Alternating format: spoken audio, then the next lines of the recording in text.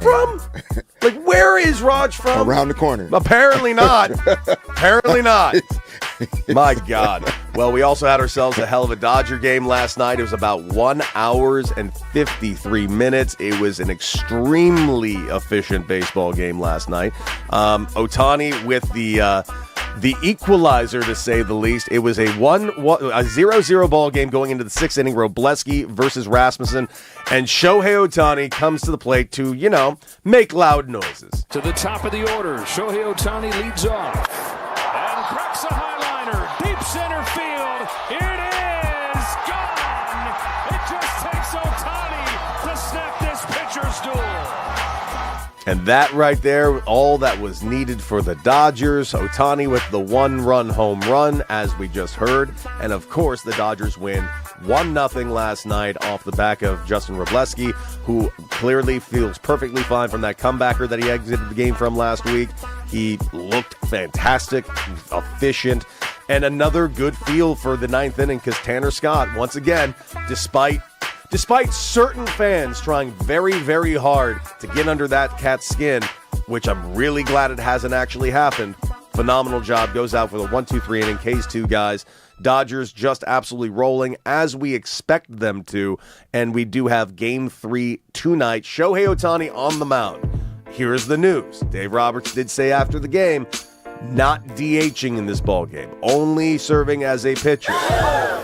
At the end of the day, I agree with this decision because of the recent left knee injury. Well, knee inflammation that caused him to miss out a couple of games. Makes all the sense to me. Take as good of care as you can with this guy. It's not exactly like a load management. I mean, it is a load management situation. Yeah. But I think it's a very reasonable load management situation. Yeah, I was, when we talked about this last week, I think I was turned around on like which leg is the power leg as a pitcher. And so it's his right leg that's the power leg, but then it's still gotta land. It's the left leg that you're landing on. And so, when you think about how much force and impact that goes in landing with the left leg, and then you switch him to, when he's up at the plate to hit, you're still like there's so much torque and force going through his knees on both sides of it, which is unique. Like most obviously the other position players are doing that, but pitching is just a different skill, as you know much better than I do. So I'm glad that they found some ways to kind of navigate it and manage it as opposed to just shutting him down. Still being able to use him as a pitcher and just saving some of the DH situations. That's great. I was glad to see that basically the next game he played after, they shut him down early that night with knee inflammation. And he's also swinging the bat great. I actually had this conversation. This is a real thing that was said to me yesterday, and I'm not joking, at the bar. What do you think about Shohei Ohtani's home run production being so down? He just hit his 15th home run. He's on pace for like 40. What are you talking about? He's like, well, he hit like 55 last year. I'm like, he's on pace for 40. Yeah. And he's got a 1.07 ERA. Yeah, he's playing pretty good baseball. He's playing pretty good. I would say. And again, I think, arguably for the Dodgers, we've gotten accustomed to the power that they do have throughout the lineup in terms of being able to, put the bat on the ball and score runs at times when they kind of need to, or really timely scoring is I think what the Dodgers have really grown to become, like a team that when they need guys to step up and either get guys on base or move guys off bases, they have the guys that with the right mindset to do it. But so far this season, they're pitching, despite all of the injuries, they're still tied for most in Major League Baseball with 9 shutouts. Mm-hmm. And yesterday was another one of those shutout situations where, like, teams are also having a hard time scoring at times against the Dodgers. Yes. And that's something that you can build on.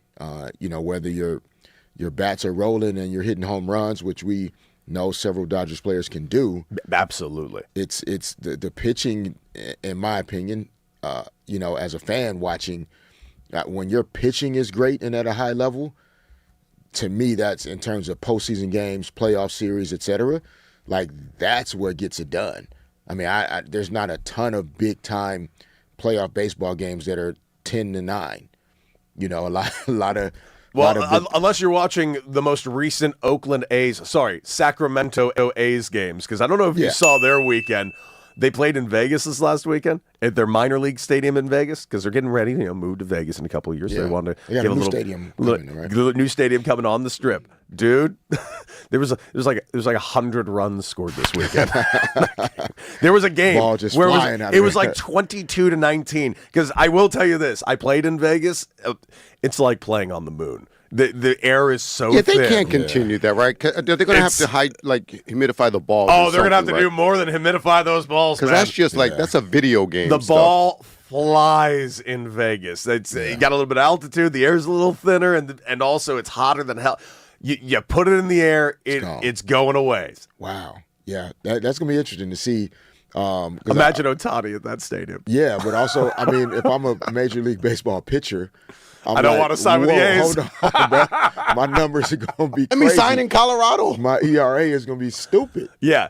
It's going to be bad. Yeah. You better get the bag, because you're not getting another one if you're going to be a pitcher for the A's. Yeah, no. I mean, back to the Dodgers, man, I just think, managing Ohtani is smart in terms of no DH.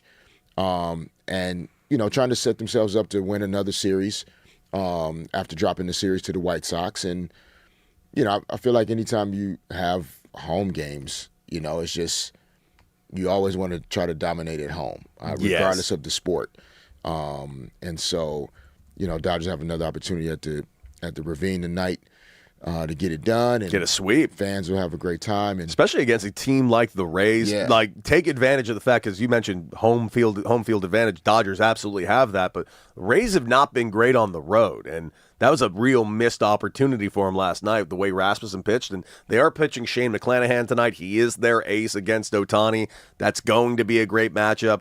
Especially as you mentioned, they just lost a series against the White Sox in the south side of Chicago. So I'm excited to see what this Dodger team's going to do. But I got to tell you this. There was a player playing last night that I'd never seen or heard of before. One, he's got a real old school baseball name. He's also he's a bigger cat. Like, when I say bigger, I don't think he's not like fat, but he's like thicker. He's like a thicker dude. Like, he's a big, strong, thicker dude that was playing last night. I don't know how long he's been in the big leagues, but I looked up his at-bats. He's only got 3 at-bats at the time. This cat was at the plate. His name is Chucky Robinson. This guy was catching last night, hitting 9th. I am officially the biggest goddamn Chucky Robinson fan that exists. I need this guy to get his first major league, because he doesn't wear batting gloves. He just wrist tape, just a big dude, burly dude, and he was swinging out of his ass every single swing. And I love him. I love him. I want him to run into a baseball. I want it to go 1,000 feet, because clearly that's what he was trying to do. I don't know if this is his first time being in the big leagues, but he's 31 years old. He was playing last night. I watched him K1 at bat. I am a Chucky Robinson fan. Dave Roberts, please play this guy a ton until Will Smith comes back. I need him to put up numbers, because I see a little of myself in this man. Trade Will Smith, because we got Chucky. That's right. Get rid of Will Smith. Chucky is the guy.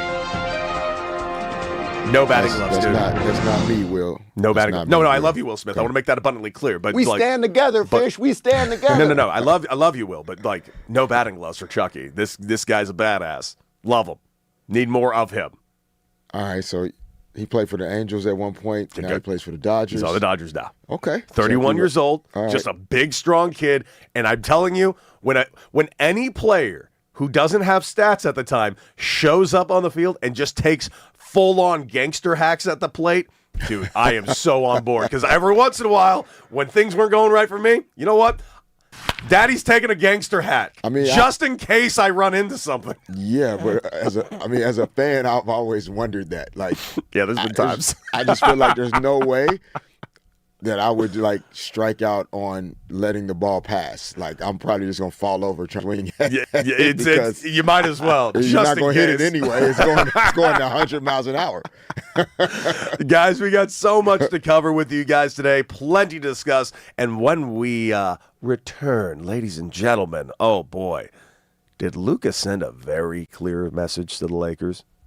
We will discuss right here on the new 97.1 The Fan.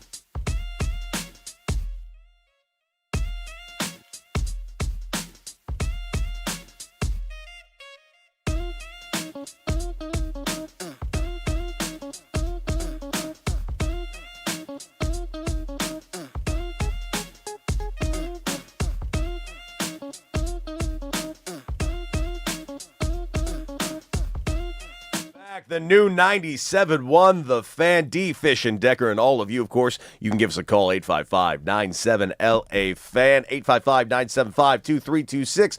Are you into the World Cup the same way we are right now? Yesterday with a monstrous day, the stars showing out from Holland over there, from Norway. You got Messi in Argentina with a hat trick, an astonishing thing to actually say out loud in his first matchup in this year's World Cup, and looking really good for those defending champion Argentina.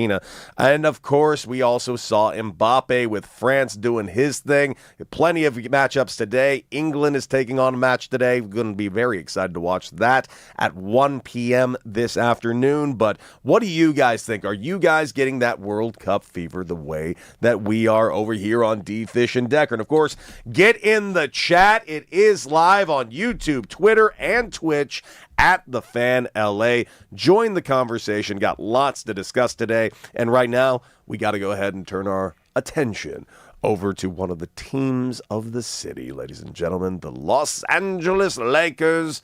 And D-Fish, you know a thing or two about the Lakers. They find themselves in a very unique spot right now. Lots of free agents they got to figure out. Lots of money that's got to go into a lot of different directions.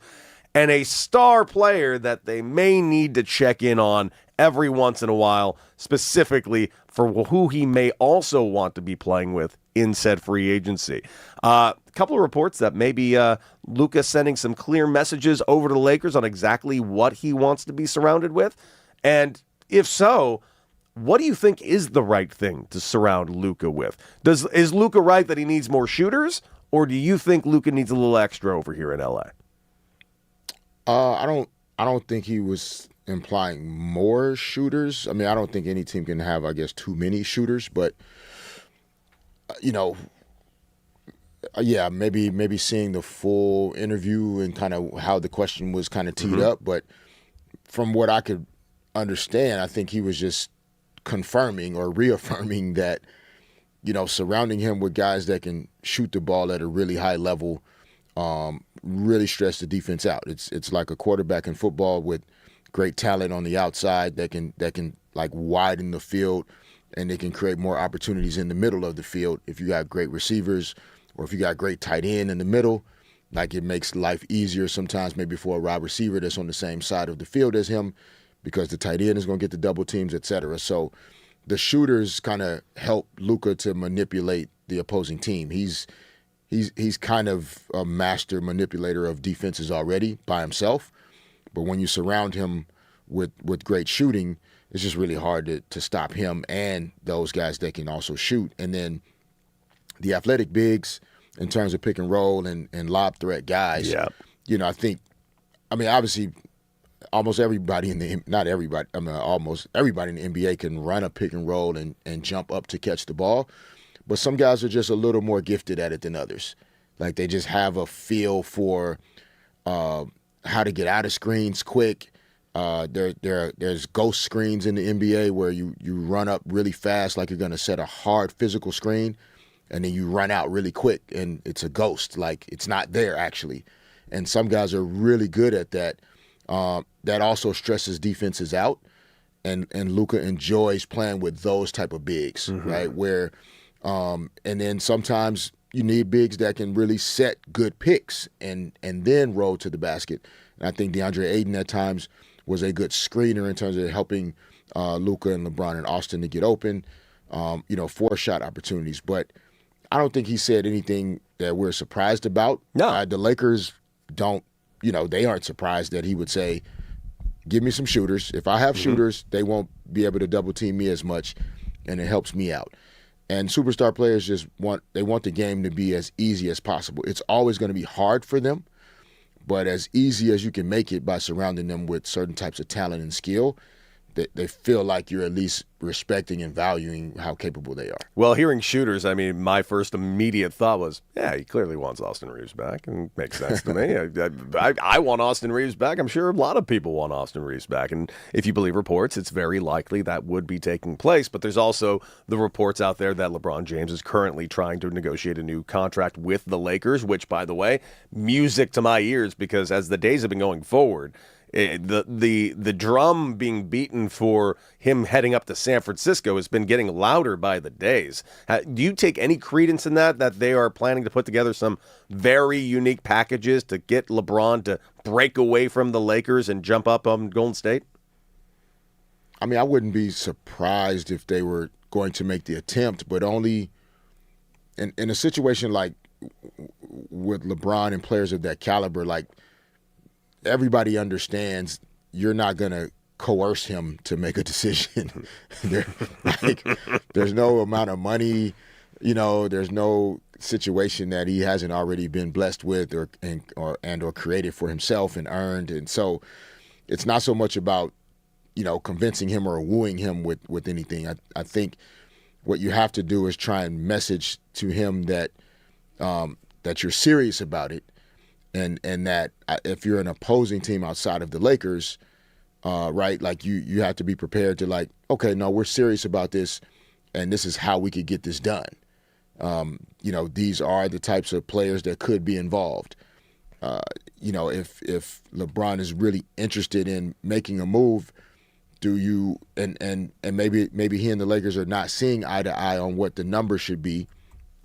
Now the conversation goes to a sign and trade scenario where you sign LeBron for X amount of dollars. There's another team for this conversation purposes, the Golden State Warriors. The Warriors say, okay, let's do a sign and trade. The Warriors then agree to sign somebody and or trade multiple players to the Lakers in order to take LeBron into their salary cap situation. Yeah.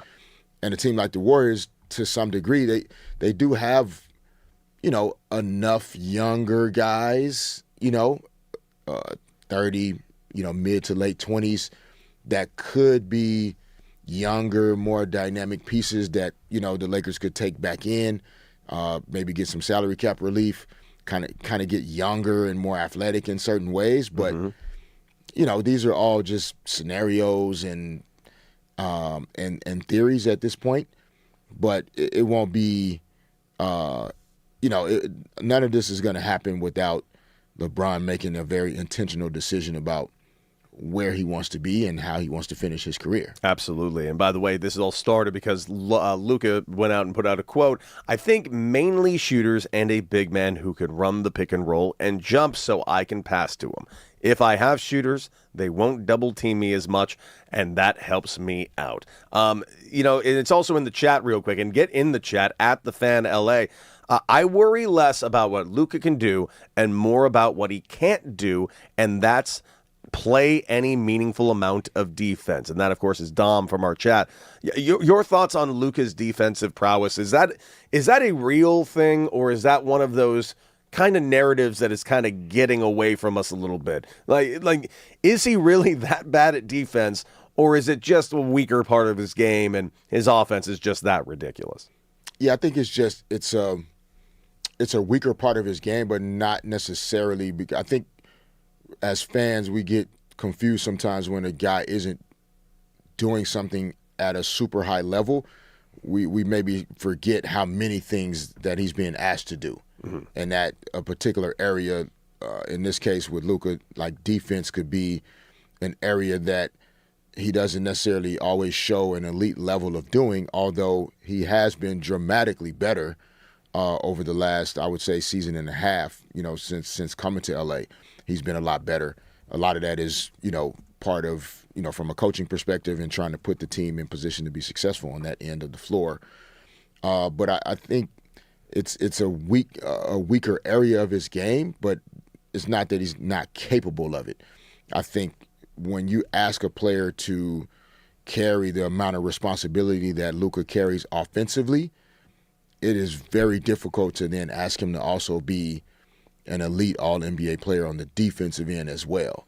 It's just a hard thing to do. It's like it's like asking Ohtani to pitch and hit, but like every 2 days. Yeah, that's Like it's already a lot. It's Yeah. already a lot on the workload. So where do you think this narrative is? This just one of these lazy sports narratives that's just out there, or is there at least a little validity to it? Because I'll admit there are times where I see him kind of take a little bit off on defense and do that, but I also understand it's not part of his game really. His game is to put up that 42 he's currently got. Yeah, I mean, all the best players have, they almost have to take some possessions off defensively at times, again, because of the amount of responsibility they have to carry the team on the offensive end. If you watch OKC, that's a physical workload. Yeah, if you watch OKC, there are possessions where SGA isn't the best defender on the floor either.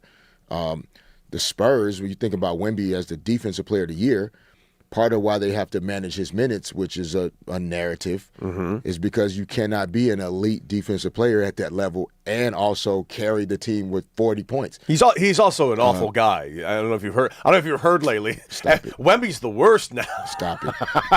And then I'm not What even an evil man that Wemby, huh?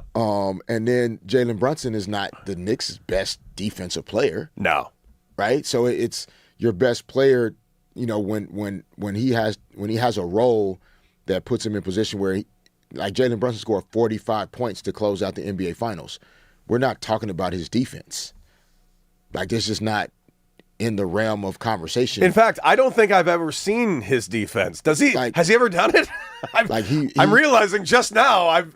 Whenever I think of Jalen Brunson, at no point does defense even pop in my mind. No, it doesn't. So again, it just like we just kind of get these thought bubbles and like you said, kind of narratives that start to breathe life, and then it just becomes an easy way to have a conversation on sports talk, but not whether it's real or not. It's just, why are we focusing on it so much as though it's not a part of the like overall context and picture here?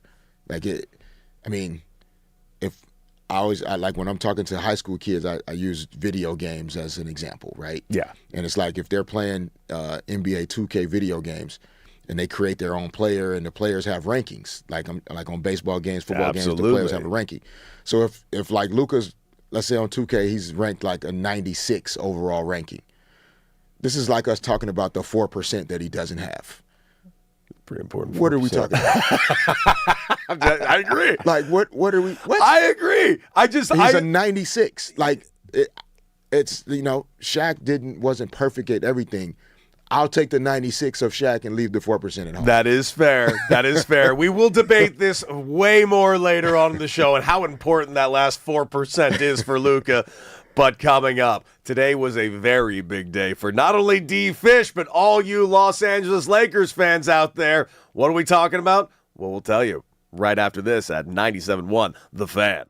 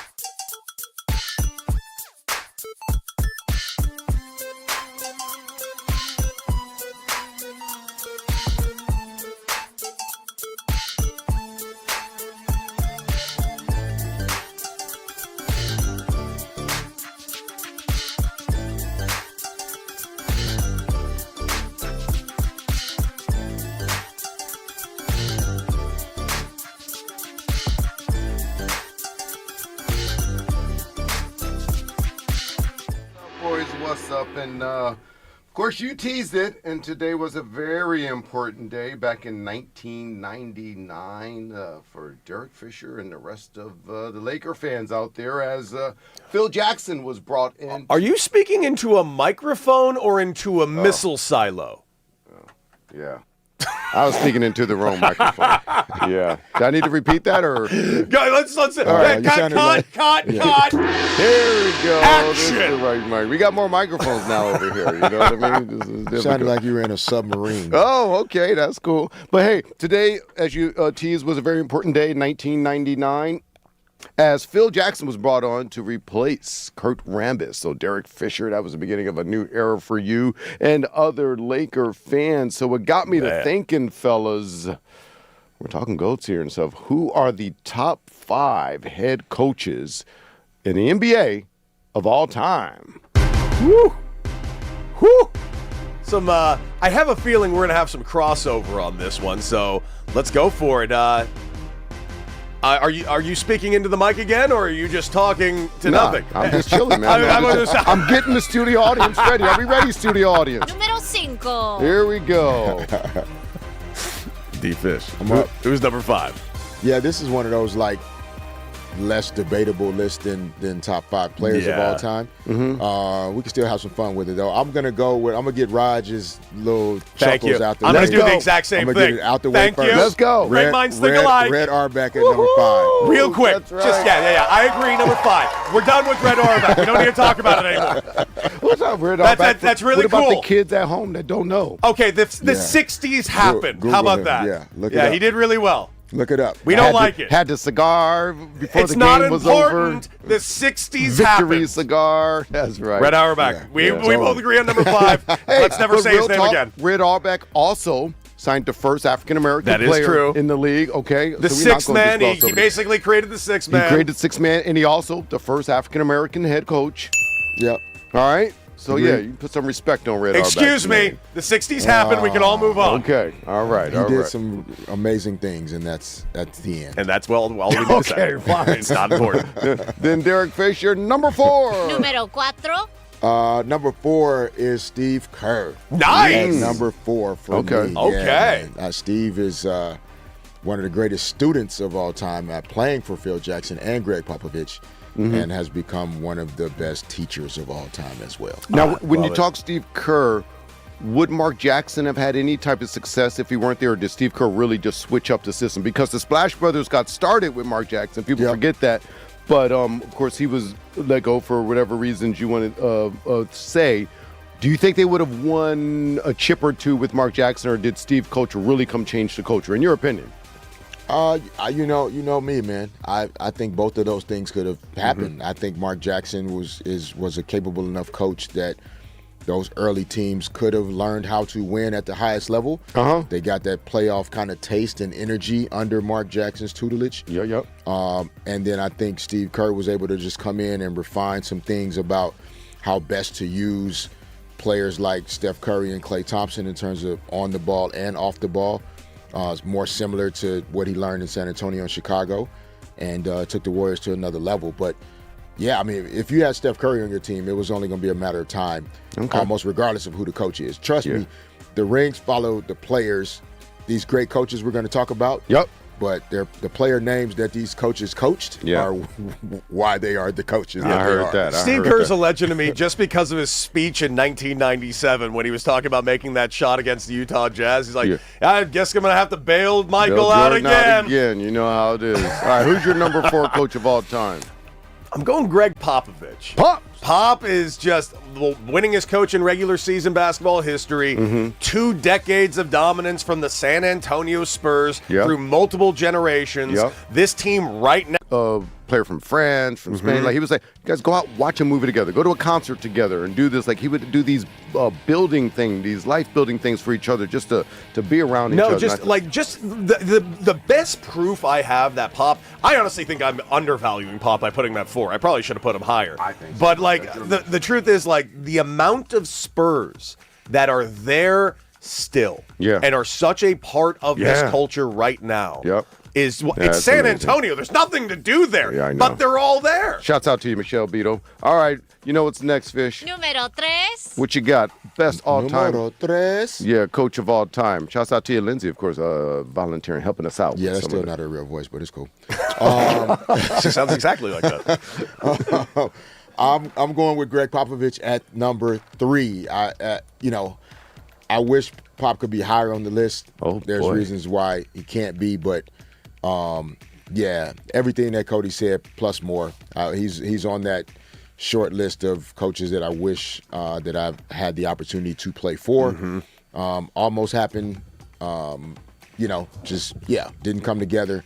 But Pop is one of the greatest human beings of all time, and one of the top 5 NBA coaches ever. Not even close. All right, what you got with your number 3, Cody? I'm going with Larry Brown. Oh, okay. Larry Brown, championship in both bad. He can make something out NCAA, of nothing. Kansas, and Detroit. He's taken numerous teams to the playoffs. Yep. And, dude, he's just the ultimate nomad coach. You need some wins, get your asses at Larry Brown. He'll take you to the playoffs. Yeah. And the fact that he did it everywhere to me is just... And to the finals. Was he with Philly with that Allen Iverson team?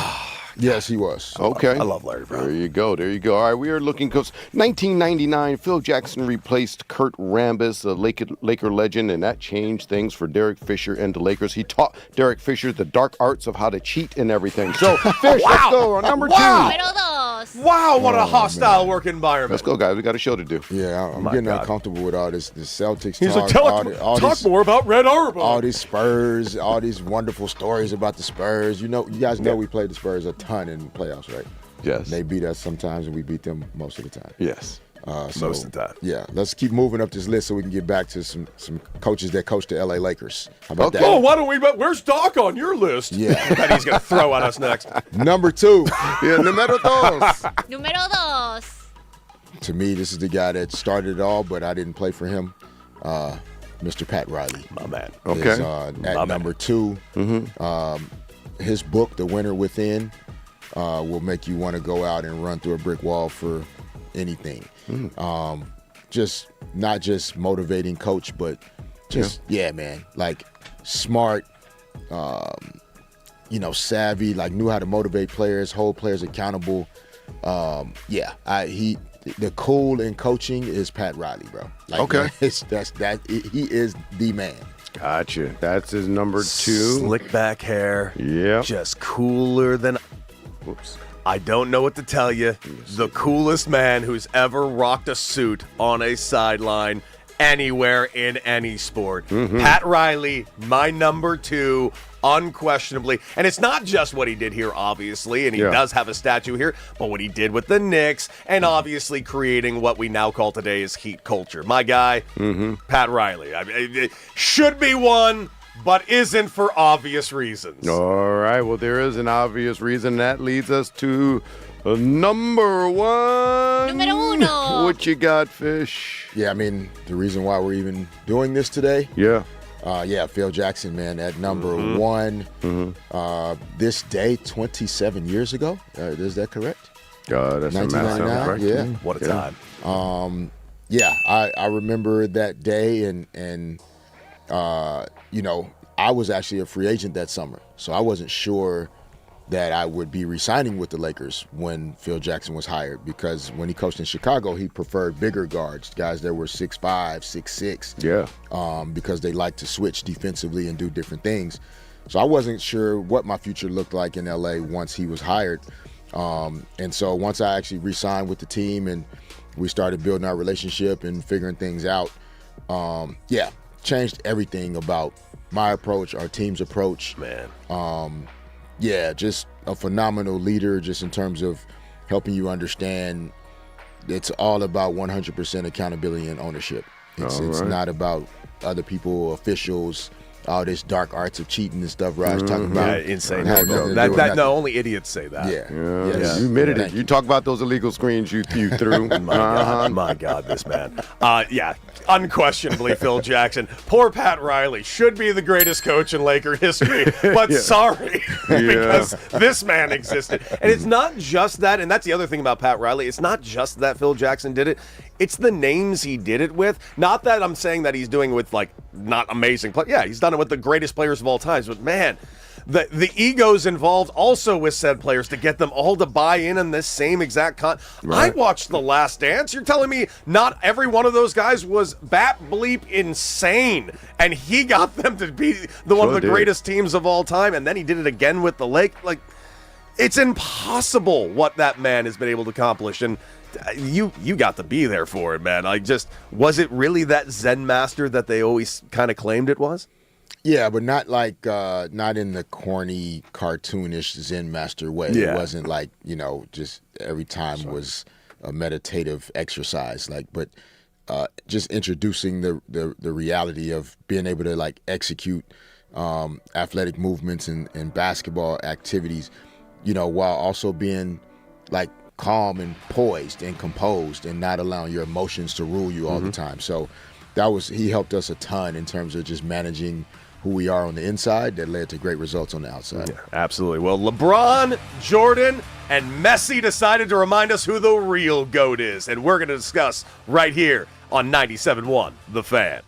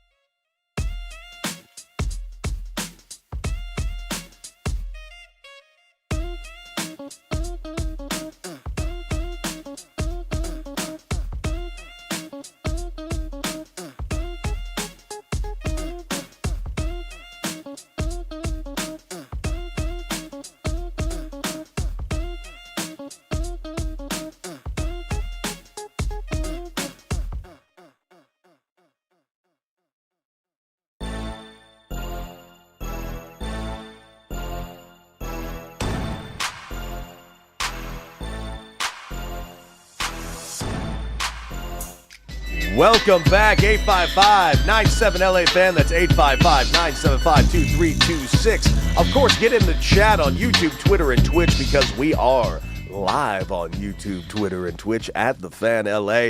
Join the conversation. And, of course, we've already talked a little bit about the Dodgers and their victory last night. Of course, previewed a little bit about tonight's game. You got Shane McClanahan, the Rays ace, taking on the one and only Shohei Ohtani with his 1.07 ERA.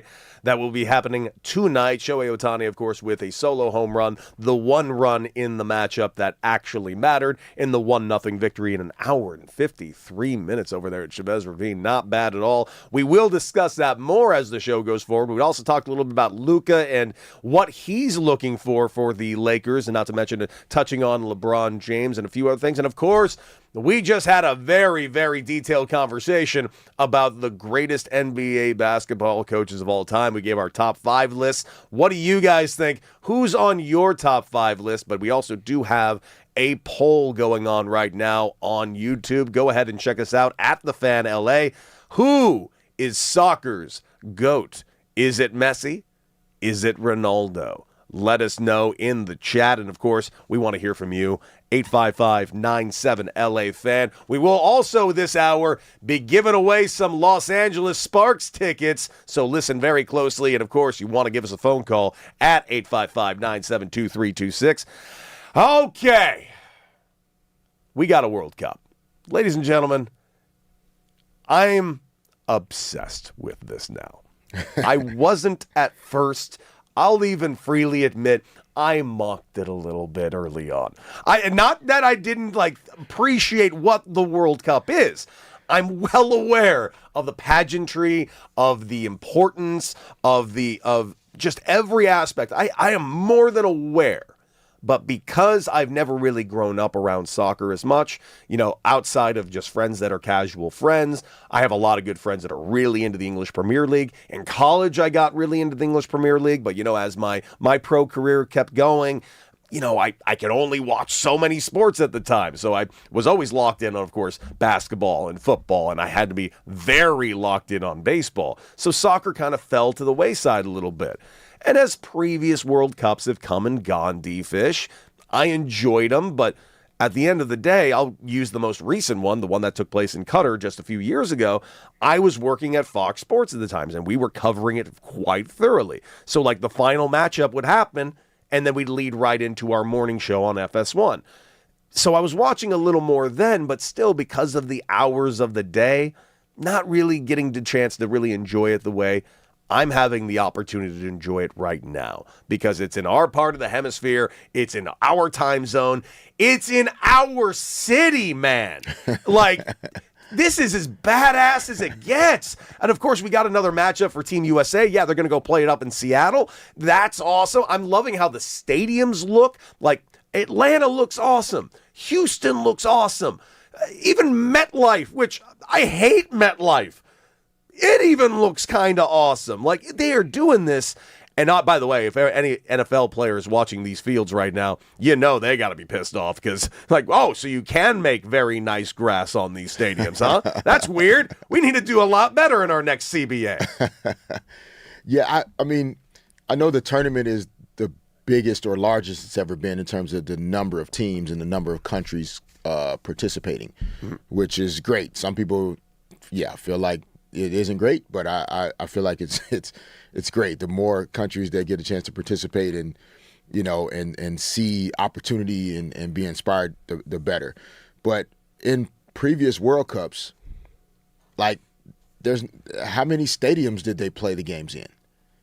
Several, but I do feel like there's just an extra amount now. But you're not wrong about the new teams that have been influxed into this World Cup. Yeah, but I feel like with it being here in North America, there were games in Canada, games in Mexico, games in the United States. The amount of venues, the sheer amount of venues that you're able to have in the World Cup, it's supporting to me a larger World Cup tournament better than any other place in the world could have, especially without having to build structures the way a lot of times when you do big world events like the Olympics and World Cups, et cetera, they almost have to build housing and stadiums and things in order to support it. And so I just feel like, especially here in the U.S., with the amount of different cities that have world-class venues already up and running that you can host these events in, it definitely looks really, really cool. I'm hoping to get out to SoFi at some point. Dude, right? Just to experience it in person. On TV, it looks amazing, though. Well, it really does. The pool has been expanded from 32 to 48 teams. Some of those countries that are in this current tournament, Curacao. I can actually use Curacao as a great example because I know a couple people from Curacao. Even though they got beaten up in their first game, that goal they scored. Like they said it was like the most important, amazing thing. We didn't care about the rest of the goals that were scored against us. We scored a goal in the World Cup. And then you got other teams like last night we saw Jordan make their World Cup debut last night. Uzbekistan is in this World Cup. They haven't been in this since what it seems like 1994. We talked yesterday. Spain 0-0 to Cabo Verde. That's a country that no one seemingly knows where it is. It's a small island country off the coast of Africa, the size of Rhode Island. They went 0-0 with Spain, the shortest odds to win this tournament. So I'm not saying Cabo Verde is going to win this tournament, but the fact that this is happening is astonishing to me, and it really shows you why sports are so great in just the first place. That's what it's all about, man. It's it starts at young ages even. We talked to Charlie Davies a couple weeks back, or when the tournament started, and he talked about in 1994 his World Cup experience when he was like 8 years old and how it literally changed his life.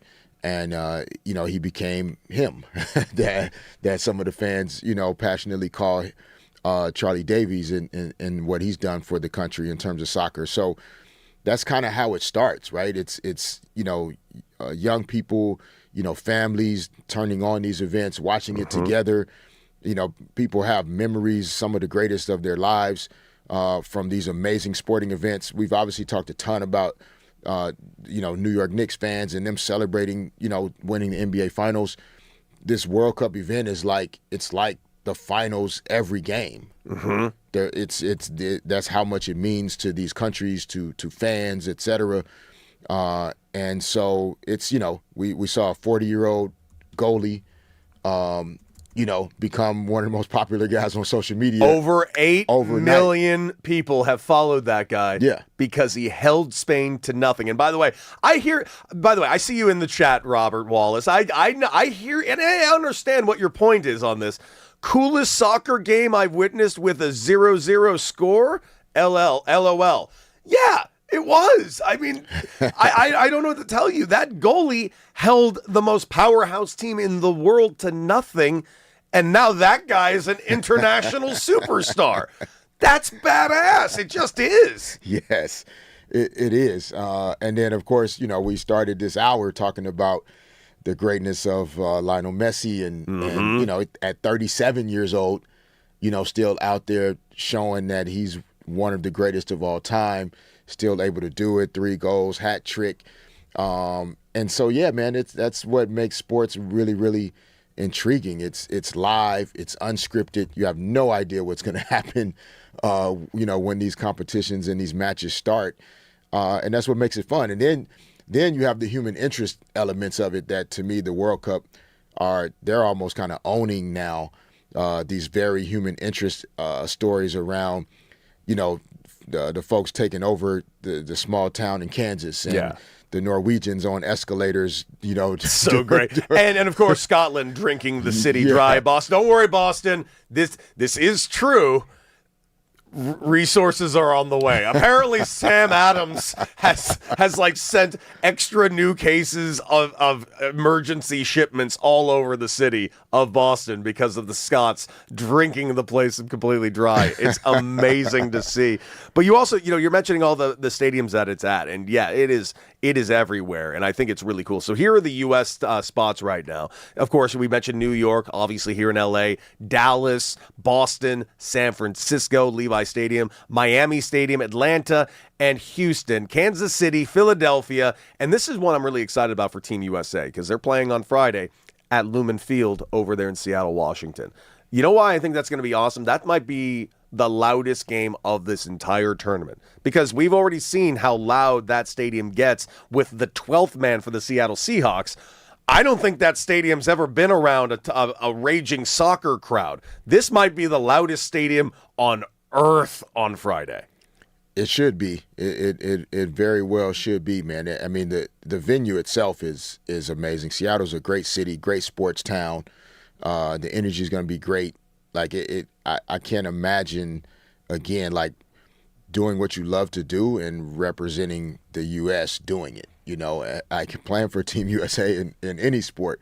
You know, has to be an absolute blessing. But yeah, Friday, it'll be crazy in there, and hopefully Christian Pulisic is in full go. Yeah. And Team USA can get another dub. Nursing that calf right now. What do you think? Little gamesmanship? I'm thinking they're playing a little gamesmanship. I don't know. It sounds like he's gotten. I think I read he had gotten hit in practice in the calf. Yeah. And then and then he went and played the game pretty good, and then he got hit in the same spot in the game. And so that's why it was a little more sore than usual, because it was almost like a reoccurrence of the same, what do they call it? Knock? Yes. Yeah, that's what it's they a call knock. it, right? It's a very Raj? common They call it a phrase that we knock. use all the Okay. time. That's right, mate. You're all right. All right. Oh, bro. that Okay. is just All that right. is You- just you went unforgivably way too bad. far with That is frighteningly bad. My God. My God. So- Awful. So yeah, I don't think it's gamesmanship per se. I just think they're trying to be cautious.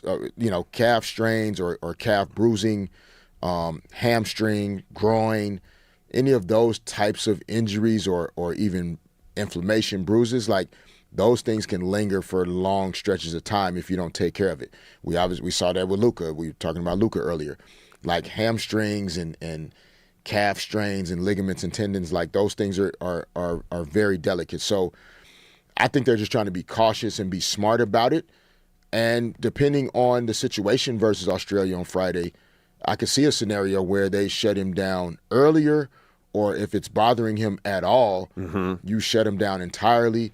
Maybe you try to hold for a tie or a draw, worst case. Maybe you can still get the win, maybe without him having to log as many minutes, because you have that third game next week that's going to be really important to their group stage play and trying to win the group. Well, lots of World Cup coming forward. Of course, yesterday we saw Messi with his hat trick, but today we'll see how Ronaldo responds, because he's making his 2026 FIFA World Cup debut today as they take on Congo today. That's going to be an interesting matchup. That's going to be at 10 a.m. this morning.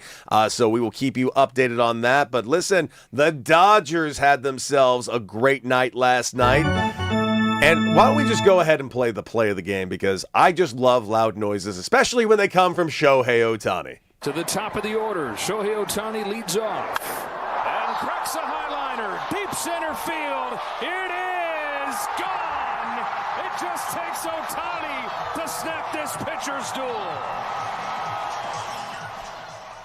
97.1 The Fan, Los Angeles. And of course, yes, that was Shohei Ohtani with his home run, one-run home run, a solo shot in the sixth inning, giving Justin Robleski all that he needed to get the win in this ball game. 1-0, an hour and 53 minutes, a quick little trip over there to Chavez Ravine. It took people longer to get in the stadium than to watch this ball game last night. So phenomenal work by the Dodgers. And by the way, the Dodgers are just rolling right now, and they're rolling in a really good way for multiple reasons. They have some injuries still at the moment, but seeing how this team is just kind of coming together, and we saw Tommy Edman has officially been activated. That's nice to see. Kike still on the IL. Will Smith on the IL. And Teoscar Hernandez still on the IL with his left hamstring strain. But the Dodgers are just so next man up, man. They just know how to get this done. I'm looking forward to seeing this series going forward. They got a matchup tonight. Shohei Ohtani on the mound against Rays star Shane McClanahan. Now, this is a hell of a pitching matchup, but there is one downside for the Dodgers tonight. Shohei on the mound, no Shohei at the plate, which I have to say, based on what happened last week, I agree with D-Fish. Very smart. Yeah. There's no reason to continue any additional strain that isn't mandatory. 100%. At this point. And, we're trying to balance the goals of positioning Shohei to be at least in the NL Cy Young conversation. Mm-hmm.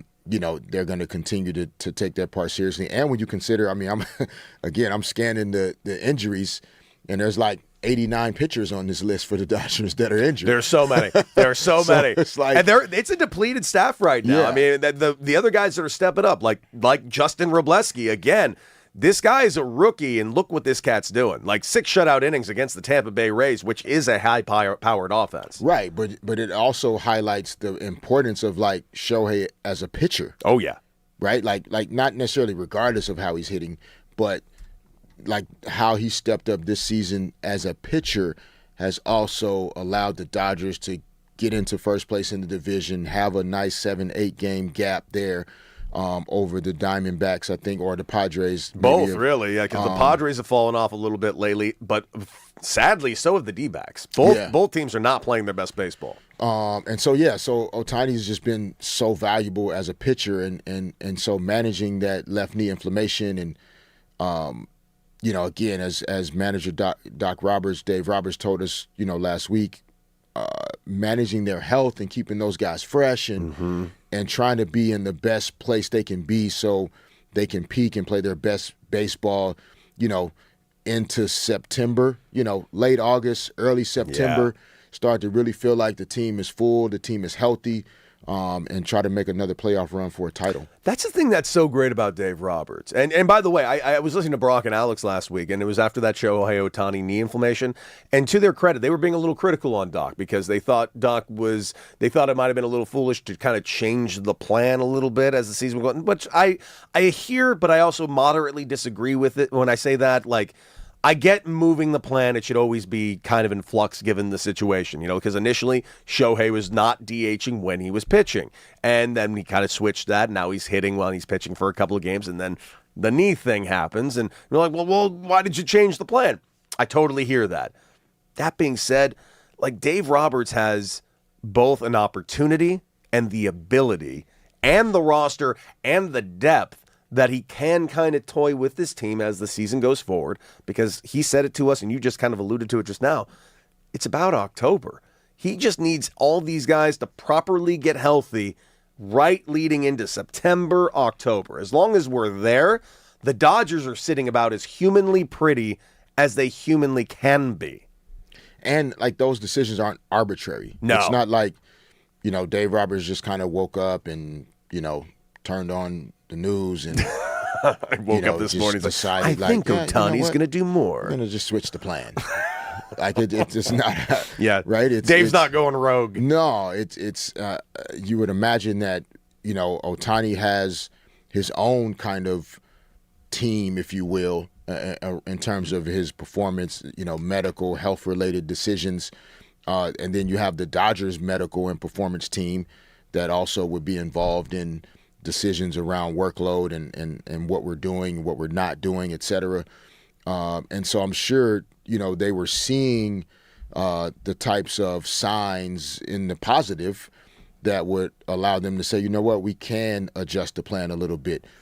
He's doing great, he's feeling great, or, through certain conversations, or, hey, we need some additional power in the lineup. And so that's something that you may have to adjust a plan in order to do what's best for the team at times, even if you start out with a different plan. In real time during the season, you have to be able to adjust and adapt based on what the team needs or what a player needs in order to get himself going. Ohtani maybe wanted to get his back going. Probably, and it's going. It's going. He's above 300. He's got 15 home runs. He's on pace doing Ohtani things. So, but you heard what we think. What do you think, Los Angeles? 855-97 LA fan. Let's go to George and Cali. Talk to us. You're on with D-Fish and Deck. Morning, guys. How you guys doing? Chilling. Good.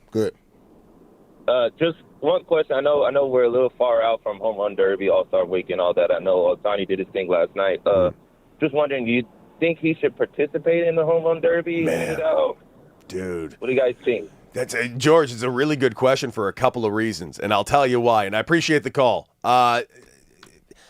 The way the home run derby is done now is really hard. And hear me out on this, D-Fish, because the timing schedule of it, it's like, you have your minutes that you're like hitting for like a minute and a half, you get like a short break in between, and you just basically hit as many home runs as you humanly can in that amount of time.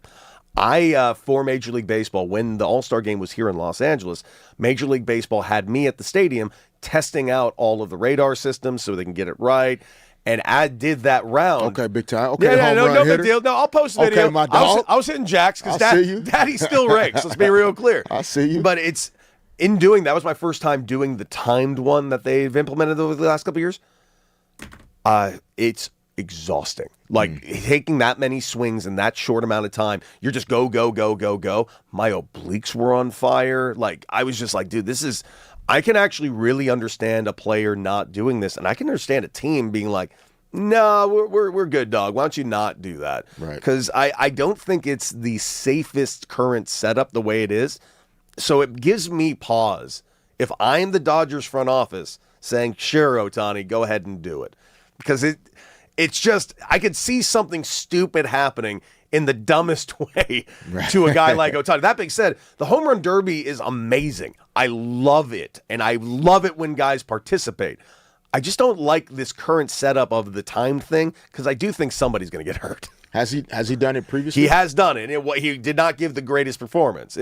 I will tell you, it is hard. Yeah, that home run derby is different. It reminds me of like some of the guys in the NBA that have kind of shone away from doing the dunk contest. Mm-hmm. Like not because they can't dunk, but it's exhausting, and they just don't want to do the additional strain on the body at that point in the season, and so they just do it. They don't do it. So I would, that's a good question about Ohtani. I think with the injury history, et cetera, like maybe not, but he brings in star power though. But you also understand and you appreciate his love and passion for the game and wanting to participate, knowing that young kids, especially back home in Japan, and then also here in the States, like it's just a great opportunity to continue to raise the profile of the game. The home run derby inspired me as a young ball player, so I totally understand it. But man, if I was the front office as a fan, I want him to. Yeah. As a Dodger guy, I don't want him to. All right, guys, coming up later on in the show, Jeff Passan will be joining us here to talk about those Dodgers and, of course, the upcoming looming CBA. And, yes, the trade deadline that is vastly approaching. So I'm looking very forward to the 9 o'clock hour where the legendary Jeff Passan does join us right here on D-Fish and Decker. But coming up, LeBron. Has it started? Has talks and negotiations began, baby? Oh, what a time to be a Laker fan. We will discuss right here on the new 97.1 The Fan.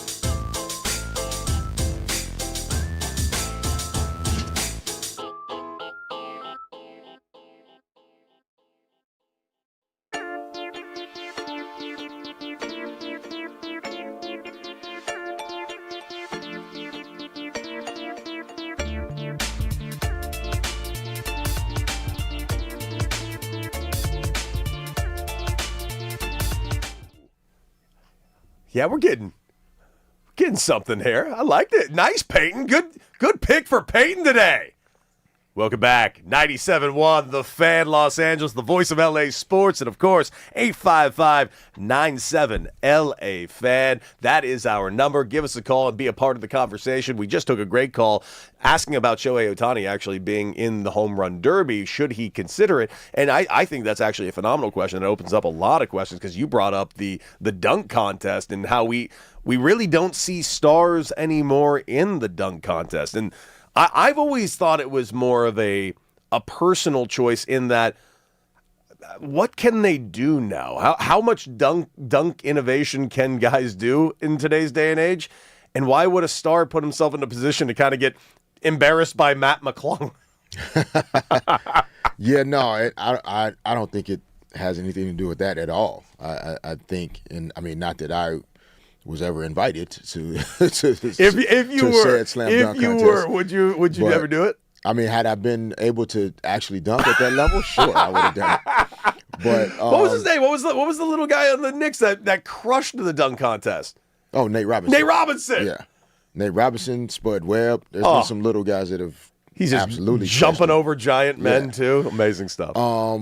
But yeah, no, I think for the Stars, it just has been like the All-Star break became like, I need a break, you know, and the All-Star weekend, you know, they're doing community events, you know, appearances, parties, sponsorship, you know, meetings, like it's nonstop. So then All-Star weekend ends, and it used to be All-Star weekend.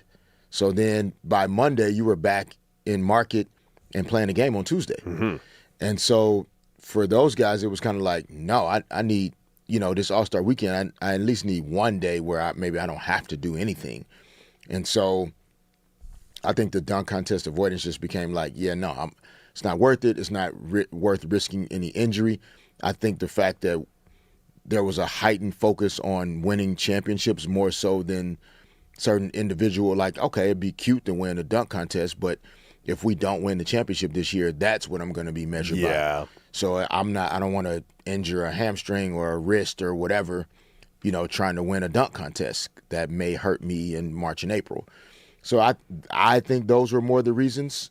I don't know if anybody, especially somebody of LeBron's caliber or some of the guys that have chosen not to do it, it was not the threat of competition that kept him out of it. I figured. Listen, I used to find the dunk contest to be like appointment viewing, and it's kind of fallen to the wayside as time's gone forward a little bit. But listen, LeBron James has been a big part of these All-Star games over the last couple of years. He's been a part of like being the team captain, naming teams, and every type of innovation they've tried. Although I will say, this last year's innovation, I've been begging for U.S. versus the world, and I really, really enjoyed it. I think that was the first step into something really cool in the future for All-Star games for the NBA. Because, again, Wemby really cared and tried very hard to win that. So I'm looking forward to seeing what the next All-Star game will look like. Yeah, I think we do need to figure out, though, like, I think the USA versus the world concept is a great one. I think it's just back to two teams, though. Rather than like that 3-team thing they did yesterday. Yeah, that like the young stars in a sense are like, no, like it's okay for it to still not be your turn yet to be an all-star. There can still be a game for young stars that can still be USA versus the world young stars. But the all-star game is supposed to be like for the 24 guys that like they on another level. And yeah, you're a young star, you're doing some great things, but you're not with these guys quite yet. And so I think there are enough superstar guys in the league that you could field, you know, 2 teams, even if it weren't 12 guys. Maybe it's 10 guys per team. Maybe it's 8 guys per team. But I love the USA versus the world. I think just getting to the 2 teams would be cool. I think you're right, and I think that's what we'll eventually get to. Badass stuff. Love it. But speaking of which, here on the new 97.1 The Fan, 855-97-LA-FAN, get in the chat at The Fan LA right now on YouTube, Twitter, and Twitch. Be a part of the conversation, and there is no bigger star in the NBA. at least in this generation, than LeBron James. And listen, we try to avoid the concept of rumor and innuendo on occasion, because D-Fish is not the biggest fan of, anonymous sources and such, to say the least. But I have to say, Windhorst, he ain't one of them anonymous sources. He's a guy that's putting his name on this. And Brian Windhorst said yesterday on ESPN, I think LeBron's intentions is to play, and I think the focus right now is making a deal with the Lakers. Right now, he's allowed to negotiate with the Lakers, and I believe they are negotiating. I believe they are going back and forth. Free agency begins in 14 days, and the next 14 days, I think he's going to try to make a deal with the Lakers. The amount of the deal may depend on what else the Lakers are able to do in free agency. If in 14 days he is in an impasse with the Lakers and there is no deal, then I think other teams like the Cavs should stand to attention. But the league, I think, genuinely believes that the two sides are going to come together. And do you think that would be, wise is not the right word, because it's not like LeBron needs to test the market. Do you just think LeBron would just want to get this over with? I know me, every time I was a free agent, I want to get this done as quickly as humanly possible. I just want this behind me. But I'm not a guy with the cachet or the background or the options of a LeBron James. Yeah, I don't know if they're allowed to negotiate right now, though. I think I understand Wendy's point. But even if you are returning to your same team, you still have to wait until the free agency period begins. Now, are the team and his agent having, some general conversations about things? Sure, just to have a framework of what negotiations could look like. I think that's happening. Look, the timing of it could be different this year. I think in the past, players of LeBron's caliber probably wanted to wait more on the back end to see what you were going to do first, right? Like, let me see how you're going to put the roster together. Let me see how you're going to design the house. Then I'll decide if I'm going to move in. But it's possible that with some of the salary cap structure changes, the first apron, second apron, et cetera, if the Lakers are going to be a luxury tax team, it might be important for LeBron to sign sooner, so that you can kind of understand exactly what you are going to have left. Navigate. In order to make sure that, okay, if we're getting LeBron done, now that maybe gives us some framework around the right number for Austin Reeves' 4-year deal, and make sure that's fitting in the right way. And so those are the types of conversations that are definitely going to be happening. LeBron probably wants to know if you can't get to a deal with the Lakers sooner rather than later, you want to know that, so that then if you are going to make a decision to go somewhere else, the other team still has the cap space and the flexibility, and they haven't made some moves that would also prevent you from being able to go there. Yeah. And so maybe the timing is much more urgent than it has been in the past, now that we're talking about this. It does feel like there is an urgency around the Lakers. Do you think it's just all because, OKC is OKC, and we've shown that they're kind of this very difficult hump for the Lakers to get over, but now just seeing that the Wemby's no longer coming, the Spurs are here, and they're not going to get worse. They're only going to get better. I feel like the Lakers it feels like there's a fire lit under the Lakers right now. Yeah, I think there's an understanding of where the team is, within the context of not just what everybody else is doing, but I could see how internally there's a belief that we left 6 or 7 wins on the table this past year just due to sometimes not performing well enough to win a game, combined with some of the injuries and things that they navigated this past season. I could see why they would feel like, man, we're a 60-win team. Mm-hmm. We're just as good as some of these guys. We just didn't get a chance at full strength to meet them, in these playoff situations and playoff moments this past year. And so the urgency could not just be we have to catch, these other two teams, but also the urgency. I think the Lakers have benefited greatly from the continuity that they've maintained with, LeBron, Austin Reeves, Rui Hachimura, Jared Vanderbilt, Jackson Hayes has been there a few years as well. Like the amount of turnover that the Lakers experienced with the Anthony Davis trade, and then a few years kind of after that, trying to figure out how to run it back and get a championship group again. There were a ton of different guys, in and out of the Lakers. Yeah. And I think over the last couple of years, even for the fans, it's why the team has become even more beloved in a sense than they were even, is because there's been enough guys that have been here long enough for fans to get comfortable with who they are. The Lakers went through a lot of years with a lot of turnover, and every year there was 75% of the team was new guys. Yeah.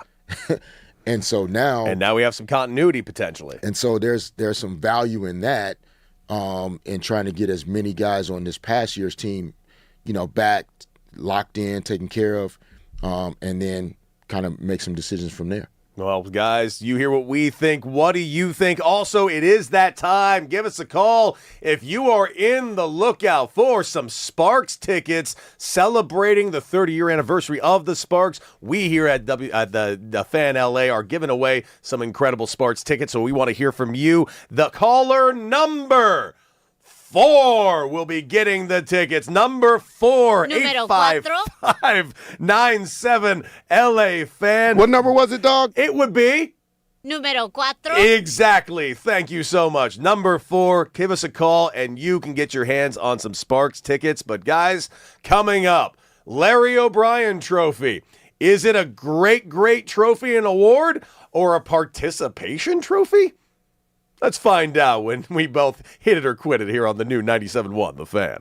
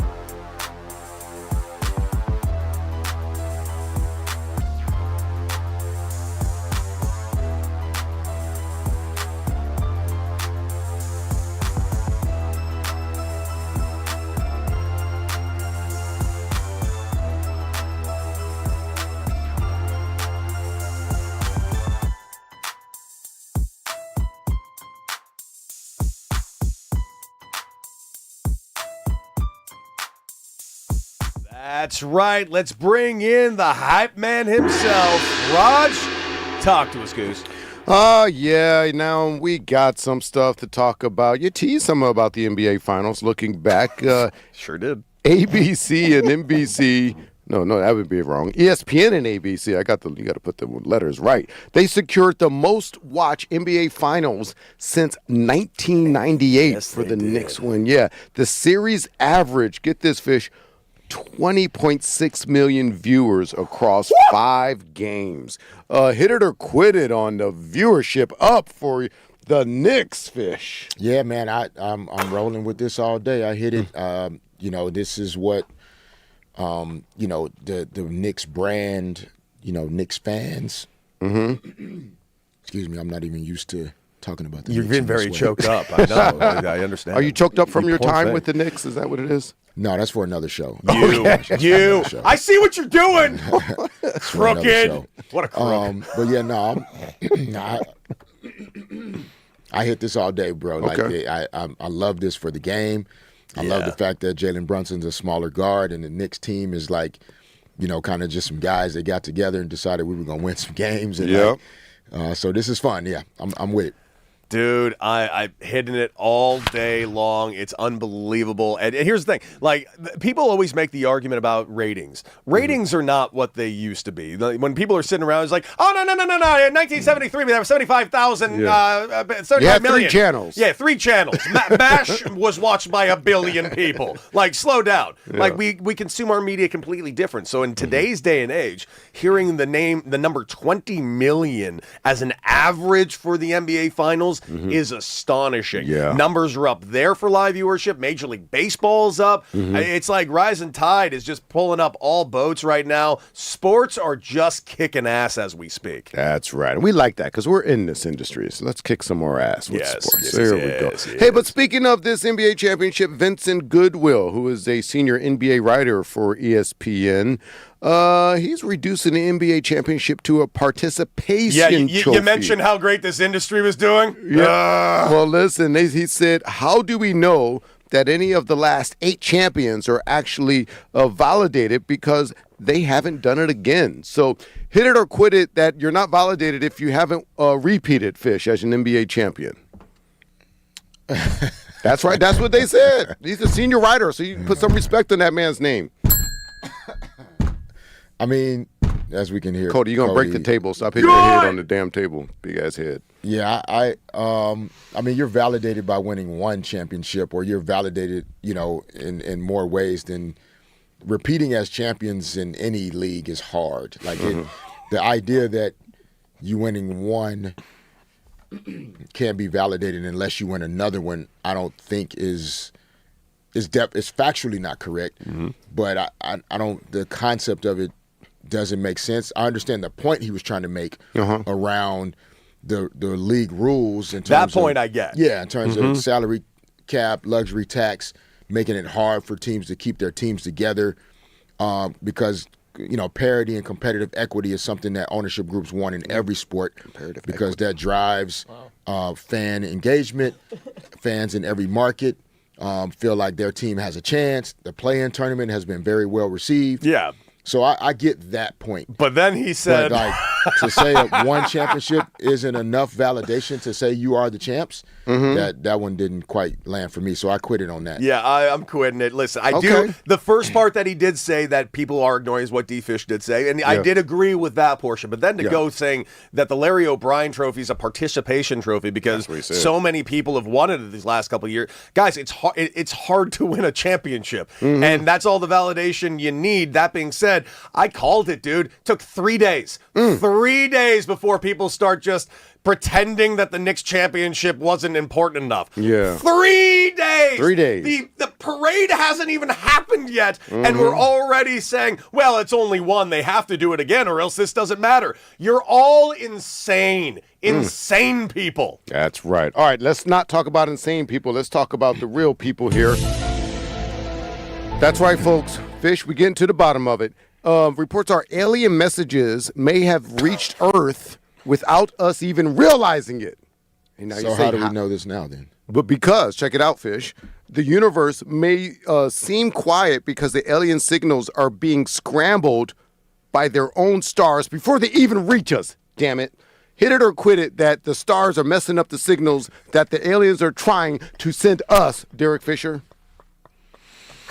Raj, that was pure comedy the way you broke that down. This is the news. I'm looking at this is from Science Daily. Okay, you don't question Science Daily. You can question the ESPN senior writer that what's his name, Vincent Goodwill, but you can't question Science Daily because anyway. So hit it or quit for it. the Okay. record, the exact existence of science is to be questioned. So what are you talking about? That's how we learn in science. Right, and now we're learning that we're not getting the alien messages because of damn stars. All right. I mean, I can't question it, but I can quit it. So Okay. I quit it. Okay. Listen, in the 70s, we did get a spike of a radio transmission one time that was a very, very interesting thing that they think was an alien message of some kind. Do I think it's possible? Yes, I do. Do I think it's possible stars are maybe interjecting and ruining radio signals going throughout the galaxies? Obviously. Possibly. No, obviously. Possibly. Okay. But dear God, how we are just realizing it now is really interesting. Fascinating. Hindsight, huh? Okay. All right, guys. Hey, let's switch You've to seen the... Contact too many times. Oh, I love that movie. Let's switch to the police blotter. Floyd Mayweather. That's right, the Floyd Mayweather we all know. He's been charged. He may be facing felony charges because he allegedly bounced a check on a $200,000 luxury watch. Hit it or quit it on, for one, writing checks still, but bouncing a check on a $200,000. Got a checkbook? Literal Dude, checkbook? There is some. I can't get one of my. I think it's my gas bill or water bill. I can't get it automatically done because they want me to send a voided check. I don't have a damn I haven't voided had a check. checkbook since I was like 19. That's what I'm saying. But hit it or quit it on bouncing a check on $200,000 luxury watch. Fish. What say you? I mean, I don't know what bouncing a check to me has to be like intentional, if that makes sense.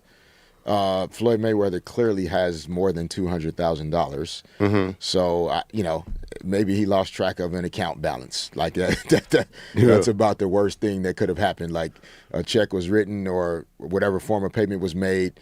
The money wasn't in that account because it's in some other 80 million accounts that he has with the $800 million that he possesses. Yeah. So, yeah, I don't think he was trying to pass a fake check for a watch. Like, he doesn't need to. So I understand these charges might be real. So I hit that. But I quit it on the idea that he tried to take advantage of a jeweler over a $200,000 watch. His career earnings are $1.2 billion. I have to assume Like- he's got the money somewhere, and I bet he'll pay it. My bigger thing is, listen, I like watches, I like the next guy, but $250,000 for a time-telling machine on your wrist just sounds like a too much money. Yeah. Yeah, but watches are like art, though, too. Like, That is true. I am depending aware on there the is an art watch, to it. Yeah, like the value of them, it's kind of like the trading card market, arts, paint. Do you got a watch paintings. collection? I have a small No- one. It's not no crazy. no comment. Oh, dude, I got to see that watch collection. That's going to be sweet. All right. It's got to be sweet. I bet you this got guy. Omega in there? This guy probably has the watch. That's a yes. Otani. We're switching it up. Otani leads all players in All-Star voting. Hit it or quit it there, Fish. Otani leading all the All-Stars, the brightest of the stars. Yes, we can all hit this. All right. I thought you were going to do the baseball sample. Oh, I'll do it again for you. Here, let me find it. Yeah, and then the home run hit. Lovely. Just magic You know what I mean? stuff. Yeah. I mean, this is a no-brainer. Arguably the best player in baseball. Yep. Pitching and hitting and everything that he does. So, yeah, I hit it. Boom. Not only do I hit it, can we get rid of this argument that the face of insert league here has to be an American-born guy? Shohei Ohtani's leading this in every single human category. a world game. It is a world game. We see it in the NBA. Well, Wemby can't be it. He's not American. Wemby can absolutely be the face of the league. Just like Ohtani, whose first language is not English, is the face of Major League Baseball. And I absolutely love it. I love what baseball has become, this world game, and that the United States is at the forefront of it. And I'm glad that the greatest player of all time is right here in Los Angeles, California, showing us what he can do day in, day out. And Shohei Ohtani is on the mound tonight. Cannot wait to watch it, and you should be ready to as he takes on Shane McClanahan over there with the Tampa Bay Rays here in Los Angeles. So, on that note, we got a question for you. What can Ohtani do for you tonight? Because he is going to be on the mound, and we look forward to talking about it right here on the new 97.1 The Fan.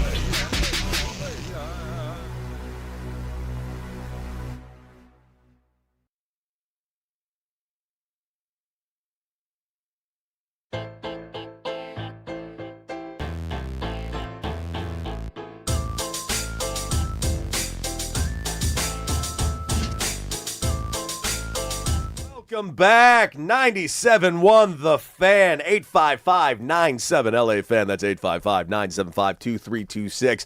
D Fish and Decker with you guys for another 2 hours here on your morning Los Angeles commute. And if you're driving around Los Angeles right now, listening to our voices on the new 97.1 The Fan, well, guess what? You can take us on the go with the iHeart app, the Odyssey app, and check us out in the chat if you want to see our handsome faces right now, because we are live on YouTube, Twitter, and Twitch at The Fan LA. Of course, a lot of conversation going on in the chat. We've done a lot of talking about so far the World Cup. Of course, we got Ronaldo making his World Cup 2026 debut today. At 10 a.m., he needs to answer back after the incredible day we saw from Messi yesterday. 3 goals, the hat trick in his 2026 debut for Argentina. We'll keep you posted on all of that. And, of course, England playing today at 1 p.m. here. That's going to be must-watch television. I have a feeling that is going to be one of the rowdiest crowds. So maybe if you are out and about in Los Angeles and find yourself in a pub, get out there and check it out, because England playing today is going to be a blast. But we got to talk about that man Ohtani real quick, D-Fish. Serious question. Like, we know how we kind of look at Ohtani right now. We've kind of agreed that of the pantheon of current Los Angeles athletes, Shohei Ohtani's got to be at the tippy top of that list. A list that includes the names like Luka, LeBron James, Matthew Stafford, and other stars like Myles Garrett, Puka Nacua. Ohtani right now is one of one. Hell, it's players on his team you can make the argument about. Mookie Betts, Freddie Freeman, but still, Ohtani is head and shoulders above everyone. You agree? I would agree with that. Yeah. You know, when you're winning, Yeah. you know, and especially in LA, it elevates you to a level above whoever else is in the town. I mean, and so the Dodgers have been, you know, kind of setting that pace since 2020. You know, in terms of just sustaining that excellence, you know, playing and competing for World Series titles. And so, you know, Dodger fans are, you know, excited about the team year in and year out. And Lakers fans obviously are as well. But, I mean, Ohtani's a global star. Like, it's different. And, you know, what he's doing out there on the field, you know, getting it done on the mound and with the bat in his hand. You know, 4-time MVP, you know, World Series titles the last couple of years. Like, that's literally the resume of somebody that's supposed to be the star of the town. What do you think it's going to take for him? Because, listen, I as much as he is the star right now, and he will be remembered in this town for years and decades and centuries to come, just based on these 2 years alone. Right, but super quick. Yeah. Part of the reason why he isn't, like, bursting at the seams superstar in terms of, like, even for maybe young kids, et cetera, is because he's not all over social media. He's not doing a bunch of different commercials, and like, he's not the face necessarily in a way that if somebody else was like competing and playing at the level that he is, they'd be all over town, and then the whole city would like literally fall at his feet, you know, when he moved around. But Ohtani's almost understated. Seems kind of a low-key guy, Yeah. despite being as recognizable as humanly possible. Right. So my question: what do you think will change in the future? Like, what do you think needs to happen in Ohtani's, you know, future portion of his career here in LA for him to be like remembered as the guy? Because if I'm thinking about the Los Angeles sports icon at this point, like truly right now, the first name that pops to my mind, unquestionably right now, is still Kobe Bryant. Kobe Bryant, if I'm thinking Los Angeles, not just Lakers, Los Angeles superstar athlete, Kobe Bryant is at the top of my list. And then honestly, I'd probably would go Magic Johnson number 2. Correct. And man, I'm trying to think who would come in number 3. There's a lot of Dodger names that pop in my mind. Yeah. There's a Raider or 2 that can even pop in my mind. There's a USC football players that can even pop in my mind. But Ohtani's got to be climbing that list. What do you think it would take for Ohtani to kind of climb up to the Magic and Kobe status, and when it's all said and done? Honestly, I believe a choice to speak more English if he decided to. Mm-hmm. I really think Definitely couldn't hurt. I think that's what it comes down to, and that's not in a disrespectful way culturally. I think what elevated Kobe and Magic to that level is who they were as people, like their personalities, their charisma, the things that they said in interviews that fans, could relate to, the smile. It was more than just the performance on the court, for those two guys. And I think Ohtani by far on the baseball field has equaled and probably could surpass both guys in terms of, MVPs and titles and all of those things. It's not a question of his greatness as an athlete. But those two had a swagger too. Yeah, they had a swagger, but also like the relationship with the people was different because they literally, not figuratively, literally spoke the same language, right? They were from the same place in a sense, and so, I think for Ohtani's relationship with LA, no question, the baseball part is done. Check the box. You can you can go to sleep on that one. And so then it's just a matter of Magic impacted the community in LA in ways that almost nobody could replicate, and so that relationship even has continued beyond his playing career. Kobe played 20 years in a Lakers uniform. 20. It's so crazy to say that out loud these days because people don't play 20 years in one. People don't play 10 years or 5 years in one spot anymore. Right, and one sport. Like your career isn't even that long. Better yet, playing for one team. Crazy. And so, because it's actually kind of marveling at the idea, because we don't even think about this, even though it's been 8 years. LeBron's been here for 8 seasons, and somehow that hasn't even dawned on me. That's been nearly a decade that LeBron's been a Laker, man. Yeah, and Magic played 12 years originally. Then retired and then came back and played a little bit more. And so, when you think about the length of those two guys' journeys, that also plays a role in the relationship with the city that existed. And so how many years, Ohtani was with the Angels, but that's not the same fan base as, Lakers, Dodgers, et cetera. Like, that's different. And so his time with the Dodgers has really been shorter than we think. And so, more success, more winning, et cetera. But I think over time as well, it's like if he and his team are, able to find ways to just continue to connect with LA, not just through performance on the field, but like truly, even if it's philanthropic things, a nonprofit stuff that he's doing to like impact LA. All of a sudden, Ohtani's, building baseball fields in underserved communities. That'd be huge. Doing different things that really like ingratiates him more with the people in LA. Then you have an ability to say, a real conversation. Yeah. Because as a kid, that whole, what was it, Magic Johnson area all down in Inglewood, all those like restaurants and everything. I used to go there all the time as a kid, and we used to always say out loud, yeah, we're going to like Magic Johnson's area. Like it was a thing for us as kids, especially if we were going to like the Great Western Forum to watch a Kings game or a Laker game. Like it was a real cool thing to be a part of in this city. And it's kind of something that was just ours, But you try to help younger athletes understand that as well. Like, yeah, man, it's great to do your thing on the court and keep the main thing and, dominate on the field, et cetera. But people don't necessarily always remember, like, just what you do. It's like they remember how you made them feel. Like if they ever had a chance to interact with you, if they ever got a chance to see you out, even in your interviews and in your conversations and in long form interviews, a news like things that like people watched it and were left feeling a certain way about you. Yeah. And I think that's the only thing in terms of Ohtani, that little space is there, that if that gets closed, it's a wrap. Well, he's got 8 more years on this deal, baby. Maybe we can actually close that up. But, hey, it was all about Ohtani last night. There was only 9 hits in the entire game yesterday between 2 of maybe the most high-powered offenses in Major League Baseball, despite some injuries. Obviously, no Teoscar Hernandez right now, no Kike Hernandez. Tommy Edman was activated, but he did not play in last night's game. But Shohei Ohtani went 1 for 4. He's currently hitting .297, but that 1 for 4 was a big one. Do we have some sound of that, Peyton? Because it was a loud sound. He's looking for it. We're efforting.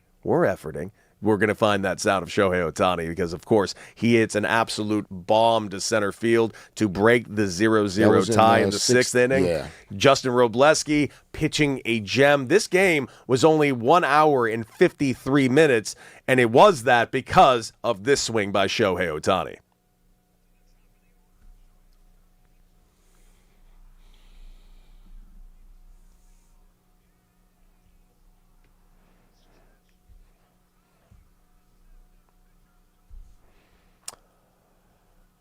What can't the guy do? And, of course, tonight we got Shohei Ohtani on the mound facing Shane McClanahan, who is the ace over there for the Tampa Bay Rays. So that's going to be one hell of a matchup tonight. Here's the thing, though. Shohei Ohtani not swinging the bat tonight, although I firmly agree with that decision. I think it's very important as far as June 17th goes to handle Shohei Ohtani's workload in a certain way. I prefer a healthy Shohei Ohtani, and frankly, right now, despite some very big dummies that exist in the world saying, well, he's only got 15 home runs. He's been hitting 50 home runs a season. He's only on pace for 40. Please hear yourselves. Please just hear yourselves. This man has got a 1.07 ERA. He's going into his 12th game pitching tonight. And frankly, this team actually right now, based on the injuries to their starting rotation, might need Shohei Ohtani more on the mound than they do at the plate. That's a wild thing to say. That's my opinion. Even in the Mookie Betts conversation. To me, it's all about the defense. Like scoring runs ultimately for the Dodgers with the amount of talent and ability they have to swing the bat. I just don't know if that's going to always be the deciding factor.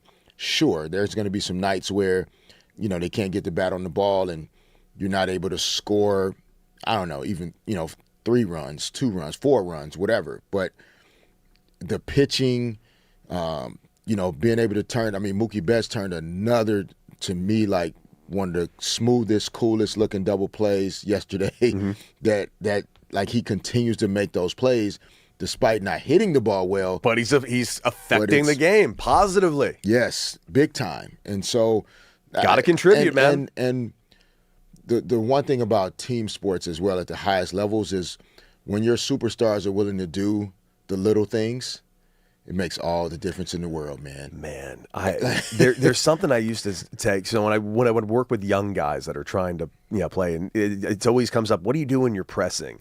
And trying to make things happen, and things are just going the wrong direction, and it's just getting worse and worse. I would always just tell them, like, one, just find a way to contribute. If you refocus everything simply to this, your goal is to win the game. Nothing else, not your stats, not nothing. You're just there to win the game. What can you do to help your team win the game? If you focus on just that, the numbers will be there. Agreed, 100%.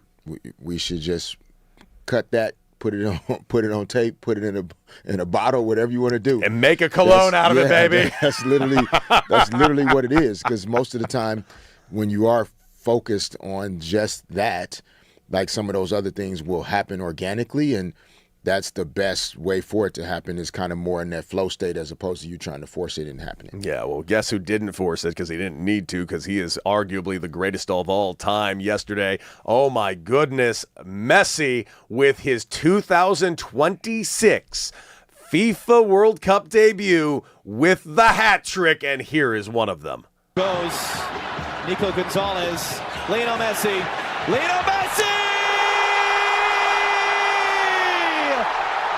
First career World Cup hat trick, ties the all-time goal-scoring record. My goodness, this man is impossibly good still. You know what's so funny? Last World Cup, we were talking about it like this was his swan song. Look what he accomplished and all that. This is his 6th World Cup. I know. Dude. But dude, do you not remember? We were talking about it's over. He got the title, and now the GOAT's going to ride off into the sunset to MLS, and we'll never hear from him again. Hat trick. No problem. Still got it. No problem whatsoever. So good that even Erling Haaland, who, by the way, went ahead and had 2 goals himself for Norway yesterday, put this on his Instagram, a photo of himself on a flight, and all it says is this: Messi is a madman with a crown. You're getting that from Haaland, who had 2 goals himself yesterday, and even he's just like, I bend the knee, sir. You're too damn good. And, man, here on 97.1 The Fan, we are loving the World Cup right now. But you know what else I'm loving about the World Cup? It's not just the tournament play. It's not just the bracket play. Dude, I think us as Americans, and I want to say this, us as Americans, specifically our sports journalism, is getting exposed in the funniest way. Because I don't think I need to tell any of you that are listening right here that the majority of what you see on TV and the majority of what you hear in a lot of spaces is just hot take nonsense. And that is a lot of what this industry has become. It's just so much of who could say the dumbest thing to get more clicks. Larry O'Brien trophy, well, it's a participation trophy. Good Lord, what are we talking about? Things like that. I understand what you're trying to go for, but this is where we're at. And watching this Fox desk with Alexi Lawless, with Zlatan at the same desk, has been so fun. So fun. And because seeing them, one, with the amount of disdain is hilarious, but how these guys who, have played this game for a long time and have a different perspective than how we cover sports in America have kind of even acknowledged how we cover sports in America. I will use this example. They kind of were throwing a little mock shade to Landon Donovan, one of our better players that's ever played in the United States, correct? Well, Landon Donovan referred to the performances of the French team as arrogant and casual, and right away they went over to a couple of the other panelists on the thing and said, I will skip that one. And they goes like, because I just don't get it. It's not because you're not up 1-0 or up 2-0 or 3-0 after 15 minutes that those words have to come out. Let's concentrate on the game. We all know what's going to happen. People who know how Senegal can play and how Senegal are. And I really appreciate him saying that, going 15 minutes. Guys, it's not lazy or arrogant. This is just... It doesn't need to be a hot take every 30 seconds. It's a full game that they got to play. You know how I feel about that. I know. This falls right into the sources and, somebody says, multiple people say kind of thing. Like, I don't get why in sports we feel like we have to try and define everything only through our own lens. And what we think, I believe there's a way to communicate things or express your point without denigrating or negatively speaking on people that are doing something that, now in this case, if you're a former World Cup player or you play for the U.S. men's national team, like you've been out there before. Mm-hmm. So, yeah, you probably have a more refined eye and ability to evaluate what's going on out there. But then you also used to be out there. And there were times that you didn't maybe perform as well as people thought you should have performed. And you didn't like if somebody said you were being arrogant or lazy or too cool for school or whatever the term that was, because that wasn't true necessarily. Mm-hmm. You don't know what's going on out there within a player, a team, a coach, a manager. So it's sometimes when we try to come across like we know the answers. Like that's why, Charles Barkley always says, like, we're not experts, actually. Like, yeah, we played the game. We know a lot about the game. I know a lot about basketball. You know a lot about baseball. But we still can't sit up here and act like we're experts at even the Lakers that I played 13 and a half years for. I don't play there. I don't coach there. I don't work there. I don't know exactly what is happening. Mm-hmm. I'm telling you what I think could happen. And you have a certain expertise, but I don't know for sure.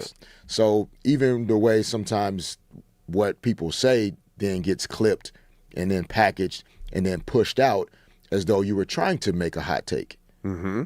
Right? Oh, and that's very easy to do. That happens a ton as well. But it was awkwardly uncomfortable on this World Cup coverage. You're saying that. I'm saying it's the greatest television I've ever watched in my life because we do have some amazing sound. This is now officially my favorite thing I've seen in the World Cup because that Fox desk where you have Zlatan, he's sitting next to Alexi Lawless, and it seems people have been asking how long till Zlatan finally loses it and starts going off on Alexi Lawless. 4 days is the answer. Here's this.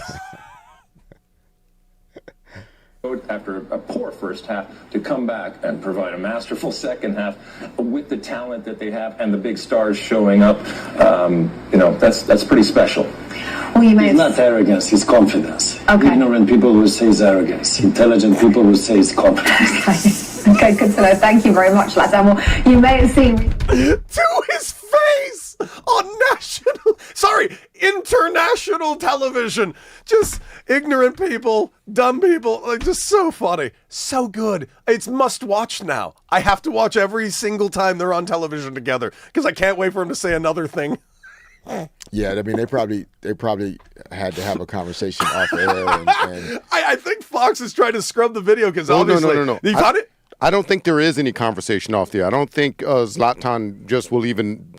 I ain't conversating he with just this. gets up and walks away from the guy. But what I'm saying though is they're both getting a check from Fox. Yes, they are. So if it gets out of hand, it's similar to when Draymond and Charles Barkley had their moment, right? Yes. Like at some point, the people that cut the checks are gonna say, "Look, people do need to be able to watch this and not feel uncomfortable."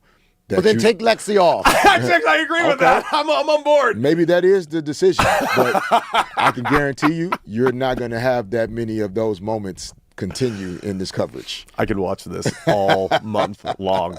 Anytime someone is calling Alexi Lawless to his face ignorant and stupid is just so funny to me. Can't get enough. Look forward to more of this World Cup coverage. Of course, we do know Ronaldo getting ready to take his first match of the World Cup, which is happening in an hour and a half. England playing on later today as well. We will keep you updated. And of course, what are you guys thinking about the World Cup? LA, where are you guys watching the World Cup? You guys going to bars? Because the bars have been electric in this city for the World Cup. So Los Angeles, where are you guys drinking and enjoying these games? And coming up,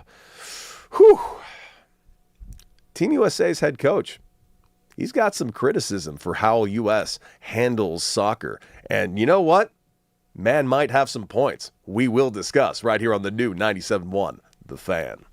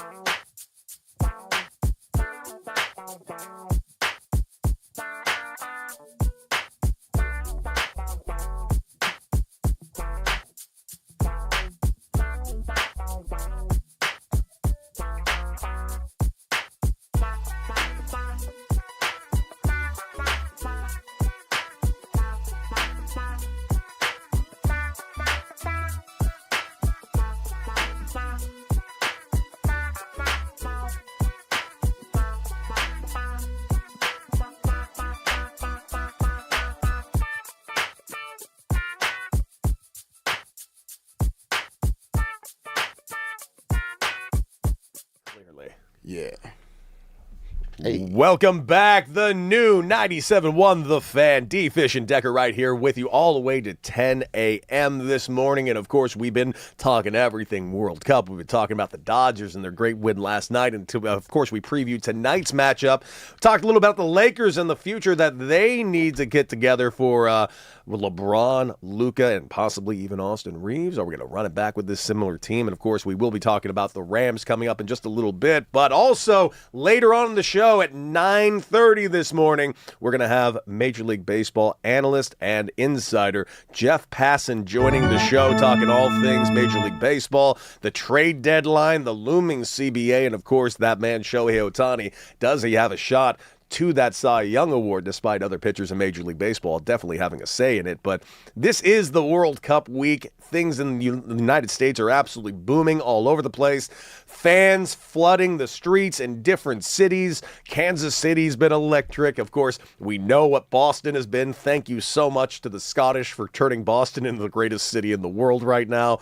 And Los Angeles has been absolutely abuzz with the matchups over there at SoFi Stadium. Of course, Team USA will be playing in Seattle this Friday in their next matchup against Australia, and definitely looking for a win. If they go ahead and win that matchup, that will punch their ticket to the next round. So looking forward to seeing what the U.S. can do. But their head coach, he's got some interesting thoughts on basically American sports culture. And listen, this is a conversation that's been had quite a bit over the years. And I have to say, it's something that I fully agree with. And I know that might surprise some people, but I agree with this wholeheartedly. And he has described it as America sports is a culture for, quote unquote, rewarding losers. Now, I know that sounds a little harsh out the gate, but truly, let's break that down, what he's actually saying. This is his quote. American sports reward losers, but soccer is different. If you reward those who don't win, if you don't have goals, you don't fight. If you lose, what happens? Nothing. They're just fire the coach. Also, the American player is disciplined, but with a sense of complacency, that isn't good for in soccer. It took us a year and a half to change that mentality. And what he's really referring to is the concept of relegation, the concept of promotion. And that's what they have in soccer that we do not here even have a semblance of. I'll give the NBA as an example. You know, the NBA has had to make new rules to combat the concept of tanking. Well, tanking doesn't happen in soccer, in international soccer, because there are punishments. If you finish in last place, you drop to a lower league, and the winner of that league moves up to your league. And yes, in a perfect world, I would give anything for sports in America to adopt this system. It just is never going to happen. The worst teams make billions of dollars, and that's just the way it is. The system does, in fact, reward the losers just as much as the winners, and that is, in my opinion, a very big problem. That's how you end up with CBAs that come to this type of situations. That's how you get salary capped leagues where They don't need a salary cap. They just don't. That's why this conversation we were having about the Lakers is so tricky. How do we make the money work? I hate that we even need to make the money work. I feel like every one of these guys should be getting paid top dollar. Anytime you have a system that is forcing competitiveness, it kind of goes to the point that Vincent Goodwill was trying to make on ESPN. Mm-hmm. Like that, like, because he's right about that. Yeah, part. like we're forcing winning, which in some ways is rewarding losers. Back to Coach's point here in terms of Mauricio Pochettino, like, the idea that you can still be in the same club, get the same access, be able to do the same things that I do, even though I run my business entirely differently than you. I make investments in certain things you don't, et cetera, but we seem to always be lumped together. And so I understand the point. I thought initially when I read it, he was, kind of highlighting like more individual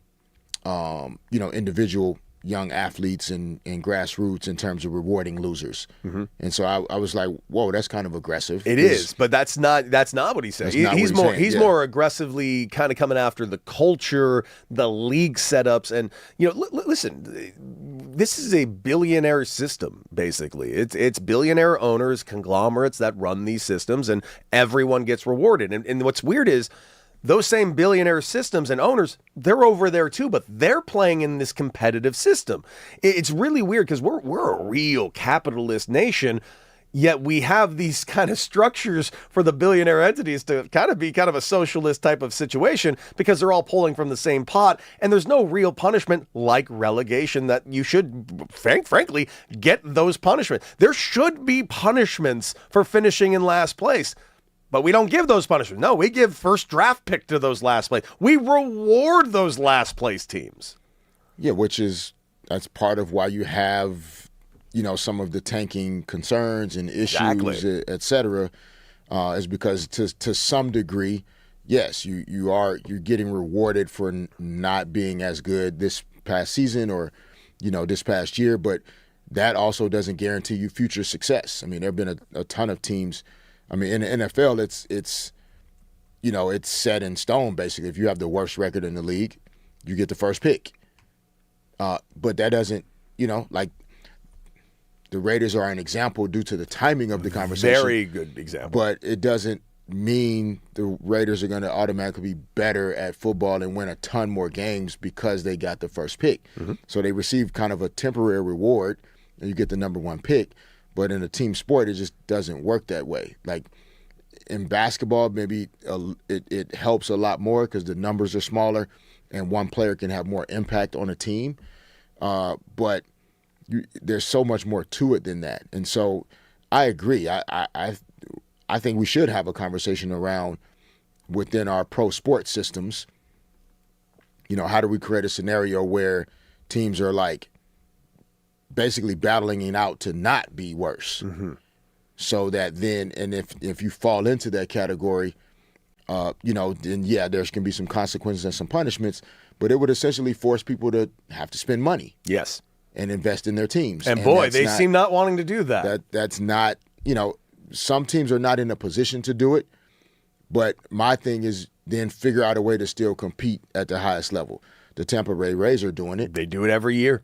And they are not spending top dollar on their roster. Right. And I don't hear a ton of complaining about that. They're, a couple of games behind the Yankees right now for second place, but they're going to be a playoff team. And so it's like, if you have ownership group, your front office and your leadership at that level, and then you choose the right, coaching and leadership within the team and you build the roster the right way, et cetera, you can still compete at the highest level without spending the same amount of money as someone else.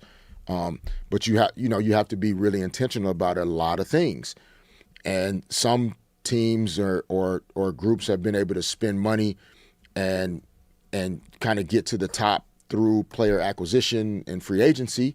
Other teams have to focus more on building through the draft, or the Toronto Raptors, for example, like flipping a trade at the right time to get Kawhi Leonard that then leads to an NBA title in 2019, but other than that, in their history, because it's a difficult free agent destination, then you have to draft well, and then you have to try and retain those guys that you drafted, and then you have to time up a trade at the right time, which they did in 2019. So all of this to say, yeah, we do reward losers to some degree in America still in terms of team sports, and it's worth us continuing to talk about how to make sure we separate that out. It is, but here's the funny thing, because Sports Wager 1 does say this, and I do agree to a point, but I think it's very interesting. Owners would never buy in to relegation, and you're right. I don't think any American sport owner would do that, except a lot of them already do. And hear me out what I mean by that. The thing that drives me nuts about a lot of the owners here in the United States is, they buy a team for billions of dollars, or they buy a team for $500 million, and they're getting ready to sell the team for $4 billion, whatever it may be, yada, yada, yada. But they are set up in a way to just only make money with that organization. And yeah, there's no relegation on that, but they always cry poor right when they buy the team. Well, we can't spend the money. This is haves and haves not. You're all haves. I hate that you try to frame yourself as a have-not, considering the fact that Stan Kroenke owns Arsenal. So there's an American sports owner who is bought into relegation. The Fenway Sports Group, John Henry, owner of the Red Sox, has bought into relegation. He owns what team is he owns Liverpool. The Glazer family owns Manchester United and the Tampa Bay Buccaneers. So they bought into relegation. The Mark Walter right there owns Chelsea, along with a good portion of the Los Angeles Dodgers and Lakers. They bought into relegation. The Kahn family, the Jacksonville Jaguars, they own Tottenham Hotspurs. They bought into relegation. So it's interesting how they're all have-nots, except that league you have to invest in these teams, and we're not doing the same thing here. It's interesting because they claim they're all poor, but they're spending the money there. Yeah, it's not an actual poor, nope. That sometimes is claimed, and I think it always comes back to the economics, and different systems require you to do different things in order for it to economically work out best, right? And so I think the system in Europe seems to be more built around, like, it's laser focused on the success of the team, and that it almost feels like there's a recognition that you couldn't shortcut it and still compete at the highest level.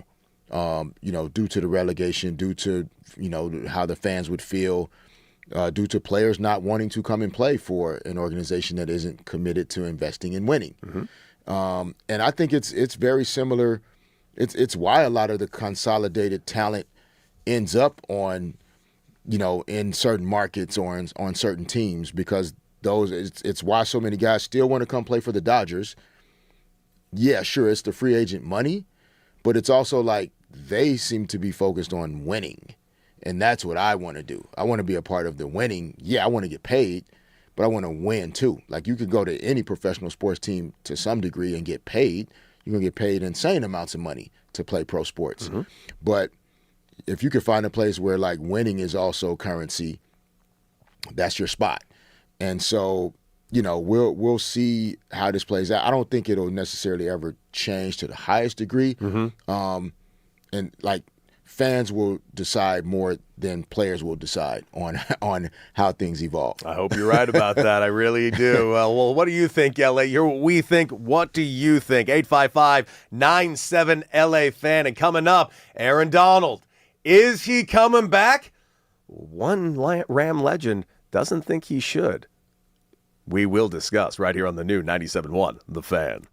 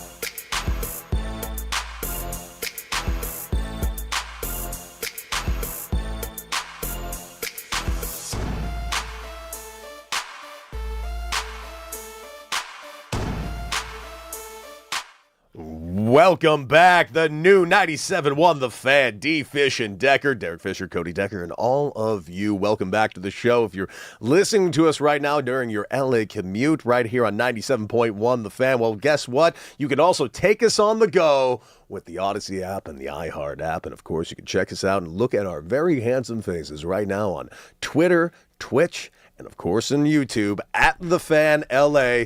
Get in the conversation. We want to hear from you. Of course, we were talking a little bit about the World Cup, obviously. We talked a decent amount about the Lakers today. We just talked about the idea of relegation in the world of U.S. sports. But got to talk about the Rams because, man, the Rams made a hell of a splash earlier this month. It was all over the place. And, of course, we had GM Les Snead on this show right here with D. Fish and Decker talking all moves that they made, the Myles Garrett of it all, the Matthew Stafford of it all, and, of course, the name we immediately brought up because even though they were just rumors and pie in the sky at the time, it seemed like there was some real potential weight behind the idea of Aaron Donald coming out of retirement and rejoining this team. And Aaron Donald himself has restoked those flames multiple times and has told insiders that it is interesting enough for him to maybe do this. So it's a possibility it could still happen. We want to see it happen. How could you not want to see it happen? But not everybody completely agrees. Cue in Eric Dickerson, who thinks Aaron Donald should actually stay retired. And here is his quote: "I'd love to have Aaron Donald back, but you know what? I think they can win without him. It will be hard, but you know it's football. We should have made the Super Bowl last year. Would I love to have him? Hell yeah. But stay retired. Enjoy retirement, man. Aaron did what he did. If he wants to come back and play, cool. But man, what does he have to prove? He's got nothing to prove." And you know what? I agree. Eric Dickerson is not wrong. He's got nothing to prove. He's one of the greatest defensive players in the history of the NFL. No question about it. If he wants to come back, he definitely should. But it got me thinking, like, how hard was it for you to say goodbye? And was it, like, I know you had a specific job opportunity that obviously made the decision probably a little bit easier, but I probably toiled with the idea of walking away for like 4 straight years until I finally took the plunge and walked away. And the reason why I didn't walk away, full transparency, I was terrified. Had no idea what to do next. I had no idea what sports life looked like without sports. Yeah, I didn't get to a point where I was thinking about retirement, really. I was so still invested and engaged in wanting to win another championship, and I felt like I was still able to contribute to championship caliber teams, especially finishing my career in Oklahoma City with the Thunder. Like, you know, my role was different than it was in LA, but I still felt like I was an impactful and positive member of the team. And as long as I felt that way, and I still loved the process in terms of training in the off season, all the attention to detail, the scouting reports, game plan, that energy was still there. So I really honestly hadn't decided if I wanted to still play or not, or not even wanted to play or not, decided if, even though I physically felt like I could continue, if it was the right time to continue. Yeah. And that offseason, I think, was the first time I really was going to give myself a chance to think about it. And then within 2 weeks, it was like, I'm coaching the Knicks. Wild. It happened. It happened that fast. You know, in terms of the conversations and the discussion. So I could see, like, I don't think Aaron Donald would consider coming out of retirement or returning to the Rams because he feels like he has something to prove. I think it's more, there's a freedom in not having to prove anything for him. And so it's just for the enjoyment of playing the game of football again for a season with, you know, on a great team. You know, are the sacrifices potentially worth it for a Super Bowl caliber team? You know, the Super Bowl is in Los Angeles. You know, it's like there's all these things that are kind of like once in a lifetime combinations of things that have come together that he's probably thinking about and considering. But ultimately, you know, and it's also different, I think, when you step away, which he did in 2023, and you're still very physically capable of playing at a high level. Especially looking at him. Like My it's kind of like Michael Jordan stepping away to play baseball for a couple of years, but then he was still Michael Jordan when he came back. By the way, I know a lot of people look at the Jordan, like, riding the bust era, like, as, oh, he was not a good baseball player. Dude, the fact that he put up any stats is astonishing to me, let alone his stats are actually a lot better than people want to admit. Yes. To the point where if he stayed for another couple of years, I'm not going to lie to you, we might have saw Michael Jordan in Major League Baseball. Yeah. If he was just a minor leaguer that nobody had ever heard of before, his trajectory was fine. It was legitimately possible. It was in comparison to his basketball legacy and how great he was there. Mm-hmm. And so anything he ever did was going to be, viewed in that lens and next to that. But yeah, I understand Eric Dickerson's thoughts here. Makes total sense. Like, why? If you don't really have anything that you feel like you need to prove, etc. But I think there's power in that. I do think there have been guys that have struggled to be retired and wanted to come back and actually couldn't get an opportunity to get back. Yeah, because you still got a little bit of that fire probably left. Yeah, and so, but I think for Aaron Donald, it's entirely a freedom of choice situation, which is where the strength in it is coming from. I don't think this would be a decision out of desperation. Oh man, I've been waiting to get back. I don't know what else I'm going to do with my life unless I play football. That is not Aaron Donald. Mm-hmm. So if he does decide to, it's coming from the best place it could possibly be. Just because I want to, man. And that's as cool as it gets, man. I think I'm just going to play for the Rams this year. Yeah. What do you think? Just because I want to, and I'm still good enough and strong enough and explosive enough to do it. If that's what he decides to do, it's quieted down some. And so, it could sound great. It could, breaking news, etc. But again, the realities of him still training every day and lifting weights and moving a lot of weight is one thing.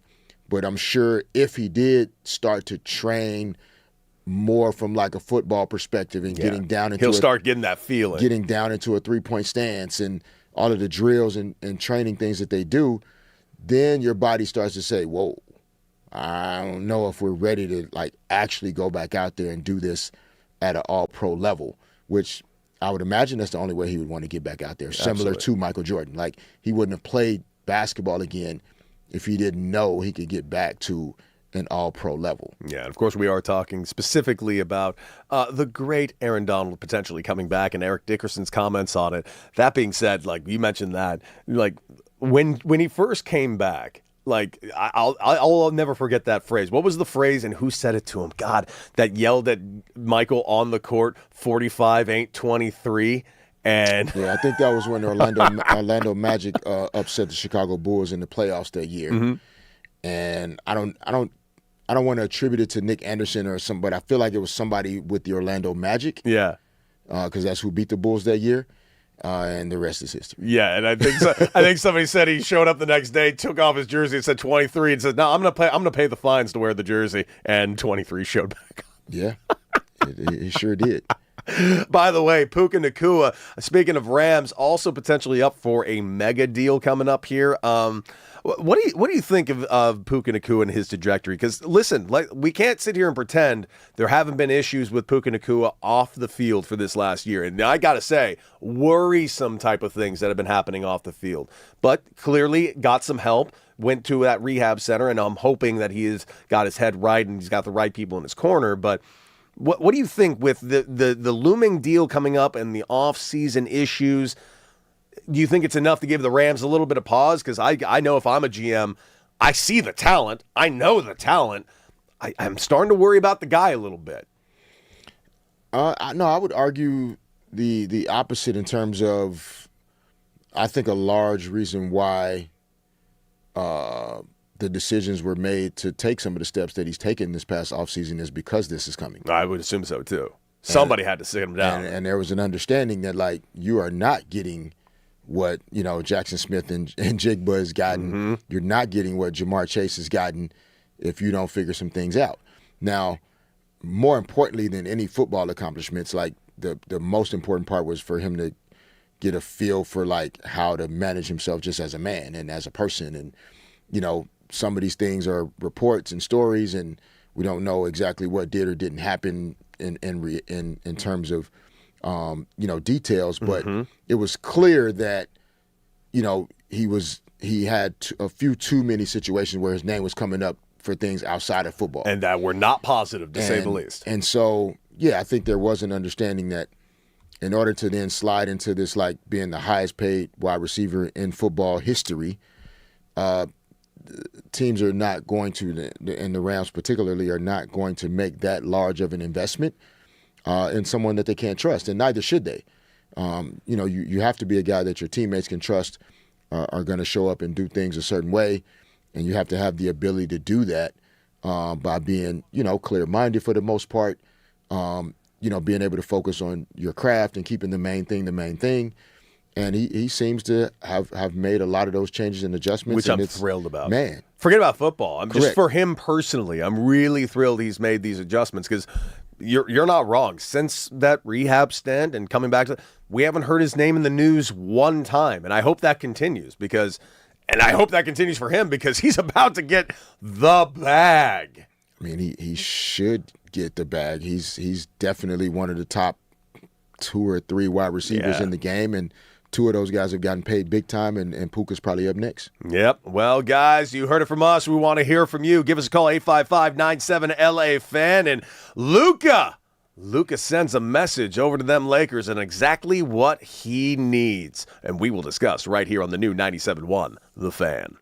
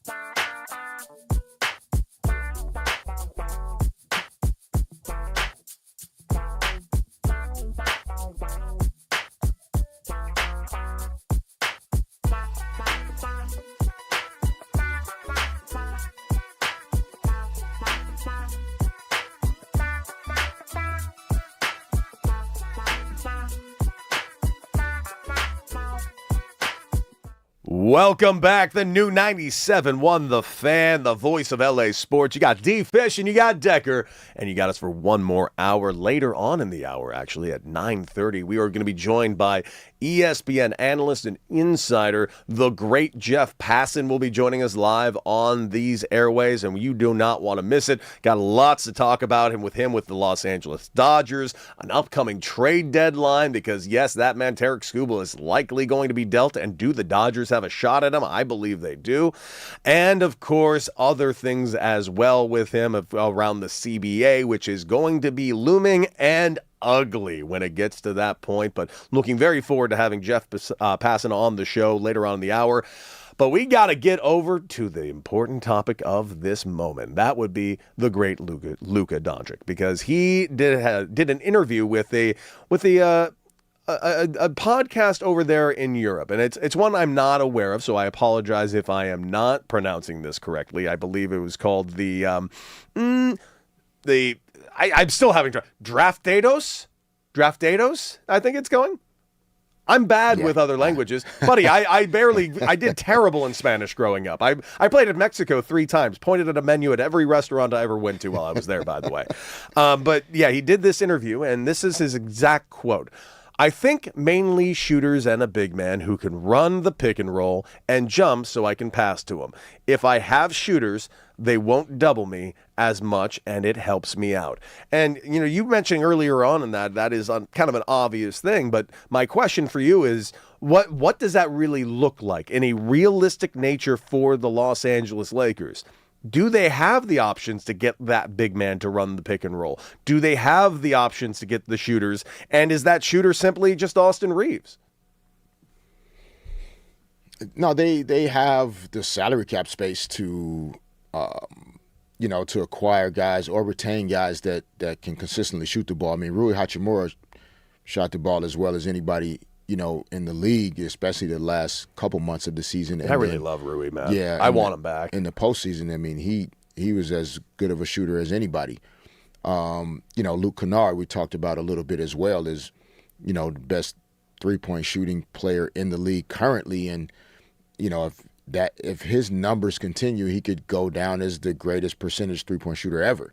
He doesn't get as much volume as some of the great shooters that we've thought of in modern history, but Luke Kennard's a laser from outside as well. So the cap space is there, the certain personnel is there and available for them to again retain.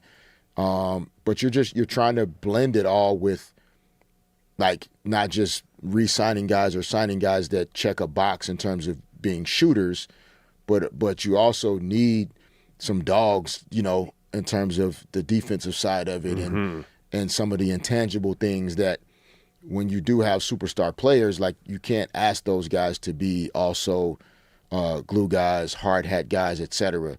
When you think about the OKC Thunder, winning the title last year and having the best record in the league this past year, like, Shai Gilgeous-Alexander is a scorer and a playmaker. He is not the team's best defender. They have other guys for that. He's not their best rebounder. They have other guys for that. He's not their best screen setter. They have other guys for that. And so when Luka is saying, shooters and, pick and roll guy that can jump, et cetera, it's that at on the surface, yes. But then, we've used Marcus Smart as an example of like, you also have to have an internal wiring that not only allows you to make shots at certain times and be able to run pick and roll at certain times, but you have to be made of certain things so that your mental and physical toughness also is something that the team can like consistently rely on. That like defensively, you're capable of guarding multiple positions. When you need to switch on to SGA, can you cover him, right?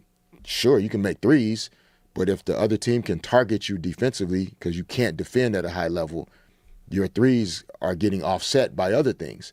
So it's more nuanced than just saying that. Like Luka's answer was straightforward, simple. That's how he responds to things. Like there's not a lot of nuance in what Luka's like. He's gonna literally just tell you what it is.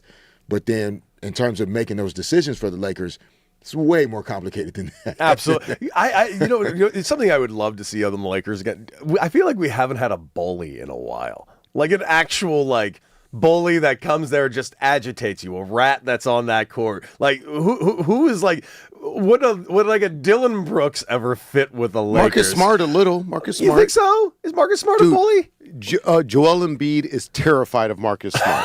I'm dead serious. They've squared up a couple, and he turns around and walks away. Marcus Smart. I think Marcus Smart's like a black belt or something, right? Is he really? Yeah, he's a bad dude. Like is he really? Martial arts type. Then that's why Embiid's walking away. You don't want that smoke. But yeah, but like Marcus Smart's like DNA and makeup though, yes. Like, and it could come in different sizes. It could be 6'3", it could be 7'3". But the point you're making is similar to the point I'm making. Like, just some dogs. Yeah, like some guys toughness. that Luka and LeBron and Austin can just focus on being who they are. Everybody else kind of needs to be the guys that are like bringing some stuff. When I think about the teams that I played on, it's like Rick Fox was Rick Fox, but like Rick Fox would knock your chin off. Mm-hmm. You know what I mean? Like B. Shaw would like. You just never expect that from such a good-looking cat like Fox, huh? It's like there's some stuff in there, and I mean, what Tex Winter used to say, there's some gunpowder in in some guys, and so you need some of that as well. And it's not just shooting percentages and analytics and data; those are measurable things, but there's some immeasurable things that winners and champions and guys that you need on teams. There's some things you can't measure that you also have to kind of figure out how to get into the locker room enough to build a championship squad. Here's an interesting Robert in the chat, and by the way, join the chat at The Fan LA. We are having a great conversation in the chat on YouTube, Twitter, and Twitch, but specifically on YouTube. Robert says, when Ayton hit double-doubles, the Lakers won more than they lost. Is he the answer? I mean, DeAndre Ayton was not bad this past season. Like, I don't think it was a question of him being bad. I think, and if when he was getting double-doubles, most likely that meant the team was playing well, right? And the ball was moving, and there were certain things happening. Who those numbers were against, what the matchups were, et cetera. But it's still, there are other aspects to the game that also contributed to that winning. Marcus Smart's plus-minus on-off ratings impacted that probably more than those double-doubles. So that's where you, sometimes when you try to single out one stat, it's not the full story. Mm-hmm. So, like, a guy, DeAndre Ayton, for example, Robert saying, when he got a double-double, the Lakers won more than they lost, great. But there was, 15 other things that happened in those games that led to the Lakers winning as well. They probably, their assist numbers, their turnover numbers, again, their health, who played, who didn't, all of these things that kind of went into it. And it's not because there are a ton of guys that get double-doubles and their teams lose. So it's not as easy always to just say, okay, well, if he got a double-double, the Lakers won. Well, no, it's because the Lakers played really well. Yeah. And he got a double-double. Fair. It wasn't like the double-double just kind of led everything to happen, and that's why the Lakers won. And by the way, the reason why I bring up Dylan Brooks is I know that's not probably a realistic thing, but I did think it was funny because you know what it reminded me of? Because how Dylan Brooks has been with LeBron, he's always trying to agitate LeBron. Do you remember, was it the playoff? Which playoffs was it when you guys were playing against Meta World Peace / Ron Artest, where he was like he was all over, and then next year he was with you guys, and like, I loved him on this team with you guys. Yeah, he played for the Rockets in 2009 when we played. And you guys are getting Rockets, after each other. Yeah, that was a spicy series for sure. And then that offseason, I wasn't a part of these conversations, but I think I was told or kind of heard that Dr. Buss actually is who kind of had the foresight of, we're probably going to have to play the Celtics again in order to win a championship in 2010. And that, Paul Pierce is the matchup that we couldn't quite solve in 2008. Like he was too big for Kobe to consistently guard. Yep. He was too versatile for some other guys to defend and guard. So you shut up, Raj. We kind of needed somebody that could like specifically match up with him to kind of offset. Like, you weren't going to slow Paul Pierce down all the way. Like, he was too great for that. But you needed somebody that just physically could, like, stand up to him and make sure that he knew he couldn't just push people around. And, Ron Meta was that guy. And, he ended up hitting some clutch shots in that playoff run as well. But it was really just his defensive toughness, his like all the little things, diving on the floor for loose balls, taking charges, hitting people, stuff that didn't show up in the stat sheet. Like, those are the guys you need. Yeah. And so it's, shooters, but it's some stuff that you can't measure that's needed as well. Did there need to be a conversation with you guys? Hey, we're thinking about bringing him in. Everybody on board? Or was it, hey, we got him, get on board? I wouldn't. I'm sure they talked to Kobe about that. And if he was fine with it, then, everybody else was just going to have to get along and figure it out. Absolutely. Absolutely. Well, let's go over to the calls. Rob in L.A., you are on 97.1 The Fan with D. Fish and Decker. Talk to us. What's up, guys? I love your show. I have a solution for tanking. Why don't they take all the teams that did not make the playoffs, and the team with the best plus minus gets the number one pick? And for the Lakers, I would love LeBron to be the sixth man and play with the second team. And we need a 3-and-D player like an Iguodala or an Anunoby. And I think that would solve our solution. I love our bigs. I love our players. I don't think Vando is the right player for us because he's a D guy. He's not a 3 guy. Kennard's a 3 guy, but he doesn't play D. So we need to find a player that's a combination, a 3-and-D slasher. Love you guys. Thank you, guys. Love you right back. Thank you so much for the call, Rob. What do you think of that? Are they in need of a 3-and-D guy? And I never even considered the idea. Every team is. Yeah, but but I had never considered LeBron as a 6th man. I'm asking.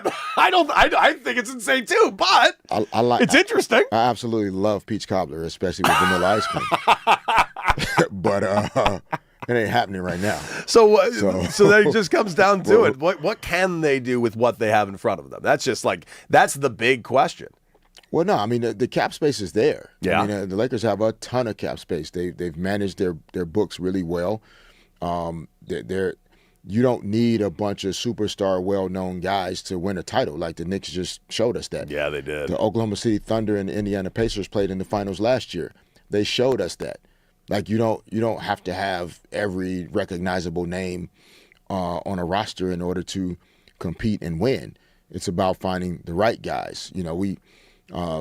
There's obviously always that conversation around former Lakers that have gone other places and played well. Like Alex Caruso had some great offensive game versus the Spurs where he was making threes, but that's not what he's known for. That's not what he does. It's the intangible things. It's the defense. It's the rebounding. It's the hustle. It's the loose balls. Like, it's those things that Alex Caruso brings to every single team he's ever played for. Josh Hart, a guy that now just won a championship with the Knicks, that shot the ball terribly throughout the entire playoffs, but he rebounded the ball like crazy. Mm-hmm. He made so many plays that aren't going to show up in the stat sheet his defense, his deflections. Like, so again, it's not so much like 40% 3-point shooters and D. Yeah. It's like, yes, that is needed. But finding like guys that have the right just internal makeup is also part of this. And I think that's where sometimes you can get it wrong.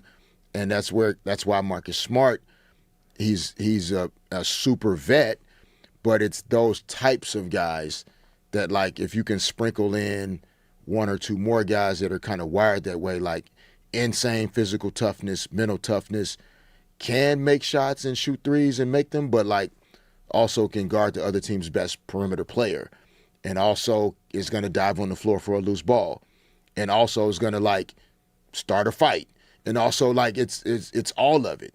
The Lakers need those types of guys too, in addition to, like Rui shooting, Luke Kennard shooting, but it's the defensive versatility around Luka and Austin and LeBron, and the athleticism. Jackson Hayes is a big that puts a lot of rim pressure in terms of pick and rolls, lobs, alley-oops. But is there another guy that makes sense to bring in? Is it re-signing DeAndre Ayton? It could be. But the Lakers know better whether or not he actually fits. There were moments where there was conversation around him being unhappy about certain things in terms of his role or maybe not touching the ball as much, et cetera. And that's natural. That happens. A lot of big guys feel that way. The bigs are like wide receivers in football. Yes. Right? It's like if they don't get the ball enough, it's you're going to hear about it. You're going to hear about it. And that's okay, right? But you, as long as you're doing it in the right way and it doesn't disrupt what the team is trying to get accomplished, it's okay for you to feel that way. But only they know whether or not that negatively impacted the team at any point. Absolutely. It didn't look like it did, but maybe they don't want to deal with that anymore. We'll have to see. Yes, we will. It has the opportunity of being a very fun offseason for the Lakers. What are they going to do? And we are looking forward to it. Later on in the show, of course, at the 9:30 segment, we got Major League Baseball insider Jeff Passan joining us live right here on D. Fish and Decker on the new 97.1 The Fan. But we're in the midst of the World Cup, man, and we got ourselves Ronaldo playing today, and I'm interested. I'm fascinated, in fact. And Raj, I got to know from you, how do you think Ronaldo's going to bounce right out the gate after seeing what Messi did yesterday? Oh, let me tell you, it lives rent-free in his mind, for sure.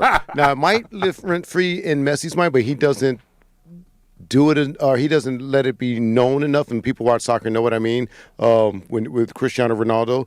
But, I think after seeing Haaland, after seeing Mbappe, all players who are considered right now better than him. Of course, not in the whole career aspect of it. But right now, they're better. And, it gets loud. He knows about it. He's seen it, and obviously he's a fan. So I want to see him respond as well. And really, people that follow Portugal, and I don't follow them, but I watch them a little bit, I'm not sure they're even at their best with him starting at this point in his career. He doesn't run, doesn't play any defense. He saves it for the offense, but he is a poacher, if you will. Do you guys know what a poacher is in soccer? Explain.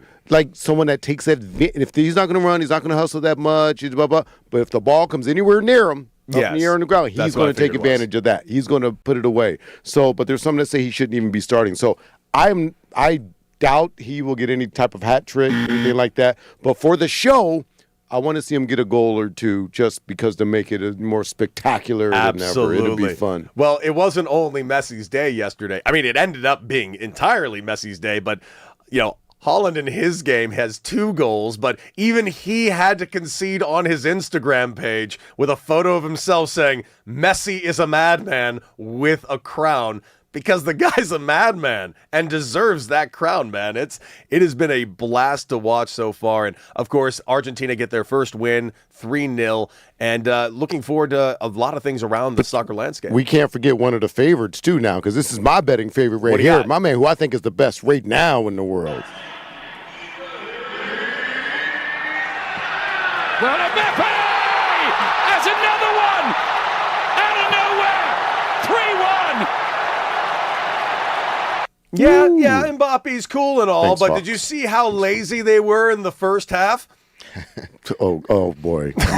No, that wasn't the word. Thanks to Fox for that. Thanks to Fox for that. They did not say lazy. Okay, I apologize. No, they didn't say lazy. They said arrogant. Yes. Not they, a person. Sorry, one person on an American on the Fox broadcast, Lexi Lawless, had tried to say arrogant. Arrogant. That's what they call it. Arrogant. Super arrogant. What an arrogant team. Yeah, Mbappe with that. By the way, that goal that he kicked in was awesome. Like, that was...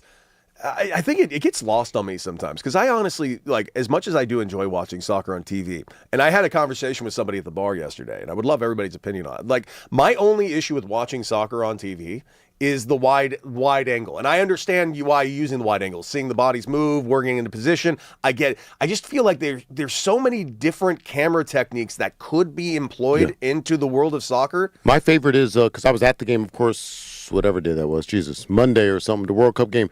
Up top, it's in the suite, so up top looking down, you can really see the play develop, the entire play. Which is awesome. That is my favorite angle. No, I think they should always keep that angle, but in the NFL, the one that was the camera angle that was invented in the XFL, the one why aren't we utilizing that camera angle sometimes? I feel like you could show the excitement of soccer with some just extra camera techniques that we're just not using. All right, call me stupid, but doesn't the ball go pretty high in soccer where it could hit the camera pretty consistently? Possibly. Because sometimes in football, the kickoffs will You're not wrong. hit it. That's not a bad point. That's a very fair Every point. time the goalie has the ball, a lot of times, if they're not playing out of the back, he's going to punt it, basically. I would aim for the camera if I was him, just to see what would happen. Hey, Raj, what's up with the bell, though, when I said call me stupid? He rang the bell. Oh, you caught that? I tried to What is wrong with you? This is a hostile work environment. That's D. Fish you're talking to, man. My bad, Fish. My finger slipped. He's just feeling a certain way because we said something earlier about Red Auerbach, and he won't shut up about it. All right, guys, it's that time. Coming up, can the Dodgers continue their meteoric rise, even though Mookie and Tucker are not playing at their height? Well, guess what? ESPN insider, baseball analyst, and all-around good guy Jeff Passan joins us on the other end of this to discuss that, the trade deadline, the CBA, and more right here on D. Fish and Decker on the new 97.1 The Fan.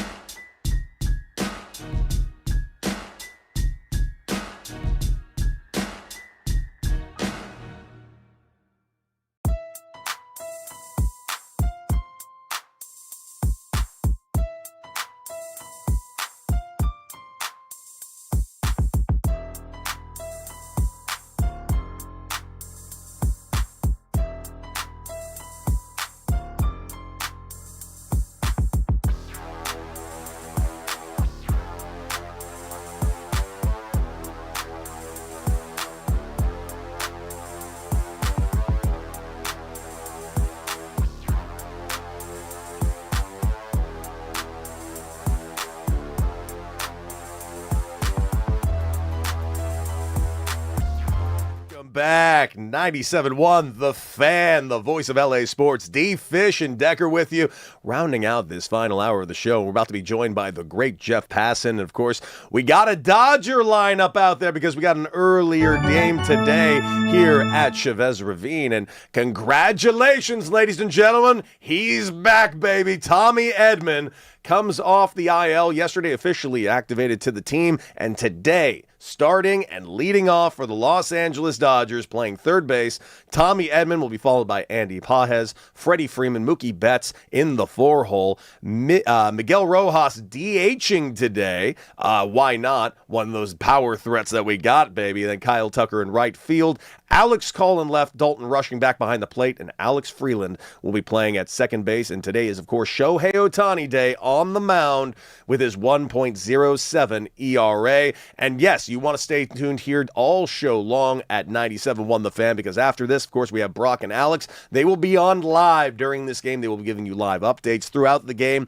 and they want to hear from you. And just like we do, 855-97 LA Fan. That's 855-975-2326. So looking very forward to this earlier Dodger matchup today. Shohei Ohtani versus Shane McClanahan, their ace over there in Tampa Bay.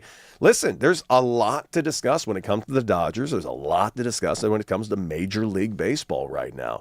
Major League Baseball is in a unique spot. They're in the midst of arguably the biggest boom we've ever had, in my lifetime at least. And now we have this looming CBA, which is obviously causing a lot of headaches. Dodgers just operating like nothing's ever going to happen, which I absolutely love about this team.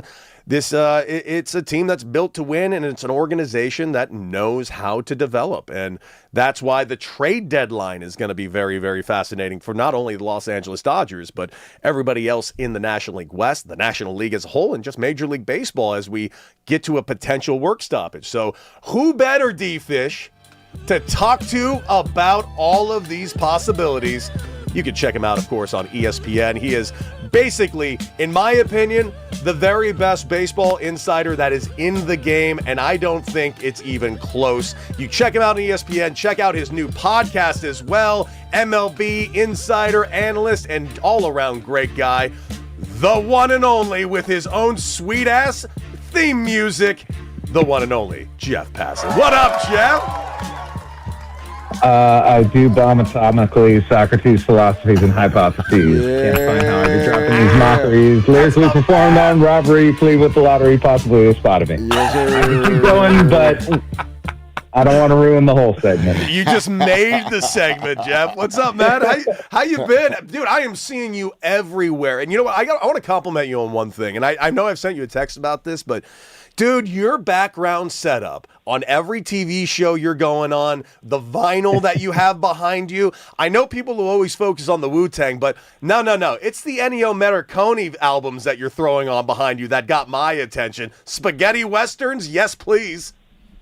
A guy, I was living in Fresno in my first job out of college, and a reporter there named Mark Warzowski asked me if I'd ever seen The Good, the Bad, and the Ugly, and I was like, what the hell is that? And it sat me down, popped a bowl of popcorn, and we watched that and wound up watching The Trio. They're so good, and I know people, you know, the vast majority of people probably have no idea what we're talking about right now, but spaghetti westerns are westerns that were made in Italy with, like, comically bad overdubs, like, but so the bad. Movies are so good, and Sergio Leone is such a brilliant director that I had to have a little homage to that. I love it. Absolutely love it. Jeff, Derek Fisher here, man. Thank you for joining us and spending some time with us, man. Obviously, here in L.A., the Dodgers are the good guys, and we love everything about the boys in blue, but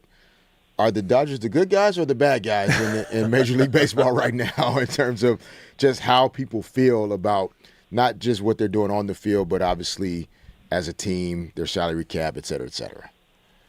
People hate success. It's as simple as that. And the Dodgers are the most successful franchise in baseball right now. And the issue, of course, like if the Dodgers didn't have the payroll that they do, nobody would hate them. They would just be in awe. But because the Dodgers do spend a lot of money, I think the things that they do to complement that are overlooked. And I'll give you one example. I don't think Mike Sirota is necessarily going to be traded at the deadline this year, but if you're the Detroit Tigers and you're moving Tarek Skubal, you want a big league pitcher and you want a big league ready outfielder or position player. And the Dodgers a couple of years ago made a trade where they sent Gavin Lux to Cincinnati and got Mike Sirota, who was a 4th-round draft pick. In the time since he's been with the Dodgers, he's blossomed into a top 25 prospect. And is that causation or is it correlation? I think there's a causative element to it. And that, to me, is what makes the Dodgers great. If you just have money, you're the 2000s Yankees. Yeah. Right? You're the teams that are spending, 50, 60, 70% more than any other team out there, but you're not winning because you're not developing players. The Dodgers do everything. They can go out and trade for guys because they have prospects to do it. They can develop guys and bring them to the big leagues and turn them into productive players. And we've seen that plenty in their rotation and with Dalton Rushing and with Will Smith and with other homegrown guys. They scout well, they draft well, they sign well internationally, they develop well. They do everything well. And that, more than anything, Derek, is why people hate the Los Angeles Dodgers, because they're just better than everyone. We are talking with the great Jeff Passan of ESPN. And, of course, check out his new podcast, Sources Tell Jeff Passan, which is in partnership with ESPN and Peyton Manning's Omaha Productions. Jeff, you mentioned Tarek Skubal. Now, that's a name that's being bantered around in this city a ton. But as much as we know the Dodgers are going to be on him, if the Dodgers are in on him, you know that A.J. Preller in San Diego ain't far behind, and I got to assume everybody's willing to throw just about anything at the Tigers get Tarek Skubal this season. What does his market really look like? We have our top 100 trade candidates today, Cody, on ESPN.com, and I'll read you what I wrote for Tarek Skubal. Best fits, every single contending team. Accurate. I agree.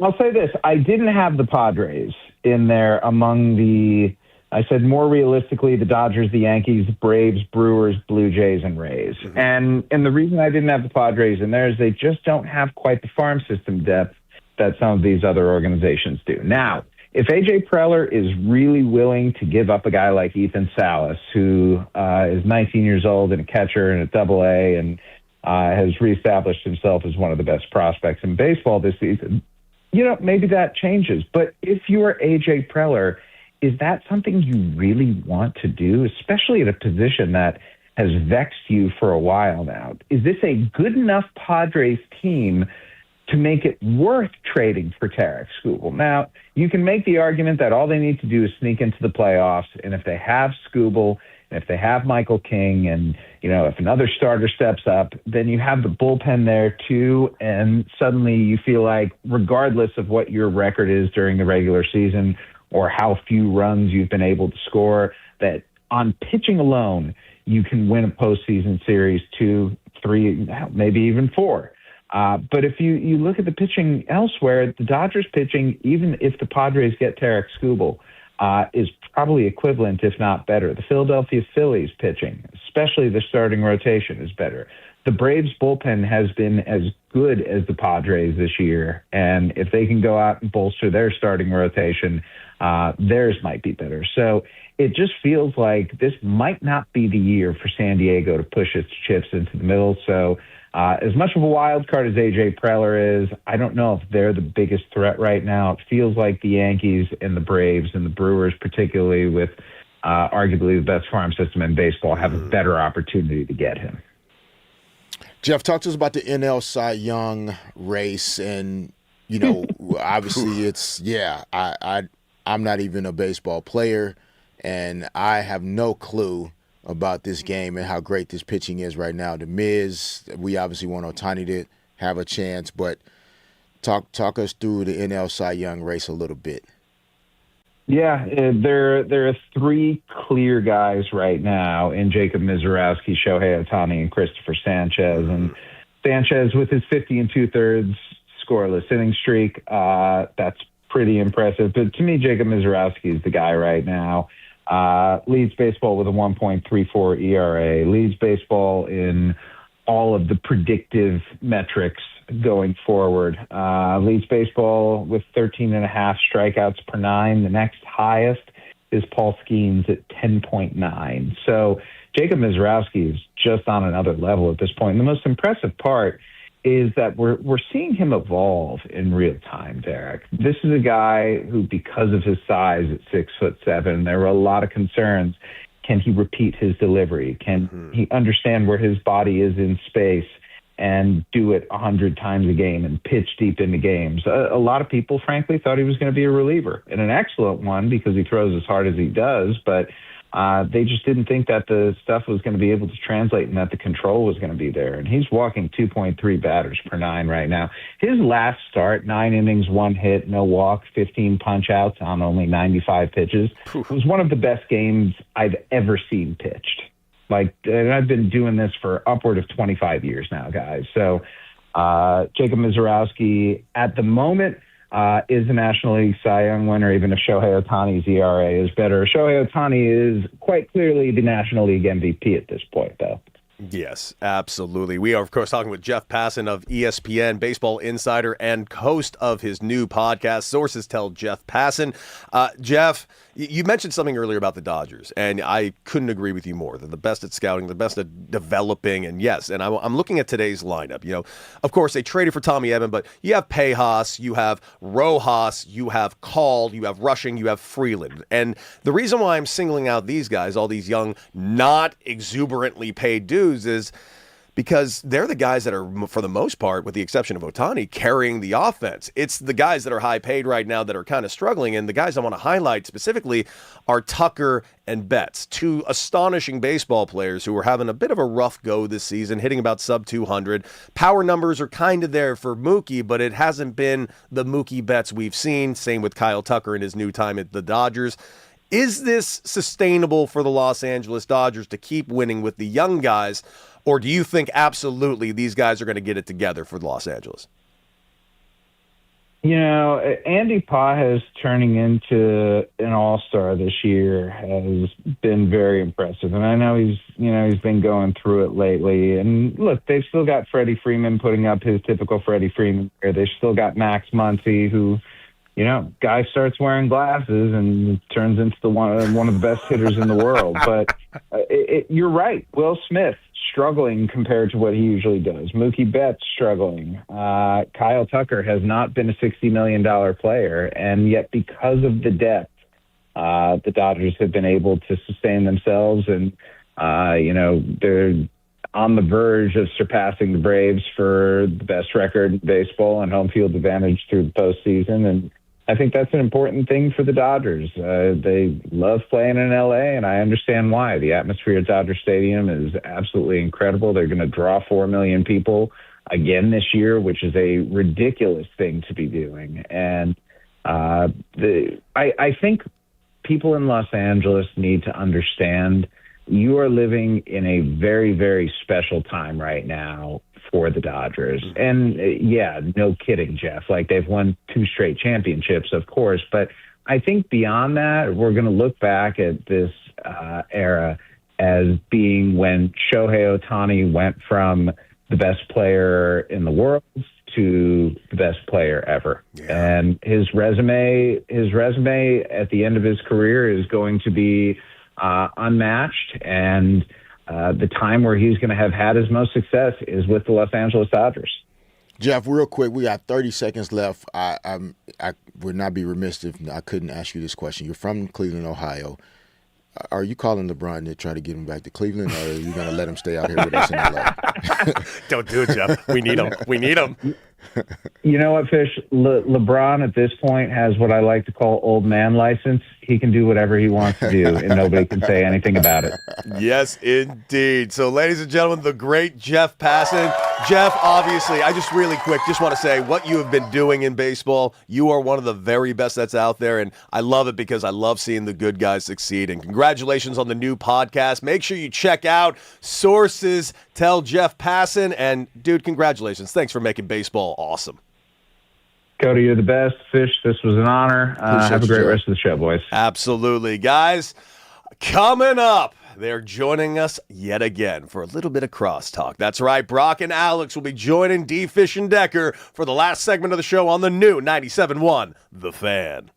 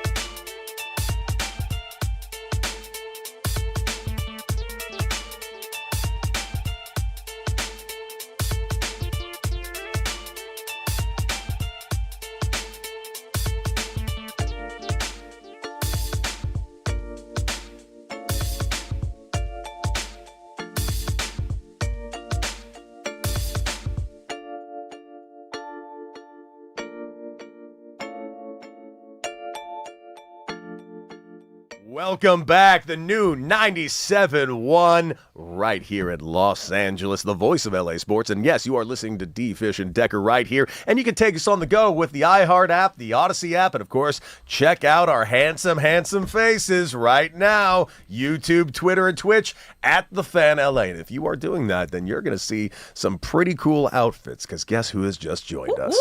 The one and only mid-morning show. Brock and Alex here for a little bit of crosstalk. As always, guys, how was the evening last night? What do we expect on today's show? Oh, we have so many games going on during our show today. Yeah, Dodger game live, man. Yeah, but I know, like, Portugal, Congo at 10, England, Croatia at 1, Ronaldo. Ghana, Panama at 4, and at Otani on the mound at noon. Like, our whole show is just games. Tommy Edman today. making his season debut today, too. Batting first, third base. So, huh? yeah, Otani's not in the lineup.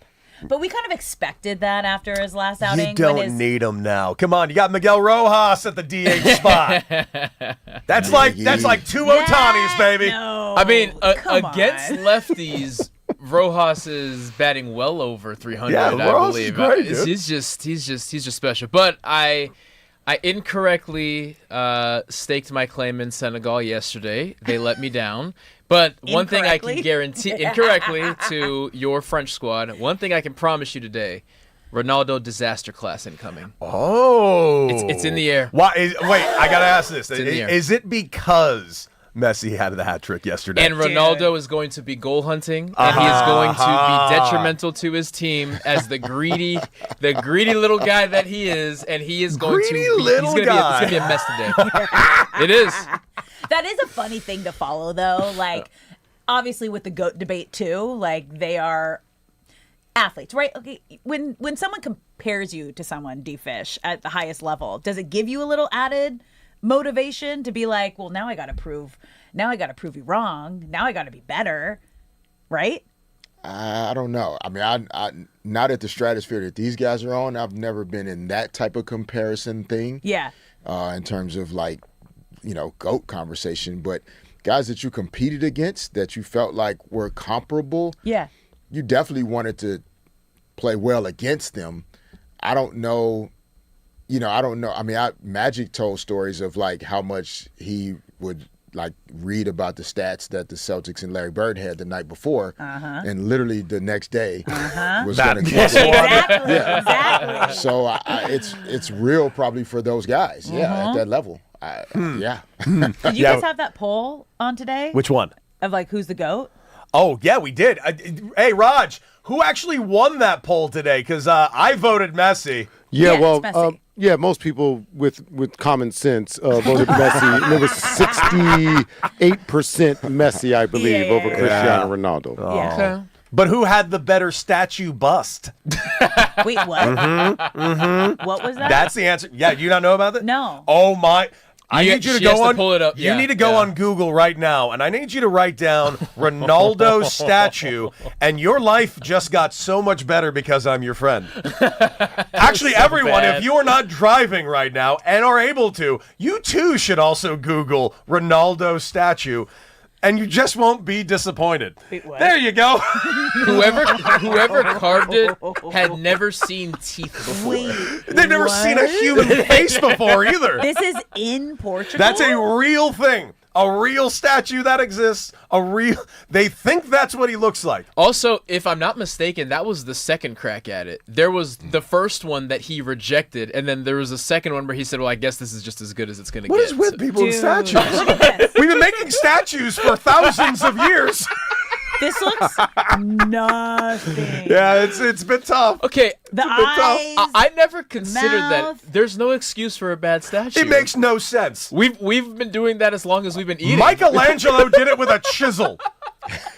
And we're getting dates wrong on like statues that we're putting up at the Staples Center. Like, it makes no sense. Yes, it's a real thing. Oh, Real quick, okay. 855-97 Wow. LA fan. What's your favorite statue? Yikes. You know what?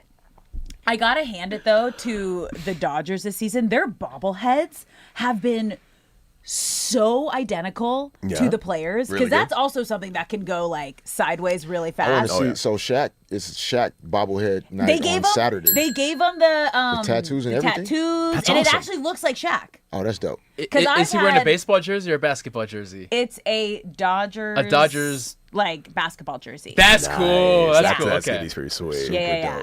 What's been your favorite one so far? Like the Dodgers always crush it with their bobbleheads.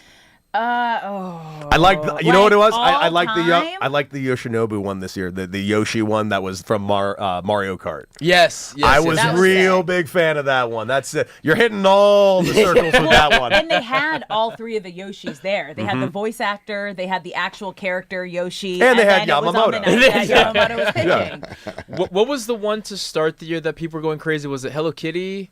There was some collab that people were lined up like 3 hours before the game. It was earlier in the year. Anything Ohtani. Yeah, I'm sure Ohtani was anything involved. Ohtani, it's like wrapped around the building. Yeah. And they don't have enough. They only have 40,000. Yeah. So like not everyone who has a ticket gets one. I don't understand that. Like just make enough. It's going to sell out. Say what you will. I actually firmly believe the Dodgers need to step up their game. In terms of what? As far as giveaways go. And I didn't think that before. I now think that now. Why?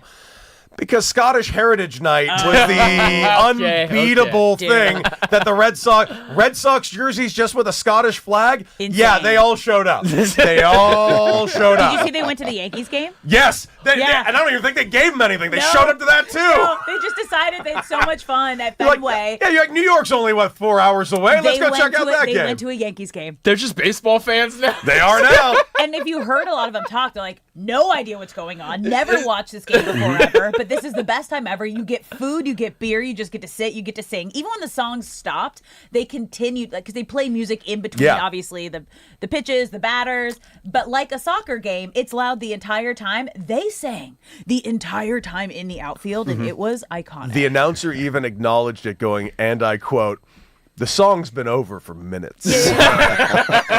Full minutes. And he's like, this is the most electric I've ever seen Fenway. They got on the train and went to the Yankees. Yeah. Oh my. Okay, so we have a Knicks celebrate. Oh, we have to get the Scots out of there before the parade today. Isn't the Knicks parade today? No, that's tomorrow. Woo, Tomorrow. Okay. What do you mean? No. Okay. Keep them there. They're gonna keep it there. safe. They're the only chance that they get some responsible drinking going on in that city. Well, because they ran out of beer in Boston. They had to go to New York to They get had more to go to beer. New York to They're get just more making their way beer. down. They'll be in Tampa in a week. Yeah, and just so that we don't, only think the Scottish fans are just drinking and partying the whole time. They're also in Providence for the World Cup. That's right. Okay. And they're flooding charities with tens of thousands of dollars as well to local charities. Way. I think as a sorry. We need more Scots. Yeah. I think it's more as like a gesture of sorry for drinking all your beer. This is for the kids. But they also cleaned up after themselves in the park, and it showed like really clean piles of trash everywhere. Like they didn't leave a mess, and like they were like polite partiers. Yeah. Yes, Partiers works. Yeah. Well, you've seen what Japan's been doing. They've been going to cleaning stadiums they're not even playing in. Like, we gotta get to Seattle. We gotta clean that stadium too. Like this has been so much fun, man. Really, really has been. I'm locked in. Welcome to the soccer gang. I've always appreciated soccer, but the World Cup has not ever hit me, and I know I said it a bunch, but because it's never hit me, it's because I've never been in the same World time Cup zone fever, as it. baby. I got it. We have some updated standings. Now we all have teams that some of us have teams that play today. As it sits right now, we have Decker and Raj tied at 7. It should be 9. Should be 9. Alex, Spain, you embarrassing. Alex, you are sitting at 6, which means if Colombia wins today, you will also you will have the lead, and we don't need to worry about what place me and Fisher are in right now. Yet I'm asking the question. We are sitting at 4 points. 4 points, embarrassing. Just a shame. Guys should have traded. Guys should have made some trades. I stand by Senegal. Bill Reiter tried real hard to get Spain from me, and I should have said yes. Who is he going to trade you? I don't know. The reason why I didn't do it is because I wanted to see him in pain. So I decided not to trade with him. Oh, he had England. No, well, we'll find out today. No. Yeah, we will. We will definitely find out today because England does play today. All right, that is it for D-Fish and Deck. D-Fish, another day, man. Dude, Crushing it. the books. That's right. We will see you bright and early tomorrow. You don't want to go anywhere because Brock and Alex are next. And until then, guys, enjoy some sports. Kick rocks. See you tomorrow.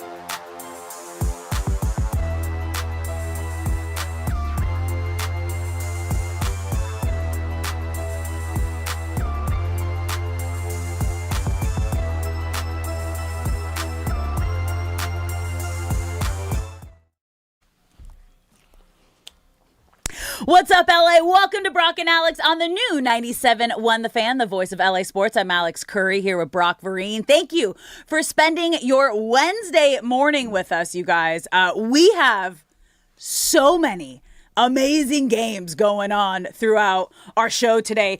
Portugal and Congo DR just kicked off. This is going to be insane. Ronaldo on the pitch, trying to see if he can live up to what Messi did last night, a hat trick. The defending champs just coming out with a bang, and Messi being like, here, hold my beer. Let me show you why I'm the greatest player in the world. The best way I could think of describing it is the phrase, a Chrysler 300 looks like a Rolls Royce until a Rolls Royce pulls up. Like, we were having fun for the first week of the World Cup, and then Mbappe and Erling Haaland and, of course, Messi step on the pitch and remind everyone, no. When you're the best in the world, it looks different. He looks like he's playing a completely different sport. It's insane. Oh, my God. It's beautiful. Insane. And all the fans in Kansas City just going absolutely insane. There were videos of everybody like walking out of the stadium, just walking on the streets, just singing and chanting. Like, Messi put on a show. I'm still in awe, quite honestly. And it ties into Ronaldo because we know Ronaldo likes his stats. He likes his numbers. And I guarantee you he was sitting there at his hotel watching yesterday thinking Mbappe did what? Haaland did what? Messi did what? I'm about to go out there and show out, and I will be rooting for the Congo because of that. I love, dude, that's petty. Thank you for tuning in, whether you're listening on the radio, the Odyssey app, the iHeart app, or if you're watching us live on YouTube, Twitter, or Twitch. We want you to be a part of the conversation. Now, I'm curious, because obviously we're coming out, shots have been fired by Brock here. We saw Messi with the hat trick last night, the GOAT doing GOAT thing. So do you think Messi or Ronaldo is the greatest player, soccer player of all time? Shay, you want to get that going in the chat for everybody so you can follow us at The Fan LA if you're watching the live stream. You can also call us at 855-97-LA-FAN, 855-975-2326, and save that number, you guys, because in about an hour, we're going to be giving away some Sparks tickets. You can win 2 Sparks tickets to their 30th anniversary. They're going to have special guests like Warren G, one-of-a-kind giveaways. It's going to be an insane, unforgettable night, you guys. And as I mentioned, we have so many games going on, starting right now with Portugal and Congo. Then we have England and Croatia at 1 p.m., Ghana and Panama at 4, Uzbekistan and Colombia tonight at 7. Then we have Lynx and Sparks at 7. But in 2 hours, you guys, Shohei Ohtani is going to be taking the mound live during our show. We're going to be giving you updates.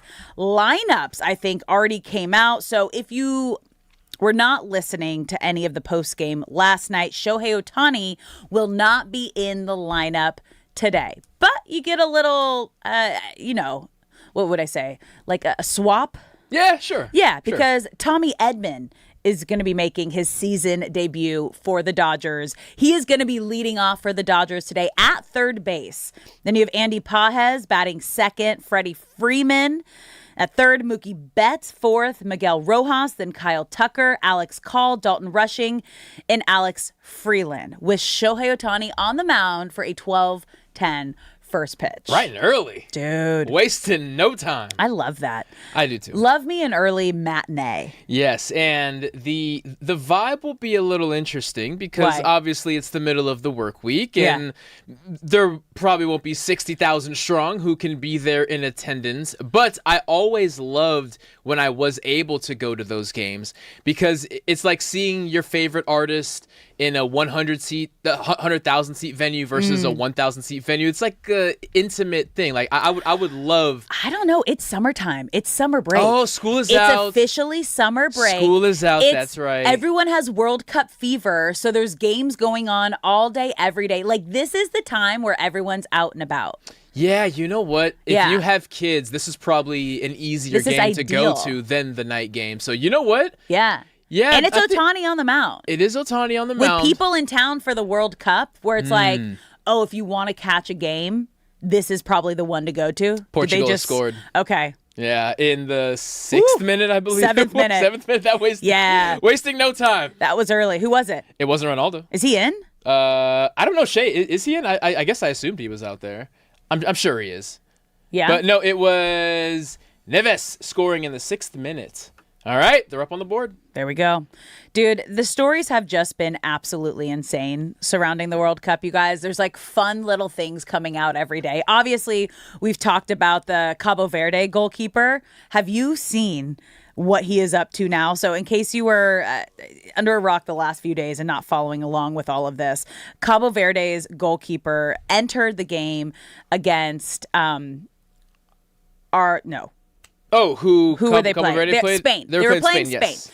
Spain was the heavy favorite to win the entire tournament. Shut them out. Started the game with 40,000 followers. He is up to 12.3 million followers in like 2 days. Yeah.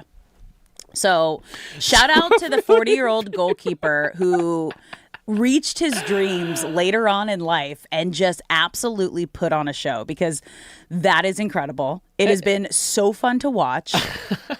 Like, that's what people, like, I think everyone's starting to realize is how big of a, like, global stage this World Cup is. Mm-hmm. And I don't want to say, like, people in the United States didn't know, but they didn't know. Yeah. Like, people are getting put on notice. You heard Cody Decker talking about it. He's like, I mean, I have World Cup fever. That's kind of what you're hearing everyone say. And like, they're starting to understand and fall in love with the game. Like, soccer around the world is how the NFL is here in the United States. Everybody knows everything. It is king and queen of the sports world. And it is just so beautiful. As someone who grew up playing soccer, I played soccer in college, got to cover the World Cup for Fox. Like, it is such a beautiful and insane event. Yeah, and when it's in different locations around the world, if you are not into soccer, it's easier to ignore that the World Cup is going on because the games are on at 1 a.m. or, you know, based on wherever in the world it is. But when it's in your backyard and the time zone perfectly aligned with your day, it is impossible to ignore. And World Cup fever has bitten all of America, and we are better for it. Welcome. Welcome, everybody. It's fun. It's a fun place to be. You're listening to Brock and Alex on the new 97.1 The Fan. And you can be a part of the show, guys. You can call us at 855-97-LA-FAN, 855-975-2326. Let's get to last night's Dodgers game, because it was a good old-fashioned pitching duel, you guys. And you knew, like, I'm not a huge fan of pitching duels. I want like an offensive explosion. Like, that's my favorite thing when I'm covering a game, to go to a game. I will say, though, like, the one positive thing about a pitching duel, those games fly by. Sub 2 hours. Guys, it was the fastest 9-inning game since October 4th, 1992. For the Dodgers. An hour and 52 minutes. So when it's a pitching duel, you know the game's going to come down to like one mistake, right? And luckily, it was in the Dodgers' favor, and no other than Shohei Ohtani. One swing of the bat won the game. So not only is he going to be very well rested because it was such a short game, but like, it didn't take much, but sometimes that's all you need. There you go. And the all-star push for Justin Robleski continues. Dude, you have been on this bandwagon. I'm on this. He deserves to be there. Yesterday. The fan wagon. Yes. I'm the Robleski. I'm driving the fan wagon. The fan wagon. 6 innings, 5 strikeouts, 67 pitches. The average pitch count through 6 innings, averaging for typically for the MLB is 15 pitches an inning, is 90. He came in well under that. He was getting business done. The only time he was even really close to trouble was in the 4th inning. There was a runner on second with no outs, but then he gets 3 straight batters out. Other than that, of course, statistically, it wasn't a perfect game by MLB standards. But as far as what you ask out of a starter against the number 2 team in the AL and building up a resume of one hell of a season, Justin Robleski, all-star, pull over right now if you're listening and vote for him. You can vote for him 10 times today. And then go home and get a different device and vote 10 more times. It's just wild because when we... For the longest time when we're talking about Justin Robleski, it has been, okay, is he the depth that this rotation needs because they have to stretch guys out like Ohtani and Yamamoto and Roki Sasaki? But after an outing like this, again, as you mentioned, like only 67 pitches over 6 shutout innings, like that is short, strong work for a starter. Are we to the point now where he is not just, like, we're not just calling him a depth starter, and he is someone that this team can count on every 5th, 6th day? I have to say yes. I have to say that Justin Robleski is as foundational a piece to this starting rotation as Ohtani, as Yamamoto. And when Glasnow and Snow come back, obviously they rightfully get a chance to show that they're healthy and should leapfrog him. But as we sit here right now, I cannot imagine a world where Justin Robleski is still a foundational piece come October. I mean, he's been electric. So it's crazy because, like, obviously the conversation surrounding the Dodgers and the trade market is, are they going to go out and are they going to get an arm? Because two of their who they thought were going to be ace-style pitchers in Tyler Glasnow and Blake Snell are on the IL, and they're going to be on for a bit. So your guys that you're counting on, obviously, Yamamoto, Ohtani, Roki Sasaki, we finally saw, not including this last outing, but the 3 before that. Yeah. We saw the consistency, we saw the domination, we saw the nasty stuff, the forkball that, like, everyone had been talking about Roki Sasaki, the pitcher in Japan. And we finally saw that here in the States. So now that you have, and you have an outing like this from Robleski, obviously you can count on Ohtani, you can count on Yamamoto. Sheehan started stronger than it's been recently, I guess. Yeah. And Eric Lauer, we're starting to kind of see him get to a consistent place.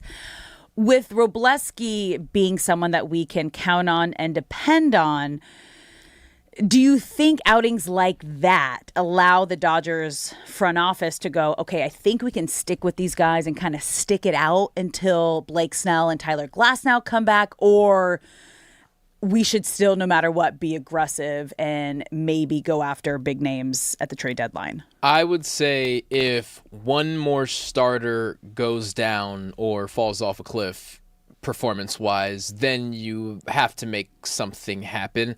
I would say Robleski, Yamamoto, and Shohei being dynamite, and you can count that you are going to get their very best every single start is enough. You would hope that the other 3 were on that level, but if you get to a point where Lauer can't be trusted, where Sheehan continues this kind of skid that he's on, then you have to consider some things. But if you are, say, Detroit, and you are interested in getting rid of Skubal, you're going to want a guy like Robleski back. And there's no way that the Dodgers can do that. So I feel that Robleski has pitched his way into now he is out of even trade conversations just because he's so young. I mean, if you could get a Skubal and that's who you're going to have to give up for it, no, I think the only 3 starters right now that are off limits are going to be Yamamoto, Ohtani, and Roki. It would Sasaki. kill me. It would absolutely kill me. But he would be on the table if that's something that they would be willing to do. So it's going to be interesting because there has to be a little more, I think, consistency from half of the starting rotation. But today should be a good one with Shohei Ohtani on the mound, a 12-10 start. Now, Ohtani's only going to pitch. He is not going to be hitting, but the good thing is he got a little extra rest because it was such a fast game last night. But I'm curious because we knew after that his knee started to act up after his last start and he was pulled from the game when he did start the day after, that there were going to be some changes to his schedule, right? I thought maybe it was just going to be, okay, he's just going to be out of the lineup the day after, and this start lines up to an off day on Thursday, so this is going to work out perfectly. However, we learned last night after the game when Dave Roberts let us know, no, he is just going to be pitching today. And I think this is a direct result of what happened after his last outing. I wish in a different world he wasn't even pitching today, because the reason that we ended up in this situation with the knee inflammation is because Shohei was not going to do both. It was game 3 against the White Sox, I believe. But because Dave Roberts expected that series to be tied up by then. They should have very much been 2-0, and they weren't. And he put Ohtani in because the series was tied. And then he leaves early with the knee inflammation. I expected being up 2-0 against Tampa Bay would lead Dave Roberts to say, you know what, actually, let's give Ohtani rest because we've already wrapped up this series and let's just move forward. It was a short day yesterday. I understand that, but we don't need him today. The series is taken care of. And I don't want him to pitch today. His knee is his plant foot because he's a righty and it's his left knee. And yes, he isn't hitting, but it wasn't hitting that was bothering him. It was running, stealing bases, and of course after you make contact, but mostly it was the pitching. So I don't see how this is a necessary risk, because if the series dictated Shohei needing to play against Chicago, I feel the series should dictate Shohei not needing to play against Tampa Bay. Yeah, I mean, he's hitting home runs last night. He's fine. And again, this is something he has dealt with throughout his life, throughout his career. But I do think there needs to be, as we saw and as we're seeing the results, some sort of load management, whatever that is going to be. They've spent the entire season trying to figure out what it is. It started with Dave Roberts, today, having him pitch and not hit on Daisy's pitching. And then after that, it went to, okay, you're gonna be able to two-way play on days that you're pitching, but you're gonna have the day off after. And then that just got thrown out the window after his last outing, and then we see him getting taken out of the game. So again, we both talked about after that, I think he should have gotten the weekend off to rest, but we're also talking about the greatest player in the game right now, quite possibly the greatest player we've ever seen in baseball. And there is no way that if he is feeling close to 90, 100%, that he is not going to try to do everything in his power to stay out there on the field. Why I see him needing to play is because they've already messed around with the starting rotation. Robleski was supposed to pitch today. Shohei was supposed to pitch yesterday, but due to things, they switched him around, and I can't imagine not having Shohei pitch, what that would then do to the rotation. And now you're affecting everyone, even though everyone is ready to go at all times. If they need to be, you don't want to continue to affect everyone's expectations and rest time. I also understand that after this, there's a day off, and there's a series against the Orioles, a series against the Twins, and then you play the Padres 7 times over the course of, I want to say 10 days or something crazy like that, and you want your rotation with everyone having the necessary rest. And I get that you can't just keep tweaking things and moving things around when you have, quite honestly, what may end up being a division defining stretch. Again, Padres 7 times in 10 days. So is that before or after the All-Star break? That is from June 26th to July 5th. Okay, so before the All-Star break. So leading up to it. And if you handle business during that stretch, you can kind of kiss the Padres goodbye and say, okay, I think we kind of got the division. So I completely understand what Dave Roberts is going for here, but I also feel I was with him on the initial decision, but now every series it's like the rules are changing, and if the rules are constantly changing, then there really aren't rules. And I just want to be in October with your best players as healthy as they possibly can be. Yeah, I mean, there is no rules because we've never, the Dodgers have never been in this situation before with Shohei Ohtani. He hasn't been healthy for an entire season since he's been with the Dodgers, both on the mound and at the plate. So this is uncharted territory, not only for the back-to-back champs, but the 4-time unanimous MVP. To be healthy as a two-way player on a championship team that's not thinking about, okay, we just got to make it till October. We have to stay healthy for October because we know that's where we're going to be. And as you mentioned, the Dodgers are creating more space. They are now 9 games ahead of the Padres. So yeah, if they take care of that stretch against the Padres, they can definitely have some breathing room come the All-Star break, which is always good, midpoint feeling of the season. And then it's It's go time. It's go time. It's go time. All right, you guys, we're going to dive in much more over the next hour and a half until first pitch on the Dodgers. Shohei Ohtani on the mound, first pitch at 12:10. And what do you guys think? Do you think Ohtani should be hitting today while he's pitching? You can call us at 855-97-LA-FAN, 855-975-2326. Let us know what you think. We're going to continue to debate that throughout the show. But when we come back, you guys, it's sounding like LeBron James might be a Laker. They are in negotiations. It's being reported. We got more on that when we come back.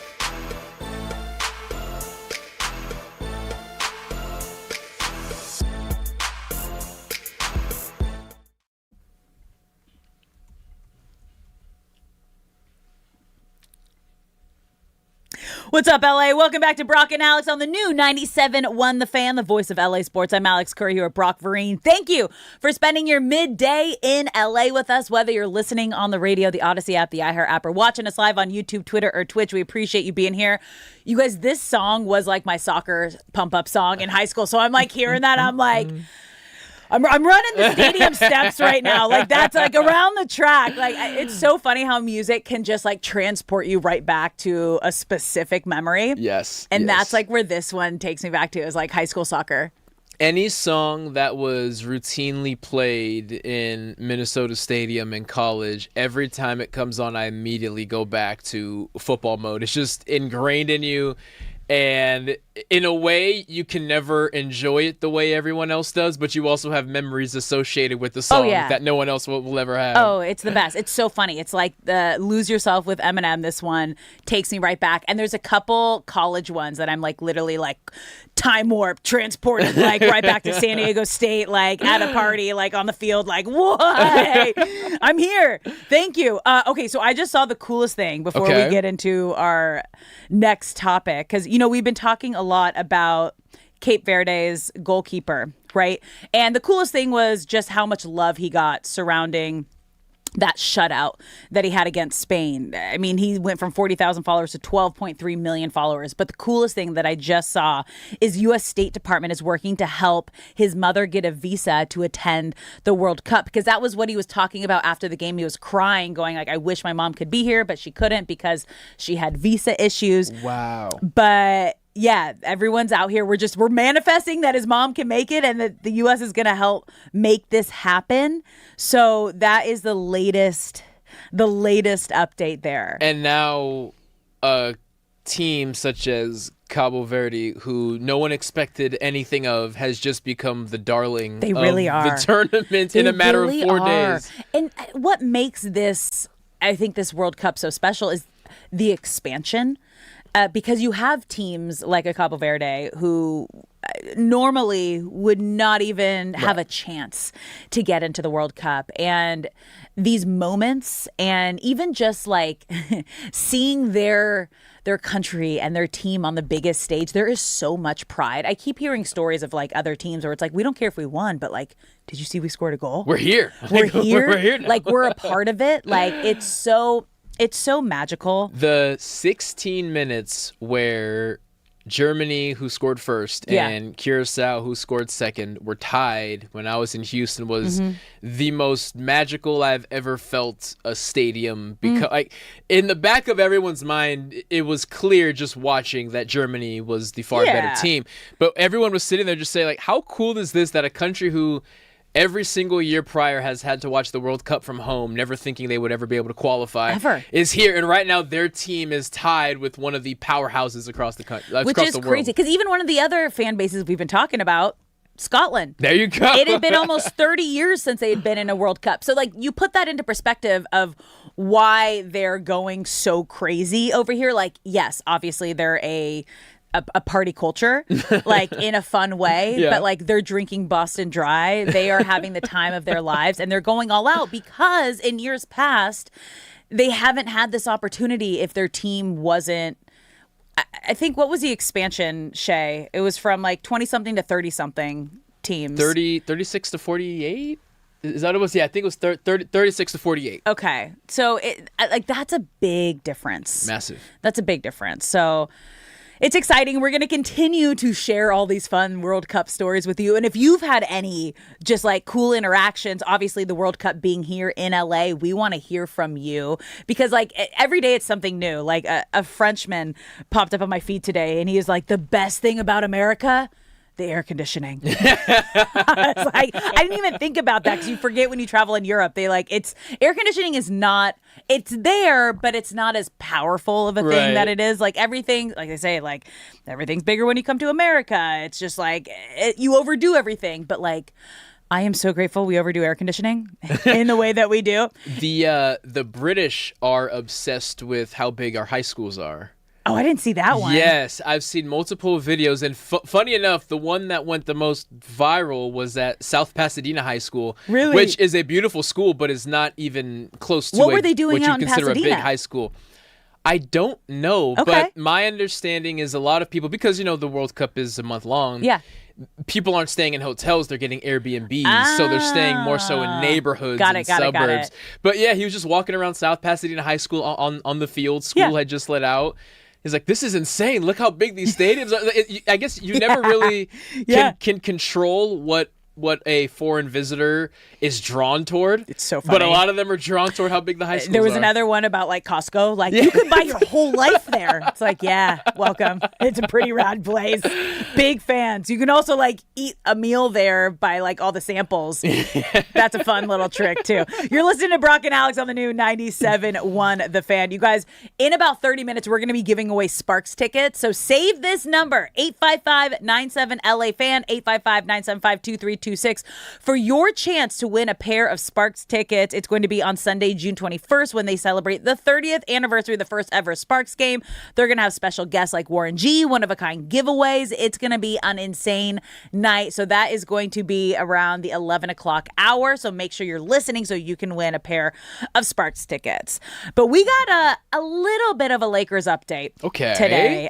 Brian Windhorst is reporting that LeBron's intention, like as we all knew, and I think everybody knew after LeBron's podcast that he did, talking about his timeline of when he's going to decide to play and where next season. But he's reporting that he's in communications with the Lakers, and right now the focus is on making a deal with the Lakers. He said that the Lakers and LeBron are negotiating, going back and forth. And the league, I think everybody like in the basketball world is expecting both sides to eventually come together. Now, I imagine LeBron James was watching those finals going, oh, we can do this. Yeah. Like all of us were like, oh, if the Knicks can do this, like, I don't think the Lakers are that far away from doing this. But then also, like, you have to remember, the Lakers are going to have to pay Austin Reeves. He's eligible for a max contract. He's going to get pretty close to it. I don't know if the Lakers are going to go full max, but they're also like the Lakers are going to need to be active in free agency. And when you think about it, LeBron first gave us that timeline of, I might not decide until August. If he does that, they might not have enough money left over to pay him. So for LeBron right now to be having these conversations, because free agency begins in like 2 weeks. Yes, I want to say 11 days maybe. Yeah, we're really close. So if he does this now, if LeBron wants to get to a close to the highest number that the Lakers can offer, that he's comfortable saying yes to in a respect, because again, he's not making his money off of this number. This is a respect number and an ego number, and a deserved respect ego number for someone that's one of the greatest players who we have ever seen. But the sooner he gets the deal done, the more money that the Lakers are going to have available for LeBron James. It is the smartest decision for him to get more than, say, that $20 million mark, right? If you're planning a party and I have 8 RSVPs and the 9th person is a maybe, I can't dictate the party for the maybe. No. I have to plan for the people who I know that are going to be here. And I know that Luke is going to be here. I know that Austin Reeves, we're going to find a way to where he's here. I know Jackson Hayes is going to be here. Bron, Rui, Marcus Smart, you guys, we want you to be here, but we can't plan for you. So, when that Mind the Game podcast episode initially came out, we knew he wasn't waiting until August. It was what seemed like the right thing to say at the time. The season had just recently ended. Mm-hmm. We were only in the second round of playoffs. Everything feels like a lifetime away. He's taken his family vacation. He took a golf trip through Europe with his former Cavs teammates from that championship a couple years ago. Oh, is that where he was playing golf? Yeah, he's in like Scotland or something. I wonder if he's going to go meet up with the Scots now. Dangerous. Dude. We might never get him back. Dude, go. They might just keep him. Please. I want to see LeBron. Has he caught World Cup fever yet? Do we know if he's been seen at any matches or anything like that yet? He's a big soccer guy. He owns part of Liverpool, I believe it is. Oh. He's invested in a Premier League team. I want to say it's Liverpool, but he's been publicly seen in some international friendlies, and I think that's what I'm saying. Like, when are we going to see him? Soccer's definitely on his radar. I'm sure he's waiting for like SoFi has a semifinal or a quarterfinal game. There's the wine photo. Yeah, they're standing at like a castle or something, but like an actual castle. But they're golfing through Europe, and I'm sure on the backside of that, you're sitting there with your former buddies or with your current buddies who you won a championship with because you're all former Cavs from that championship team. Yeah. That took down the Warriors. You're sitting there thinking, man, I want to still keep doing this. I will do whatever it takes to get back to the mountaintop.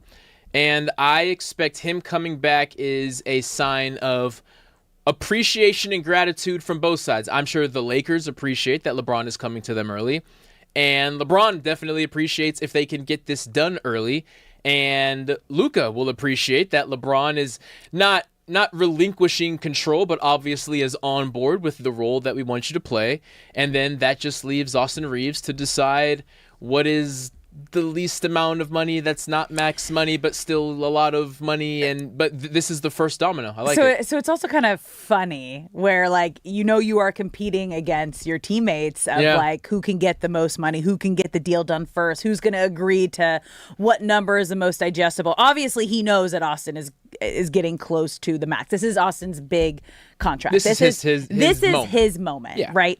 And LeBron, what we had heard from the Austin side, like, saw the potential in Austin Reeves early and was hard on him, but in a way that, like, a mentor, like, pushes you to be the best version of yourself because they know you can take it. And Austin talked about that. So I have to imagine there's some side of LeBron too that's like, okay, I helped build the pieces of Austin Reeves that got, obviously, like, he had everything in him, but you pushed him in a way where he was able to become a max contract version of himself, which is incredible. And that goes along with the LeBron James effect that we've talked about before. I've called it the Tom Brady effect, the LeBron James effect. There's not many players that do that, where when they're part of a team, when they step on the court or they step on the field, they elevate everybody else around them. And so for Austin to begin his career with LeBron James, that is the reason I will wholeheartedly say that Austin Reeves was able to elevate his game to the level that he is at now in negotiations for a max contract. That's a good way to put it, because while Austin Reeves is best complemented of next to a game like Luka Doncic, and Luka Doncic is best complemented next to a game by Austin Reeves, that version of Austin Reeves does not exist unless he is a young buck under LeBron James' wing and doing what he says to do, and that's why he will be $200 million richer here in a couple weeks.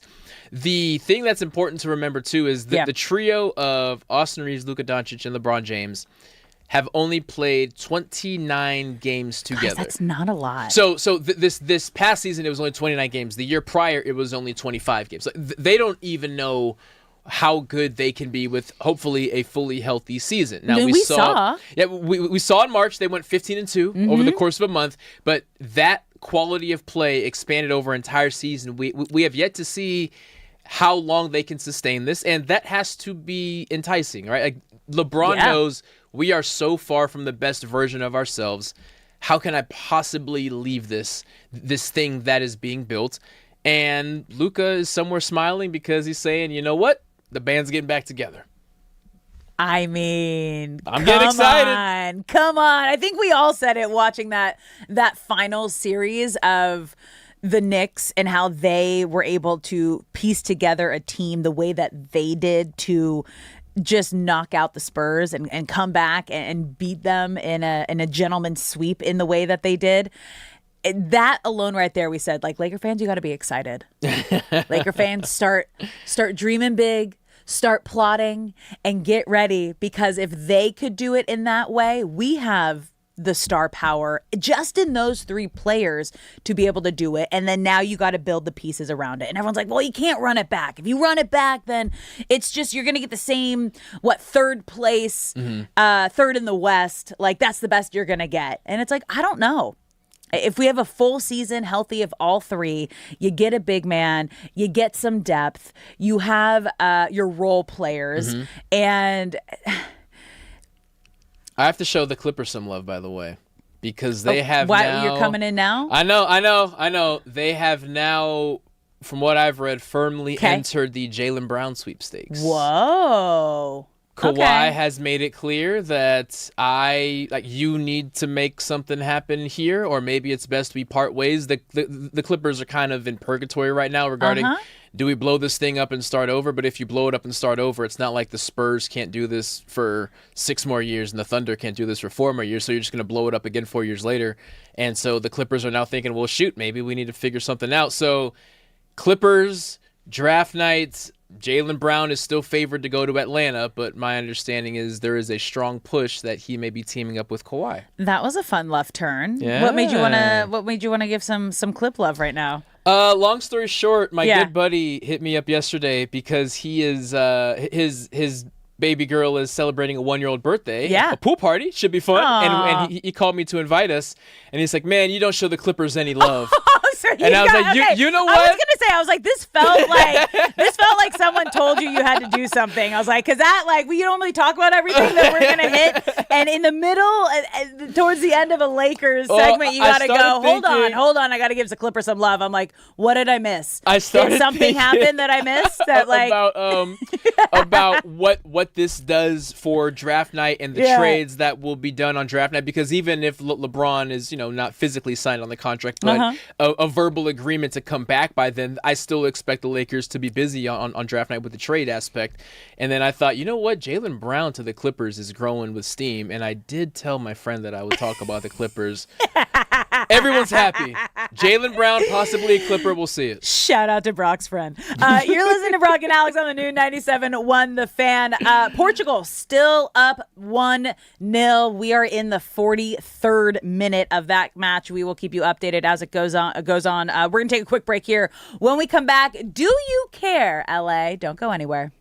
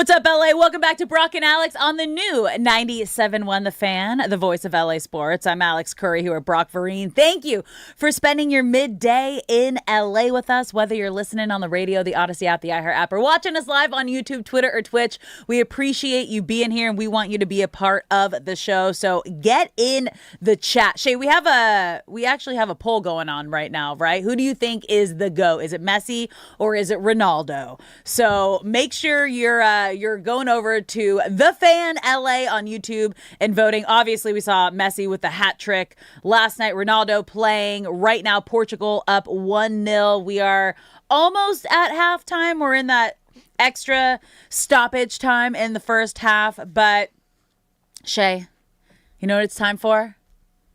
Tell me, Alex. Tell me. What time is it? Do we even care?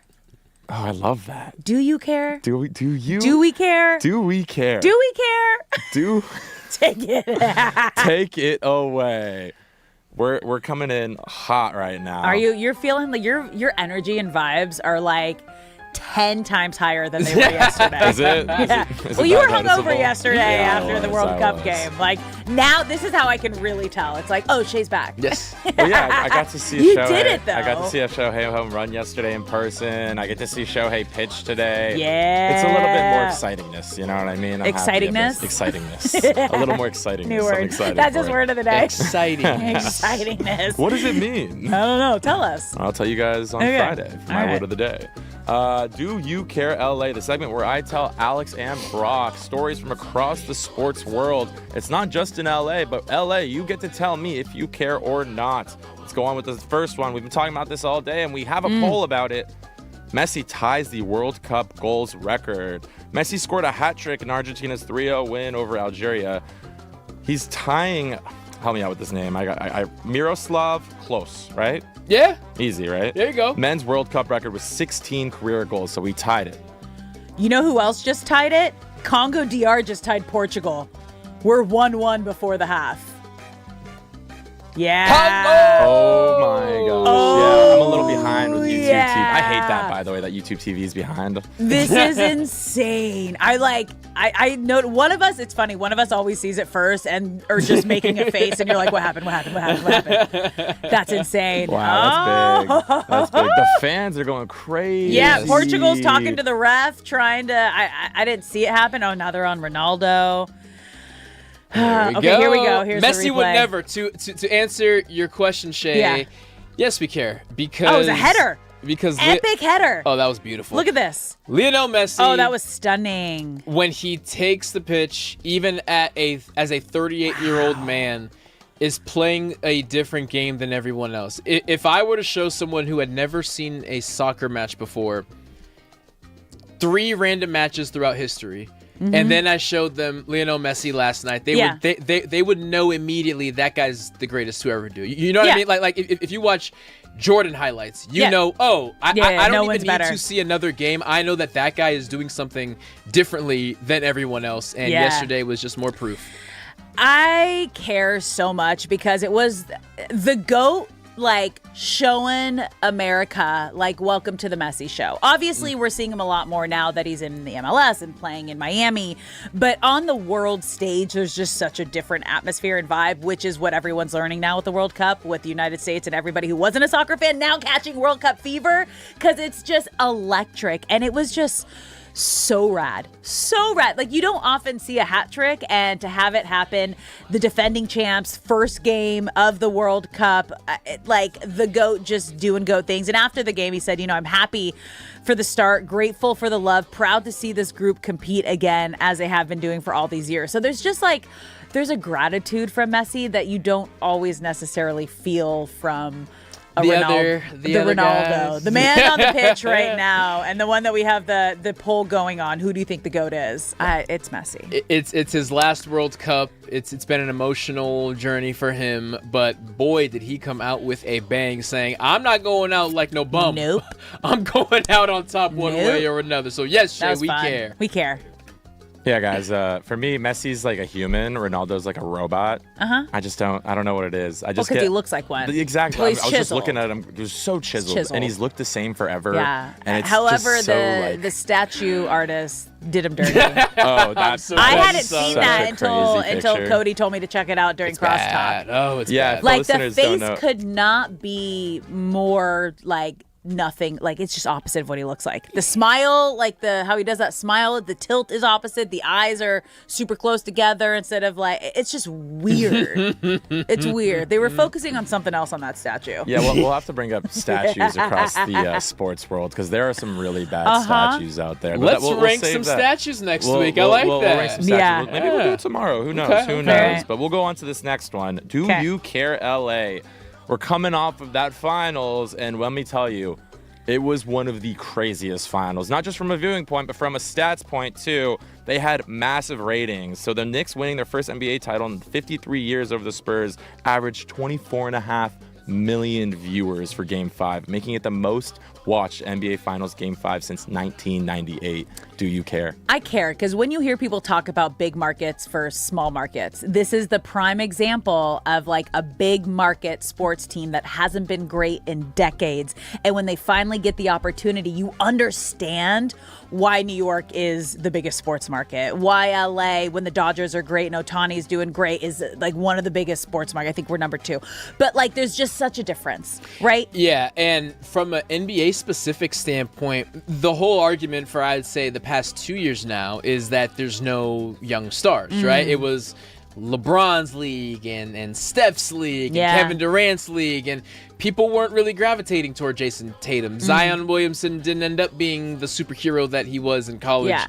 Ja Morant couldn't stop flashing guns on Instagram Live. Like there were younger players who had the opportunity to take over, and they missed that opportunity. Why I bring that up is because while Wemby is now in that seed, even though there's kind of a villain turn now, I love that the Knicks are seen as a team, right? Yeah. Like Jalen Brunson may go down as the greatest Knick ever. Don't get me wrong. Oh no, he will. But when you think of the Knicks, you don't think of Brunson. You think of the brand, the Knicks, and I think it's going to be better off for basketball if people start going team first instead of player first and finding what team that player plays for.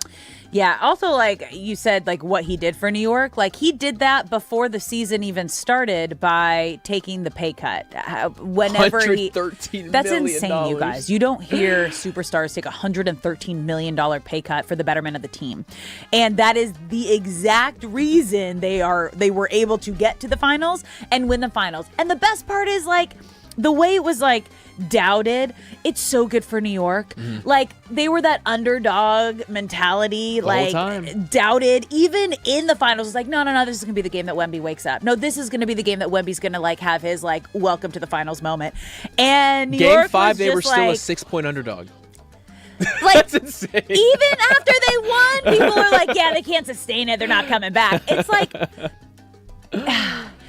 Good for the Knicks. I'm so happy for them and the situation, but also for like us as Laker fans because they showed the sports world and the NBA that like, oh no, you can win this way too. Yeah, everyone was freaking about OKC and the Spurs who like built up through the draft and have all this young gun talent that are insane. How are we going to be able to stop them? The Knicks were like, hold my beer. Here we go. I got it. Brunson, like that was just awesome. All right, guys, don't go anywhere. Hour 2 coming up next here on Brock and Alex. Shohei Ohtani taking the mound in about an hour.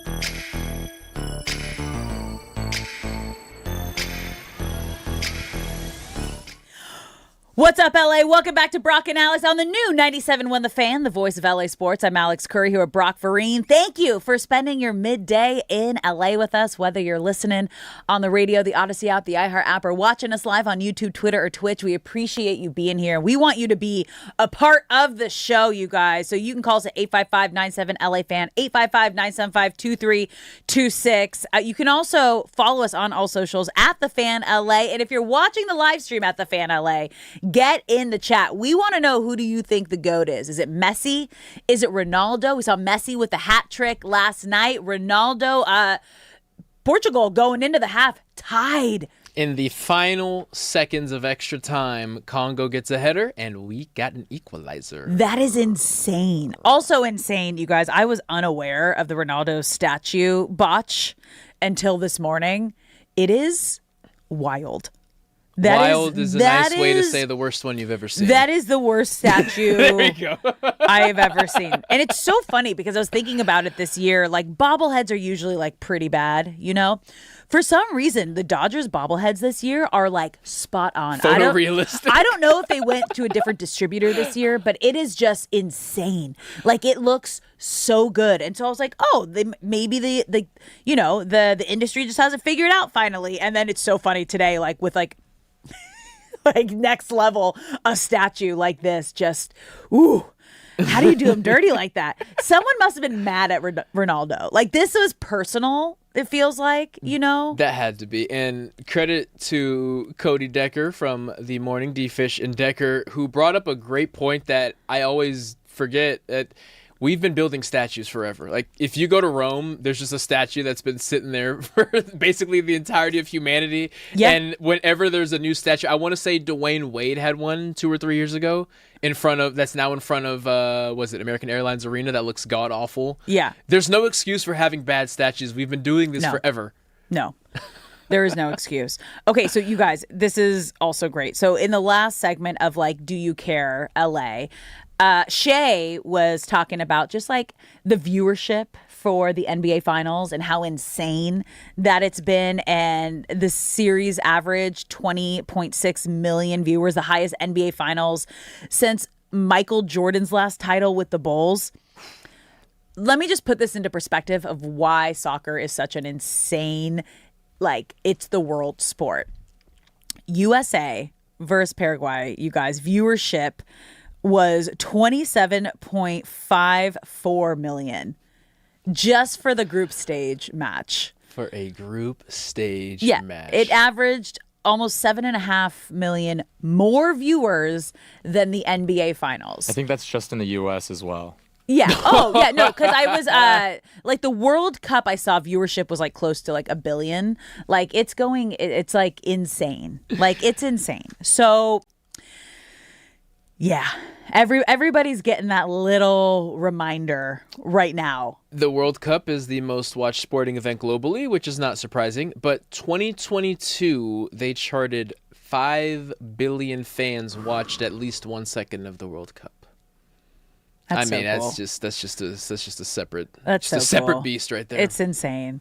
Well, you know what we're going to be watching today, you guys? Shohei Ohtani taking the mound in about an hour. The lineup is out, and he is not in it.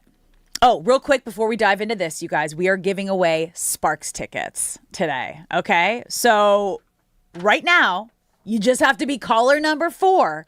Call 855-97-LA-FAN, 855-975-2326 for your chance to win a pair of Sparks tickets on Sunday, June 21st, where they are celebrating the 30th anniversary of the first ever Sparks games. There's going to be special celebration and guests like Warren G, one-of-a-kind giveaway. So if you want to win a pair of tickets to that Sparks game, all you got to do is call us at 855-97-LA-FAN, 855-975-2326. Be caller number 4. All right, back to the Dodgers. Okay. Shohei Ohtani is on the mound tonight, you guys, but he will not be in the lineup. And we you knew this was going to happen, okay? After his last outing, where he was two-way playing, which finally got to that point, because what's happening today is kind of what the season was starting to look like. Okay, is he just going to pitch and not hit on days that he's on the mound? And then it was like, okay, well, maybe if we line him up on the game before an off day, then we can get the two-way play, because that's what makes Shohei Ohtani so magical, is being able to witness the greatness that is a game where he is doing it all. So how do we get back to that place? It's not going to be right now, you guys, because the reason that we're at this right now and the reason he's getting extra load management is because of the knee issue, the inflammation behind the left knee. So because of that, he is not hitting today, just pitching. And today's lineup, you guys, we do get an added bonus, though. Tommy Edman making his season debut. He will be leading off and playing third base. Andy Pages batting second in center field. Freddie Freeman batting third. Mookie Betts batting cleanup. Miggy Rojas, then Kyle Tucker, Alex Call, Dalton Rushing, and Alex Freeland. But the biggest news, Ohtani on the mound today. And I don't like it. I don't like. I'm excited as a fan of sports, as a fan of seeing greatness. Anytime that you get a chance to see someone do something that no one else can do, and he can do it at a level that is better than really anyone else who's ever attempted. Yes, I'm excited to see that. But as a Dodger fan specifically, I don't understand the risk, because we're in this situation because against the Chicago White Sox, he was expected to pitch and hit, and then he was expected to have a day off entirely. But because the series had not started the way that Dave Roberts and really every baseball fan had expected, and they needed to secure the series in Game 3, Shohei went out there and he hurt himself. And so I felt the precedent was set that, okay, well, now the situation can dictate what we do with Shohei, as opposed to a couple weeks prior. It was, no, this is the rule. You're always going to take a day off after pitching, et cetera, et cetera. But now we're changing the rule. So I said, okay, I guess this is what the rule is now. Shohei always has a day off unless the series is not secured.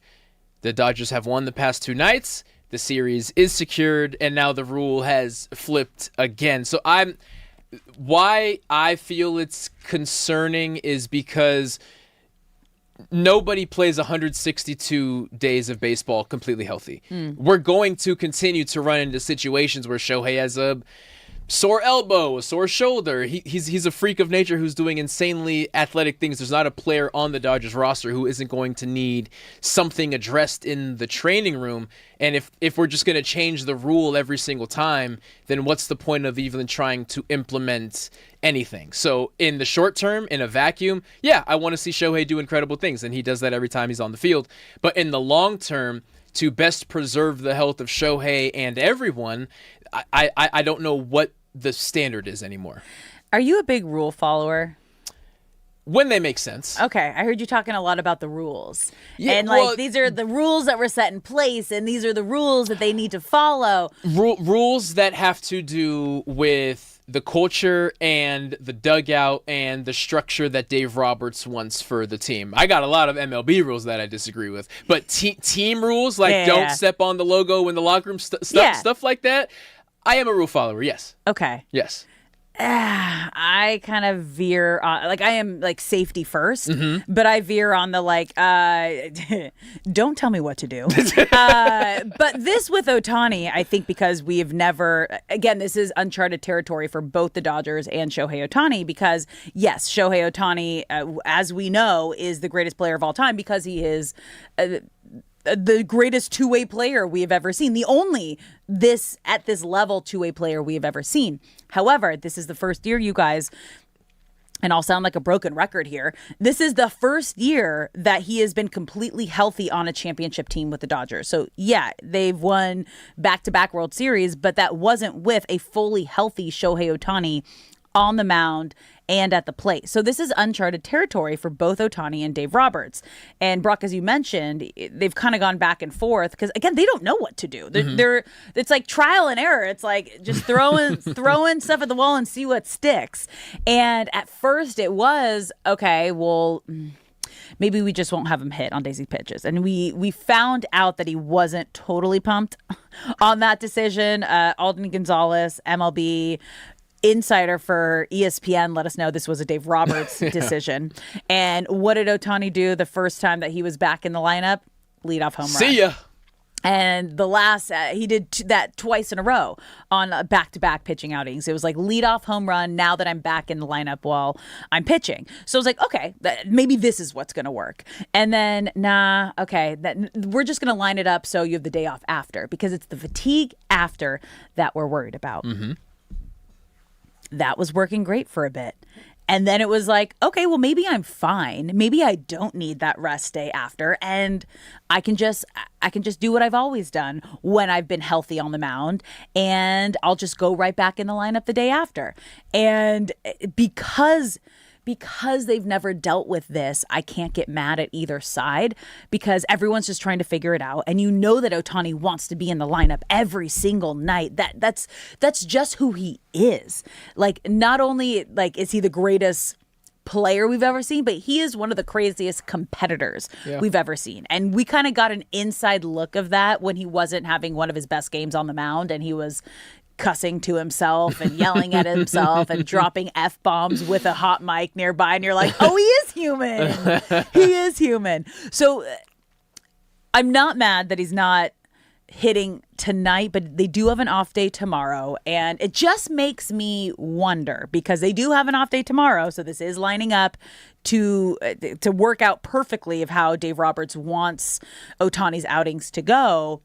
Is the knee hurting a little more than we're being led on to believe? I feel with an athlete such as Shohei, as you just highlighted, the ultimate competitor, any ailment is always going to be worse than they let on, right? He was trying to downplay the blister on his finger the last time he was on the mound. And Kirsten, when they went to her in the 6th or 7th inning, like, no, after every single inning, he's picking at it, he's looking at it, the doctor's coming over and messing with it, and he's going to continue to downplay it, but we know it is a bigger thing. That's just an athlete thing, is I want to play the sport that I love, and I'm going to downplay anything that could potentially limit how much I can play that sport. I see a caution in regarding, okay, say the knee starts to swell up again, right? Yeah. Now that affects Shohei offensively as well, because as Dave Roberts mentioned, he doesn't feel it when he's planting that foot to swing because he bats as a lefty. So the brunt of the force is on his right leg as opposed to pitching where it's on his left because he throws as a righty. But once he gets on base, he has to run. So now you would hate to be in a world where, okay, Shohei's knee's a little buggy and it's inflamed again. So now we know that he needs to limit how much he can run the bases. So now the opponent knows, well, he's not going to steal, right? Yeah. Now that's an advantage for the other team. I think there's a ton of tiny little things that maybe don't matter independently, but collectively, now you're not getting the best version of Shohei. And I see a situation where you're right. There is no blueprint for Shohei Ohtani.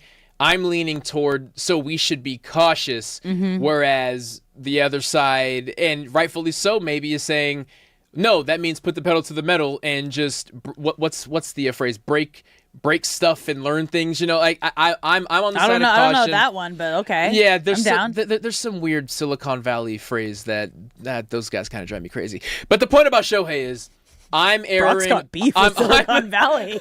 I'm erring on the side of caution when we don't have a roadmap, especially with the pitching training room being full of injured guys currently. I'm even more so on the side of caution than I was previously. I'm just bummed for people that don't get the full Shohei Ohtani experience. Like, what makes him so special is the fact that he can go out there and he can literally win the entire game, both on the mound and at the plate. So what I want to see, I would prefer to see, obviously, is days that he's pitching. I want to see him in the lineup and then give him as much time as you need, whether it's the day before, whether it's the day after. I mean, obviously, he hit the home run last night that won the game in the pitching duel, so he's feeling fine in that sense at the plate. But you gotta, this lineup needs Shohei Ohtani in it as much as possible. Especially, I think it also makes him a better pitcher on days that he's in the lineup. It almost it's what he's used to. It's what he's been, I want to say, raised on as a baseball player. You got to think about it when you're just hitting or he's just DHing. There is so much downtime. And when you're on the mound, there's a lot of downtime when you're just sitting in the dugout. When he is pitching and hitting, you don't have time to dwell on what's happening, which is why we've seen him have these insane games where, like, even in the postseason last year, he had arguably one of the greatest single games we've seen from an athlete all time, striking out 10, hitting 3 home runs, like in one game. Like, he is better. The Dodgers are better when he's two-way playing on days that he's pitching. Which is a fact that can't be argued. When the best player to ever do something is on your team, you want them to be involved as much as possible, as often as possible. With Kyle Tucker and Mookie's bats having come alive, it is less pressure that is now on Shohei, right? Not yesterday, but the game prior. Shohei and Pages, neither of them got a hit. There was like 4 combined strikeouts, I think, and they won because the middle of that lineup was able to come alive, whereas last night, that was not the case. The bottom of the lineup struggled mightily. Of course, Dalton Rushing wasn't in there. It was Chucky Robinson, Ryan Ward, and Alex Freeland holding down the back end of that lineup, and the middle of the lineup didn't get you anything. So really, it was just Shohei. If Shohei doesn't hit that home run, who knows? That game may still be going on, right? No one was getting a hit that day. Instead, no one was had getting a sub hit. 2-hour game, which was incredible. Which was a huge part due to Shohei doing all of the scoring. I just can't get the image that I don't want to become reality of sitting around in October and not having the healthiest version of Shohei. No one is 100% healthy that late into any season, but you want to be as close to 100% as possible. And with the Dodgers pitching rotation already so banged up, I just feel like we're burning the candle at both ends when we don't have to because the series is already locked up.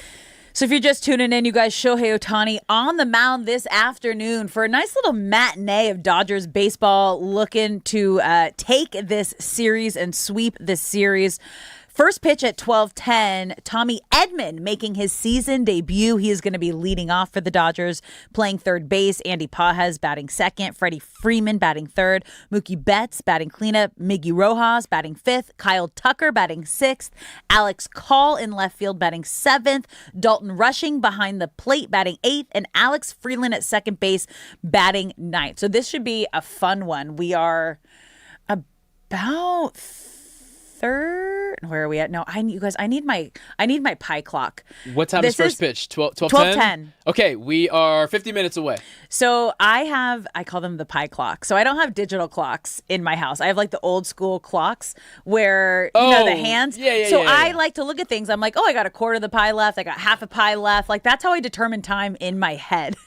I love that. It has to be pie. It's not a pizza. No. It's not a cookie. No. It's not a cake. It's pie. It's pie. And I don't even eat pie, you guys. But, like, that's just how my brain works with time. I'm like, I have the largest clock in my house. And you can see it from, like, almost every vantage point in the house. And it's just this giant square, like, pie clock. And that's how I tell time. So I'm like looking up here. I'm like, I need to see the hands so I know. That's how I know how much time is left. How much if I saw it was here, then I'm like, okay, then we got 50 minutes. That's how I can tell. If you're watching, you guys, my hands are going everywhere. And that's just how I can that's how I see the clock. All right, it is time to give away our Sparks tickets. We have a winner. Where we at? Producer Shay. Darius. In downtown LA. Congratulations. You have won 2 tickets to the Sparks 30th celebration. Congratulations. How are we feeling? I feel great. I'm ecstatic. Have you been to a Sparks game before? I've been to one my entire life, and I'm happy for this to be the second. Let's go. Who you bringing with you? Oh, my wife. Love that. That's a good partner right there. Well, congratulations, Darius. Thank you so much for tuning in, and we hope you have the best time ever. Congrats, Darius. Thank you, guys. All right, there we go. Talk about brownie points with the wife. Huge. I love, we've had a lot of girl dads call in, and then we have a husband call in for the wife. I am here for this. It's going to be great. And for Darius or anyone who is still unaware, the Sparks experience has been flipped on its head. Yeah. It is nothing like a traditional basketball game. It is a family-friendly Vegas day party. It is a DJ playing music constantly. There's giveaways, there's call and response things. It's like a giant festival that happens to have great basketball being played. Your wife will love it, your son will love it, your grandma will love it. It is for everyone, and not in a detrimental way. You really don't need to know a ton about basketball to appreciate and have fun. Just the vibe. Even if a basketball game wasn't going on, it's money well spent.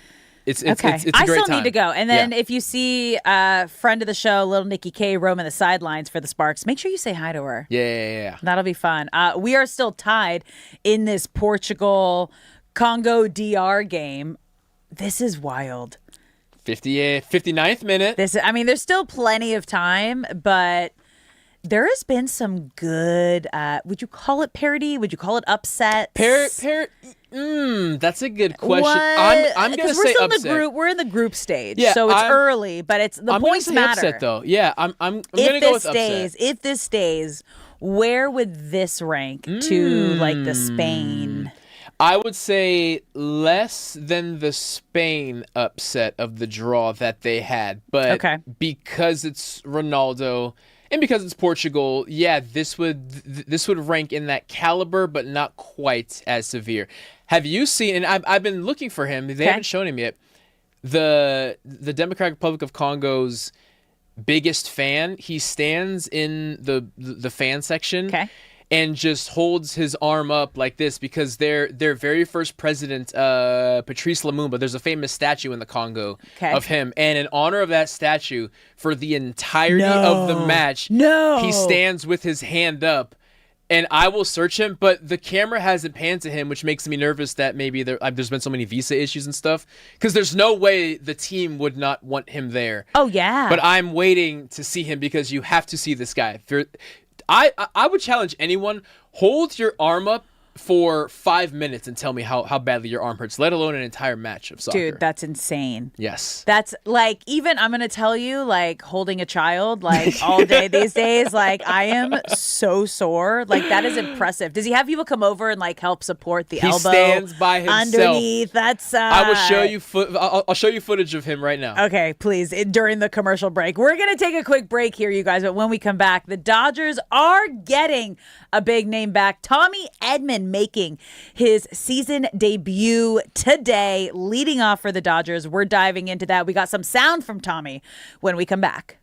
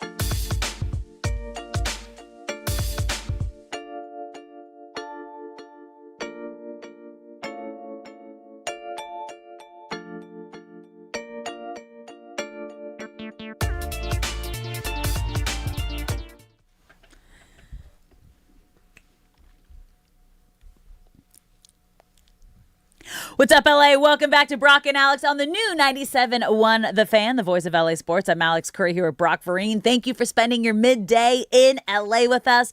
Whether you're listening on the radio, the Odyssey app, the iHeart app, or watching us live on YouTube, Twitter, or Twitch, we appreciate you being here, and we want you to be a part of the show. We just gave away a pair of Sparks tickets. We're going to be doing that every day this week, so shout out to all of our winners who have been told us long-time listeners, first-time callers. Love that for all of you guys. You can be a part of the show by calling us at 855-97-LA-FAN, 855-975-2326. So we are about 35, I would say 40 minutes. I was like, now that we're down below, I could do the my clock in my own head. If you had to be listening to the last segment to understand what I'm talking about there. But we are about 40 minutes away from Shohei Ohtani taking the mound, first pitch, a nice little matinee. Dodgers matinee. These were my favorite games to cover midweek, especially during the summertime, you guys, because school is out. People are ready to celebrate basically every single day like it's a holiday. We got the World Cup going on right now. So I'm curious if we're going to get a good amount of international fans going to the Dodger game today. I would say you pointing out how the Scots took over Fenway and are now making their way down to New York. They did. They went to a Yankees game. It wasn't as impactful, I think, as obviously Fenway was, because Boston's did Scottish Heritage Night and made jerseys that were like Boston Red Sox with the Scottish flag on it. It was, that was amazing. I'm sure, though, if there are any international fans that are staying in the LA area, they've now seen, I've never cared about baseball, but maybe we go and check it out because look how much fun everyone else is having. Also, and Shohei Ohtani. Shohei Ohtani is also pitching, which goes a long way. And as far as how expensive tickets can be when Shohei is pitching, this is about as good of a deal as you're going to get for, you refer to it as a matinee, which I love. Matinee is a little bit cheaper than the prime time, so go ahead and save some money and get there. You're a movie goer. Are you still going to matinees? Is that when you're going? If I go to a movie, that's what I want to go to. Otherwise, it's too late. I'm too tired. I might fall asleep. I love me a later afternoon matinee. Yes. In an ideal world, matinee. In a perfect world, though, I'm seeing movies in the morning. What's a matinee? Wait, what? Oh my God. You guys are just speaking gibberish right now. That could have been our Nick, word get of your the boy day. right. Nick, please get your boy right. What? What's a matinee? It's an afternoon showing. That's what they use for any. Why are we giving words things that don't need them? Oh my God. An afternoon showing. We gave a word to that. Of a play, theater. a performance, a matinee. The same reason we don't refer to lunch as breakfast or dinner as lunch. It's the because time it's a of the different show. time. It's a morning show. It's a matinee, or it's an evening show. You don't. What? You would have got me if you had matinee on Brock's for the day. Shit, come on, big dog. What? He was getting in our ear. I was like, do we have some breaking news? What's happening right now? What is a matinee? No. He just wanted to let LA know that, I'm sure there's some 26-year-olds out there that don't know what a matinee is. No. They're feeling just they're like, thank Aren't you, you in the business? Aren't you in the movie business? If you tell any of your industry people that you had no idea what a matinee is, they're gonna make fun of me. Yeah, I'll send them the soundbite. They're Please. gonna make fun of me. It'll be good. That is insane. Shay. After that egregious sidestep there, to answer your question, love a matinee. I will even see movies in the morning if I can. Oh, that's unhinged. We're seeing the Odyssey at 10 a.m. What? Yeah. You're starting your day with a movie? No, because I want to have popcorn. I always need popcorn when I'm watching a movie. And popcorn for breakfast. I eat popcorn for dinner all the time. Yeah. I call it popcorn soup. I have my own popper, and I melt my own butter, and I have my own toppings and spices, and I eat it with a spoon. And it's popcorn soup. And that will be my dinner once a week. It is one of my favorite things, you guys. People like candy. I'm not a candy person. I want popcorn. I want French fries. So, Nick, it's just you and me who have normal habits because initially we lost one with Shay. I want to hear now the we just lost another. I want to hear your unhinged habits. I know you have one. Nick, you got to have one. BTS Nick back there. Popcorn soup, and we don't know what a matinee is. Dude. What a Wednesday we are having. Dude, Nick, do you have one? I see the mic getting over to him. Do we have a weird, I guess, what is that, habit? For movie? We're talking about favorite for movies meals? only? Nah. Take a hard left if you want to. Nick's a baseball player, so he's a creature of habit. I know there's a strange habit in there. We just have to find it. Let me think about this one. Okay. Yeah. No, popcorn soup is like my favorite thing ever. Popcorn There was soup. one point where, like, before I decided to do the spoon, I would have like gloves because I don't like getting my fingers all dirty from the popcorn. So I'm like, as you know, I'm a little bit of a germaphobe, and so. So you're marinating it like Yes. like some Dude, I'm tossing it like a sesame salad. beef. I'm tossing it like a salad. Oh my Like gosh. I have tongs in there. Like I'm not kidding you guys. I make the most insane popcorn in the best way possible. I want every bite to be the perfect bite. And so I take my time with it. Soup. Yeah. When you go to the movie theaters, though, is that popcorn now not up to the standard of what you can make at home? Or Also, do you that still get oil it? isn't real butter, and that gives me a stomach ache. They also So- put, you know what's funny? They don't actually put butter on movie theater popcorn. It's not butter. It's No, a different thing it's that you oil. you can't buy. It starts with a P. It's like Properol or That's gross. Profapol or something like that. It ain't real food. I'm Brock's going to tell fact you of the day. that. There's another one. I need to look this It ain't real up. food. I'm going to tell you that. Yeah. It's so funny because my body will be able to tell me, like, because I grew up like all healthy, all organic, like clean food. The moment I eat something, like it'll be like, oh, that wasn't real. Like I know immediately, like it's going down my throat, and I can tell, like, oh, that wasn't real food. All right. Flavicol. That's what it's called. It's called Flavicol. It's bright orange, and that's why the popcorn. Yeah, they do a good job of not showing you when they add it. But if anyone's wondering why the popcorn they make at home doesn't replicate theaters, it's because it's not butter. It's dye. Flavicol. Oh, that's so gross. But it tastes good. I'm that person that brings my own snacks. Oh, and I will I will put it in like a giant Ziploc bag, and I will bring my own popcorn just so I can enjoy it and not get a stomach ache. You would get along with my mother-in-law. She has brought sushi to a movie theater before. And anything is possible. Anything fish, like outside of like a place it should be, I'm like, I don't, but like props. Way to go, mother-in-law. You're listening to Brock and Alex on the new 97.1 The Fan. You guys, we are getting closer and closer to first pitch. Shohei Ohtani on the mound for the Dodgers. A 12-10 matinee. And that's what started this hard left turn, was because producer Shay didn't know what a matinee was. But today we have a Dodger matinee with Shohei Ohtani on the mound. But the other big news is Tommy Edman is making his return, his season debut, and he talked to the media yesterday and last night. Shay, let's play that ahead of his start today. Getting the surgery was a tough decision because I knew I was going to be out for a little bit, but after speaking with the doctor, we kind of determined that it was going to have a high success and high probability of getting back to 100%. So I just decided to go through with it, and it's feeling great now. It took maybe a little bit longer than I expected, but I'm back to feeling normal again. That's huge.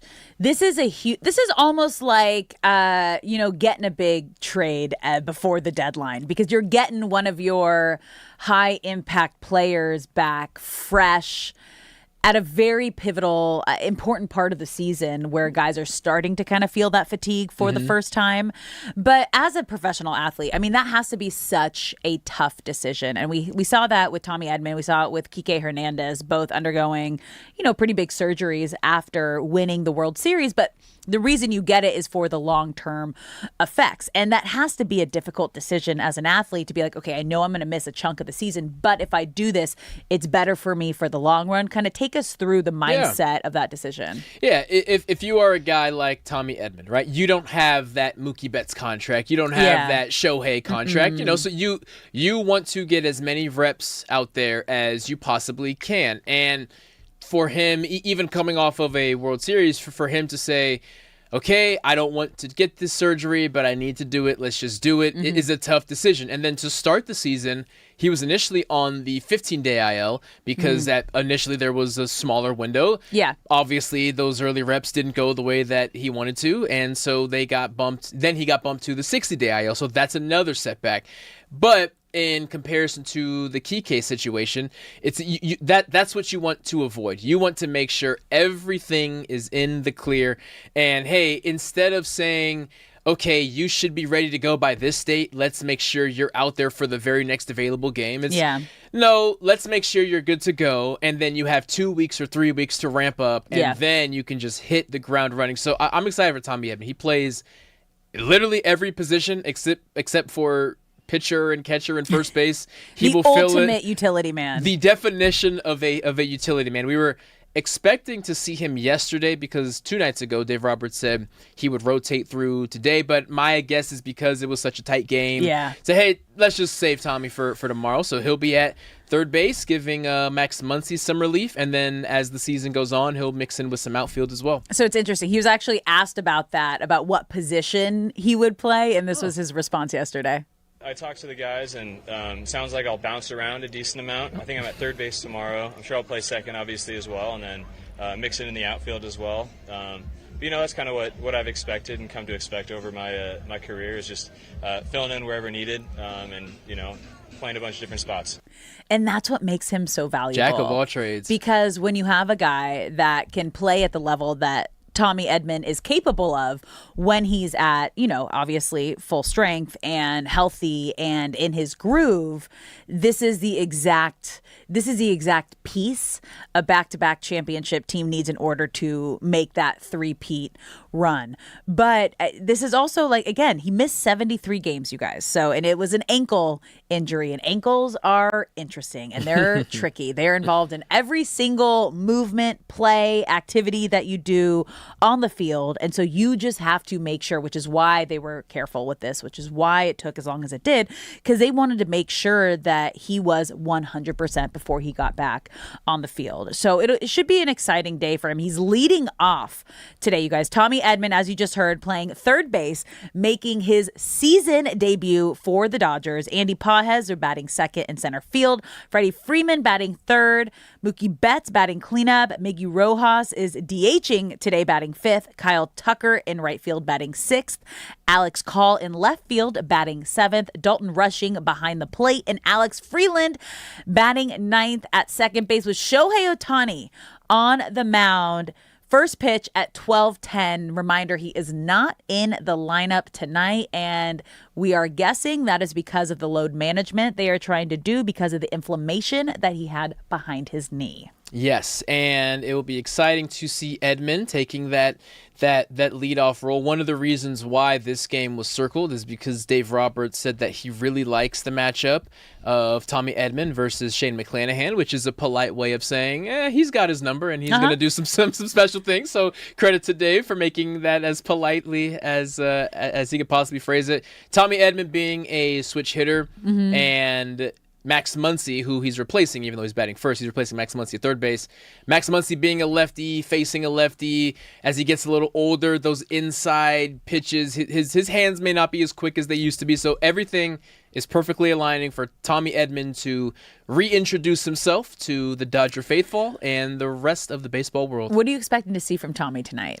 Today. Yeah, I know, right? In this matinee. In 45 minutes? I expect Tommy to get a hit in his first at-bat because he is leading off? Yeah. He's going to get a leadoff hit. He's going to get a leadoff hit, and I expect him to flash that ankle at third base and show some athleticism and test that ankle. Oh, it makes me so nervous. That's what I expect. I just, because I had ankle injuries, and then it just lingers. I didn't get surgery. I tore all the ligaments in my ankle, so it's just that lingers in a different kind of way.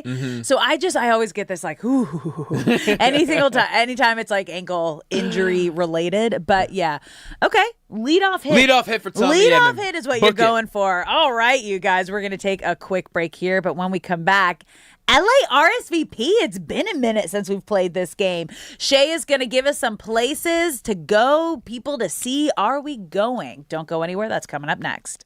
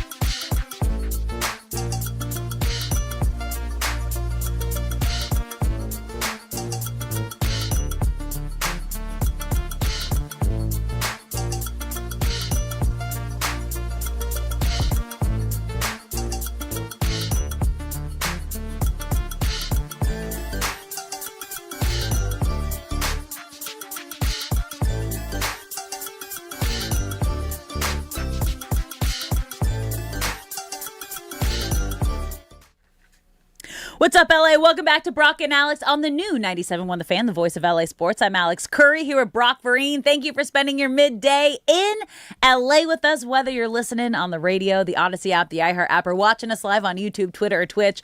We appreciate you being here. And you guys, we have so much action going on during our show today. We have Portugal and Congo DR on right now, currently tied in the 85th minute. We are about 15 minutes away from Dodgers' first pitch. Shohei Ohtani on the mound. England and Croatia at 1 p.m. It is going to be such a fun day. And these will be fun things to go to, which lead us to our next segment. Let's bring in producer Shay for LA RSVP. Explain to the people what we're doing here. Welcome into LA RSVP. I said it last week. We're back in the most exclusive segment in Los Angeles, where I ask Brock and Alex questions. Would you go or would you not? I tell them events that are happening around LA. It could be music events, it could be sports events, or it could just be something random like a house party. Love a house party. They tell me if they're RSVPing yes, no, and they're going to tell me why. Let's get right into it. I do know for a fact that you guys would RSVP yes to this Shohei Ohtani start if we weren't here right now. So I didn't ask you guys that. Don't worry. That's fair. But our first event, the Big 3 opening weekend, is happening at Intuit Dome this weekend. Oh. So the league is coming to Los Angeles for 2 events this summer. Opening weekend is at Intuit Dome this Saturday, and then they'll come back in July. It's a 3-on-3 basketball, former NBA names, big personalities, summer basketball crowd, but at the same time, you got to deal with the traffic. You got to deal with that Intuit crowd. Is it Ice Cube's? Exactly. That's what it is. Still his league? Yeah, exactly. Okay, so they're probably going to get some good entertainment. Yeah. Like good show, because that's a lot of it too, right? Because it's a lot of it's basketball with the show, 3-on-3 entertainment. And you said it's this weekend? Yes, this weekend, Saturday, June 20th. Yeah, no, I'm going to be wanting to just dive into the World Cup, I think. It's just tough timing right now. So because the World Cup's going on right now, I want to watch everything else that's happening on Saturday. Okay, I'm RSVPing, but I'm bringing my iPad.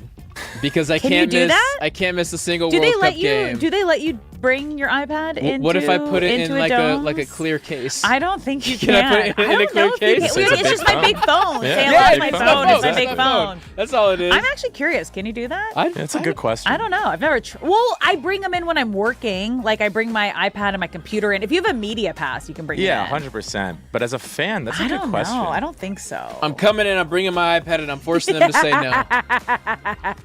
All right. All right, on to the next one, guys. This one's close to home for me because I know I'll be there. Belgium versus Iran on Father's Day. So obviously it's a FIFA World Cup match. Obviously it's one of the better groups. We've been talking about it all week.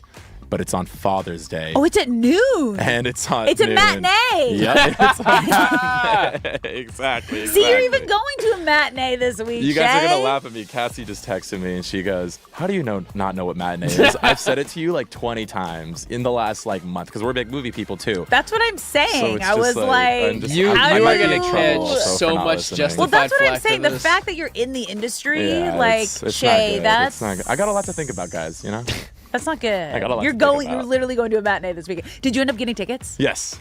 You pulled the trigger? Yes, I pulled the trigger. Good for you. But an update happened. Yeah. So I'll let you Oh guys no, know. I know. I saw the DMs. Yeah. Update. I saw the DMs. We don't need to share that. That is off-air information. Oh, well, yeah. But anyway, are you RSVPing yes or no to Belgium-Iran on Father's Day? Personally, no. I am not going to go on Father's Day. A holiday, I don't get a lot of holidays with family, and if I'm able to, I'll be able to enjoy the game at home on TV, celebrating. We got a lot of dads in my life now. Obviously, as we all know, I am solo parenting right now because my husband is on tour. So we don't have my husband's first Father's Day that we're going to celebrate, but I do have, father-in-law. It's going to be, I want to be at home with family watching this game. Yes, it will have to be a no for me being there physically, but I will be watching. Wherever I'm at, I will be watching. I will have a Belgian waffle for breakfast, and then I will have a kebab for lunch. so I can celebrate both teams. That's a good idea. I will be riding with Iran for my guy Shea over there. But if you guys didn't see Belgium's first game, Romelu Lukaku forced an own goal. I think he subbed in, and I want to say 23 seconds later. No. Belgium gets a goal. No. And that was against Egypt. I do have a question, though. Will traffic be better or worse on Father's Day? I feel like you could probably fly there if you do go. Oh, yeah. I don't think it's going to be. Well, it is a World Cup, the stadium though. itself will be chaotic, but maybe getting to the stadium. Well, think about, it's like Sunday football games. Yeah. It's mayhem. If it was mayhem. If it was Mother's Day, I would say it'd be really packed because everyone's going to brunch at that time.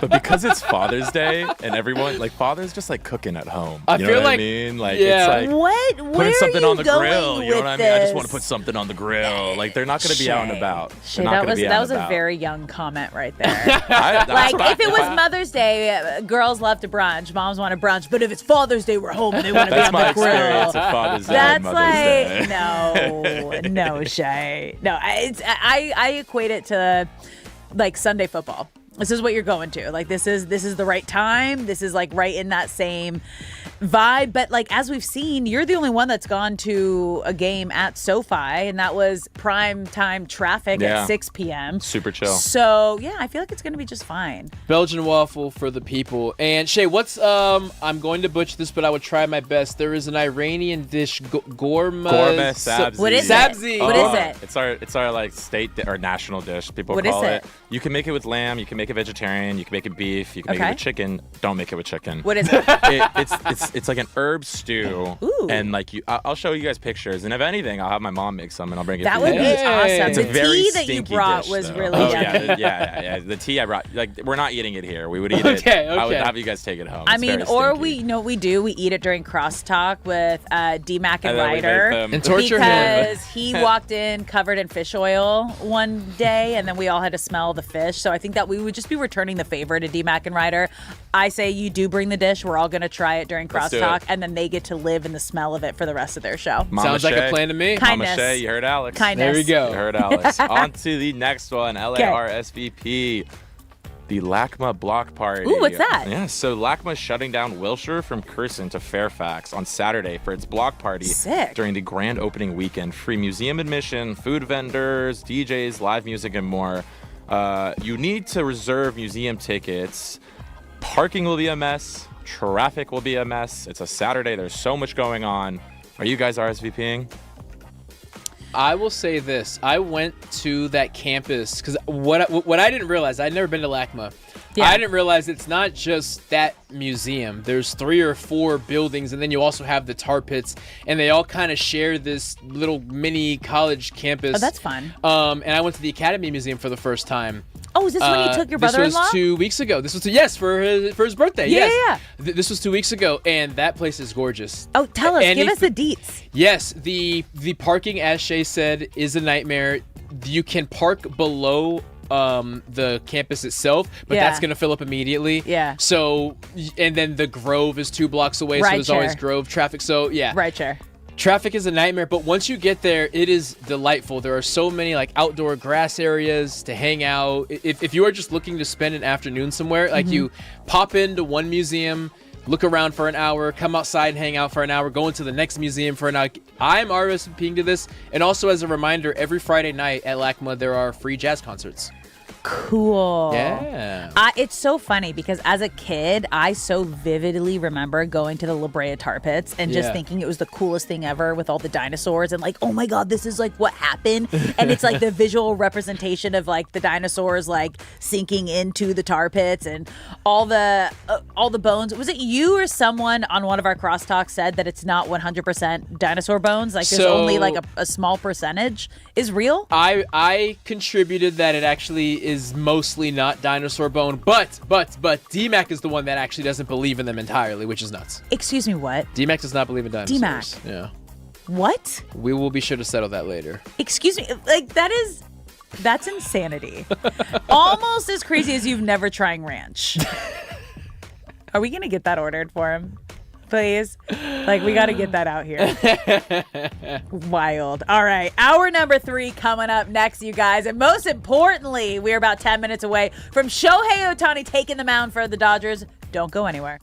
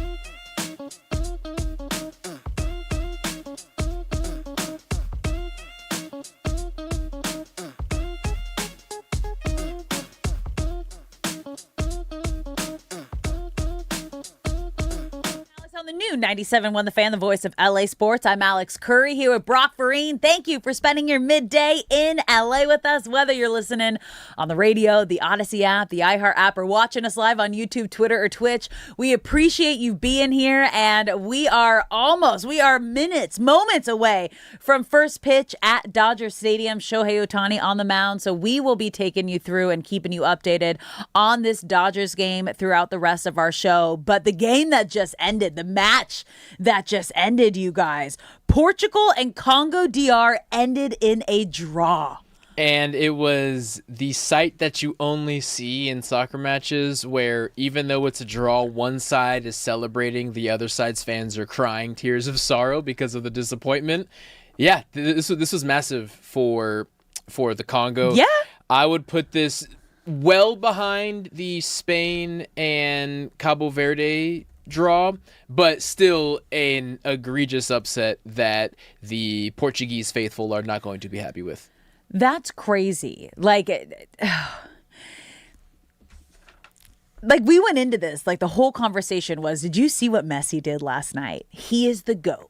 With the hat trick in Kansas City. Like, that was incredible. We actually had a poll out, you guys, and we asked you, LA, what did you think? Is Messi the GOAT or is Ronaldo the GOAT? Shay, what did they say? Did we close the poll It's on not YouTube? closed yet. There's Okay. still a chance. If you want to vote, go onto our YouTube, and you still have a chance to At vote. the Fan LA. At the Fan. We'll keep it up, actually, for the rest of this show, because this is something we definitely want to keep up there. Because right now, it's kind of a...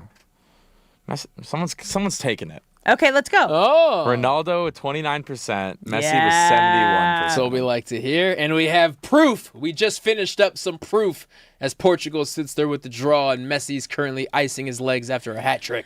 Which is crazy. So obviously I think the first biggest shock of the tournament was Cabo Verde getting a draw with Spain. This has to be up there as like close to it. Portugal getting a draw with Congo DR. Like they're pretty neck and neck. Yeah, and it's a testament to the expanded field. A lot of the traditional soccer powers kind of rolled their eyes when the expanded field was announced because this is just another game that's a participation trophy. But now you got teams that are maybe not knocking teams out, as there's still 2 more match games to play, but I would love for as many of these outlier teams to make it in and advance as possible. This is crazy. So, okay, before the World Cup started, Spain was the heavy favorite. Mm-hmm. I think this was leading into today. France kind of leapfrogged to the top. France is the favorite, then Spain, then England, Portugal, Argentina, and Brazil. So we have England. Their match kicks off in a little under an hour against Croatia. That's going to be great. Then you have Ghana and Panama at 4 p.m., Uzbekistan and Colombia tonight at 7. So a lot of great matches. So of those favorites that you listed, yeah, Portugal has a draw, Brazil has a draw, and who am I missing? England plays Spain. later, and Spain has a draw. Yeah. So there you go. France won and Argentina have won, and then England plays in about an hour. England plays in a little bit, but that just goes to show you. You guys, let them in. Anything can happen. I want to go back to see where our boy is, the goalkeeper for Cabo Verde. You guys, I just have it up. Yeah, he just keeps climbing, you guys. It just keeps growing. Started at 40,000 followers before playing Spain, and then shutting out Spain. He is now up to 12.5 million followers. This match was on Monday, right? I think it was Monday that he stole our hearts. Yeah. So in not even 48 hours. His life changed. Yeah. His life changed. I'm excited to see his next match too. I hope he has like a similar Same. Yeah. Same. Like, and that's his incredible. mom will be in attendance, hopefully. Well, so yeah, that's the hope. Mm-hmm. Because one of the big things he talked about after the game was, I wish, I was raised by my grandparents. I wish they could be here. They passed away. But then I also wish my mom could be here to witness it, but she was having visa issues. So apparently the U.S. Department is working with him to help get his mother over to watch his next match. Oh, that'd be great. Please make it happen. The U.S. needs some good PR. Good PR would do in that area of the World Cup, because that's the one side where I have a really hard time. Like, you're hosting a world event, you gotta let the fans come, you gotta let the teams come, you gotta let the referees come in. Like that's part of the package. It's part of the package when you're hosting a world event. Anyway, we have so many fun things happening right now. Obviously, Dodgers first pitch, Shohei Ohtani on the mound in about a minute. I'd say 90 seconds do you have or it so. Up? I Are do. We getting it up? It is still a pregame show, but the second that it begins, I'm going to whoop. Okay, I was going to say, I was like, are you not letting me watch the game right now? I'm holding it here so that the charger can get in there. But once, here we go. It's done. Let's go. Shohei Ohtani is running out to the mound. Oh, it's a beautiful day outside. It looks gorgeous out there. You guys, we're in a studio and we get here pretty early, so you never know what the day is. It's the same weather for like. us every day, so we never know what's going on. It's an ice box in our studio, which I learned, you guys, I kind of got in trouble for this. I was making it very chilly because I like my studios cold. I don't want to sweat. I don't want to glow. I want it to be just like, Yeah. You're on your game a little more when it's cold. D-Fish and Cody did not like that.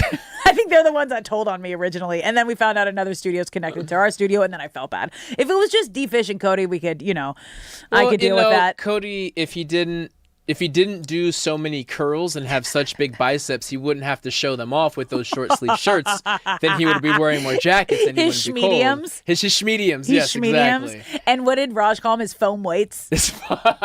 If you're listening, Cody, we love you. We're kidding. Not really. Okay. So Shohei Ohtani has taken the mound for the Dodgers. First pitch right now at 12:10. You're listening to Brock and Alex on the new 97.1 The Fan. So let me just run through again as we're getting ready for first pitch. Shohei Ohtani on the mound. Tommy Edman making his season debut, you guys. He's at third base. Andy Pajes in center field. Freddie Freeman at first base. Mookie Betts at shortstop. Miggy Rojas will be DHing. So that means Shohei Ohtani is not hitting today. And that's not a surprise because Dave Roberts kind of gave us a heads up about this last night after the game. Kyle Tucker in right field, Alex Call in left field, and Dalton Rushing behind the plate. Alex Freeland at second base. So you know what? Hopefully Dalton Rushing and Shohei Ohtani on the same page today. Yeah. Because I think it was it his last outing? That was the first time that they had worked together this season. It was the first time this season. So batter is in the box. Shohei Ohtani's got the ball. Does it look crowded? I think, yeah. For a matinee, you guys. For a matinee Wednesday, it definitely does. And we see a lot of children because, as you pointed out, it is summer break. So this is the perfect time to bring the kids. Fall, summer. Yeah. There we go. First pitch, the game has officially started, ladies and gentlemen. We'll keep you updated throughout Ohtani's performance and the Dodger game. But the big question here, and we've kind of been talking about this throughout the entire show, is this the right move to have Shohei Ohtani not in the lineup on days that he's pitching? Because we've seen it go both ways this season, right? Now, this is the first time that Shohei Ohtani and the Dodgers have been in this situation, because since Shohei Ohtani has been in LA, Dodgers LA, he hasn't been completely healthy. So this is the first two-way full healthy Shohei Ohtani we've ever seen. Yes, they are back-to-back World Series champs. Yes, he is a 4-time unanimous MVP, but it's a different mindset. Whereas when he was on the Angels, it was, I got to do whatever I can as a two-way player to try to get to October. And in the Dodgers, it's, I got to stay as healthy as I can to be at my best in October. So this is uncharted territory for both Shohei Ohtani and Dave Roberts. And we've seen it kind of go all over the place.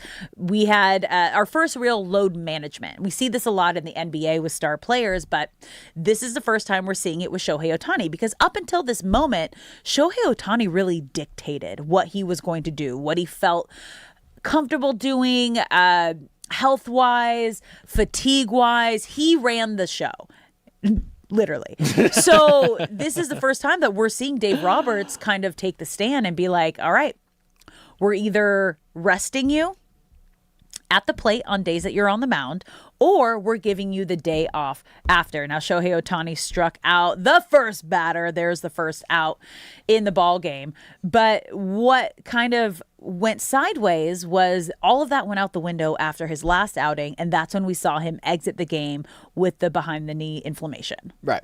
And that is why I'm erring on the side of caution. As you mentioned, this is uncharted waters. No one has ever had a fully healthy Shohei Ohtani, willing and able to do both for an entire season due to his injuries when he was with the Angels and those injuries lingering when he first made his Dodgers Well, he debut. had healthy seasons with the Angels. It was just a different mindset. Yeah. From a standpoint of I am competing for World Series every single year. Yes. And I sympathize with the fact of even a head manager as experienced as Dave Roberts has to deal with something that he has never dealt with before and can't prepare for because there's only one Shohei.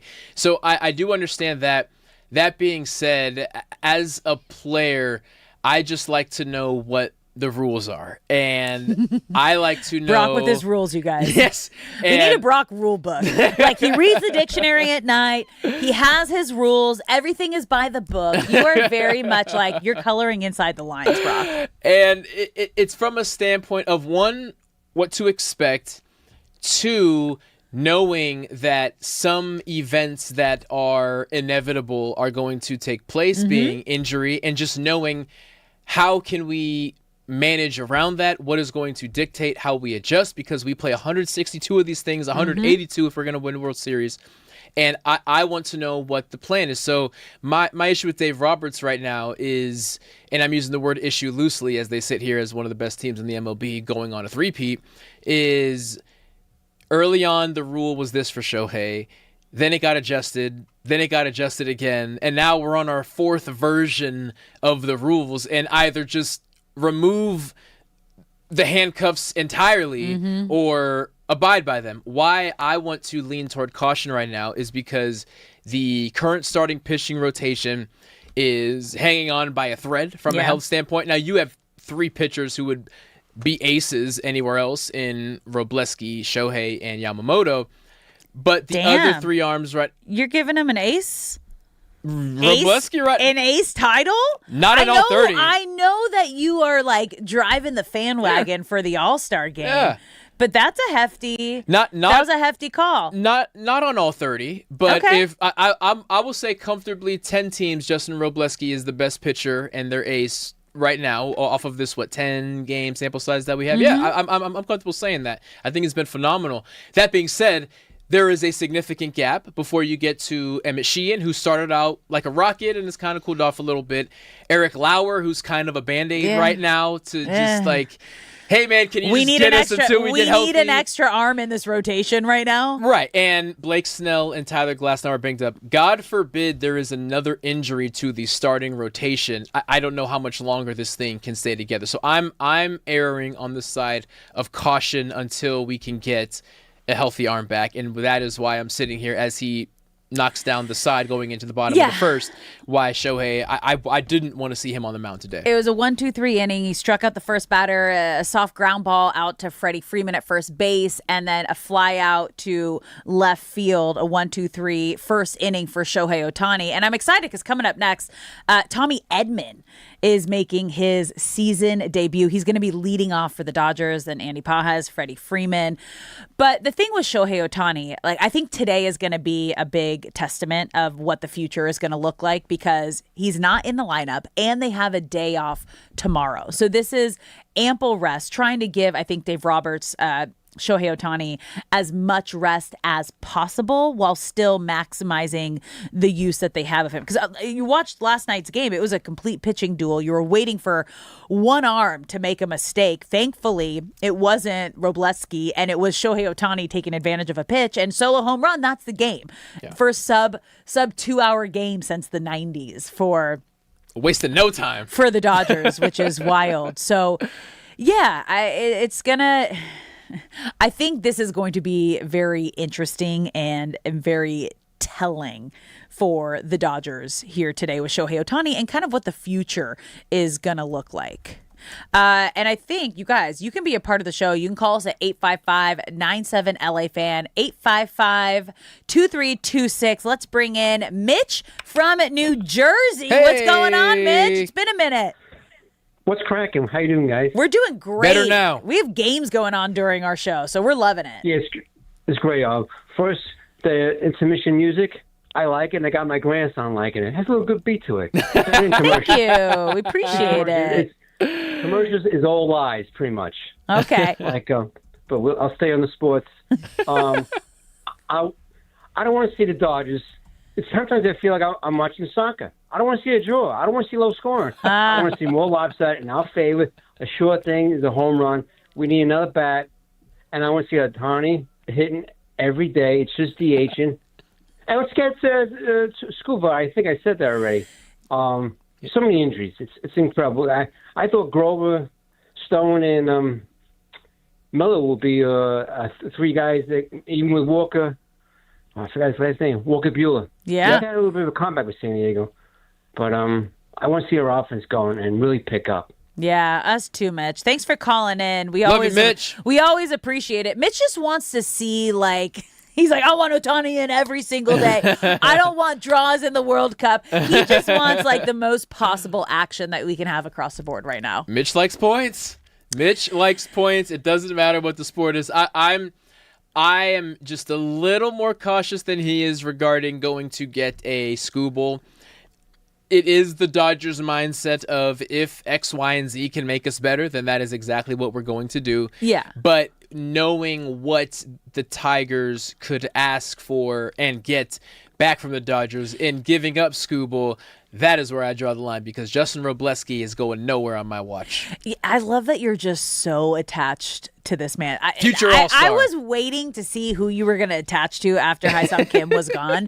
I thought maybe it was going to be Miggy Rojas, but you are just like, you have planted your flag and you are a Justin Robleski stan. I'm in on Robleski when he's pitching. When he's not pitching, I'm all about Alex Call because they got rid of my guy, Haesung Kim, so I have to put that love somewhere else. You were wild. Well, Tommy Edman had his first at-bat. Did you see what happened there? I think it was grounded out. Ground out? Grounded out That's the what second. I thought. Okay. All right. Well, you know what? Your leadoff hit didn't hit because that was your call. I was like, what's he going to do? You're like, he's going to lead off with a hit. I was all the way in. You I got to excited. remember, like, this is... As much as like they have the rehab assignments down in AAA, nothing really compares to that big league game feel. So once they get up here, you guys think about it like spring training. You got to give them a little window there to kind of get everything back to game speed. This is his first game back. He's gonna be great. It's gonna be wonderful. You gotta give him a moment. He's getting a hit today. Yeah. Next I'll at give you bat. that. I think he's definitely gonna get a hit. The leadoff hit was a bit aggressive. That was like a Shohei Ohtani call right there. Like if anyone's going to do that, it's going to be Shohei Ohtani. But you know what? The good news is he's back. He looks healthy. So this is going to be a great game. We're going to keep you updated throughout the show of what's going on. We are scoreless in the bottom of the first. Shohei Ohtani on the mound today had a 1-2-3 inning. Andy Pages just struck out. So 2 outs in the bottom of the first for the Dodgers. We had Tommy Edman making his season debut, leading off and grounding out. And now we had Andy Pages striking out. We're going to take a quick break here, you guys, but when we come back, can FIFA turn LA into a soccer city? I feel like it's already happening. Don't go anywhere. You're listening to Brock and Alex on the new 97.1 The Fan.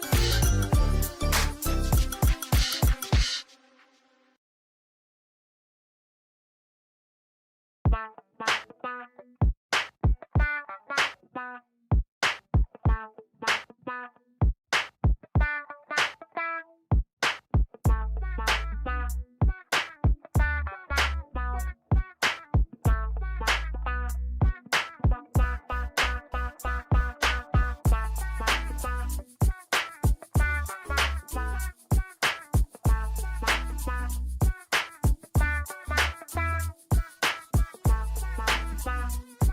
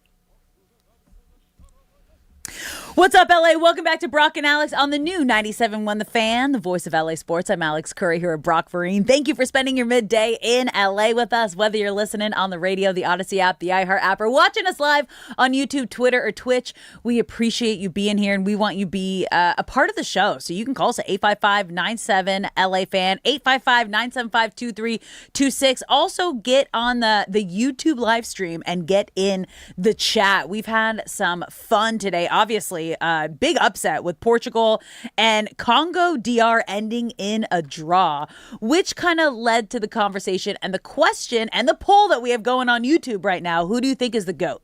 Is it Messi? Is it Ronaldo?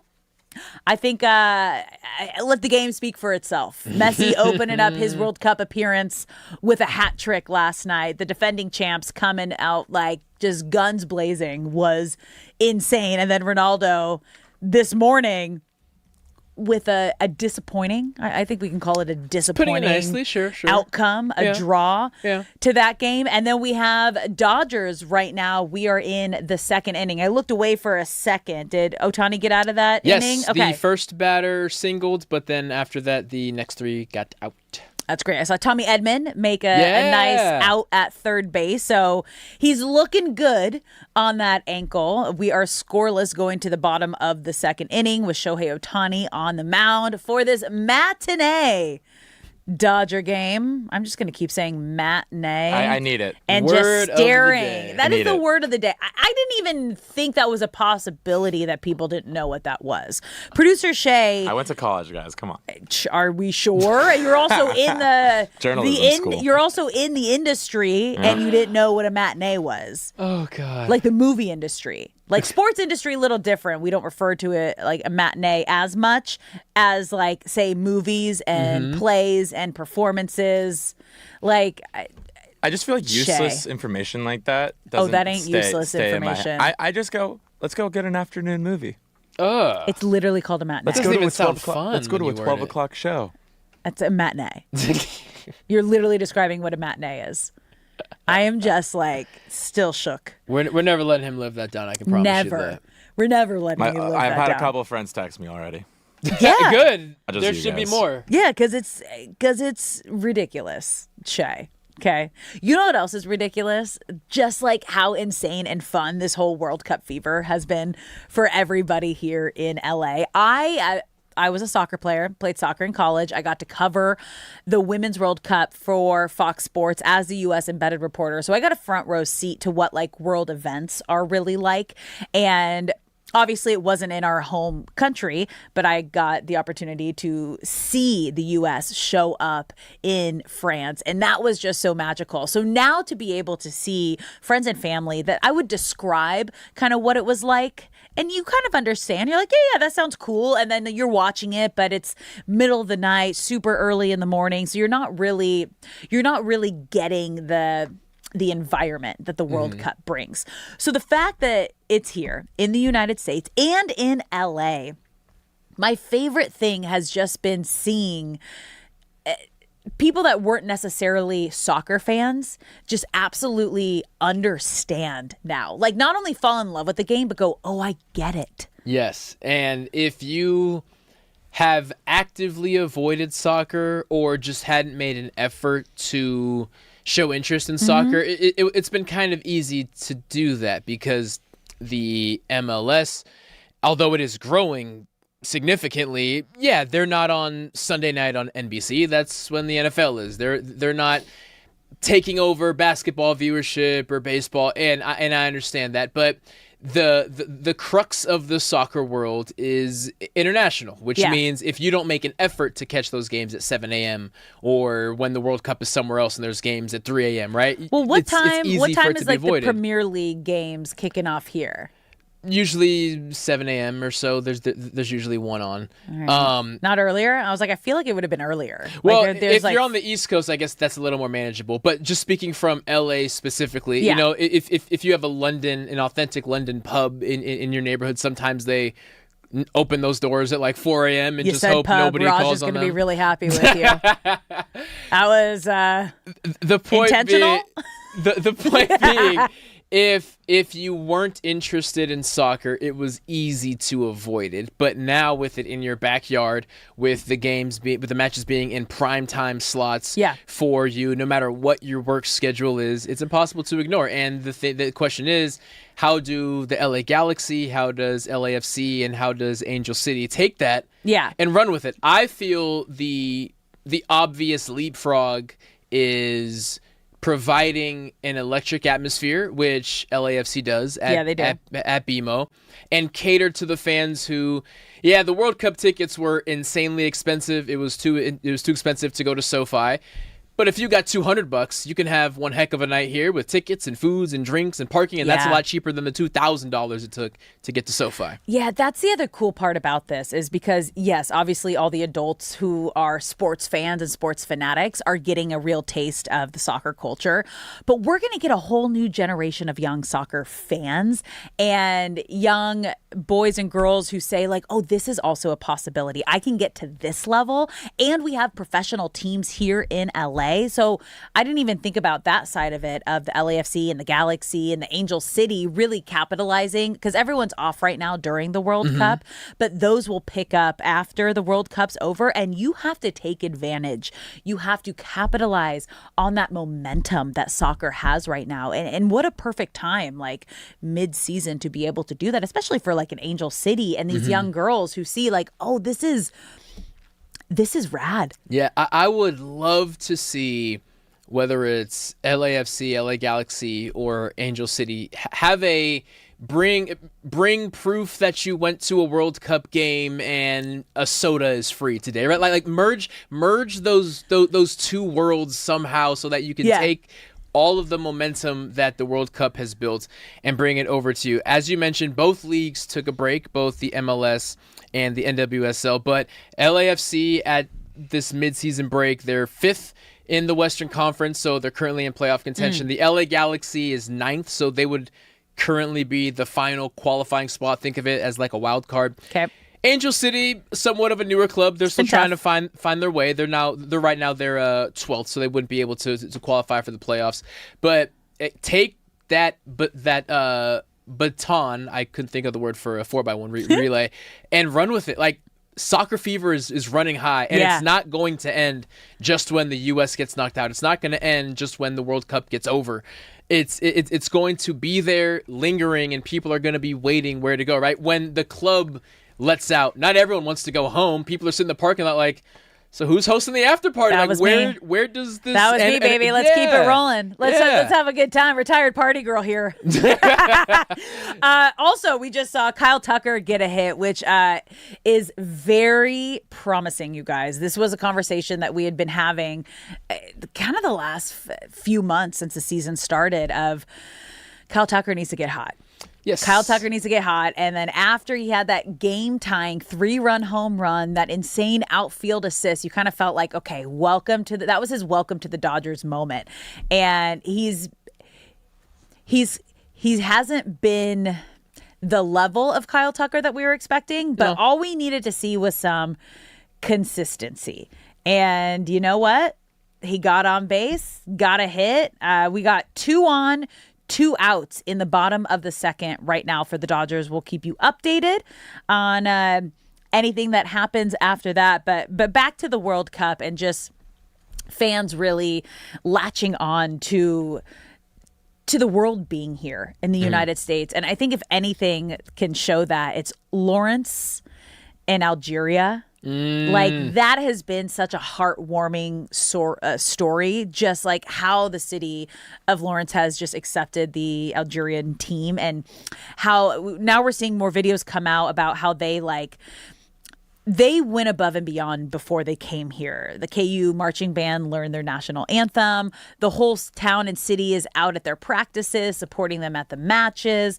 So it has been a beautiful thing to see the most unlikely places really open up their arms and homes to the world coming to the United States for the World Cup. Yeah, and it's being as good of a host as you possibly can be, right? Like, anytime there is a World Cup, there's always the the underlying what is the state of political tensions right now. No matter who is hosting it, there being so many countries and people are always fighting over things. There's always that feeling of it. But I would argue that one of the most shocking things is how wonderful a time the majority of the countries have had. Obviously, there is the referee from Somalia who was not able to come. What the Iranian team has to go through is they're not allowed vile. they're not allowed to stay here in I believe the they're States. staying in Mexico City They between are. every single they match. had to leave like 2 hours after the game was done. Right. Which is And insane. That is absolutely nuts. But it's also, to that point,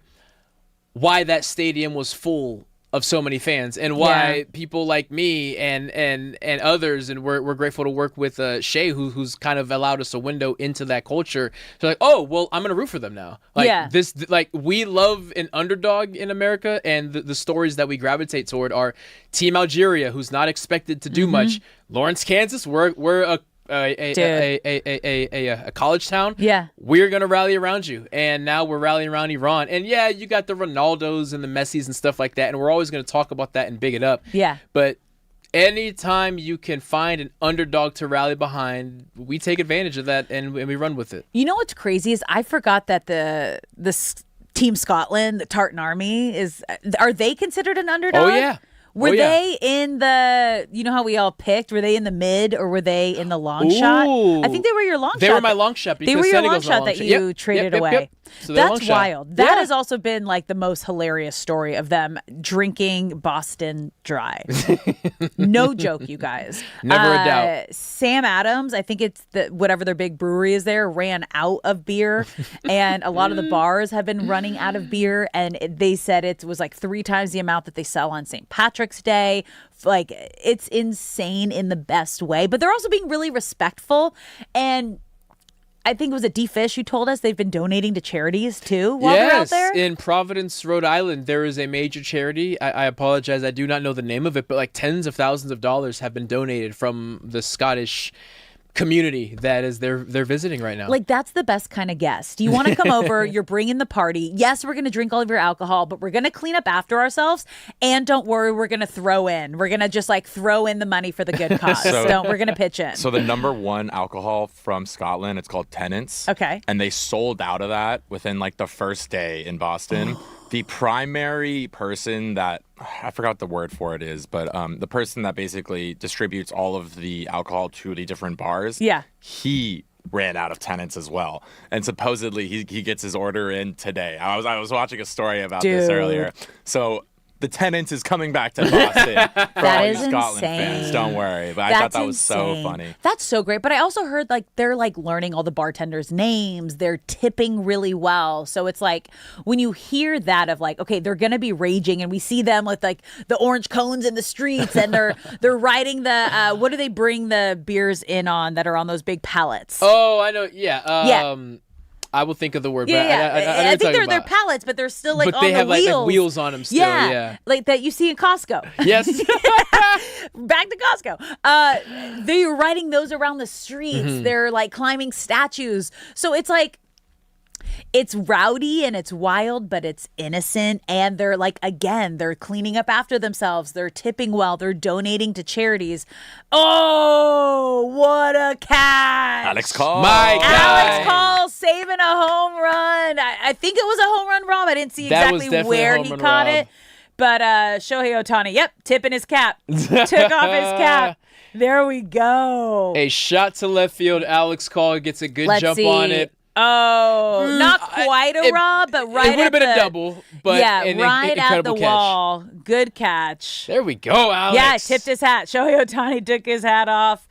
Definitely saved a base runner. 2 outs now, top of the third. We are still 0-0 in this ball game. Shohei Ohtani on the mound. It looks like is it warm outside? Showing the flow, too, with that. His hair long looks incredible today. I had a feeling you were going to say His hair's something long about that. now. It usually doesn't get that long. So when I was looking at that, I was like, oh, my God. It could be a sweat, too, kind of like bringing it back. But his hair is longer than usual. You were there last night. Yeah, Didn't he show it off then? His hair, like, I've never seen it with, like, the hat off. Well, because when you're there and he's just hitting, he comes out with the helmet on. Exactly. You only hit a batter.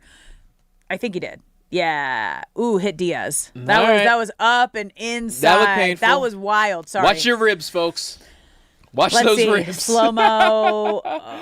Back of the elbow. Yeah. Back of the elbow. That was Just on the high elbow. and You inside. gotta wear protection there, man. Is he? He no, is. he's not. It doesn't look like it. Oh, no, that's just a sleeve. That's what I'm saying. You gotta wear protection there. Oh, When he people knew are it. throwing one-on-one- Oh, Shohei Ohtani feels so bad, you guys. Head back, My unintentional. My arm would be numb for the rest of my life. Diaz if just I had gave to him a take thumbs that. up. You know Ohtani didn't mean that. You know that he was apologizing, and so yeah, he's getting some attention from the trainer right now. That's tough, you guys. That's, Off and running. Ooh, Yandy Diaz, who's been good, but he's okay. He's staying in the game. He's heading over to first base. So runner on first, 2 outs. Amazing catch in left field by Alex Call. So yeah, this is good times, you guys. This is great times. I Sitting think pretty? we gotta take a break here. All right, if we have to. We'll keep you posted on what's going on in this game right now. Like I said, 2 outs, 1 on for Shohei Ohtani. We are scoreless in the top of the third. We're going to take a quick break here, but when we come back, what did we learn from Rams OTAs? Because you guys, we're getting closer and closer. We're getting closer and closer to training camp. Football is just around the corner. So much to talk about. Don't go anywhere. You're listening to Brock and Alex on the new 97.1 The Fan.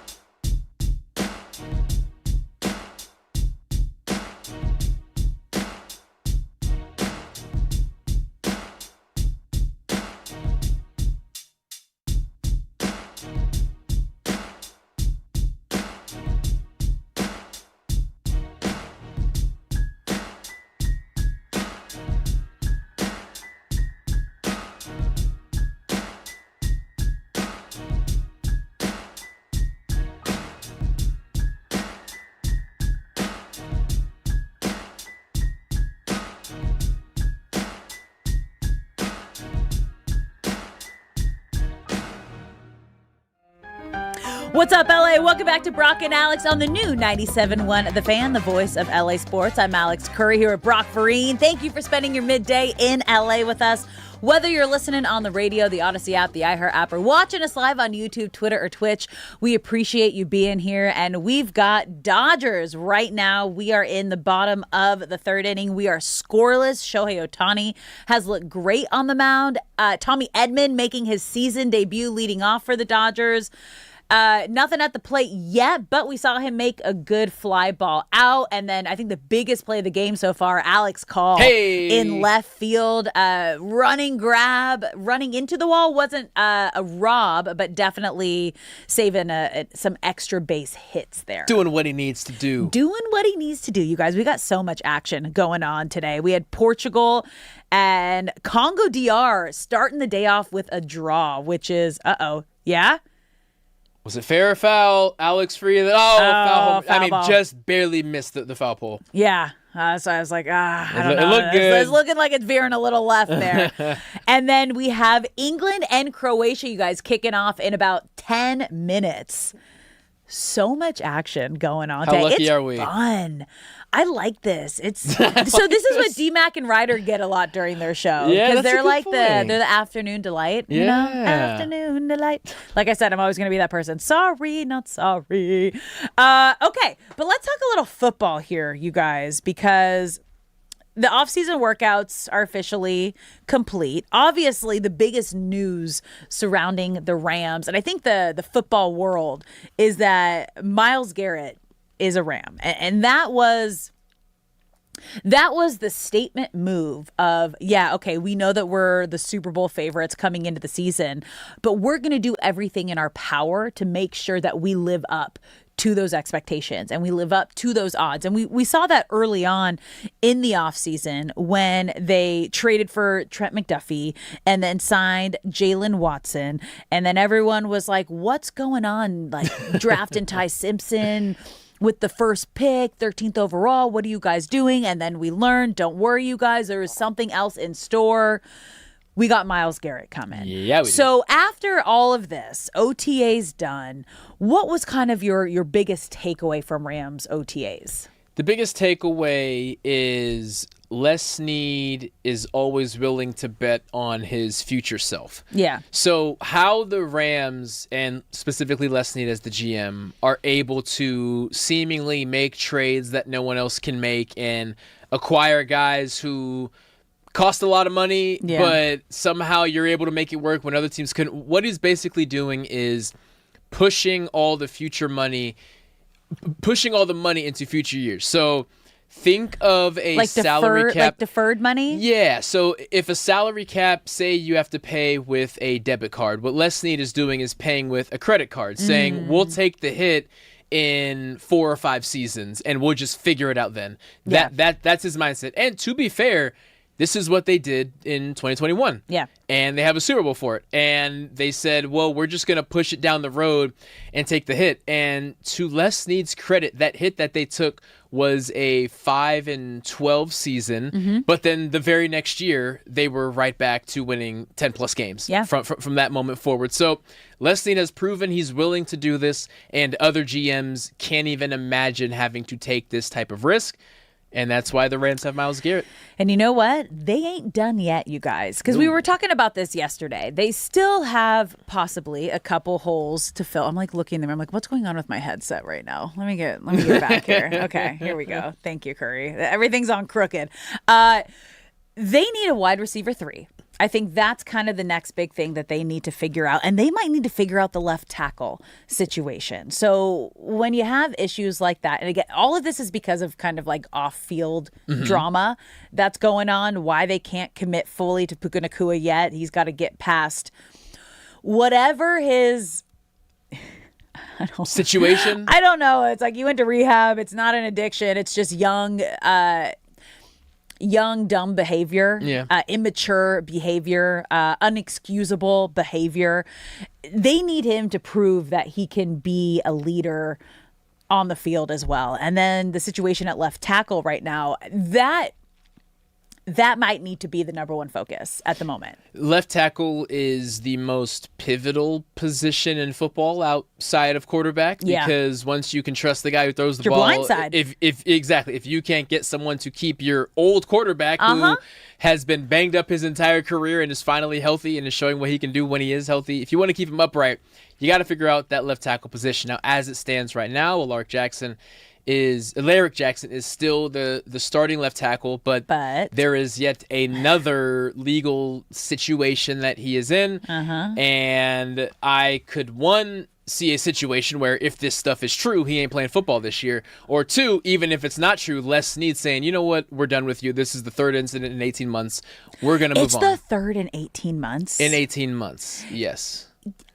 I'm sorry. After two, someone is showing you who they are. Like it's not an accident. It's not by chance this is happening. And when it has to do with, again, I don't have it up in front of me, but it is some sort of domestic violence. Yeah. Okay. Yeah. Just again, you never want to toss those two words around unless you're sure. And I'm like, I have it up. His status following his recent arrest, but I didn't have like what actually went down. So that's the Rams are dealing with drama. Again, they don't usually deal with drama off the field, but two big names in big positions, left tackle, their wide receiver one, and Puka Nacua. Like, these are issues that the Rams are not used to. So it's kind of funny and perfect timing of when they got Myles Garrett. It was like, okay, everybody, let's focus on this now. We went and got the best defensive player available. We are the first team in NFL history to have the reigning MVP, the reigning defensive player of the year on the same roster. We're the Super Bowl favorites. We're going to be just fine. We're going to go for it.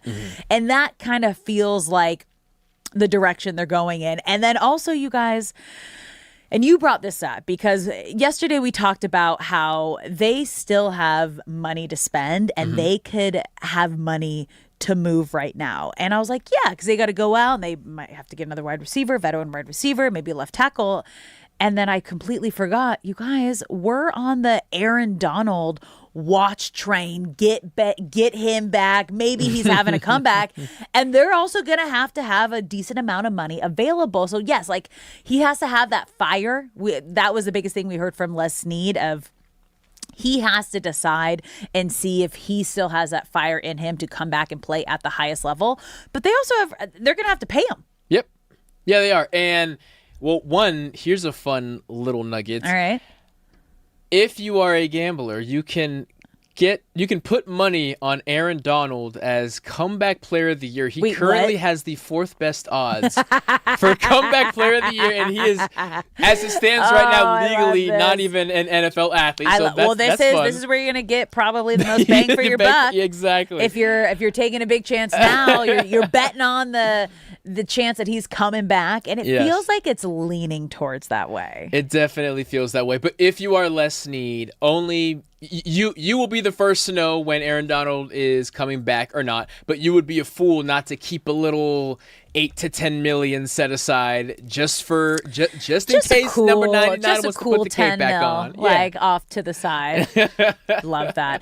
We are currently scoreless in the top of the fourth inning of this Dodgers game. Shohei Ohtani on the mound. We're going to continue to keep you updated. How many pitches? Is it 42 pitches? Yes, it is. All right. My eyesight's still great. I'm like, that's the opposite side of the table. Very small font. Go me.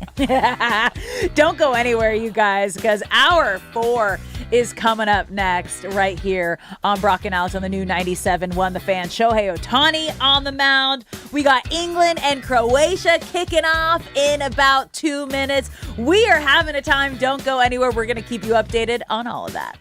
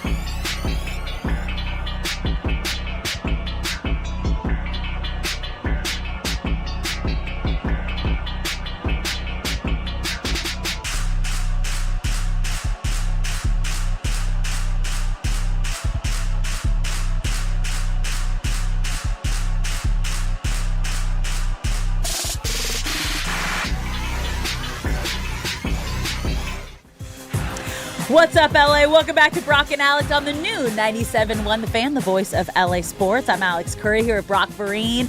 Thank you for spending your midday in LA with us, whether you're listening on the radio, the Odyssey app, the iHeart app, or watching us live on YouTube, Twitter, or Twitch. We appreciate you being here. And we've had so much action going on today, you guys. We kicked off the show with Portugal and Congo DR. Like, literally, they kicked off right when our show started, and it ended in a draw. Which is so funny because so much of the conversation, obviously, around soccer and the highest level, the World Cup, is like, who's the GOAT? Who's the best player? And last night we saw Messi just absolutely come out, actions speak louder than words, at its finest. America, welcome to the Messi show. The GOAT was doing GOAT things in their World Cup opener. The defending champs with just an insane start, tied the all-time goal record. He had a hat trick, and he was so humble about it after, saying, I'm happy for the start and grateful for the love and proud to see this group compete again the way that they've been doing for years. How do you not fall in love with Messi? What I love about him, too, is I love athletes of that caliber who are still willing to show their emotions to the world. When something is worth crying about, he's going to cry. Yeah. When something is worth screaming about, he's going to scream. He's maybe the most famous person alive right now, and yet he doesn't worry about looking cool. He's extremely awkward, which I think is actually more endearing. He's this 5'6" awkward, goofy guy. Is that how tall he is? Oh, he is tiny. 5'6" at the tallest.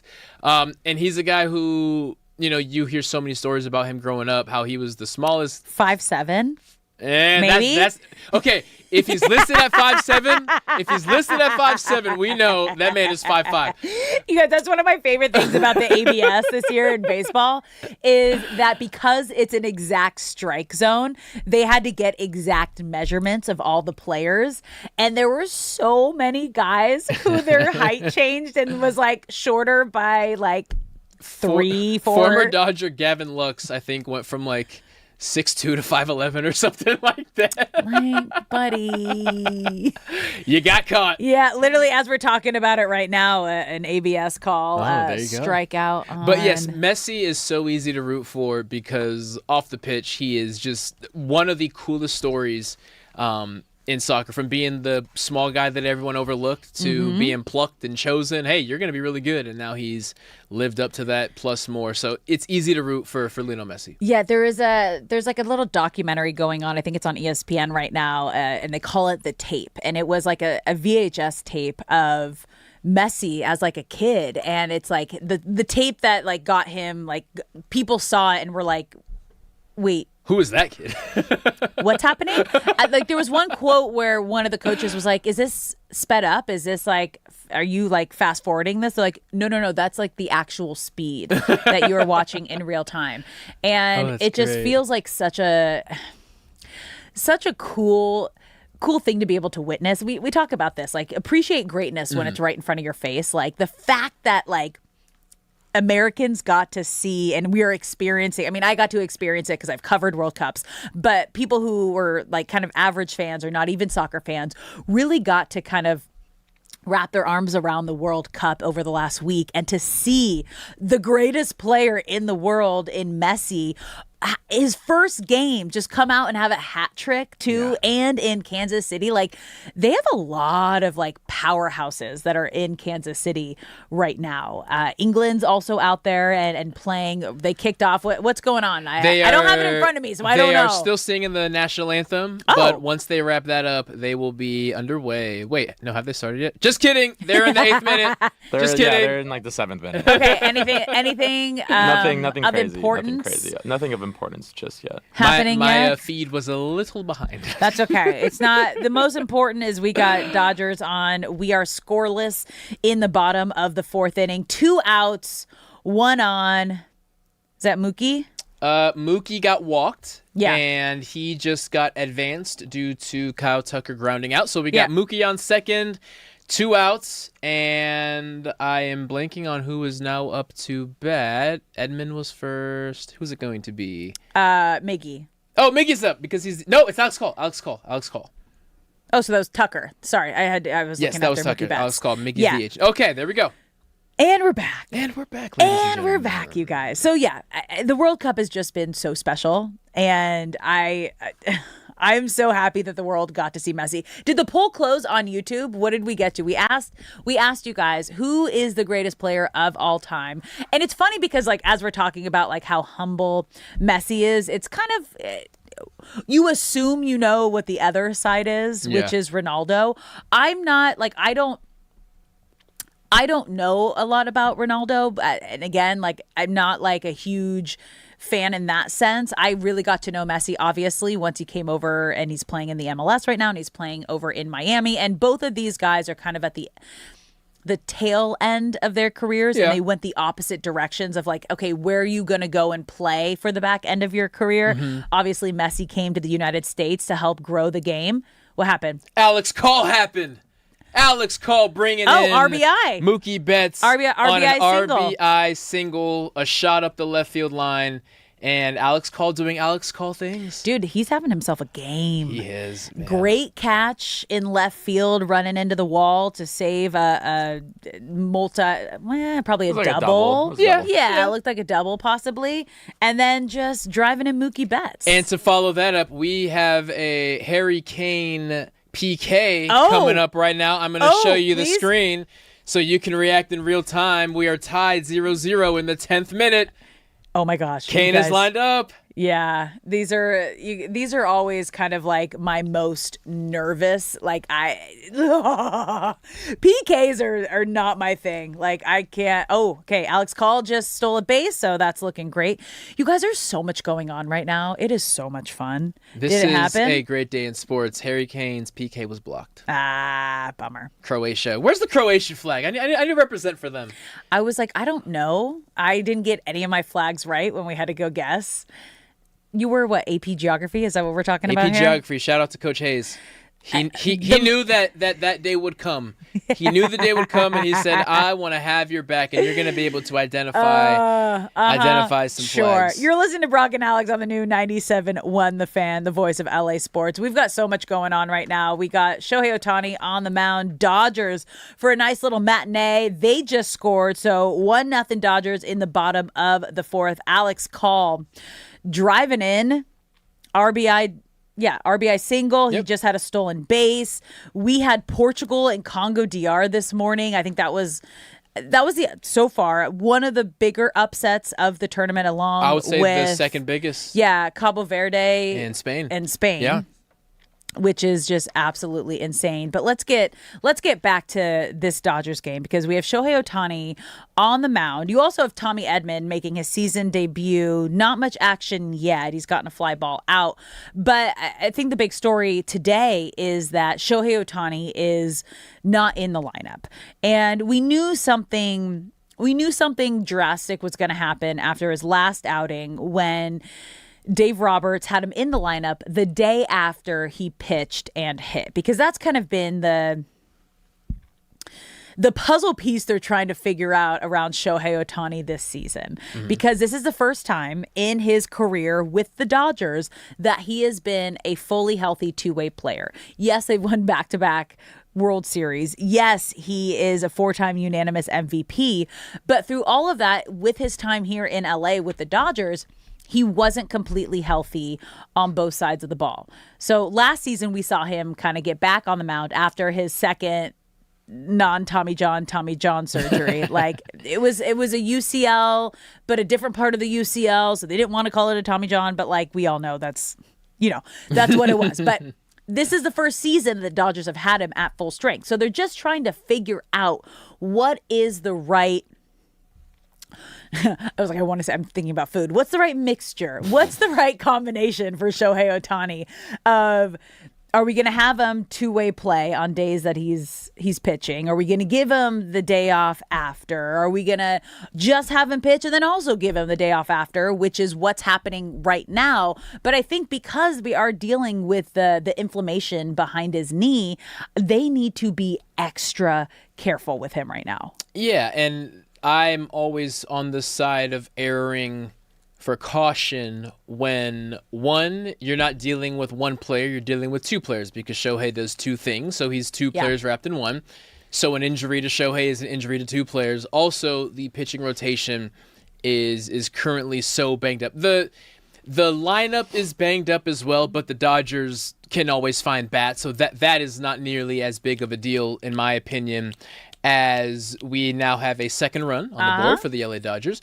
But I did not want to see Shohei Ohtani pitching today. That doesn't mean that he's not going to be great when he does, and that I'm not going to root for him now that he's currently out there. It's just I am so aware and nervous that one more injury to a pitcher and the dam might break. And all I care about is getting to October healthy. You've built up a significant lead against the Padres, who are currently second in the NL West, and continue building on that without Shohei, because you should be able to expand on that lead without Shohei doing both. But at the end of the day, he's out there and he's doing great, as the Tampa Bay is still scoreless. But I just want to maximize Shohei's health instead of treating it like a sprint. And sometimes it feels like a sprint. Yeah, I think also the big question is we see how big of an impact Shohei Ohtani's bat has when he's in the lineup, especially on days that he's pitching. That's when we've seen him have back-to-back leadoff home runs. Last night, he was the difference maker in the pitching duel, getting that solo home run to win the game for the Dodgers. But right now, like, we're having your guy, Alex Call, getting an RBI single. Alex Freeland just driving in another run. So the question was can these Dodger bats make up for the hole that they have when Shohei Ohtani is not in the lineup? And we've seen it kind of go both ways. This Dodgers offense has gone through a lot of waves this season so far, and we're currently on and up. And I think it's helpful that Kyle Tucker is finally swinging the bat well. I don't know, he doesn't have a hit currently today. on a 5-game hit streak, though. Yeah, so if he wants to keep that going, but he doesn't have a hit yet today, right? I do not believe so. Yeah, no. But he's getting the support with Ohtani on the mound today. They have the off day tomorrow. It's tough because I personally want to see Shohei Ohtani in the lineup on days that he's pitching, because I think that is the best Shohei Ohtani we're going to see, because it kind of takes away the pressure of the in-betweens. He's just so used to it. It's what he's always done. And I would prefer him have 2 days off after than not have him be in the lineup on days that he's pitching. Yeah, if the series wasn't already sealed, because this is a 3-game series and the Dodgers, of course, have won the first 2, maybe that wouldn't be the case. But I also feel that's what complicates it, because Dave Roberts, who is still working to establish a system on how to manage Shohei, this is now the 4th version of the parameters that he's put in place for Shohei. At first, it was you're only going to do one or the other. Then it was, okay, you can do both. Then it was, okay, you're only going to do this one and then the other, as long as we have a day off. And now it's either let Shohei do whatever he's going to do or stick to what the plan is, because unfortunately, this is not the only time that Shohei is going to get nicked and bruised this year. It is a long season. He literally plays 2 positions, which is double the amount of time that something can go wrong. And every player is going to get banged up at some point. So until something is established, it's like nothing is established, because it's just changed every week now for the past month. And speaking of change, we have a pitching change right now in the game. Bases are loaded for Andy Pages. So Tommy Edman, he got walked. So that's his first getting on base. Welcome back. That's his first getting on base this season, because he's making his season debut. And Tommy Edman is leading off with Shohei Ohtani out of the lineup today. But I mean, right now, like, again, if the Dodgers are able to capitalize on this, and this is the guy you want up at the plate right now, Andy Pages, probably the hottest bat for the Dodgers consistently this season. He has been their MVP. He should be an all-star this season. We're pushing that, you guys. Get to every device you can and vote for Andy Pages, who got snubbed last year in the all-star game.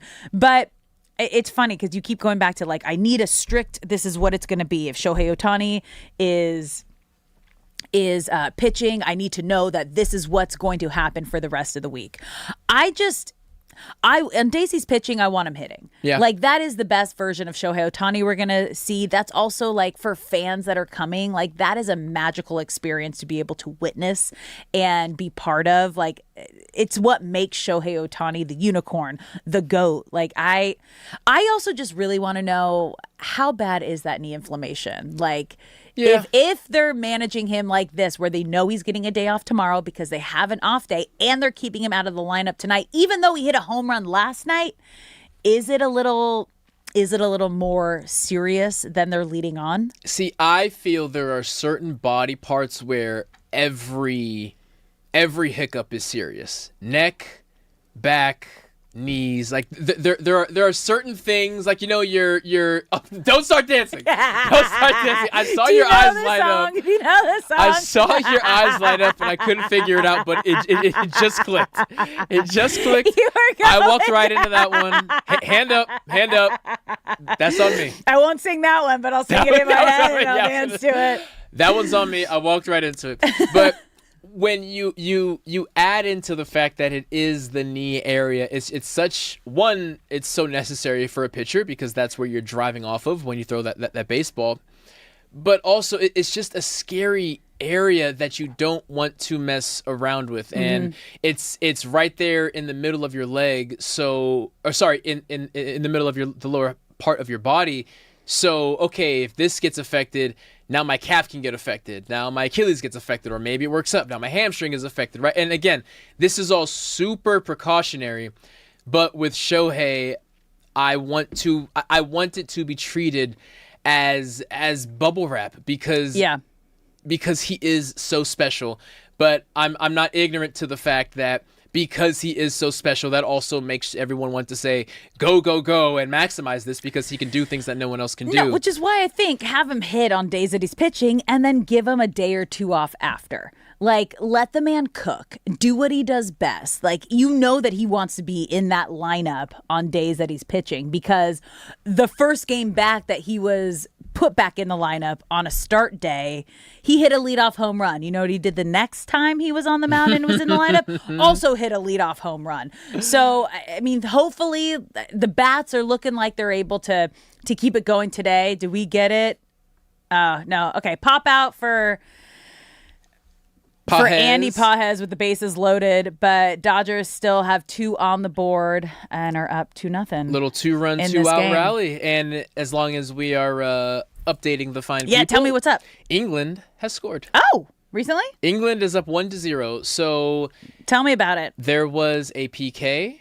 It was blocked. Yep. But obviously, we're not listening to audio. For some reason, he got to kick the PK again, so maybe there was a lineup issue or a move by Croatia, and so he got to do it again. But in the 21st minute, we're sitting at the 21st minute, but England is up 1-0. All right, from a PK. Yep. Harry, I have some PKs just like.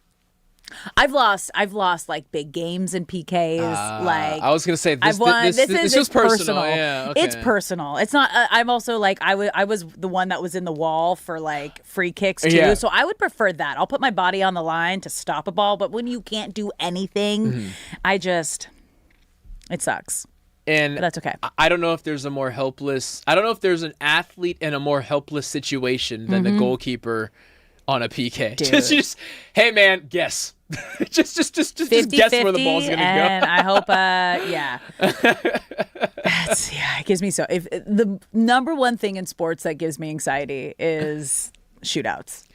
Okay, what is the match that you lost on a shootout? Because this is still bubbling in you. I don't know if you've settled this. It was in Nationals. We got second. Oh. Yeah, no. It was big. It was a big moment. So it's tough. Like double OTs, literally double OT, and then it was like you got to go at that point. You got to go to shootout. So brutal. Yeah, no. That's it's there, and I get PTSD every time. I'm like, no. Okay, we're gonna take a quick break here, you guys. When we come back, it's sounding like LeBron James is gonna be a Laker again. We got more on that report when we come back.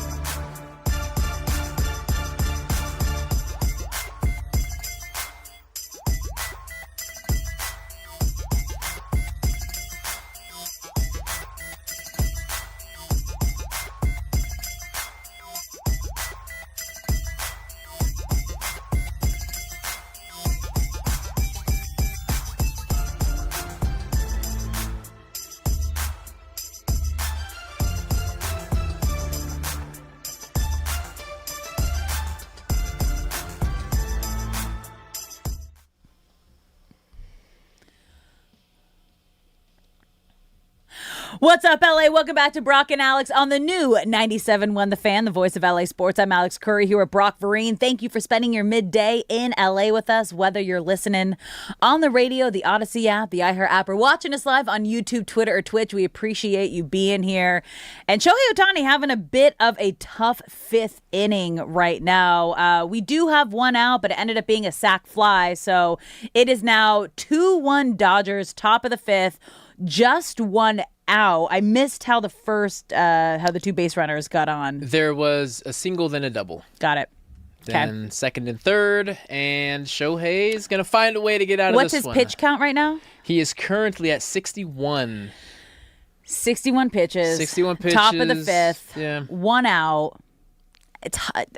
We're not outside, but it looks like a hot day. It looks brutal out there, yeah. Sure, it might be managed a little more than expected. England still 1-0. We are still sitting 1-0 in All right. England in the 28th minute. Fun stuff, you guys. So much going on today. This has been a fun show with all the live games that we had. We kicked off the day with the Portugal and Congo DR draw, which, that helped the GOAT debate pretty easy in that moment. Obviously, Shohei Ohtani on the mound. Oof, base hit. Rays score another run. So we are now tied at 2 at the top of the fifth inning. Shohei Ohtani on the mound, not in the lineup, but we are seeing Tommy Edman make his season debut. Not much yet from him. And then, tough fifth inning for Shohei Ohtani. So now this is the question. Do you let him kind of work through it? Or do you pull him in He just this gave moment? up another hit. If he's another, no, I already said that one. Oh, another one. If he's now out we got a there, runner on first base, so that's. If he's out there, you have to treat it like any other starter. So if you feel that he's no longer performing at the level of to where he needs to remain in the game, then you yank him. But you can't yank him preemptively as another base hit is hit. You can't yank him preemptively as a cautionary thing, because by starting him, you were saying caution is not a factor here. Once he's out there, he's out there. And he's having a rough go at it right now. You can see it on his face, but he's going to find a way out of this. Okay, so they're focusing on Dave Roberts right now. He's still sitting, so there hasn't been a call made to the bullpen yet. So I think they're going to let him work through it. If anyone can do it, it's Shohei Ohtani. But this has been a brutal outing. He's given up 2 runs. We got 2 on right now and 1 out. So we'll keep you updated on that. But let's switch gears to some basketball, because now that the finals are done, you guys, it's like go time. It's go time for the Lakers. And we got a report recently from Brian Windhorst. He went on ESPN, I think it was yesterday, and he was reporting that the Lakers and LeBron are in negotiations. They are going back and forth, and the league in general is expecting that both sides will eventually come together and make a deal. And you know what? We are under 2 weeks away, or we are about 2 weeks away from free agency. Yep. And you got to imagine LeBron James was watching those finals going, okay, if the Knicks can do this and put together a team like they did, that is the complete opposite way that, say, an OKC and the Spurs put their 2 teams together, I think we can give it one final run, or whatever. I think he's got 1 more year in him. We can give it one final run here with the Lakers. But the other thing that really comes into play is if LeBron James wants to make the most money possible, obviously it's going to be one heck of a discount compared to his 50+ mil that he made last season. He's got to do it before they make that contract with Austin Reeves and they go out and they get a bunch of guys in free agency.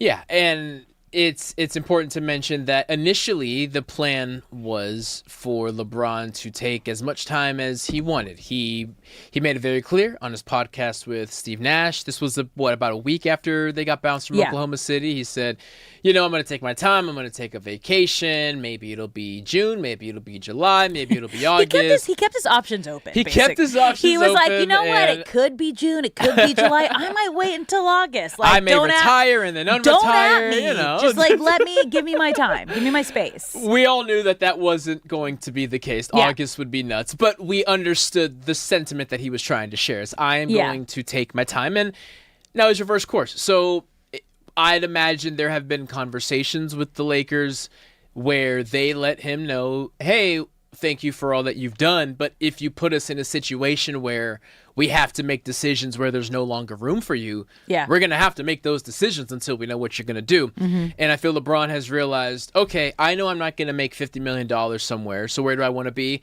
And he sat down and he watched the finals and he realized, I'm not afraid of either of these teams. I know that when we were at our best back in March and we went 15-2 and all three of us were healthy, the three being LeBron, Reeves, and Doncic, we can hang with anyone. We proved we can hang with anyone. Let me figure out the best number that gets me back in a Lakers jersey to where Reeves is back and we can still add some depth. So maybe it was just on vacation, he realized when his toes were in some forbidden beach that we've never heard of, you know what? Let me just go back to a Lakers. Let me just go back to the Lakers because it makes sense. Oh, okay. Right now, bases are loaded for Shohei Ohtani. 1 out. The count is 1-2. He's got no place to put him, you guys. This has been a really rough 5th inning for Shohei Ohtani. Are you ahead of me, Shay? Because I just saw you put your hands on your head. A little bit. I am a little ahead of you. Okay, so it's coming. Oh, nope. Everyone's safe? Tommy Edman made a great play at second. Oh, okay. So Tommy Edman makes the catch at third and then throws it to second. So they get the out at second, but a run scores. Yeah. Okay. So 2 outs now. Oh, yep. There it is. Slow-mo. Ankle looks healthy for Edman, though. That's great. That was a sliding catch. Sliding catch, throw over to second base. So a runner scores, runners at the corners, 2 outs, 2 on in the 5th here for Shohei Ohtani. But yeah, positive takeaway from this. Tommy looks great on defense. He looks dynamite. You know, with that ankle, it affects your lateral movement and what is playing the infield, especially third base, but he'll be at second base as well. It's lateral movement. And when he's out in the outfield, it's getting a jump on the ball, right? Planting that left foot or that right foot in the ground and driving toward wherever that baseball is headed. So you want to be able to test that ankle early. And as you mentioned earlier with his first at-bat, there are simulated reps and then there are live reps, and nothing can mimic live reps. So the fact that we have a live rep of proof that Tommy Edman's ankle looks healthy, we can check mark that box. Now we need to check mark the box that says the Dodgers win. I'm just getting nervous for Shohei Ohtani. He does not look like he is in command of his pitches in this 5th inning. He's kind of been all over the place. He already had a visit from, I didn't see, pitching coach went out to talk to him. Well, I have to imagine this is probably going to be his last outing. Here we go. Oh, nope. Snuck through. Boy. All right. Another run scores. 2 on, still 2 out. But, yeah, this has been a brutal inning for Shohei Ohtani. Tampa Bay now up 4-2, top of the 5th. He is just... He's having a rough go as right rough of an inning as he's had this season, and that magical sub-1 ERA, it wasn't going to last forever. Bye-bye. It wasn't going to last forever. Bye-bye. The call has been made to the bullpen, you guys. Yes. The call's been made to the bullpen. Mark Pryor is going to pay our buddy a little visit. He made it through 5 innings, not almost through 5 innings. If he can get this out now, then it'll be. But you can tell, even they just did a close-up on Ohtani's face. Unsatisfied. He lets us know. He might be one of the most, what's the word I'm looking for? He wears his emotions on his sleeve, but he wears them on his face. Okay. His facial expressions show you, he is so animated. He is one of the most emotionally animated players that we've. Here we go. Okay, he got out of the inning? Yeah. Got out of the inning. Okay. All right, so made it through 5. I would bats. imagine that his day is done. Yeah, that was... He has a day off. He will has be a day off tomorrow. in the dugout pleading his case, but I would imagine Mark Pryor is saying, hey, thanks for everything you did. Yeah. Grab some seeds. Grab a seat. Grab some seeds. Grab some Gatorade. Grab some seeds. Grab a seat. Okay, let's get back to LeBron James and the Lakers. And you guys, if You're listening to Brock and Alex on the new 97.1 The Fan. There was a report from Brian Windhorst yesterday that they are starting the negotiations, that the conversations are underway and they're kind of going back and forth. But the other interesting part was something that happened. Oh, we're 1-1. So much is happening.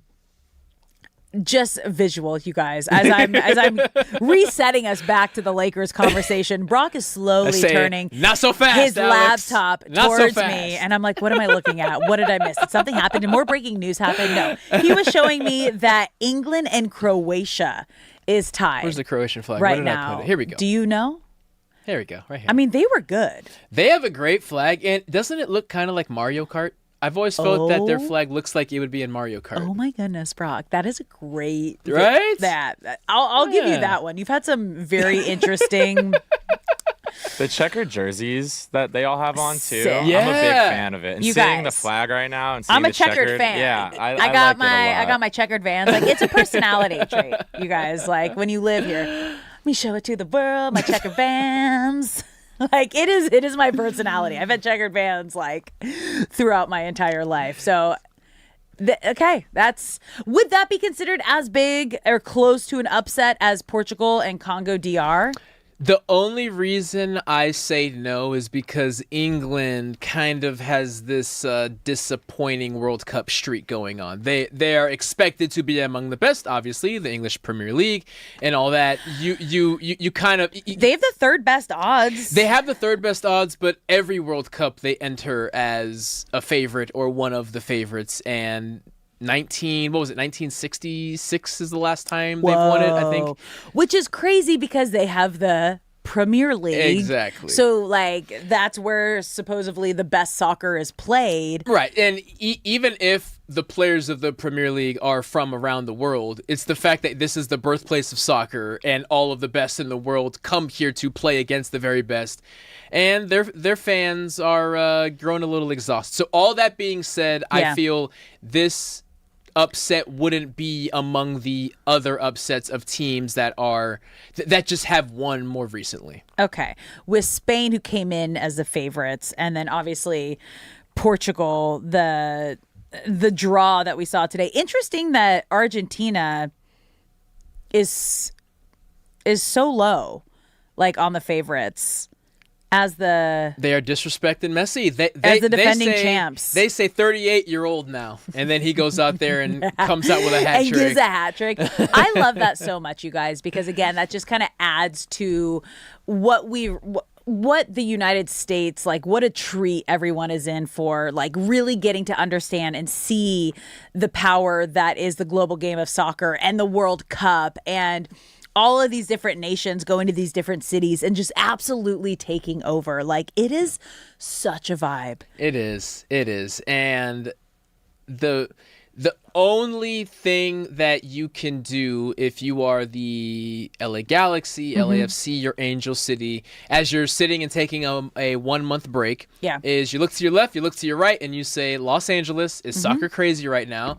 When we get back on the pitch and our season starts, we need to milk this thing for everything that it's worth, because you being a former soccer player, me being a relative, I would say I've been a soccer fan for 12 years now, but definitely not my entire life.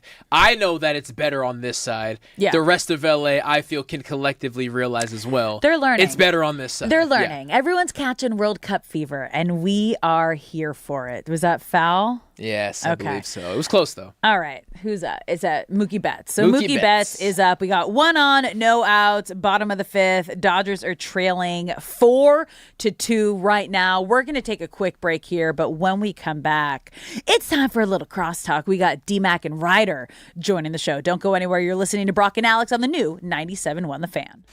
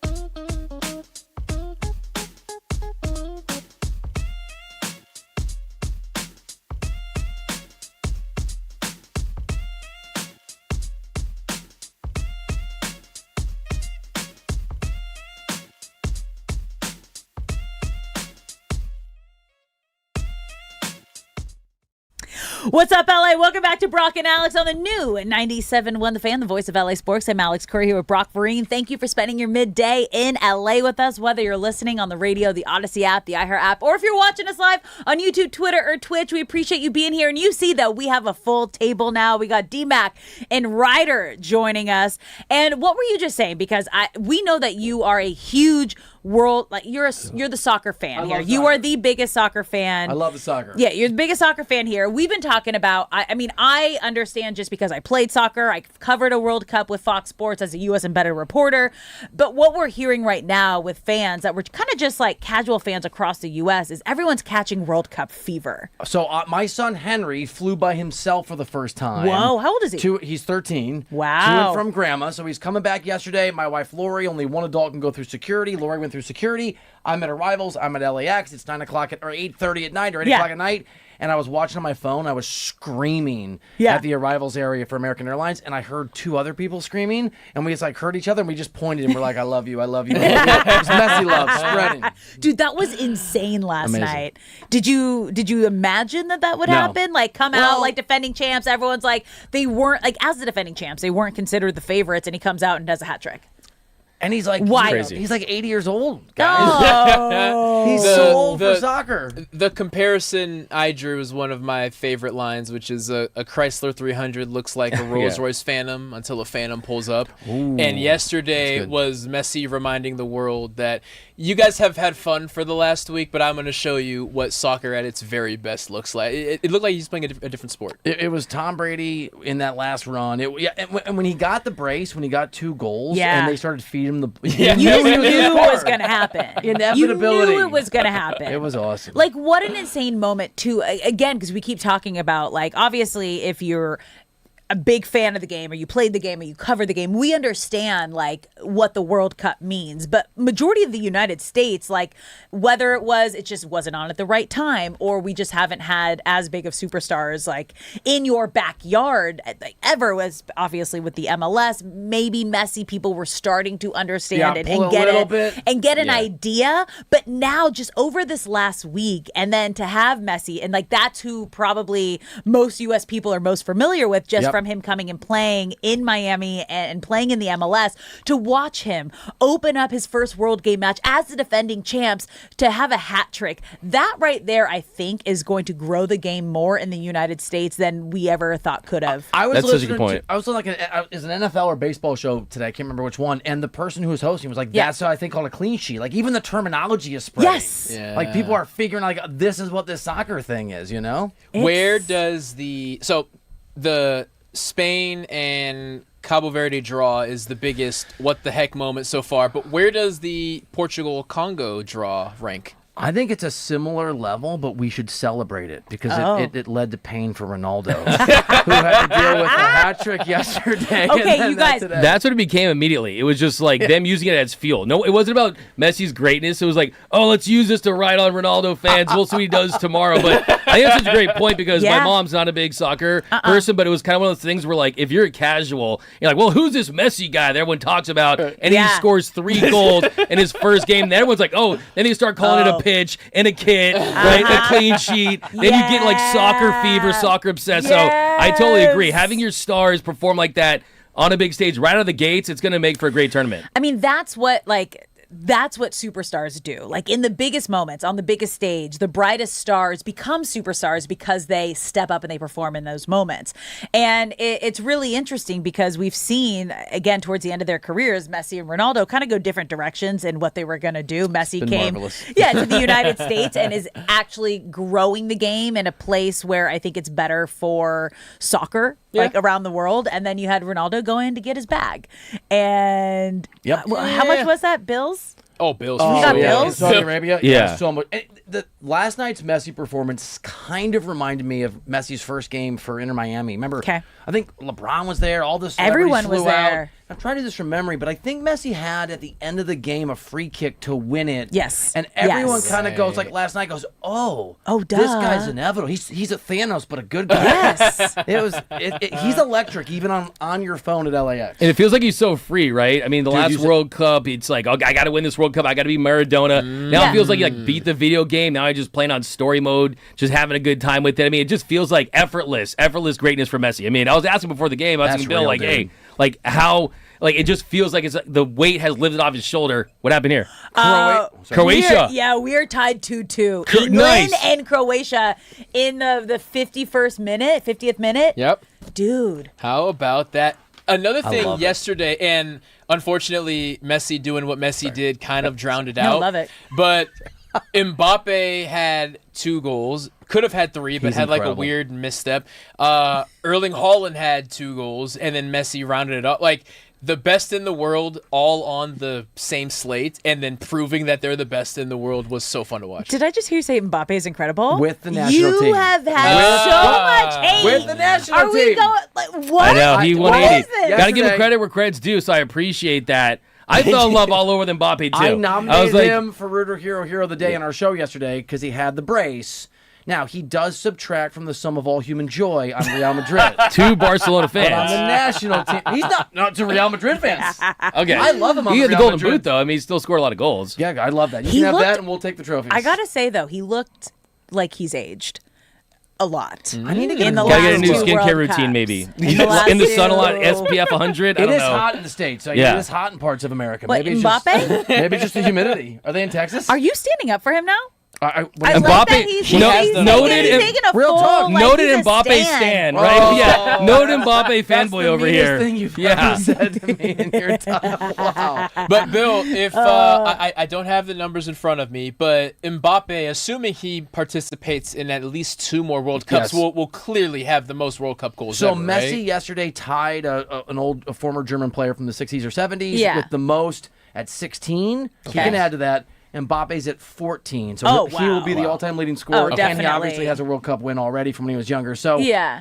yeah, he's very it does pay me. He's very good on the international. We're just gonna keep feeding him. And if you're stuff, Mbappe so too, I mean, you have he's another great gotta- tournament. Maybe he's the gotta pump momentum him up. rolls into Real Madrid next year, and they win the Hey. Champions League. Maybe there's some carryover, right? Well, I don't think he's going to be mellow at the anyone ever Olympics. I think walked he's out going of cross-country? Has anyone ever walked out of cross-country? I'm just throwing out ideas. Jeez. I'm just throwing out Oh. ideas. Where are I the thought he Dodgers almost- sitting right now? Bottom of the 5th, it looks like. Yeah, flag blocking. We got There you go. bases Oh, thank loaded, 1 out, bottom of the 5th. You guys are going to Down listen 4-3. to the start of our show because a really smart radio host told me to bring your facts to the fight. Wait, and I'm going to what? bring some Doug McCain facts to the What fight. happened? What's just you got to, I like that tease. Hey, Yeah. that's interesting. You know what's That's coming. interesting. What's the he fight? he thinks What's the that fight? he thinks so. He's under the impression just because I definitely treat Shohei like it's Finding Nemo, right? And like I'm like overprotective helicopter parent. I don't want him to be burnt into the ground in the regular season. So he thinks that I want Shohei to get rocked and have bad starts and give a lot of runs, so they'll kind of down throttle him. That's not the case. I just No. want them to do it organically. It is interesting though. I mean, with Mizorowski, with Sanchez, I think the Cy Young could be almost out of reach. I mean, we're so early. It's such a great year. that Mizorowski maybe is a scary individual. Oh Dude, my he's God, ridiculous. That outing last Friday. That is a scary individual. No, I feel in a typical year where you don't have a Mizorowski or a Sanchez on historic runs, Shohei is, leading the Cy Young conversation. But of all years, to have a sub-1 ERA for the majority of the season, of course that's not the case anymore after today, and not even be considered a consensus top 2 Cy Young, it's just bad timing. I mean, I like the way this guy thinks. By It's the like way, the Seinfeld gift. I like the way you think. Total non sequitur. As a former sort of newspaper journalist, I write things down. I write quotes down. I Yeah. take 2 o'clock. What was the person? Oh, so that's what you're doing. You're calling. No, someone You're commented. bringing receipts. What did You're the person bringing comment on our receipts. show? They were like, Shohei having the best year ever. D-Mac, we need him to be ass. That was really fun. That I was like very people funny. have to go like too extreme with it, but you're right, man. I've been saying it's like the 1995 Academy Awards for Best Picture, where you had Shawshank, where you had Forrest Gump, where you had Pulp Fiction. Just there's so many great candidates that any other year, if Shohei was like going against Mason Miller, I'd say roll with it. Let's go for the Cy Young. I want to save those bullets for the postseason. Then you hated on Forrest Gump the way you do Shohei pitching. Wait, And what? Shawshank should have won. He called it meh. Shawshank. Okay. I remember the first Andy You Dufresne think- went to Shawshank. You think Shawshank over Pulp Fiction? No, Man. wait. Forrest You lost your Forrest LA Gump won, privileges. right? Yeah. Yeah. Yeah, Forrest Gump won. Yeah. I'm saying Shawshank. Oh, because Pulp Fiction was I'm nominated. gonna I see what you're saying. come. Yeah, but no, they're all amazing. Yeah, Forrest Gump's amazing too. I take Shawshank out of that trio. Okay, I do. I'm going Pulp Fiction. I think Yeah, that's I go good. Pulp Fiction 1, Shawshank 2, and then Forrest Gump. 7. Yeah. 7. I think Robert Redford's quiz show was in there too, which is really good. It was a kind of a I've never seen Quiz yeah. Show. But no, I mean the point is I don't think Shohei's going to win this year. So No, Well, now he's not. What's interesting is like I've already like gotten past like the Cy Young situation. Like after the inflammation in his knee happened, it's more of like He was over in March though. Like let's No, come on. properly. Hey, what I want to see though. I think Shohei is at his best on the mound when he's also in the lineup. So like he hit a home run last night, right? He's feeling fine at the plate. Obviously, they need to figure out the balance of like whatever this load management is going to be, and it seems like it's the day after. Maybe give him 2 days after. But I feel like he's at his best on the mound when he's also in the lineup. and he's talked about that. It's kind of part of his groove, Yeah. right? Where he knows the exact amount of time needed for both, so he doesn't have a lot of time to overthink on one thing. Exactly. So yeah, you're absolutely right. I mean, we've seen last couple starts, it feels like he hits a home run every time he pitches. So that's the best way to give yourself some run support, right? Go deep That for is yourself. real, isn't he? Yeah. He does back himself up. He does. I want to see River Ryan starting today and give him the whole pitch. I want to see him maybe in October. That's maybe the Oh earliest my God, I'd like you're to like, maybe Shut Game him 7 of the down. World Series. shut him down Game for the rest 7. of the month. Save it No. for Game 7. Yeah. No. Let him close. Ninth inning. I don't want to see him until then. Dude. Expectations for Tommy now that he's back. Tommy Edman.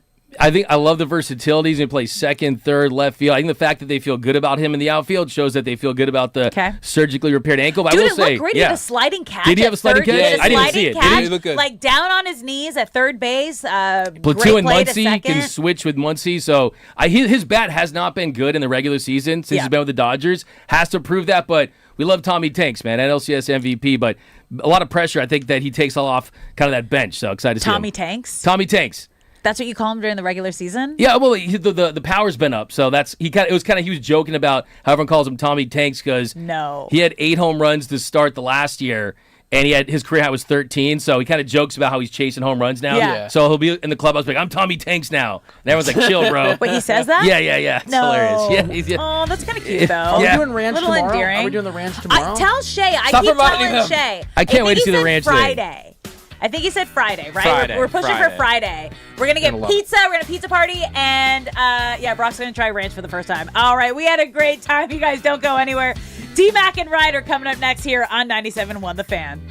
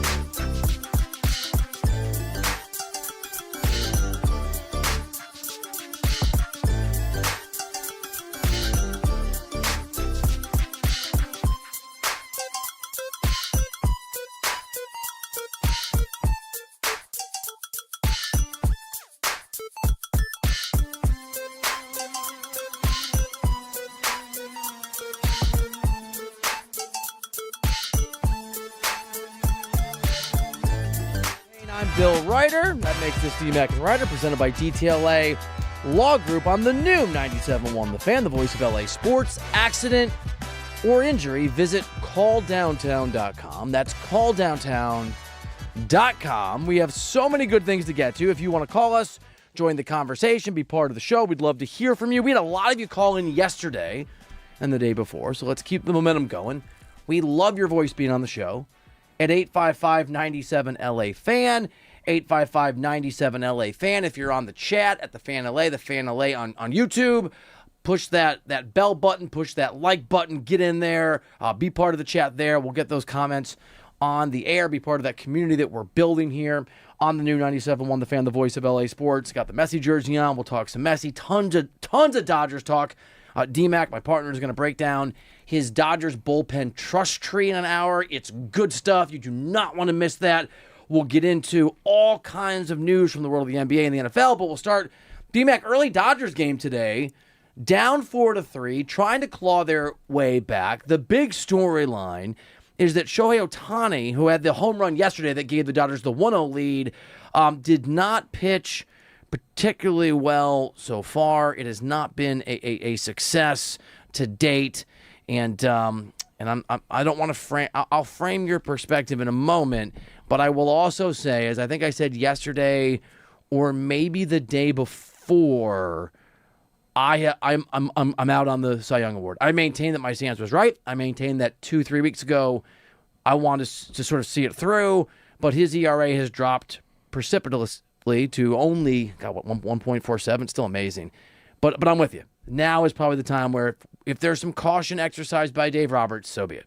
Yeah, look, I think for Shohei, Bill, first of all, appreciate Shohei Ohtani just going out there and being the Dodgers' best pitcher so far this season, right? I mean, let's be honest. There is no Blake Snell. There is no Tyler Glasnow for most of this year. They needed him on the mound to get the record they currently have, 47-27, one of the best in baseball. Today, just kind of looking at it, we were prepping for the show, doing some work getting into this one, and we saw early it looked like he was cruising, and it really turned into a death by paper cuts fourth inning where he ends up a fifth inning, actually. He ends up giving up 4 runs on 5 hits, but if you look at how the inning played out, I mean, a single to right, that scored Aranda and Caminero, then another ground into a fielder's choice that made a 3-2 game, and later Diaz singled to center to put up some runs. So you just look at kind of how this inning played out. It's not like there was a lot of slug in there,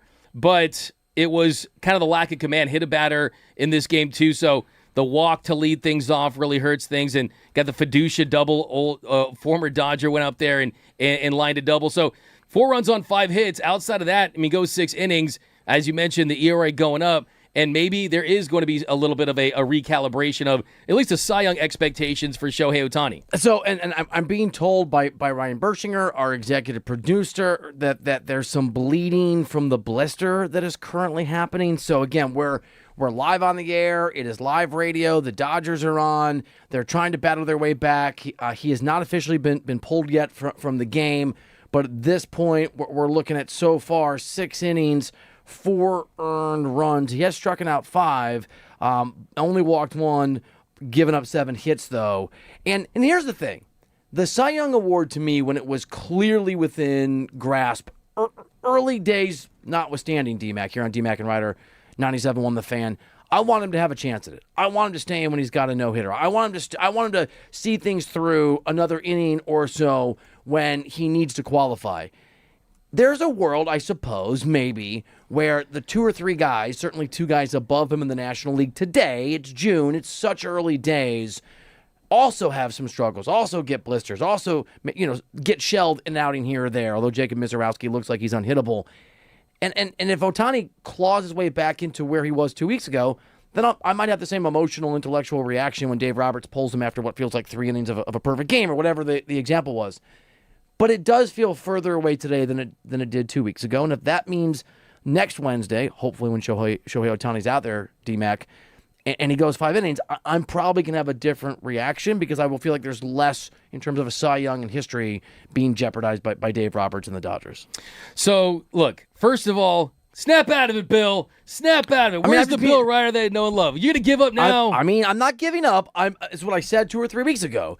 If Shohei got, you know what, we're gonna do it. If Shohei got, we're gonna do it. If Shohei, I just don't want you to give up. I think it's too early to. I need to apologize don't call to you. this election style. I have to apologize to you because sometimes when you're friends with somebody and you argue in a good spirited way, your desire to be right changes your personality. It shifts your loyalties, and I think that's happened with us because earlier, when Shohei was struggling, you said, "What's the score?" Yeah, and I said 4-2, the bad guys, and you danced.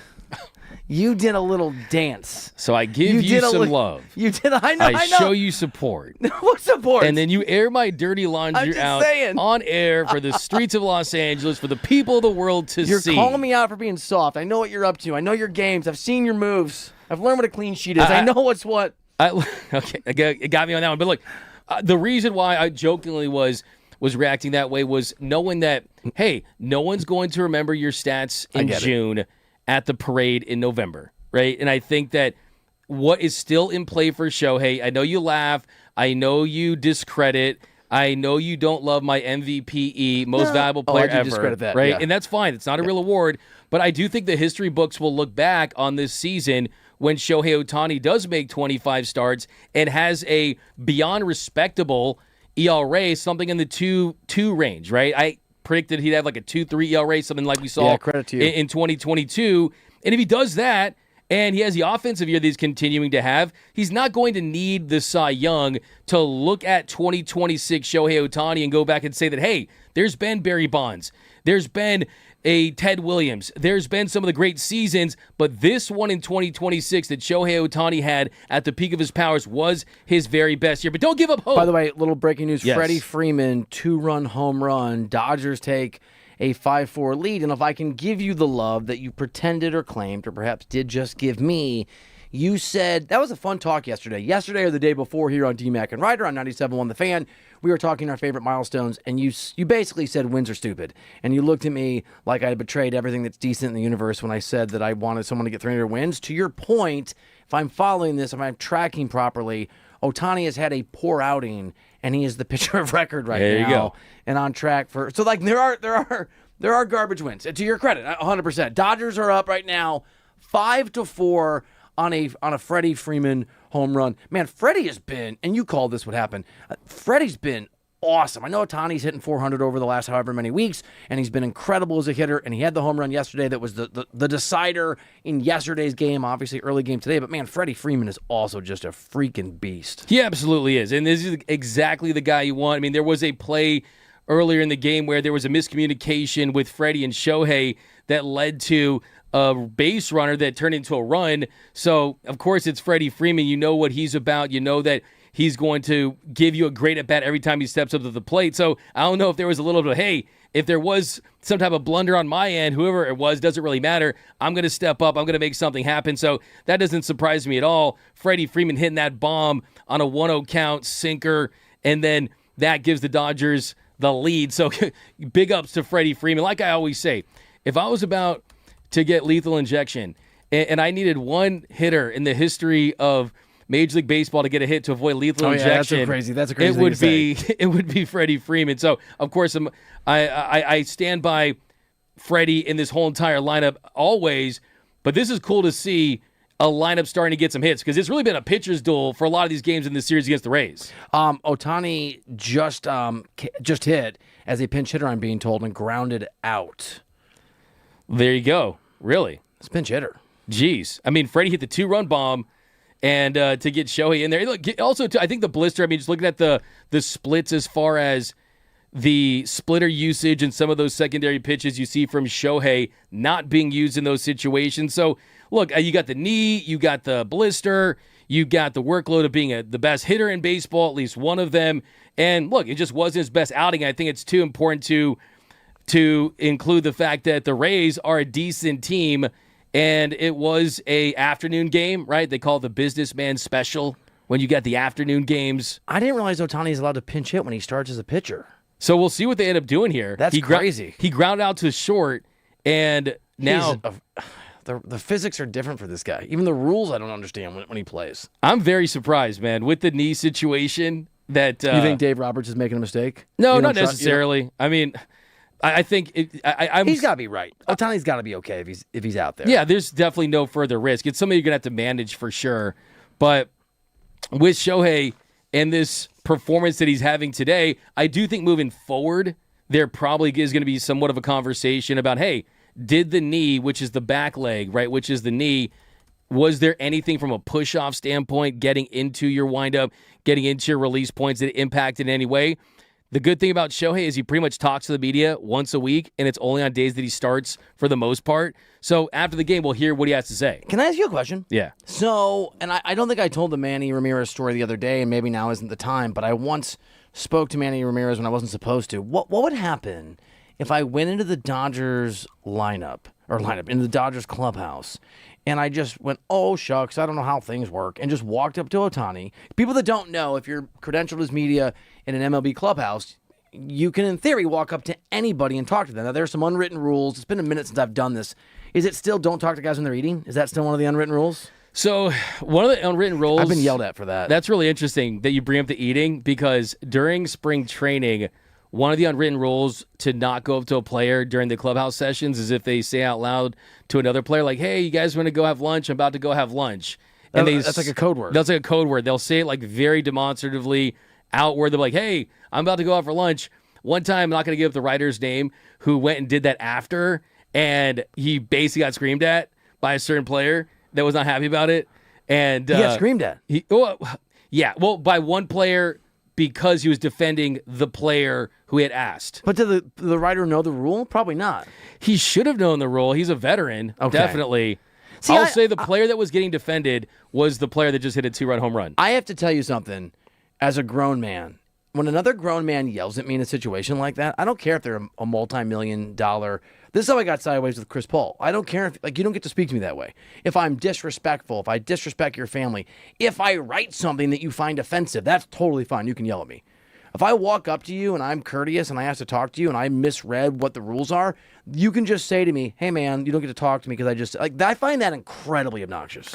Yeah, I mean, look, the good thing is the Dodgers... Like baseball players are almost always younger than the people covering them. Like, have a little respect, man. And I think that does play up. I'm not going to lie. I mean... Got a little older than I was when I first started doing it, and when the players get younger and you get a little older, it gets a little easier, right? For whatever reason. For me, it's just like, don't talk to me. I mean, just don't talk to me that way. For me, it's just don't call me sir. Like, if you call me sir, like, it throws me off. I'd rather you call me sir than the F word. Yeah. Well, that I've had that. I've been called that more than I've been called sir, unfortunately. That's true. In some places. That is true. Do you want to hear my quick Manny Ramirez story? I absolutely do. I was covering the Royals. It was a million years ago. The Red Sox are in town. You know who Dan Shaughnessy is, of course, right? Famous columnist for the Boston Globe. I think he was on PTI or it was on Around the Horn for a long time. Yeah. Dan Shaughnessy, okay, well known. And I went up to Shaughnessy. I'm like, I'm a big fan of your work. I'm a big fan of your work, and I really like what you write. And I'm like, I got to interview some Red Sox. And he goes, you should go interview Manny. I'm like, oh, really? Will he talk to me? He's like, he'll totally talk to you. Not knowing Manny had a rule you couldn't talk to him before the game. It was a hard and fast rule. And I walked up to him, and I must have tried 5 or 6 times, like, Mr. Ramirez, and he just ignored me while I tied his shoe. And then I finally go, Mr. Ramirez, I'm trying. And he looked up at me, and he goes, do not ever speak to me. Oh, no. And Dan Shaughnessy just started laughing at me. Wow. Just set me up. I mean... Anybody do that to you in Dodgers media who you want to call out now? A player don't speak to me? Like a guy that was like, hey, when you were early on, like D-Mac, go talk to... Hey, you see that guy? You see Kershaw eating those grapes? This is the perfect time to go ask him about his day. I will say that the very first time I covered the Blue Diamond Gala 4 or 5 years ago, and I was just kind of getting going where I had full credential and I was feeling like a big shot. I had this Dodgers suit. I was really feeling myself like I was like entertainment style. Right. And Clayton Kershaw comes down. I just think it's just automatic. They're going to talk to everyone. I was like, Clayton, here, come here for a couple questions. He goes, not right now, man. And he go like this. And I was like, and like broke my heart. And I remember when I posted it as a video, when I asked him that question, I dubbed in The Price is Wrong. I was like, dun, dun, dun, dun, dun. That's pretty funny. And it hurt. And that kind of stuff hurts. But here's the thing, though.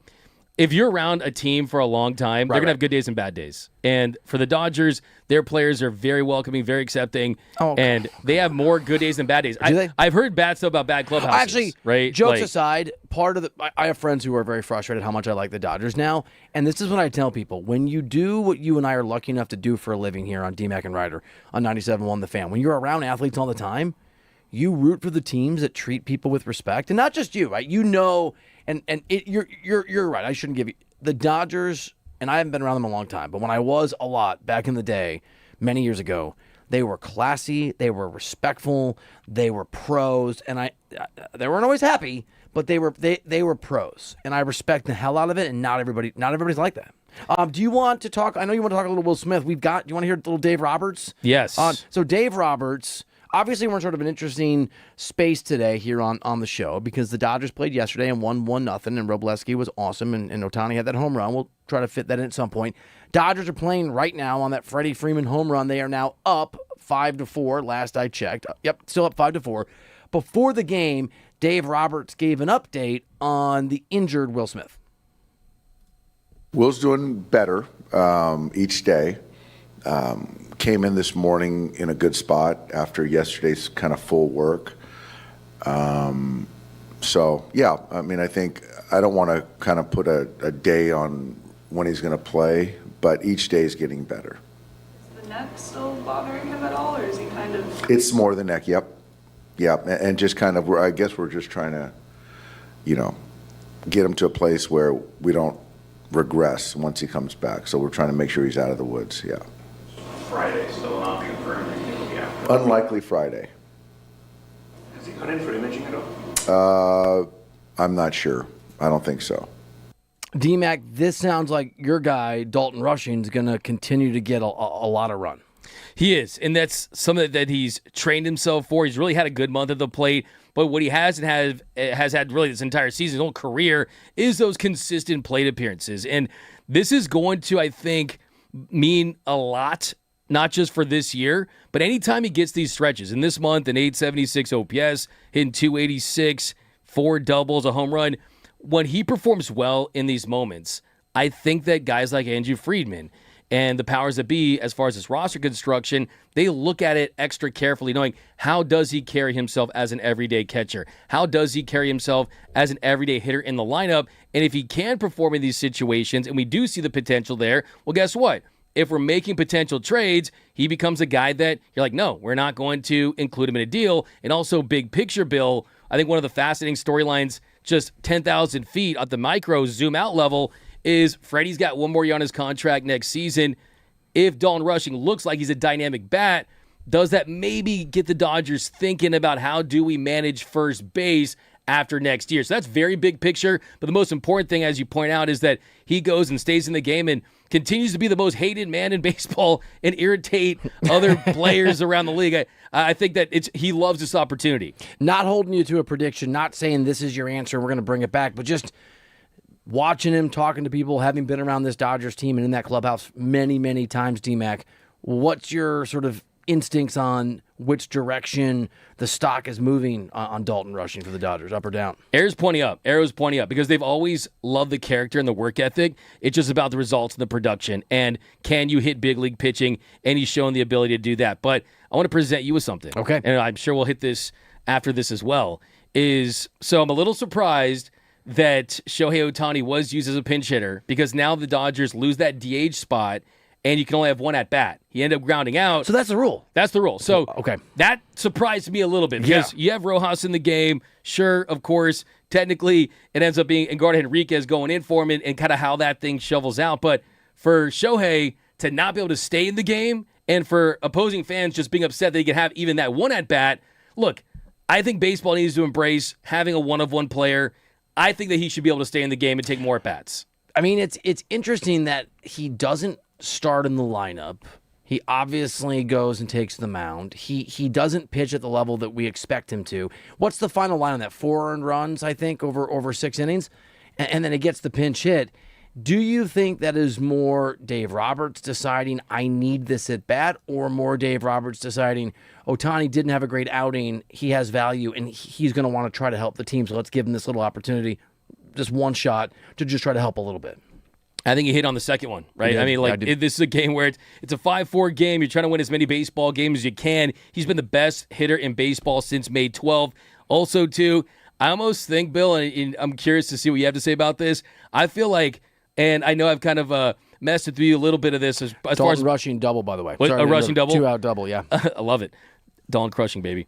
I know I messed with you a little bit on this as far as Dave Roberts and how he manages the team and how he is the boss, but I almost feel like Ohtani kind of has a bad start or whatever. By his standards, by the way. Not a terrible start. No, it's a bad start. But by his standards. 100%. You know Ohtani's kind of looking over at Dave, kind of giving that look, knowing he wants to get a plate appearance in, and Dave's like, hey, Ohtani wants to get in there. Hey, Show, you want to get in there taking that bat? And he's just already getting his stuff together, probably has his batting gloves already on, right? But he was already going in on anyway. But Dave probably wants to make it seem like, hey, that was my decision. I could see something like that. D-Mac and Reiter 97.1, the fan, the voice of LA sports. And just to put a little bit of a sort of finishing touch on this Ohtani pitching conversation, if Ohtani were in a legitimate leader in the clubhouse or striking distance conversation on the Cy Young Award, and he could be again, I would double down on respectfully disagreeing with you. And again, you and I here on the show on D-Mac and Reiter, I think we both love Shohei, and we want what's best for Shohei, and we think those are different things, like parents sometimes with kids when you have a different approach. But I have, now that Shohei Ohtani is not as likely to be a Cy Young Award winner, the combination of what Mizorowski did on Friday, what Sanchez continues to do, and let's be frank, the last couple outings from Shohei, where his ERA goes from 0.73 to whatever it is now, 1.47 or something in that range, I am much less adamant, I am much less obsessed with the need to push for a Cy Young. Now, if he just goes about his business and his performances and the performances of guys he's competing against get us back to where he's kind of in the mix again, I'll probably become a zealot once more. So it's not over. So you're still in. You're telling me there's a chance. Yeah. You're telling me there's a chance, T-Mac. You're going full Bluto from Animal House. Was it over when the Germans bombed Pearl Harbor? Hey, should we tell him? No, he's on a roll. Let him go, right? So you're going full Bluto, and I appreciate that about you. And here's the thing. Shohei, as long as he has the durability, don't kid yourself. I bet you in Milwaukee, Jacob Mizorowski is a very young pitcher. And when you're throwing 105 miles per hour and they have designs of making a run to the World Series too, there's probably a little bit of those conversations there. Yes, fair. Mizorowski ain't out there hitting homers and doubles like Shohei is, but still, I'm sure there's a little bit of a, hey, do we throttle down a little bit? I mean, that's the name of the game. I mean, the reason why the Dodgers won the World Series last year is all four of their starting pitchers were ready and available and pitched high-quality innings in October. It's how many of these guys can be available. So if Shohei continues to pitch like this and maybe those guys miss some time, there's still a lot of baseball left. So you're telling me it could be Jacob Mizanotnowski. It's just possible. There you go. We're back. There you go. I got to hold on to something. I think I brought you back, man. I feel like you're brought me back to life. There we go. My soul has re-entered my body.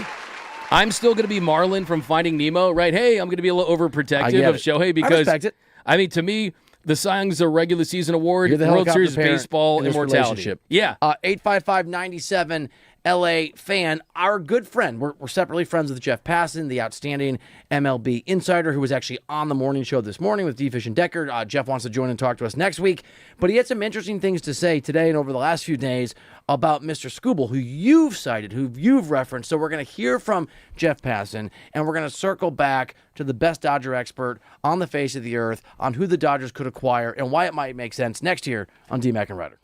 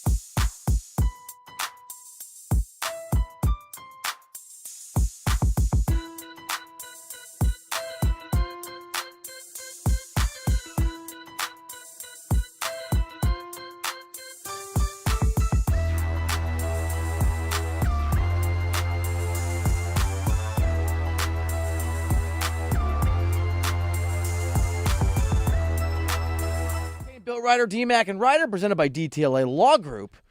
On the new 97.1 The Fan, the voice of LA Sports, accident or injury, text injury help to 40222. That's injury help to 40222. This is the new 97.1 The Fan, the voice of LA Sports. And speaking of new voices, we have one. It's very exciting. James Coe, our buddy, resident Clippers guy, as compared to us, has been announced as the new weekday evening host. He will host a solo show, as he has done with great distinction. I think he has kicked ass in his, is it fill-in or, just sort of doing some shows over the last month. And now he's going to be with you every single Monday to Friday, 6 to 10 p.m. It is a win for every single person in LA that loves sports talk, and a big win for you and me, because that's when we're driving home. So I get to listen to Coe now every single day. That means D-Fish and Decker, as you know, are on Monday to Friday, 6 a.m. to 10 a.m. You have Brock and Alex midday in LA, 10 to 2. We're doing our thing from 2 to 6. And now James Coe from 6 to 10 p.m. So you are talking 6 a.m. to 10 p.m. Monday to Friday. We are live and we are local. If you want to listen to Sports Talk Radio produced for people in Dubuque, Iowa, by all means, there's some places to do that. If you want Los Angeles Sports Talk, we got you right here on the FM. The LA Sports Talk, man, none like it. And James Coe, he does it with the best of them, man. He kills He's good, it. dude. He's got some hot takes. We disagree on things too. I mean, He I brought feel you up like yesterday. the Tarek Skubal thing, he's not down with. He doesn't want Tarek Skubal. Like he wants Tarek Skubal. He doesn't want him as much as you don't want Shohei Ohtani to come out of games. Like, he wants the Dodgers to kind of stand pat. I respect it. Also, too, I was listening to him yesterday, and he was bringing up some good points about baseball fans. Really, I missed this one. Just baseball fans in general. I agree with this, and I've been talking about this on the show a couple times, where when one game can like ruin your life in baseball for whatever reason, and then the next day your team wins and everything's fine, and then the game after they lose again and all is wrong in the world. Like, for some a baseball loss can just sting and bring some just madness out of you, and he did a great job pointing that out. Do you know what I've told? You know what I think this is like? A relationship with a baseball team that you truly love is like a relationship with your wife. A really bad day feels like the sky is crashing upon you, and then the next day you often get a reset. Oh yeah, but there are also there are slumps. There are peaks and valleys. Your basketball, there are peaks and valleys. You're absolutely right. Oh, your eyes just went to it. There are. Hey, I feel like it's. I mean, you talk about you use your marriage, your wife. I talk about our relationship in all those same ways, right? In fairness, they call it your work wife. At right? the water machine, I was just talking to you, and I said, I can't remember if I told you this or Lori this, because you guys now occupy the same place in my life. And you kind of like looked at me and walked away. You wanted to walk away. Yeah. Restraining orders. I want the opposite of the restraining order, right? I want the embrace order. The embrace order. That's what we talked about. But Mr. Reiter, you've been served. You must hug Doug. Exactly. Your Honor, I don't want to. He was holding my hand 24/7, 365. But yeah, I mean, my God, bro. Your basketball team loses, your day's ruined, maybe your week's ruined. Your baseball team loses, for some reason your life's ruined. And the funny thing is, they have so many games. It's too. weird. Yeah, it's like a marriage thing. 855-97 LA fan. Jeff Passan. By the way, I think not sometimes. I often point out accurately that most insiders are compromised, and that's part of the job. I don't think that's not true with Passan. He's really good at what he does, and he I don't even remember which spot this was. You know, it was on the Rich Eisen. This was the one on the Rich Eisen show, and he talked about the trade market for Tarek Skubal. Everyone can use a pitcher. Everyone can use a great pitcher. Everyone can use a number one. Everyone can use the guy who you would pick if you have one game to be pitched in modern baseball. That's Tarek Skubal, back-to-back American League Cy Young Award winner. Guy who's been up to 103 with his fastball and has arguably the best changeup in baseball, and the slider's good, and he just does everything well. So yeah, of course the Dodgers would love to add him to a rotation that right now includes Shohei Ohtani and Yoshinobu Yamamoto and Justin Wrobleski, who's been awesome, but they also have Blake Snell and Tyler Glasnow, presumably back at some point. But other teams, even the Yankees, would love to have Tarek Skubal. They could have Cam Schlittler and Max Fried and Garrett Cole and Carlos Rodon and Will Warren and Clark Schmidt, and they would still pay a hefty sum to go out and get Tarek Skubal, because he's the kind of guy, Rich, who wins you World Series. this is something that if you've been listening to the show from the beginning, you will know, and you and I consume a lot of Dodgers content. The first place you would have heard this would have been pushed, this would have been floated, this would have been analyzed and explained, was on this show by you.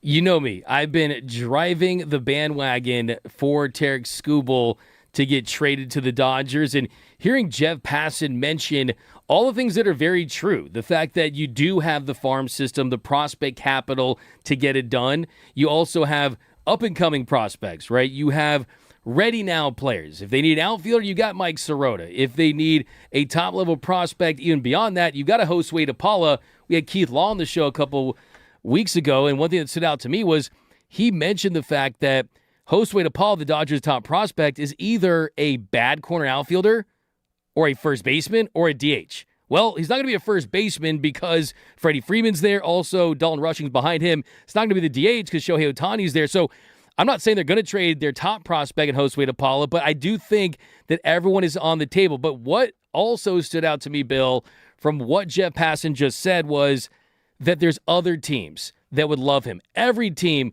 could use a dominant starting pitcher.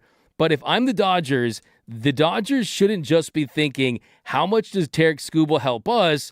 They should be thinking, how much does it hurt us if the Yankees or the Phillies or the Brewers or another contender gets him and you have to face that team in either a short series or in the World Series? I think if the Dodgers go and get Tarek Skubal, that's the kill shot. The three-peat is happening. And I think it's all but guaranteed if you go and get him and you stay healthy. So you mentioned that James Coe, who just got announced as the new evening host here. Yeah, it's great news. Way to go, James. We should give him a cheer. We should give James Coe a little cheer, a little welcome to the family, welcome to the team. He totally disagrees with you. And I respect the hell out of the fact that when he disagrees with you, he says so on the show and names you with respect.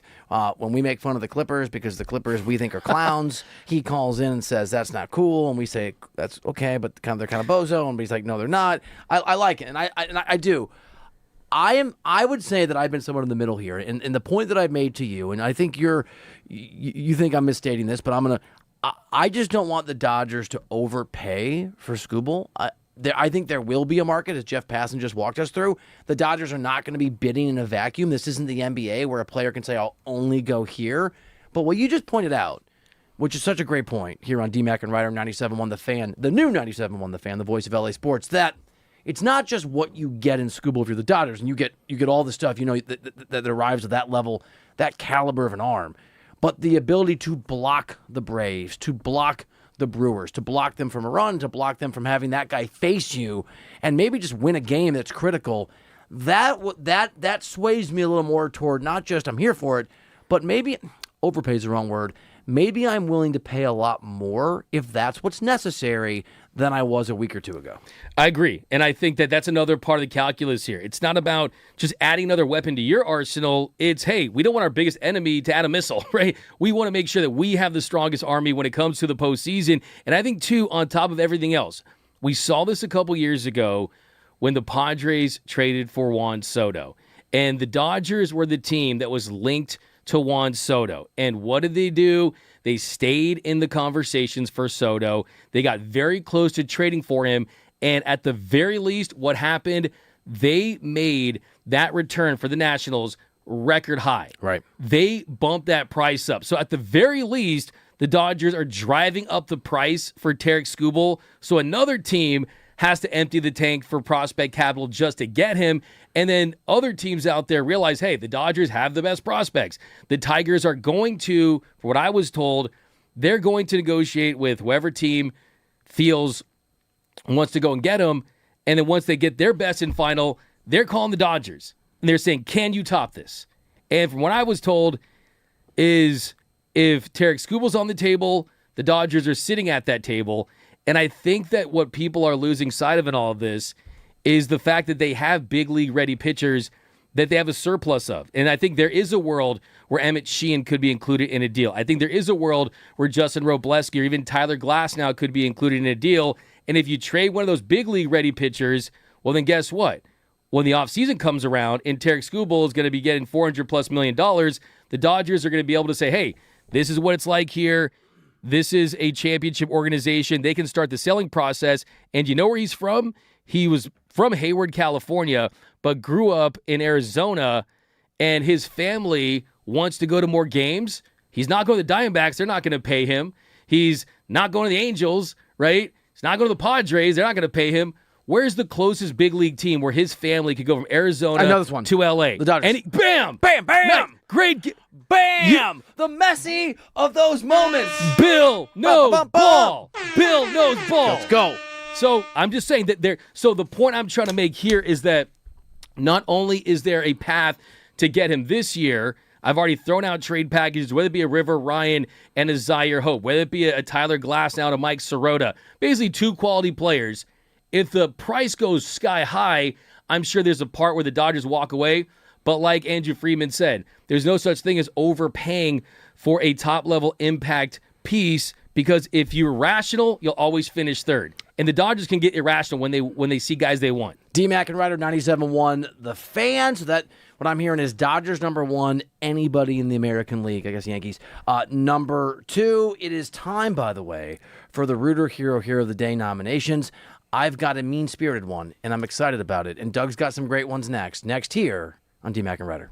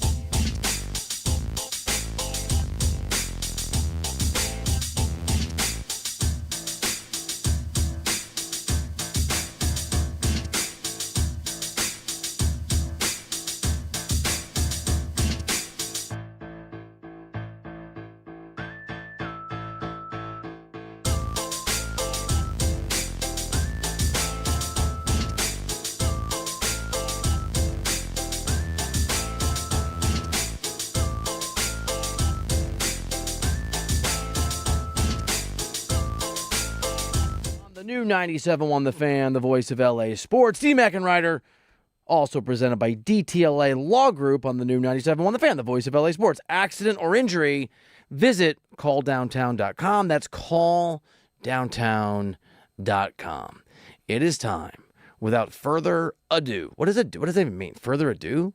How about like further words? It's the soccer player, right? Further, yeah, Freddie Adu. Standard Freddie Adu. Yeah. Yeah, because we don't want further ado because he didn't make it. Yeah. And neither do these. Yeah. Yes. It makes sense. That's where it comes from. It is time for this segment. It's time. It's time for the Rooter Hero of the Day. I'm going to start because I'm wearing his jersey. I have his name on my back. I love this man. I changed my Twitter avatar to him smiling at my son right before he signed his jersey and changed my son's life. Leo the Goat Messi. 3 goals yesterday. I heard number 3. I heard that's called a it's called a help me. It's called a 3-goaler. A 3-goal. Right. What is? Oh, it's a hat trick. Whoops. My bad. A 3-goaler. I'm still getting up to the soccer jargon. Soccer. Yeah. Yeah. All right. So I'll start with Messi. Is it too late to? Can I fully jump on to like the Messi's my guy? Get in there. Get in there. I want it so bad. I mean, the guy is so good. Like he just makes you feel a type of way. Just the magic is real. I wish I could have been a fan during his absolute prime in all those years. I was. Me too. I didn't start watching soccer until 2020. Messi's magic, man. He really is the goat of goats in soccer, possibly all sports. He is to in soccer history. what you are to friendship. It's that really? Yeah. So you mean he doesn't? Pure magic. He doesn't take pictures with fans that run under the field. Apparently, I saw, but no, he will sometimes. He will. Yeah, Messi's the man, dude. But Honestly, it happens a lot. I think they probably tell him, "Hey, man, you got to stop." Like, Messi's the thing is, he doesn't seem real. Like I feel like he doesn't seem real. But I'll go with mine, and we didn't get a chance to do this yesterday because I think we learned about it after. But Lawrence Tanter, yeah, it's a good one, announcing his retirement, still going to stay on the Lakers in some capacity in a special advisor type of role for game presentation. But when you went to Laker games, it would be the Forum, Staples, now Crypto. That was as a part of the fabric of a Laker game, as the Laker girls, as the purple and gold, as the banners up top, as seeing Kobe and Shaq. I mean, I'll never forget Lawrence Tanter, just one of the great memories of being a Lakers fan. I am so tempted to do something sacrilegious and nominate a historical figure that most people like, because you tried to nominate all the greats yesterday, but I'm not going to do it. I'm not stooping to your level. Okay, no, you have to do it because then I'm going to be distracted and thinking about who it was. All right, who was it? I can't tell you. What did it start with? I don't remember. Who did it rhyme with? Questions I can't recall. Jeez. Your Honor. Come on. We want to know. The people of Los Angeles, the people of the world want to know. But I can give you this. Okay. I can give you a mean-spirited Rooter Hero of the Day nomination. Ooh. Okay. I want to nominate Portuguese player Ronaldo for further reminding us that Messi is the GOAT by putting up a performance today that could be best described as imitating a corpse. This guy is so bad. By the way, fun fact, he's now been in 10 consecutive major tournaments for his national team. So the World Cup and then the Euros, which are a very big deal. They're also every 4 years, and they alternate from when the Olympics are. So 2 years ago, he has not scored a goal. He's the striker, by the way. That's his job. He has not scored a goal in 10 consecutive major tournaments. He's taken 33 shots. Only 11 are on target. None today. Let's laugh at Ronaldo. He's a hero. Like, sometimes you need the darkness to let you see how bright the sun is. How many? Yeah, there you go. Yeah. How many shots you said? 33 shots, 11 on target. Oh, my goodness. No goals. Wow. His name's Ronaldo. No. There we go. So I feel great, man. So you tell me I have the same number of goals as Cristiano Ronaldo in the World Cup. But you're likable. Hey, I'll take that one. So you're ahead of him. I love that. I for some reason I'm here for the Ronaldo hate. I really am. I am too. Okay, so I'll stay on the pitch. Ooh. I'll stay on the pitch. Look at that. I saw a show today. I'm gonna point you toward. They're starting to learn soccer stuff. There we go. Zlatan Ibrahimovic and his analysis. Zlatan wears sunglasses to protect the sun. Zlatan, when he turned 18, his parents moved out. Zlatan is that guy. Zlatan, I think, is the Charles Barkley of soccer, whatever it may be, and him making Alexi, probably the only person who's more hateable than Ronaldo in the World Cup is Alexi Lawless. And oh my God, it's amazing to see Zlatan just big brother and son him. It's just great. I'm just totally. I knew a little bit of Zlatan for sure, but that just seeing him is insane. And he's just off the cuff. He said he doesn't even have notes.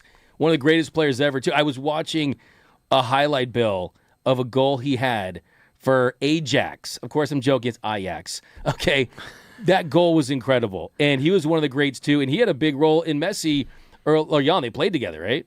Yeah. Zlatan Ibrahimovic, man, amazing. I mean, like he's a historically great player, and he's one of the great characters in the history of the game. Oh yeah. Have you watched oh my God, Reiter, G Mac and Reiter 97.1 The Fan, where I forget things now.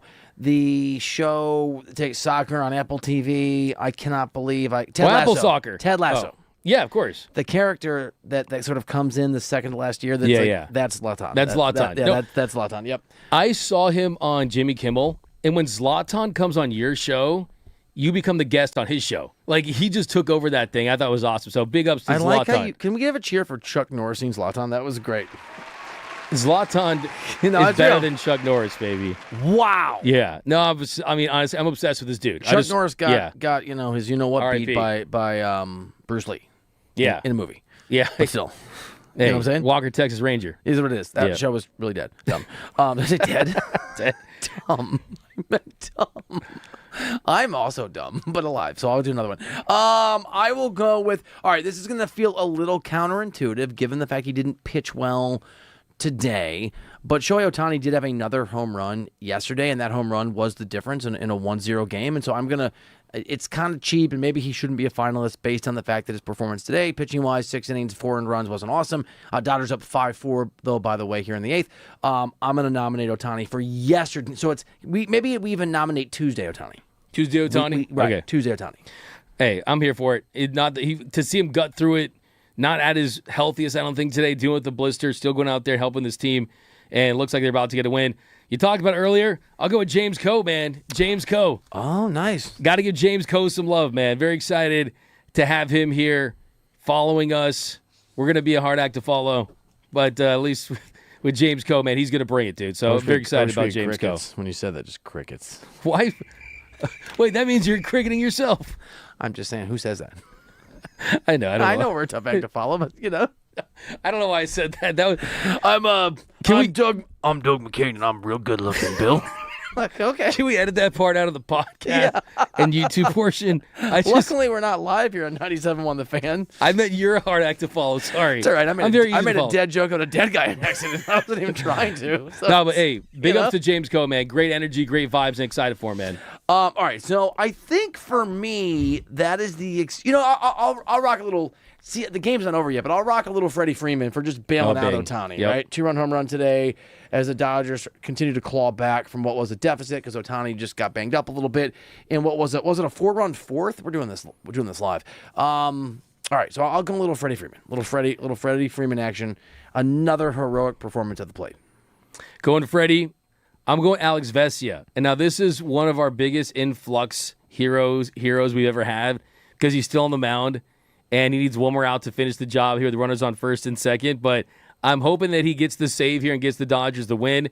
And I hope that he can keep climbing up my trust tree because I trust Alex Vesia. He's been one of the big rocks in this Dodgers bullpen for many years now. So let's see if he can get the job done. But here's my hero. I'm going to nominate the people on the airplane from Des Moines, Iowa to LAX yesterday. Many of them were Bosnian refugees who came over during the Serbian War and then grew up in Des Moines because Des Moines took a bunch of refugees in, who took care of, I'm told, and looked out for my son Henry. Henry was flying for only the second time in his life by himself, and so they were all on the plane coming for the game. Is the game tomorrow or Friday? That they're coming for the Bosnian World Cup game, and the funny thing is I was told that basically they were doing cheers so loudly before the flight that the flight attendant had to go, "We're boarding the plane. You have to get on the plane. We're going to close the door." But they looked out for my son on the plane. So to all of the Bosnian soccer fans on that particular flight to LAX, thank you. Bang. Can't top Bam, that bam. one. I'll do a shout out to Henry, man. Apparently, I learned he's a really good cook. What's his He favorite can dish? cook, dude. He makes what it's called. He likes dessert. He makes a Butterfinger dessert. Wow. It is the most decadent thing. It's ice cream, pudding, whipped cream, Butterfingers, graham crackers. I don't know. It's amazing, dude. They changed the formula on Butterfinger a couple years ago. I like the old one better. Did they? Gotta buy some on Why'd eBay. they change it? I don't know why. I was reading about it. I mean, but bring back the old Butterfinger. Man, that's a downer. It's a real downer. What's his favorite thing? It sucks now. Henry. Damn. I'll get him some vintage Butterfingers, man. All right, those are our nominees. You can vote for the 4 finalists on the stream at the Fan LA. At the Fan LA. I don't always trust Doug, but I do trust him with the bullpen trust tree. Next here, I do trust you, largely, on DMAC and Reiter. They have the...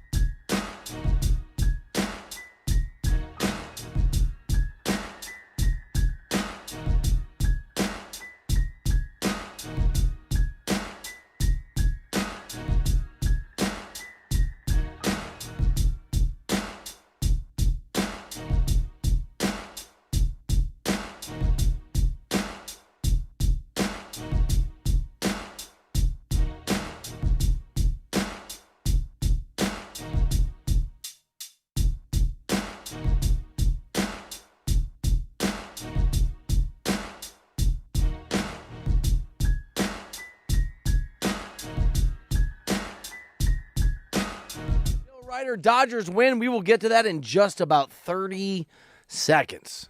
Came down to the wire. Wasn't easy. It was a grind, but another Dodgers victory. This is D-Mac and Reiter, presented by DTLA Law Group on the new 97.1 The Fan, the voice of LA Sports. Accident or injury, visit calldowntown.com. That's calldowntown.com.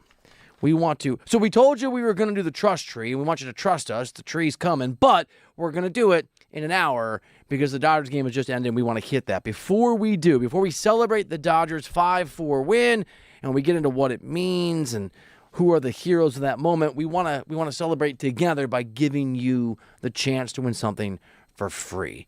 And Alex Vesia had 28 pitches to close out that game, so caller 28. Just kidding. We're not going to make Ryan Bershinger do that many phone calls. Let's do caller 5, since the Dodgers scored 5 runs to win the game.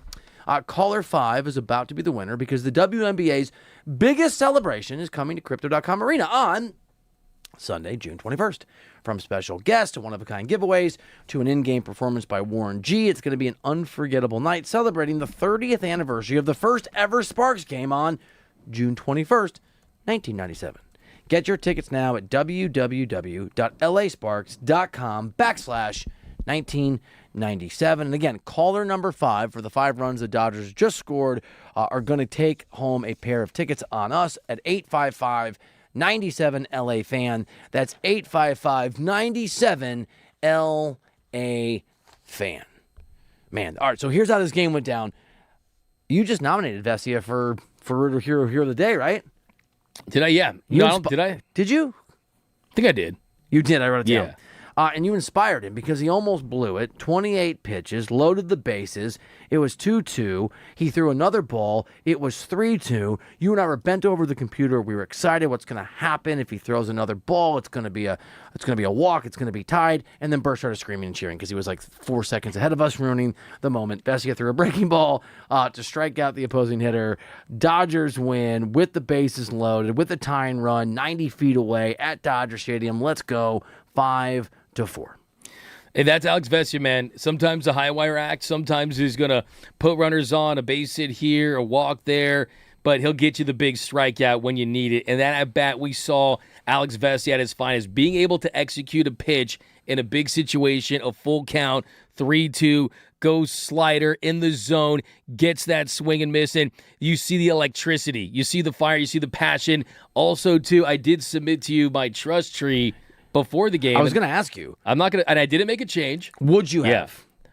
Off of one bad performance. Had he given up a home run there? I think I kind of gave him the benefit of the doubt to put him in that tier of my trust tree based on past experiences and what we've seen from him in October. But I don't think I would have pegged him. I don't think I would have taken him down a peg. I think I would have definitely kept him high on that list because of just what he means as a left-handed pitcher. And that's the thing, too. We don't have many of them. Yeah, you don't have many of them. And Jack Dreyer has not pitched well of late. So to have Alex Vesia go out there and continue to be the Dodgers' best high-leverage lefty reliever, I think him and Tanner Scott right there. But Vesia, I think, has a little more trust. I think Tanner Scott maybe have a little more upside.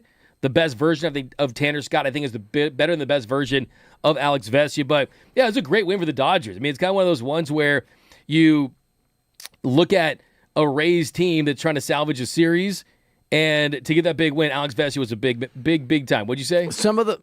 Was it Alex Bestia? Bestia, there you go. Yeah, don't mess with with just Bestia. now. Like, I'm just sitting here listening, man. Yeah, taking in the magic. No, I'm just trying. What'd you say? Nothing. No, sir, nothing. I apologize. I'm sorry. Okay. Thank you, sir. Might have another. I will take the porch. No, I loved it so much. I was like, what'd you say? I'm drunk. It's like, oh man. No, Alex Bestia. Was it Alex Bestia, right? Keep it together. We're only an hour or two, Reiter and Doug. D-Mac and Reiter, 97 on the Fan. I said Alex Bestia. Yeah, I know. 5 minutes earlier. I was recreating you saying, what'd you say? Don't ever speak. Don't look at me when I'm talking. Avert your eyes. No, I think it was amazing. There are some celebrities.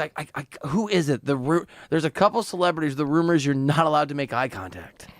Oh, yeah. I think was it? Who was it? Ellen might have been alleged to have been one of those people. Yeah, when I was a tour guide at Warner Brothers Studios, they said that if Ellen DeGeneres had her sunglasses on and you pointed her out to the people in your group, you would get immediately fired. You had to sign something. Come on. You had to sign something saying you do not talk to Ellen. You had to sign something and you're fired. So Ellen's not generous, is the allegation. She's not generous with time at all. I've heard this about Steve Harvey. Not saying it's true. Don't know if it's true. Heard this about Ronaldo. Just kidding. I've never heard it. Wow. But it totally tracks, doesn't it? I heard he hates puppies and cupcakes and ice cream. Yeah. Most people think there's a pot of gold at the end of a rainbow. He tells kids that there's a pot of crap. Just kidding. Not real. Not real. That I know of. All right. Can I speak again? What'd you say? That was wild. I was trying to collect the awesome Alex Vesia thing. No, I know you were. Edmund, by the way, 0 for 3 today, did have a base on ball in that leadoff spot. Andy Pajes, who I know you had sort of noted yesterday and had been flagging, he hadn't been playing quite at the same level. Better game today, good game today, 2 for 4. Drew a base on ball, scored a run. He did strand 3. The bases were loaded midway point of that game when he battled. He got down 0-2, battled a little bit, fouled off 2 or 3 balls, and then got, as you noted, jammed and popped out lazily to the shortstop. Freddie Freeman was Freddie Freeman again, had the 2-run home run. Betts was 1 for 4, but also had a walk, and so got on base a couple times and scored a run. Our guy Rojas 1 for 3. So there were some performances today. That Tucker was 1 for 3, also left one guy on base. So I don't know, man. Like Dalton Rushing was 1 for 3, had that double with nobody out, 2 out, nobody on, and I think he ended up getting stranded. But it's nice to see the Dodgers, because you know this, when you have a superstar, and we've seen this with Argentina in the past. I'm wearing the Messi jersey. When you have a superstar that you expect to carry you, sometimes human nature, you can just kind of let yourself let go of the rope a little bit. You can relax. You don't have the same focus. And so when an Ohtani, shelled is not the right word. What is getting shelled? 6, 7? It's a bad outing though. I'd say 6+. It's 6+. 6+ getting rocked. So this is getting a little banged up. A little roughed up. Runs, a little roughed up. And for Shohei, right? This is the kind of game, and the Dodgers were obviously down when he gave up those 4 earned runs, where sometimes you've seen teams, because their talisman, their superstar, their guy doesn't perform at the level you expect, they aren't competing at the same level because they think they're going to coast off this. I've seen this with LeBron too. Credit the Dodgers. They're locked in. This is, I think, a Dave Roberts gets his flowers thing. Ohtani didn't pitch the way that we expect, and yet they went out there, they grinded, they chipped away. Freddie Freeman had the ultimate sort of game winner. The bullpen stepped up. It's nice to see the Dodgers win on a day where Shohei Ohtani looks very, very mortal. Exactly. What'd you say?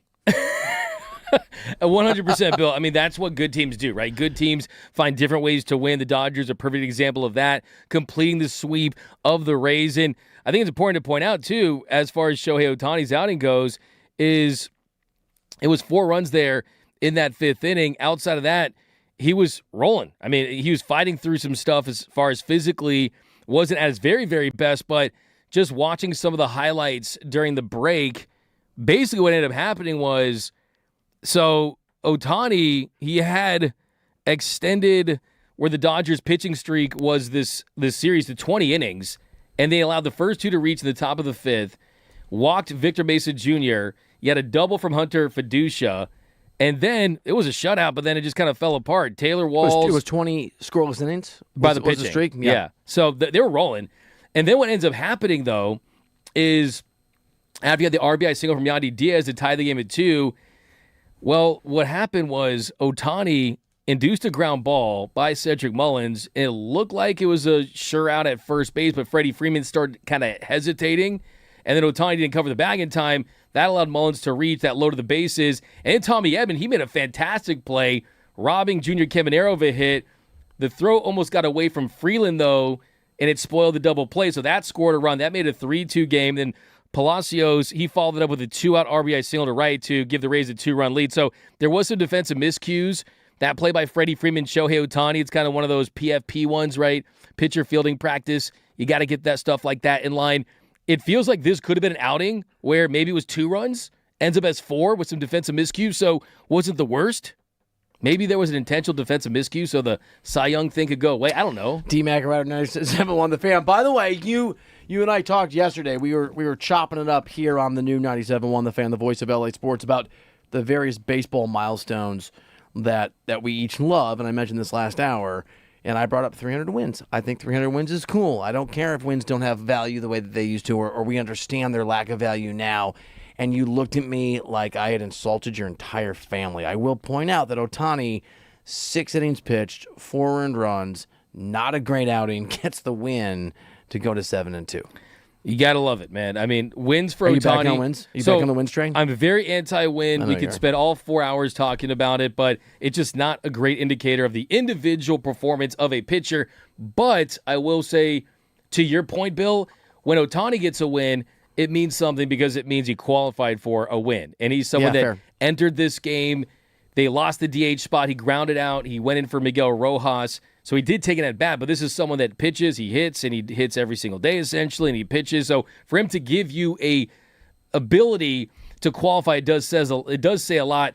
And hey, man, Ohtani's ERA died for this win, man. His finger died for this win. 1.47. It is ridiculous that I am looking at a 1.47 earned run average here on DMAC and Reiter on 97.1 The Fan.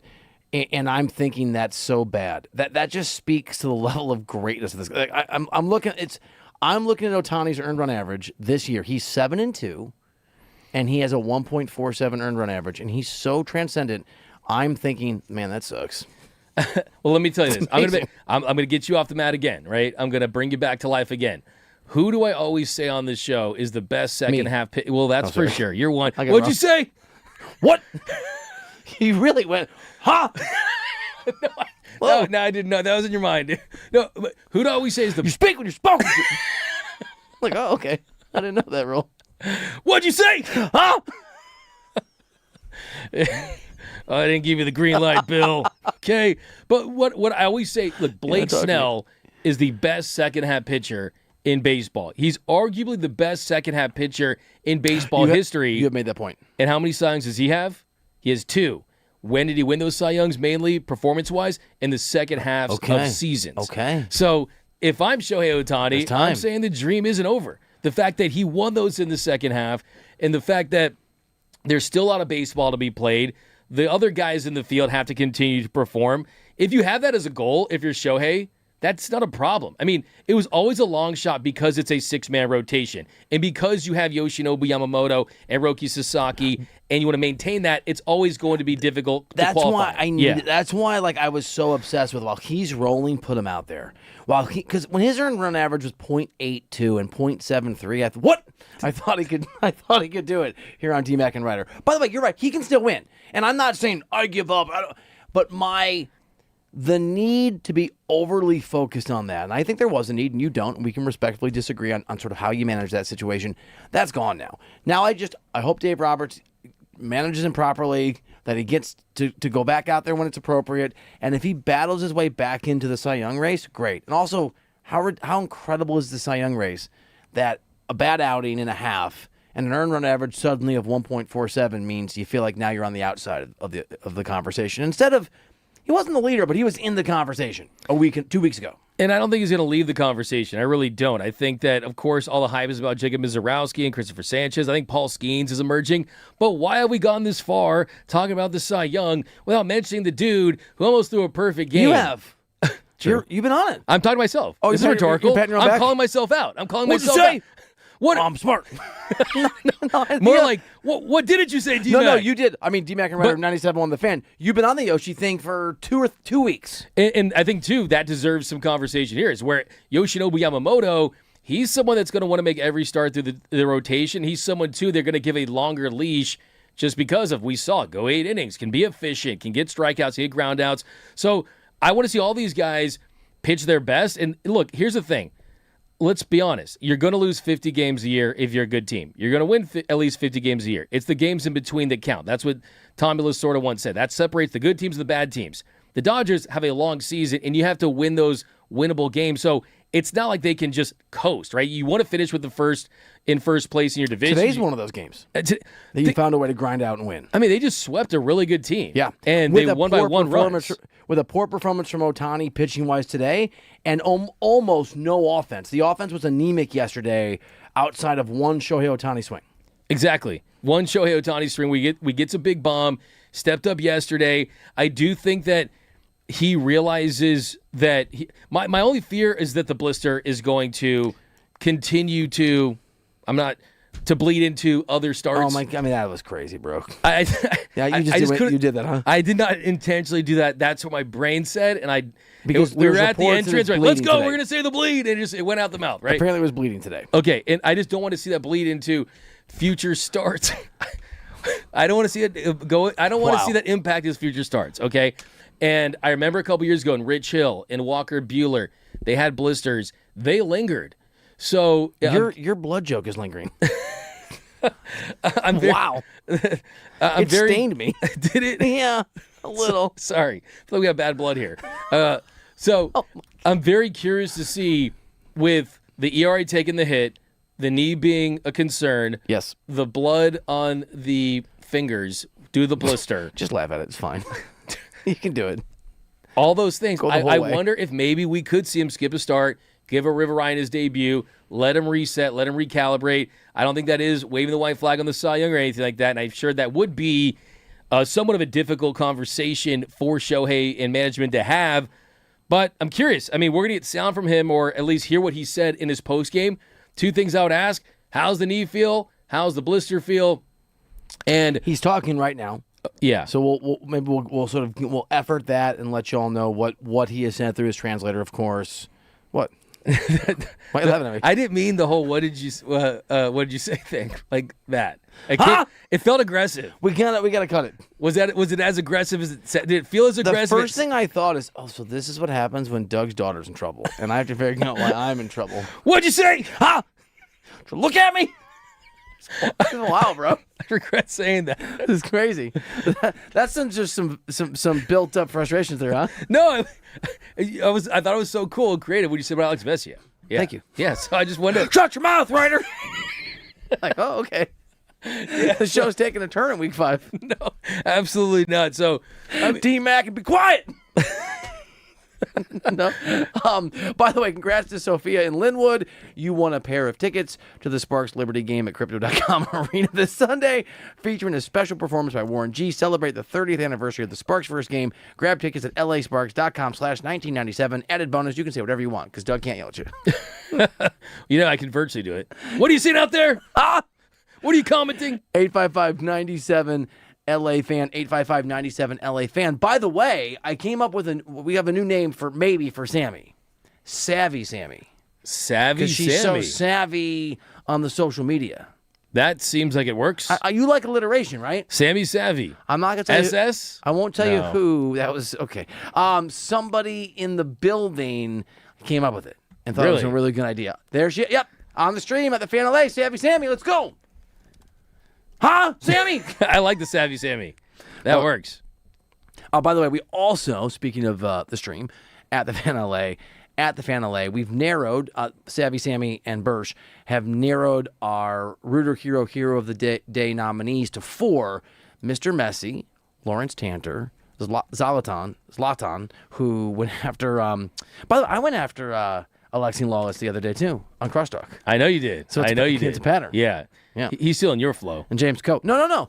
I just feel like I'm in touch with the sort of general the zeitgeist of the soccer. You know what I'm saying? You are. But Zlatan can do it. Yeah. It was. We'll play it for you later when we do a soccer update. It was wild stuff. I'm here for it, man. I'm so here for it. This is one of the great in-studio tension battles that we've seen. Do you like awkward interactions on media, like when you're watching? I'm a part of a lot of them. No, but I would say absolutely do. Absolutely. Shaq, Chuck, kind of early days. I mean, that was a little weird. But can you do a good? I'll come get you. I can't even do it. Like I'm Big Shaq. Hey, Chuck, leave me alone. He basically, I'm gonna come fight you if you say it again. Hey, Shaq, I'm gonna beat you up. Shaq is the crazy thing about that. Shaq is the nicest man. I've been around him, I don't know, 7 or 8 times. He doesn't know me from Adam, and he still could not be kinder. Yeah, I'm a Shaq guy. Yeah, I know you are a big Shaq guy, and I love that about you because I think that Shaq doesn't get the credit he deserves for his career. I think that his legend will continue to grow because you look at those old highlights of him. Dude's getting triple teamed. Dude's a game wrecker. Dude was the MDE, the most dominant ever. So yeah, love me some Shaq. And like on top of that, I don't think he's one of these unusual guys who I'm not sure he treated his colleagues well if they messed with him, and he wasn't afraid to treat his bosses badly. But the so-called people beneath him, right? And I was always taught you can judge a person how they treat the people that are so-called beneath them in the sort of pecking order. He's amazing to people like that. He's a really good guy. Yeah, there's the thing about Shaq where when he goes to restaurants, he asks the waiters how much they want for their tip, and if they say 10,000, he'll do it. Like, he's crazy. I would do it in a heartbeat. Would you like some Shohei Ohtani information? Yeah. Okay. Are you sure? Because you told me not to talk right. So I'm a little. No. It's a conundrum. On T-Mac and Reiter. Please talk. Okay. Unleashed. Ohtani. You're funny, bro. All right, Ohtani. On whether his blister affected his performance on the mound today. Quote, it's just a part of the game. There's not a lot of situations where you feel 100%. So I just took it as that. It's big that we're able to win a game like this, end quote. Translation. I'm not going to answer that question. Translation. It definitely impacted him in some capacity for him to go that far. Shohei Ohtani also on how much he pushed through today's start. So a little more on this quote. Actually, I just felt good overall. It's just really that fifth inning. I said fourth earlier. That I wasn't really too pleased. Aside from that, this stuff was good, and I felt pretty good overall. I mean, he's such a polite dude. He is, and I'm very curious to see how he bounces back because you look at his last couple outings, just kind of putting it together here. He's given up 7 runs over his last 12 and 2/3 innings. The ERA, as you mentioned, at 1.47. That was the most we've really seen him struggle in one singular inning all year. And I want to say possibly in his Dodgers pitching career. There was some last year, but that was definitely one where he wasn't missing bats when he needed to. There were some defensive miscues there. He was just struggling. I mean, the good news is he did retire the side in order to end his outing in the 6th inning, so he did finish strong. So it's not like he gave up some runs, then Dave had to take the ball out. That's definitely not a sight you want to see at Dodger Stadium, is Shohei leaving the game after a rough start. So he did finish on a positive note, so I think that's encouraging for sure. D-Mac and Reiter here on 97.1 The Fan. We're going to shift gears for just a moment. Victor Wembanyama obviously didn't just cost himself an opportunity at an NBA championship. He cost himself all of the goodwill that had been sort of built up by the promise of what he could be by being a total jerk face. He can actually look to L.A. and a couple superstars from L.A. on how you fix that. And we'll get into that next here on D-Mac and Reiter.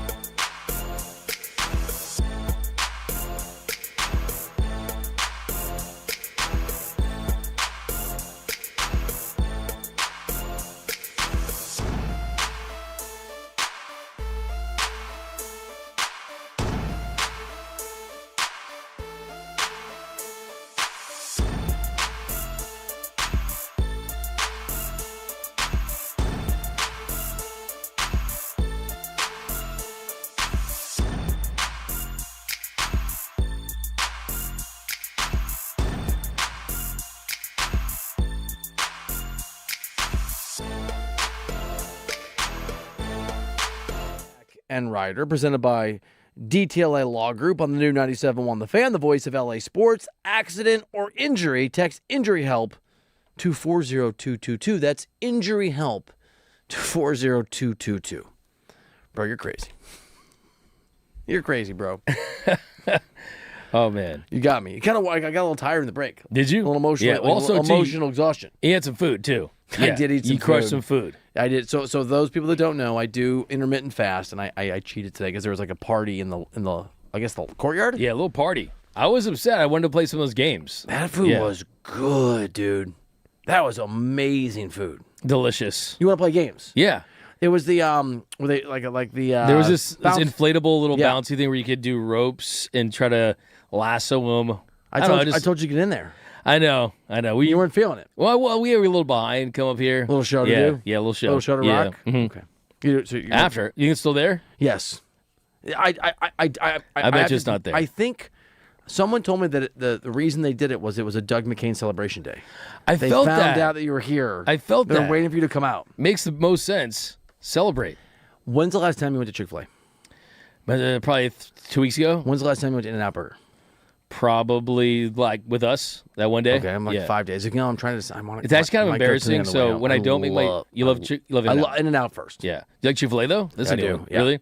It's kind of embarrassing when I don't make my daughter's luncheon time. I actually go to Chick-fil-A and I get her like food. And I give it to that's her. when I go. Yeah, really? For my son. And I go to daycare and everyone's got like, here's a sandwich I made for, and like it's all this nice food and stuff. Like, here's Chick-fil-A fast food. You're here. dad of the year. Yeah, well, I don't know. And then when a mom goes, "Did you not cook?" You go, "What'd you say?" Yeah, it's like, here's these carrots. And I'm just like, by the way, you went fries. through a crazy. Those of you that don't know this, here, listen to D-Mac and Ryder. Doug went through a crazy carrot phase for like 3 days where you brought a bag of carrots the size of a human being and just were crushing carrots every day. What's up, Doc? I love carrots. I love carrots. I like Bugs Bunny, man. I mean, carrots are great. Yeah. But now it's over. No, I still do it, but I just don't bring it here. But you were crushing carrots the entire show. Well, here's the thing. I actually brought a big bag, and I put them in the top shelf of the freezer here, and it actually got frozen. Like icicle level, like the carrots all got super cold, so I just had to throw it away. Why didn't you put it in the fridge? It was in the fridge. But the fridge here it's that the setting here is so cold that the carrots basically became ice. To quote Ron Burgundy, I don't believe you. We'll go look at it, okay? Yeah. I thought you threw it away. After. What'd you say? Well, I guess I'll do the spirit. And someone going to get that clip because you claimed in the break that you said, "Oh man, that was a swell thing you said on I did. Vesia." I was like, Bill, that was such a great line about Alex Vesia. What was it? You're a swell guy and a smart guy, and let's talk about it. And then I overreacted. Yeah, I think That's so. what you're saying. You made us feel some like fire-breathing dragon over here. What'd you say? Bang! That's a wallet. All right, we're coming off the rails. All right, so if you want, by the way, I gotta stop doing it. But D-Mac does imitations so well, I can't stop doing them in my head. And my son Henry just came home yesterday. He got home last night. He got to the house at maybe 9:30 or 10 at night. So whatever the math is on that, I've been here for most of this day. I've already heard him twice do the imitation that you do because I was walking around the house saying it so much. Of what? I can't. I don't want to do it. Oh, okay, gotcha. It's somebody in the market, and it's going to become clear. Somebody that like works in the LA. You know what I'm saying? Yeah. But Henry's been doing it. You know. Interesting. It's the thing. Whatever it is. You know whatever it is. All right. No idea what you're talking about. All right. 85. No idea. Okay. 855-97 LA fan.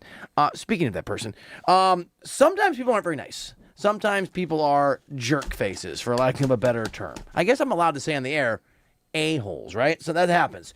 And Victor Wembanyama went from, would you agree, being beloved, we're all excited by him, whether you were rooting for him or not, to just people think it's a jerk. I think he looks like a jerk. He's playing dirty. He's banging people on the shoulder. Oh, we know we're going to win. And this is not the only thing he said, but just the last words he spoke to all of us coming off a loss in the finals after damaging his reputation was this. Appreciate y'all. See y'all. Never. It's also like so dumb. What are you 11 years old? See y'all. Never. I got you. And he runs away like what? Wow. Do you know what the kids do? The clocked? You got clocked? Do you know that one yet? Yeah, that one I'm not comfortable using. I'm too. You got clocked? I feel unk status. It's one of these things right here. Okay. Well, I only know because apparently I get clocked all the time. You get clocked? Yeah, apparently. By the way, and I also, Lori gets clocked when I, say something. I just, You think I'm hard on you? You should have seen the way I joke with my wife. So you tell me that it basically because I thought that was a way to kind of praise something. No, right? That was back with kids used to do this. Teachers taught their kids to do this instead of cheering. This is like with your 3 finger, you got clocked means you got. Like, oh, he got you. Gotcha. Yeah, right? I see it. Okay. I do think though, you've brought up how let's put a stop to the Wembanyama GOAT conversation. And whether you agree or don't agree with that sports take, and I thought it was a really good sports take, people loved it. People in the chat at the Fan LA loved it. People that were listening on the FM 97.1 loved it. My wife thought it was really cool. Like, there's just this sort of, there is an appetite now for anti-Victor Wembanyama talk. But there's a couple examples, and I'm sure I'm missing a few, of people being regarded of complete jerk faces.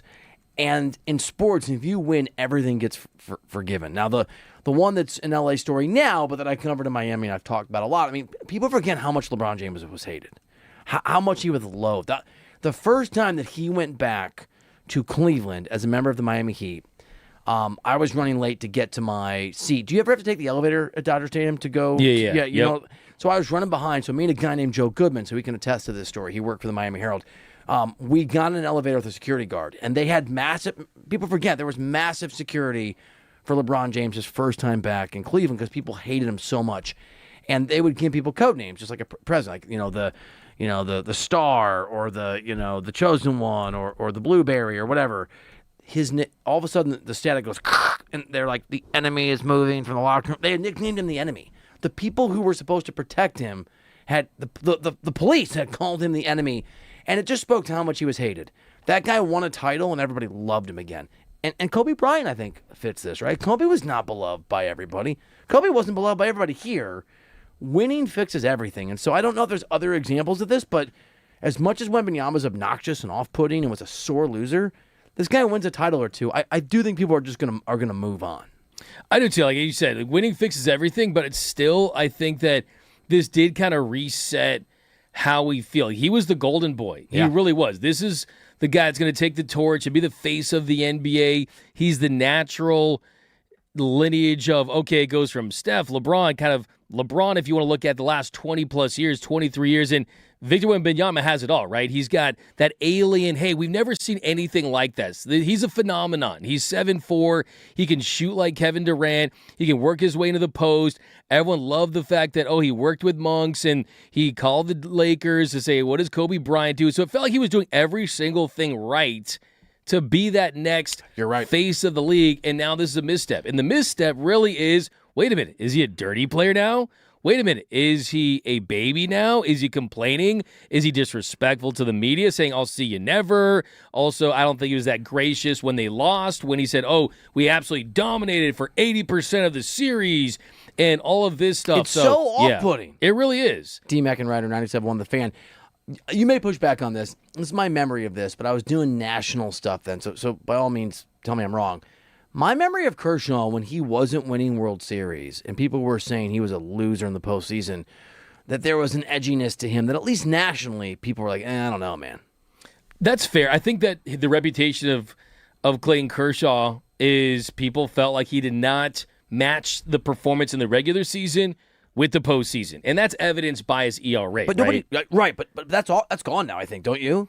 I don't think that's a storyline. I'll speak now. He never really had. So 2020 pitched well against the Rays. Yep. But I think that what Kersh kind of missed out on was being elite in the postseason at the peak of his powers. Yeah, yes, I agree. I will just say that was on national sports talk radio, or when I would bring up the Dodgers, because I would talk a lot of Dodgers nationally, because I liked talking Dodgers locally 10 years ago when I did it some other place. I can't remember the name of it. Only name you need is 97.1 The Fan, the voice of LA sports. And people would call in from all over the country, and just, even before the Dodgers had won a lot, and just go at the Dodgers and go at Kershaw.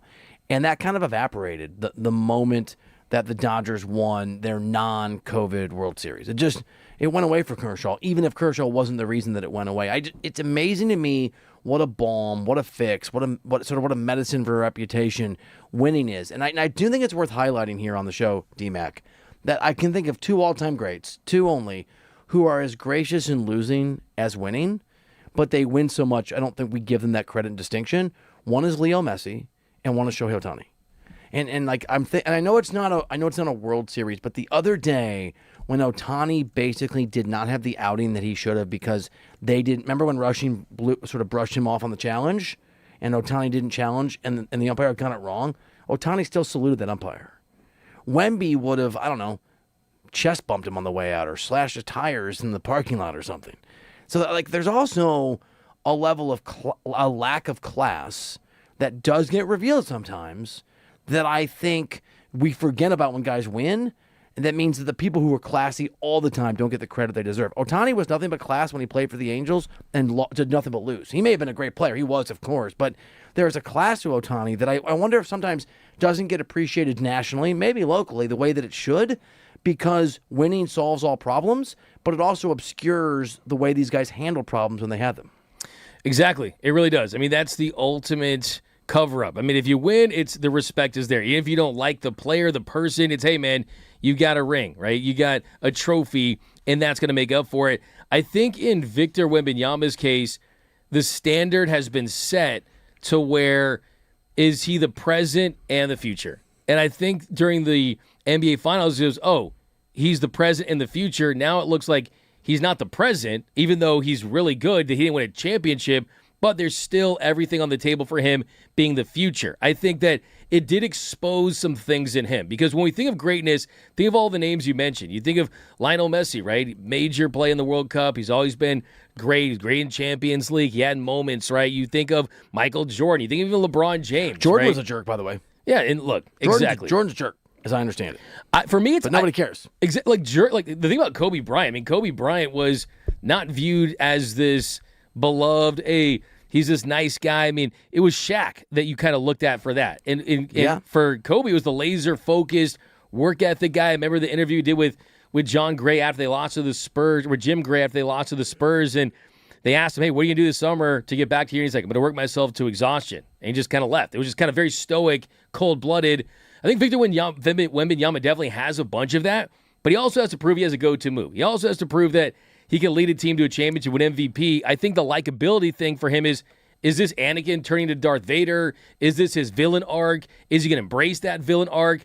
Kobe embraced that villain arc, right? He loved it. He gave it life. I think Wembanyama needs to kind of say, either I'm going to be that villain everyone hates, kind of like when Kevin Durant went to the Warriors or when LeBron James went to the Heat. Durant couldn't handle it, and LeBron couldn't handle it. But you're right, Kobe could handle it. I mean, LeBron did win titles. No, but like as soon as soon as LeBron won, he was the good guy again. LeBron has this need to be loved, and that's fine. I'm not built that way, but like he is, and other people are, and that's cool. Kobe didn't need to be loved. He needed to be feared, right? He needed to be respected. He won people over through domination, not through charm, right? Whereas I think LeBron's a little different. And I think the difference with LeBron, too, and you give him credit, like LeBron was the chosen one. LeBron was at St. Vincent St. Mary. He was on Sports Illustrated. He was supposed to be that next guy, and he turned into that guy. Kobe wasn't expected to be that guy, and he emerged as a great player. But I think for Victor Wembanyama, he's got to say, can I do anything close to what LeBron James did, which is be the villain, win championships, win the MVPs. And I think it was a big hit. This past performance kind of exposed a lot for me for Victor Wembanyama. D-Mac and Reiter, 97-1. The Fan. Speaking of LeBron James, some news out of Golden State. Is he edging closer to being a Warrior? We will tell you next here in Hardwood Headlines on D-Mac and Reiter.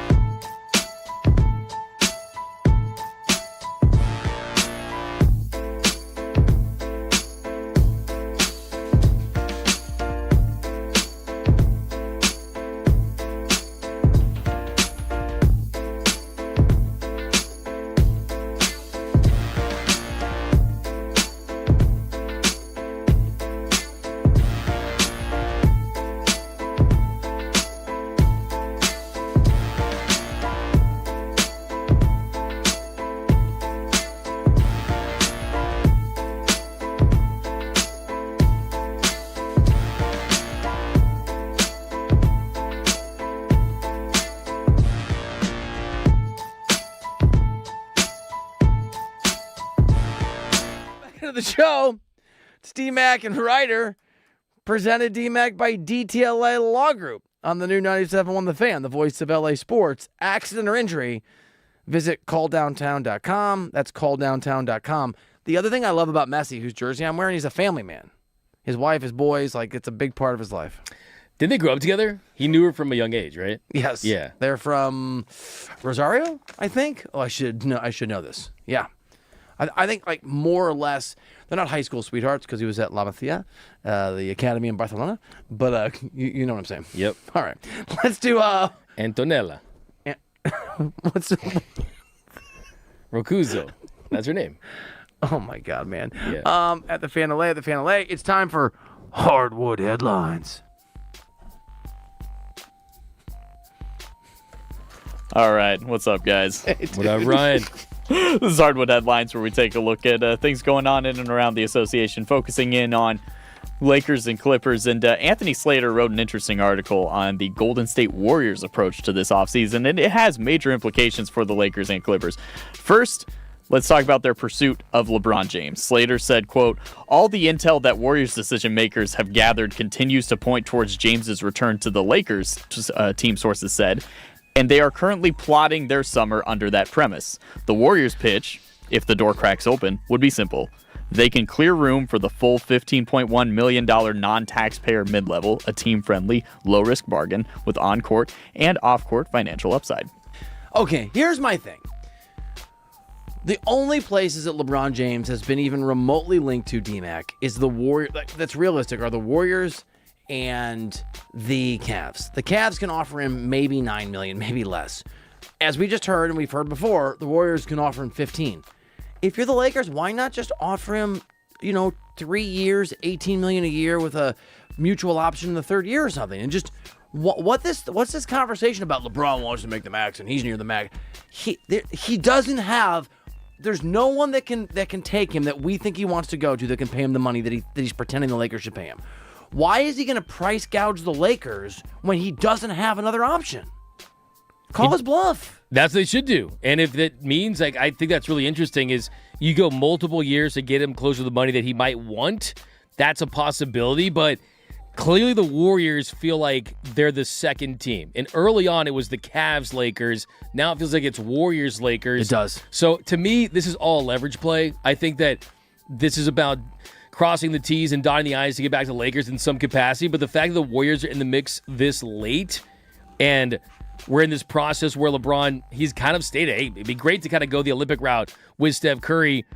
Maybe they are a bigger threat than people want to believe. I will repeat myself, which I've done a lot here on D-Mac and Reiter, 97.1 The Fan. All of the free agency moves LeBron has done have been surprising. They've been surprising. So in theory, there could be a surprise. I think the different equation here is then he wanted to go somewhere else, and that's why we were surprised. Now he wants to stay. If there was another potential team, he would leak it, because I think his actual goal is to be a Laker. Well, as mentioned, as for the Clippers in this article, Slater explained that the Warriors checked in on Kawhi Leonard ahead of the last trade deadline, and Steve Ballmer said no. And that position apparently remains unchanged. Slater reported, quote, "League sources said Ballmer has maintained a firm stance against a Leonard trade, preferring to continue to building around his star forward." I don't understand why they're fighting over him. This would be like Scarlett Johansson and Charlize Theron fighting over me. What are you having trouble seeing? Do you need a prescription for your glasses? Like, what is going on here? Why are we fighting over Kawhi Leonard in this equation? They're both. He and I are not ugly. Did you get it? No, yeah, I don't. I get the premise, I get the joke, but I don't agree with it. I wouldn't put you in that category. I don't know, man. But my point being, why?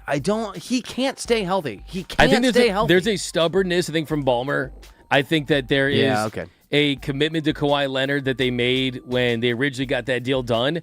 And I think they feel like there's still something in there. In a world of superstars where it's very difficult to attain all-star, superstar level talent, they still feel like Kawhi Leonard. I think there's an idealistic and a borderline delusional approach towards Kawhi Leonard. They have it, and that's just kind of how it is. It's like, hey, man, he's our guy, and we kind of feel that way. But it's kind of that time-honored tradition. Let's check in on Kawhi Leonard. It feels like he's always going to be involved in these type of rumors. Charlize Theron or Scarlett Johansson? Scarlett Johansson. Yeah, Are you kidding me? That's like a 1 seed versus like a 4 seed to be in the NCAA you think Charlize tournament. Theron is a 4 seed? Maybe a 3 seed. Wow. Charlize, I think you're a 1 seed too. I know she's watching. I'm just messing with her. You've already won the tournament of my heart. Lori does listen to the show, by the way. Shout out to Lori. Yeah. Scarlett Johansson, pretty great actress, though. And Luka Doncic is in Europe right now and spoke with Draft Day Autos about the type of player he would like the Lakers to add. Now, the interview is in Spanish, so I will read the translation. He was asked, what qualities do the players next to you need to have so you can perform at your level? And Luka said, quote, I think mainly shooters and a big man who can run the pick and roll and jump so I can pass to him. If I have shooters, they won't double me as much, and it helps me out. So that's clearly what he likes about Austin Reeves. Though Austin Reeves' efficiency as a shooter has decreased, he has shown the ability to score and to sort of, okay, they got to go get him a big man. I don't think he's picturing DeAndre Ayton when he closes it like I've done now for you, D-Mac, here, and D-Mac, right, when he closes his eyes, I don't think he's seeing DeAndre Ayton. Just going to say that he was not describing DeAndre Ayton. Everyone knows that in a Luka Doncic-centric offense, you need space, you need a rim running big. That's the formula. That unlocks the entire game of Luka Doncic, and that is not DeAndre Ayton. So, yeah, I love to see it. And last one here, Jackson Hayes probably is not the player that Luka is describing, but I know Jackson definitely wants to be because he's now a free agent and apparently created such a strong bond with Luka Doncic over the last couple years that he has officially obtained a Slovenian passport, allowing him to play with Luka in the FIBA World Cup and the 2028 LA Olympics. He will not be playing in FIBA qualifiers this summer. Do you think this guy is truly close with Luka Doncic, or do you think this guy loves Luka Doncic and Luka's like, all right, bro, cool? Does he have Luka's actual number one cell phone? I think that he's probably going to change his name to Jackson Hayesic. I think that probably that's what he'll do because he wants the job security. I think he got a taste of. I just got it. I think he got a taste of those Luka Doncic lobs and was like, feed me. Where do I get more of those? I want those. So I like this. And you know what? On top of I think Luka's a good teammate. I know it sounds like a crazy statement. I know. Not a crazy statement, like something very simple. But I think he's a good teammate. This is something that really rubs off on me. That's interesting. Yeah. Do you? I really do. Because he gets along with guys. He gets along with his teammates. Guys will go to the level to. That's crazy work to go and do that. That's kind of a little bit of a glazing situation. But yeah, I think Jackson Hayesic is going to be a really good player. Can I tell you something about Jackson Hayes? You may not have known. Yeah. Last year, and he played 66 games, I believe. Yes, 66 games. Last year, he shot from the three-point line 100%. Really? Why is he not going to get a bag? Man. This guy did not miss a single three-point shot. And you're a math guy.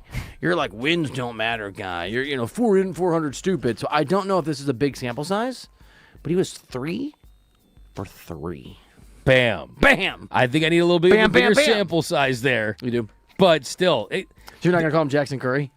I will not. He did not get that. Maybe Jackson Hayes, and you change the YES to a J. You know how they spell it different? Like, okay. Slovenian. Anyone can see, you guys kind of see what I'm doing there? They spell it differently. Oh, yeah. Yeah. Can we get the clip of him yelling at me? I want to play it next hour. What'd you say? But you need this kind of depth. And I love the fact, and look, But you're right, though. Guys like each other matters. It matters. It's a real thing in the NBA. And you've been a longtime NBA insider and writer and things like that. To have him kind of go out there and speak feels like a little bit of a calculated move by Luka. The fact they trust each other is a significant thing. And speaking of trust, it is time for the Doug McCain Dodgers bullpen trust tree. Trust me, it'll be amazing next year on D-Mac and Reiter. They have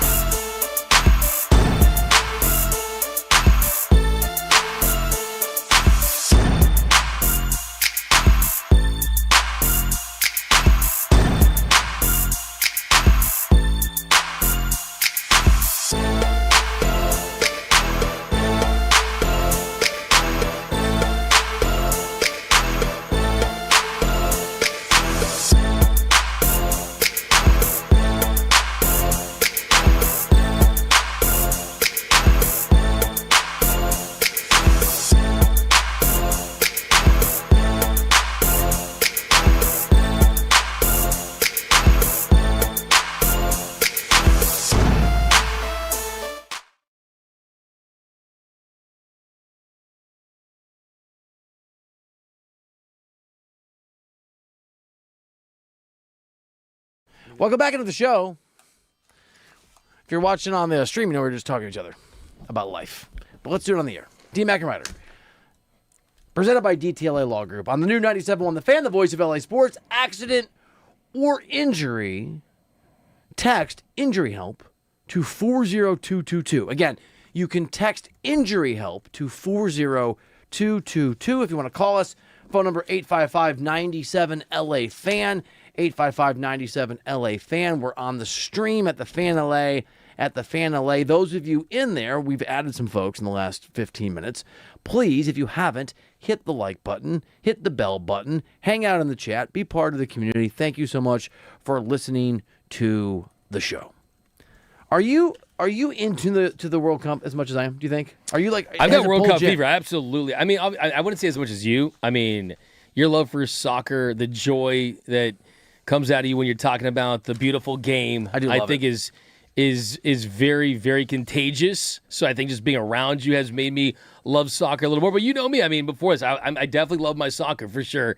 But seeing it, I think, in the American soil makes it that much more satisfying, interesting to me, just seeing it in these stadiums, in these time zones. I love it. And all the things beyond it for people from other countries experience what American culture is, right? Whether our fast food restaurants, our restaurants, and things like that. I think it's really cool. We will catch you up on what's going on with the World Cup in a moment, in a little bit, in about 20 minutes. But right now it's time for I guess it's our first annual...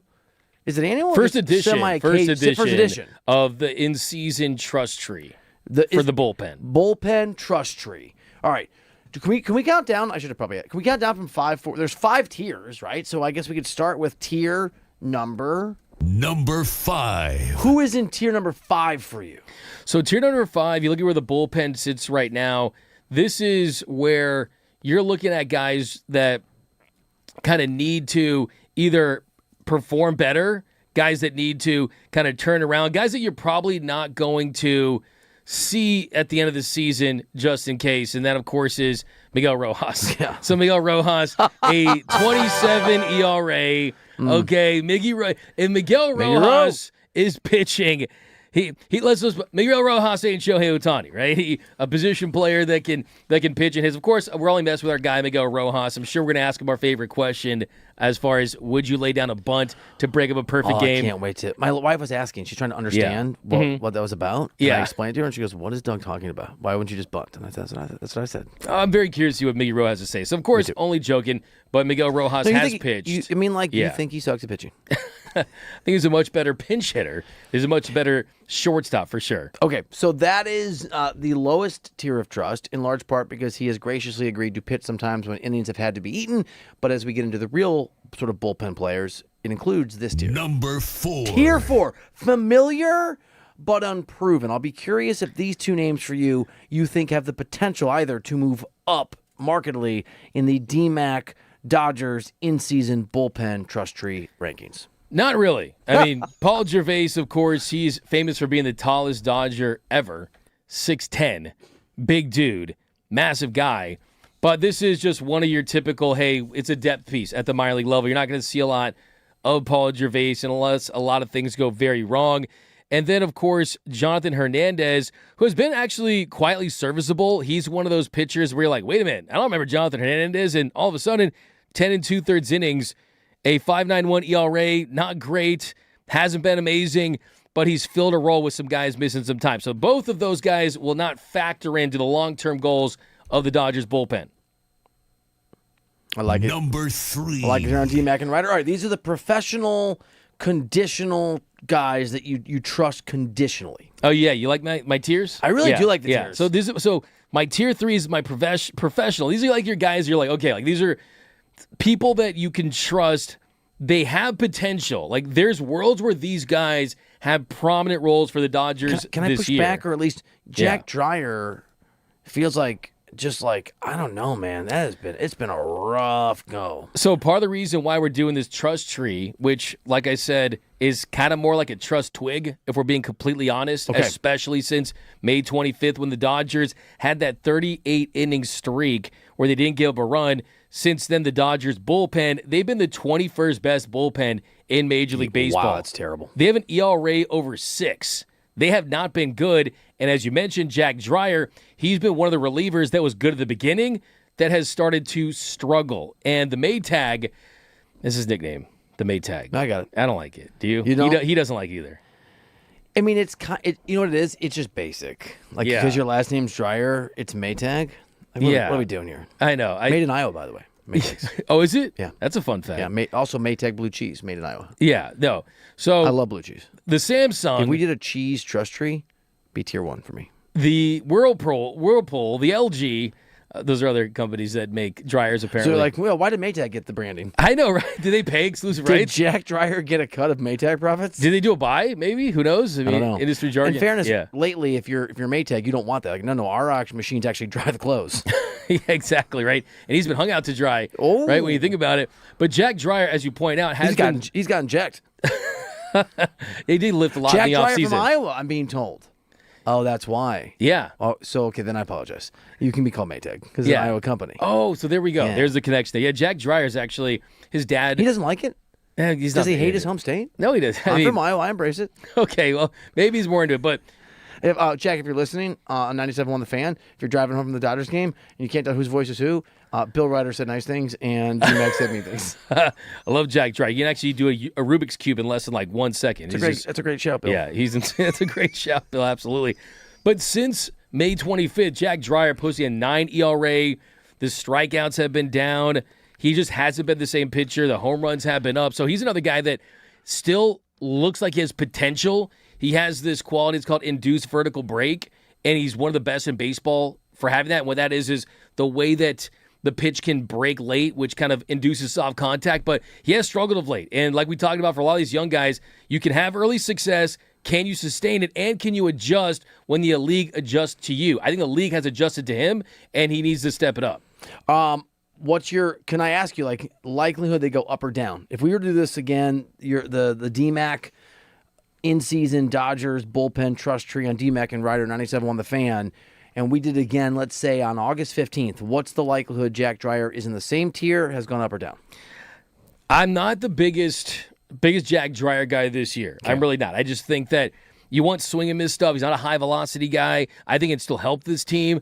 I'm going to talk about it in a couple seconds here about a potential left-handed pitcher they can go get. Yep. If they don't go and get a lefty, I think there's a chance that his role continues to increase, and we'll see how healthy the bullpen can be. Kyle Hurt's an interesting one just because internally they feel like he has big stuff, and they always want to take the best 14 pitchers. That includes Shohei Ohtani for the postseason. His stuff really plays in the postseason, and what Andrew Friedman has said when it comes to building a postseason bullpen is you want to have guys that give you different looks, right? You don't want to have all guys that throw 100 miles per hour. You don't want to have all guys that throw sliders or cutters. And for Kyle Hurt, he throws a changeup. And to have a changeup in your bullpen long term, that's something that they value with him. He has struggled of late, too. He's another young pitcher that saw some early success. He was lights out for a while. And then his ERA is actually higher than Jack Dreyer's since the 25th of May. 9.72 ERA. He's another guy that struggled. The one to circle in this group, this is Tier 3 of the DMAC and Reiter Trust Tree, the first edition of this season, is Blake Trinan. Can Trinan get higher on the Trust Tree because he's a guy that's made big outs and has executed massive pitches in World Series runs, but unfortunately, he's just not that guy anymore. 4.76 ERA since May 21st.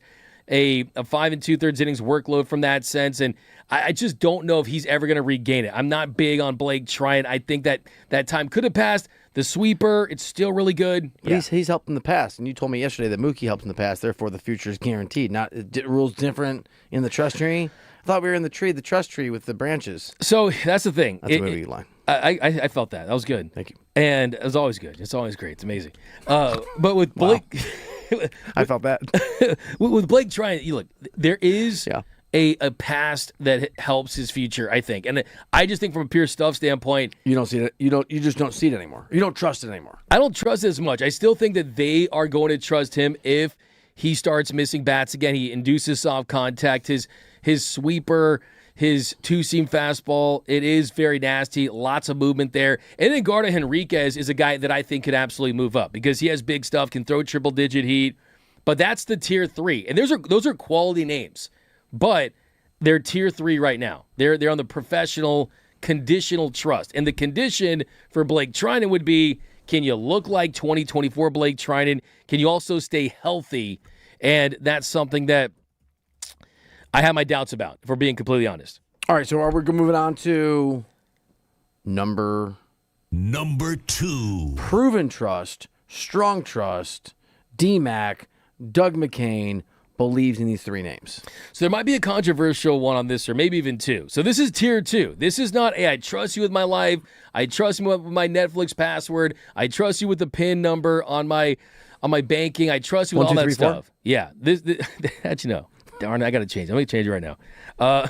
But this is the tier where these guys absolutely have Tier 1 talent, but we need to see it with the Dodgers on the biggest stage, in the biggest moments, in the postseason. And Tanner Scott last year was bad in the regular season and then did not have a moment in the postseason because he required a medical procedure to treat a lower body abscess on his backside. It was on his buttocks. And I was with you. What? I was there. Okay, yeah. On his arse, okay? Yes. I was with you the second time. Okay. So he did not pitch for the Dodgers in the postseason. On the thing he sits down on. Yes. Just so we can clarify what's going on. On his tush. On his shoulder? On his tush. Okay. Yeah, on his cheeks. And the thing is, on his cheeks? He was cheeks in the regular season last year, That's too. Cheeky. It was, right? But he had a blown save against the Phillies this year. Outside of that, it's been really good. 9 saves, a 2.26 ERA. All the advanced stuff looks really good as far as missing bats. The strikeout stuff, he's still limiting walks. But until we see Tanner Scott in the postseason, in the World Series. Moments like that get it done. I still think he has to prove it, even though he's been one of the very best relievers in baseball for the last couple of seasons. He needs to get it done on the big stage. And then another one, too. I'm a little surprised that this next name, Edwin Diaz, is not in your inner circle, Blind Trust. So that's the thing. The little controversial here. Surprised. It is controversial. Edwin Diaz has been one of the very best relievers in baseball for the last decade. Period. Absolutely incredible. His nickname is Sugar. He is not sweet on the mound, though, when it comes to his stuff. Absolutely dominating. Has the velo. I was just enjoying the juxtaposition. I mean, no, I don't know. So Tanner Scott had an Sugar's abscess his nickname, on his but buttocks. salt's his stuff. So put that in your pipe and smoke it. Absolutely right. But all serious though. But when it comes to Edwin Diaz, though, a 10.5 ERA, 7 games, does have 1 blown save, did have that nano needle, the Scooble scope. He is still coming back. He's continued to throw. Dave Roberts says he looks really good. Feels like a rehab assignment is going to be sooner than later.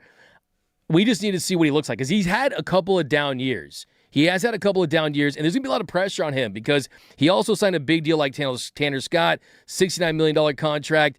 I still feel like he can be a guy where if we get the best version of Edwin Diaz, he can be a guy that you can trust in the World Series, but he hasn't done that yet either. He hasn't done it with the Dodgers. It's not like we're looking at him as one of those made men that we've seen go through those battles. I mean, even 80% of his best level is a huge weapon for a bullpen that, as you noted, is atrocious, fair, borderline, really good today, but largely brutal since that scoreless inning streak. I think that's a appropriate way to describe it. I mean, there's no way to describe it any other way. They have been bad. They really have not been great. The concern I do have with Edwin Diaz, and was this the loose bodies? Was that the issue there? But the velocity was down. Did not look like that dominant Edwin Diaz.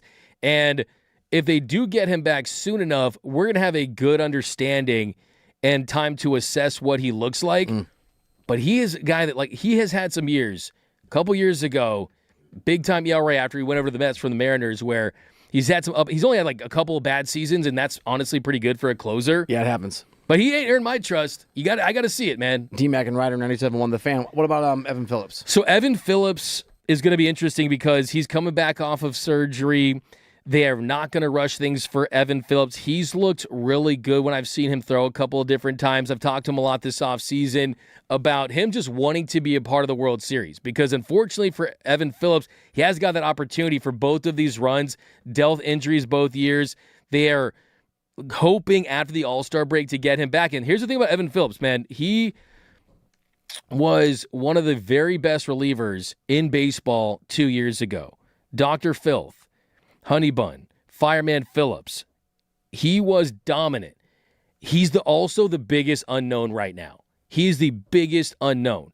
We don't know what version they're going to get of Evan Phillips. If he looks, you said 80% of Edwin Diaz, right? Same thing applies to Evan Phillips. If he looks like 80% of the Evan Phillips that we saw a couple years ago, really is going to help this team. It kind of feels like found money. Like he's that found $120 bill on the couch or whatever. Like he's kind of found money because the Dodgers, I don't think, are basing their entire postseason bullpen on Evan Phillips. But if he's good, he looks like he did a couple years ago, they're definitely going to have a role for him. All right, this is the big one. This is the number 1 D-Max highest level in the trust tree. You're in the comfortable branches. There's a beautiful bird's nest that's made of feathers. I mean, this is the spot to be. I would not only trust them with the keys to my house, with my passwords, I would trust them with my reputation. And that's what I'm doing right now. I'm putting them in tier 1, my inner circle, my blind trust, right? Alex Vesia, you saw today what he did.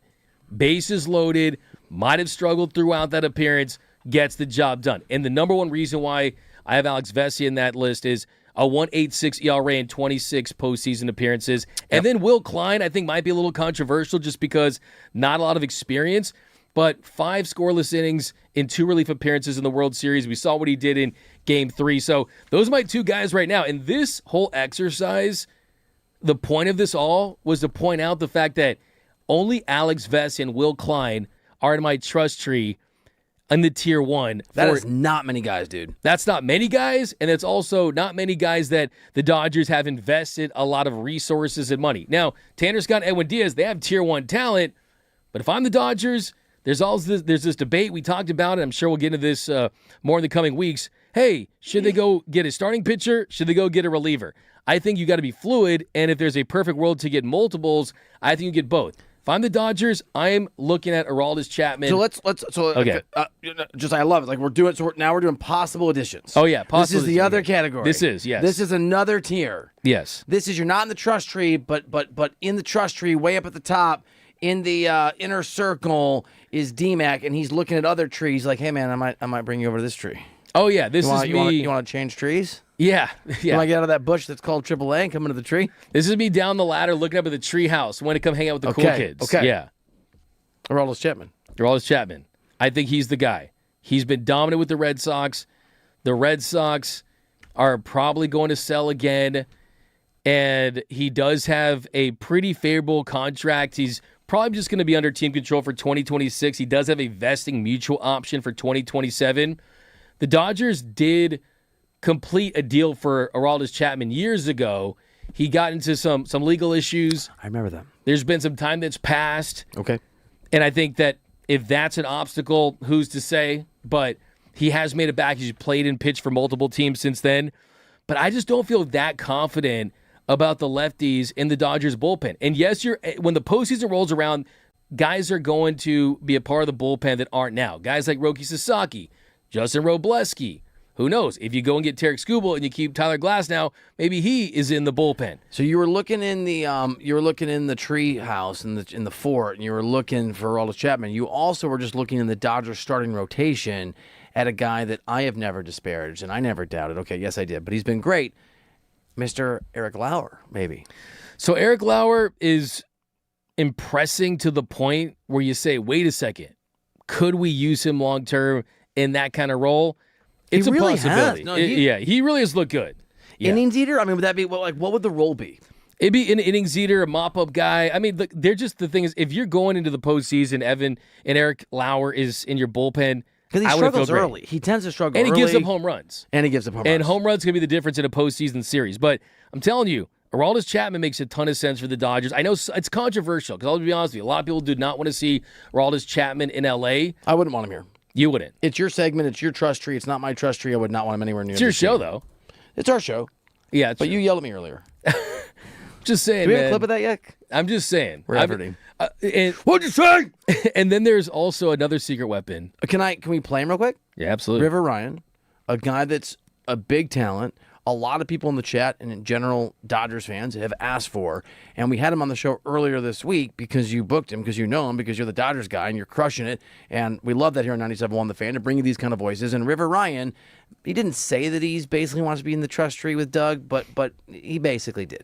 There's a lot of mock trades, and it's really easy to get caught up in, what the media is saying and what other people are saying about where I may end up, but I definitely want to, be in the starting rotation for the Los Angeles Dodgers and pitch for the Los Angeles Dodgers, and in any role that they see fit, and contribute to winning another championship. That's really just my focus. I mean, the chips are going to fall where they fall. If I end up with another team, I end up with another team. But like I said, I want to pitch for the Dodgers and help them win another championship. And maybe the bullpen's a way to do that. It is, absolutely is, and he's got big stuff, and his stuff would absolutely, I think, multiply. Imagine if you are going 6 or 7 innings and you're throwing 100. What does that look like when you condense that down to 1 inning and go and get 3 outs, right? I mean, what would that look like? All right, so for a guy like River Ryan, who doesn't have a lot of Major League experience, who is a little bit older for a prospect, who's incredibly highly regarded, what do you, Doug McCain, need him to do, if anything, at the Major League level in order to feel like, okay, you've had enough experience up here. We've sharpened, the Major League Baseball whetstone has sharpened this weapon enough that I'm comfortable having you pitch in October? See, that's the tricky thing, because if he does get his opportunity, they've already built him up to be a starter. Right. He threw 94 pitches in his last start, so to plug him into a different role right out of the gates, then you would put him in a situation where if you did need him as a starter down the line, you would have to build him back up. So that's where it gets complicated. That's where at some point you're like, wow, there is a lot of depth on this team. So it's tough. But I think for him, what you would want to see is just the stuff, the way it plays up. I mean, I think you look at a guy like Emmett Sheehan, for but example. you got to have him in the majors for a minute, right? I mean, you can't just throw him in. How much major league experience this year does River Ryan need, whether it's starting or otherwise, to feel comfortable that he can come into a game in the 7th inning of Game 4 of an NLCS in the 8th and just be like, we need you to get a couple outs? There's no, I mean, like, there's other ways to look at it too. I mean, look at Roki Sasaki, right? Roki Sasaki came up late last year after all the injuries, and they threw in the bullpen, and he was really good. Yep. And I think part of the reason why he was really good was there was a lack of familiarity from other teams. They never faced him. There was no great scouting on him. So I think there is a way where you can kind of secret weapon River Ryan if you view him as a potential bullpen piece. I think it's unfair. I think it's borderline a kind of a slap in the face to River Ryan at some point if you don't give him his opportunity to start a game, which I'm sure they will at some point. You heard the tone. You asked the questions. He looked like he was itching and desperate to get up to the major league level. And he wants to be a Dodger. Yeah. Like, you can tell that would he accept another opportunity? Sure, yeah. He said he wants to be a major leaguer, and he wants to be a Dodger. He wants to be a major league baseball player for the Los Angeles Dodgers. He does, and that's important to these guys. That's the same thing that Ryan Ward was saying, right? A lot of these guys, they've developed so much in this system, they want to experience that one more time. But this is a great problem to have. These are champagne problems. There is depth here. River Ryan is a potential option for this team. Big stuff. I could see it. I kind of want to see it later. Is there anybody? I know we got to roll and do some soccer talk, but like anybody else you want to throw in the possible additions before we rock and roll to something else? Brock Stewart is someone, if he comes back healthy, was great against right-handed bats. If he stays healthy, he's been good when healthy. Unfortunately, he basically can have his mail sent to the injured list because he lives there, right? I mean, that's the only problem with him, but there's a world where he could help this team. D-Mac and Reiter, that is a great list. If you want to add to it, contribute to it, argue with it, you can call us, 855-97-LA-FAN. You can throw your comments in the chat at the Fan LA, at the Fan LA. We've also seen some constructive criticism for the show in the chat at the Fan LA. We noted, we got it, we're going to pass it on. We love that you care so much about the show. You want to be a part of it, and that you want to help, I don't know about fix, but like make some changes. So we got that. Thank you so much. Speaking of changes, it is time to change our view on Ronaldo from all-time great to you got to retire. We'll explain as we catch you up on today's action in the World Cup. Next, D-Mac and Red.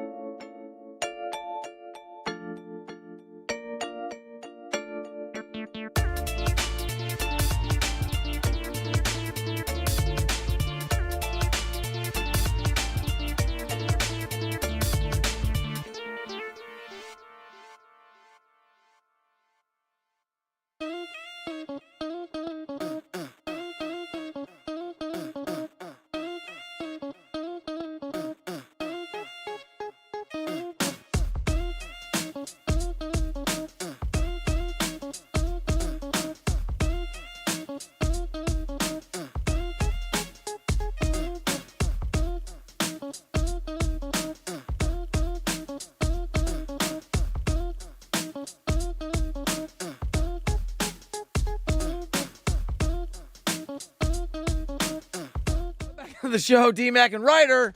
Doug McCain, Bill Reiter, presented by DTLA Law Group on the new 97.1 The Fan, the voice of LA sports.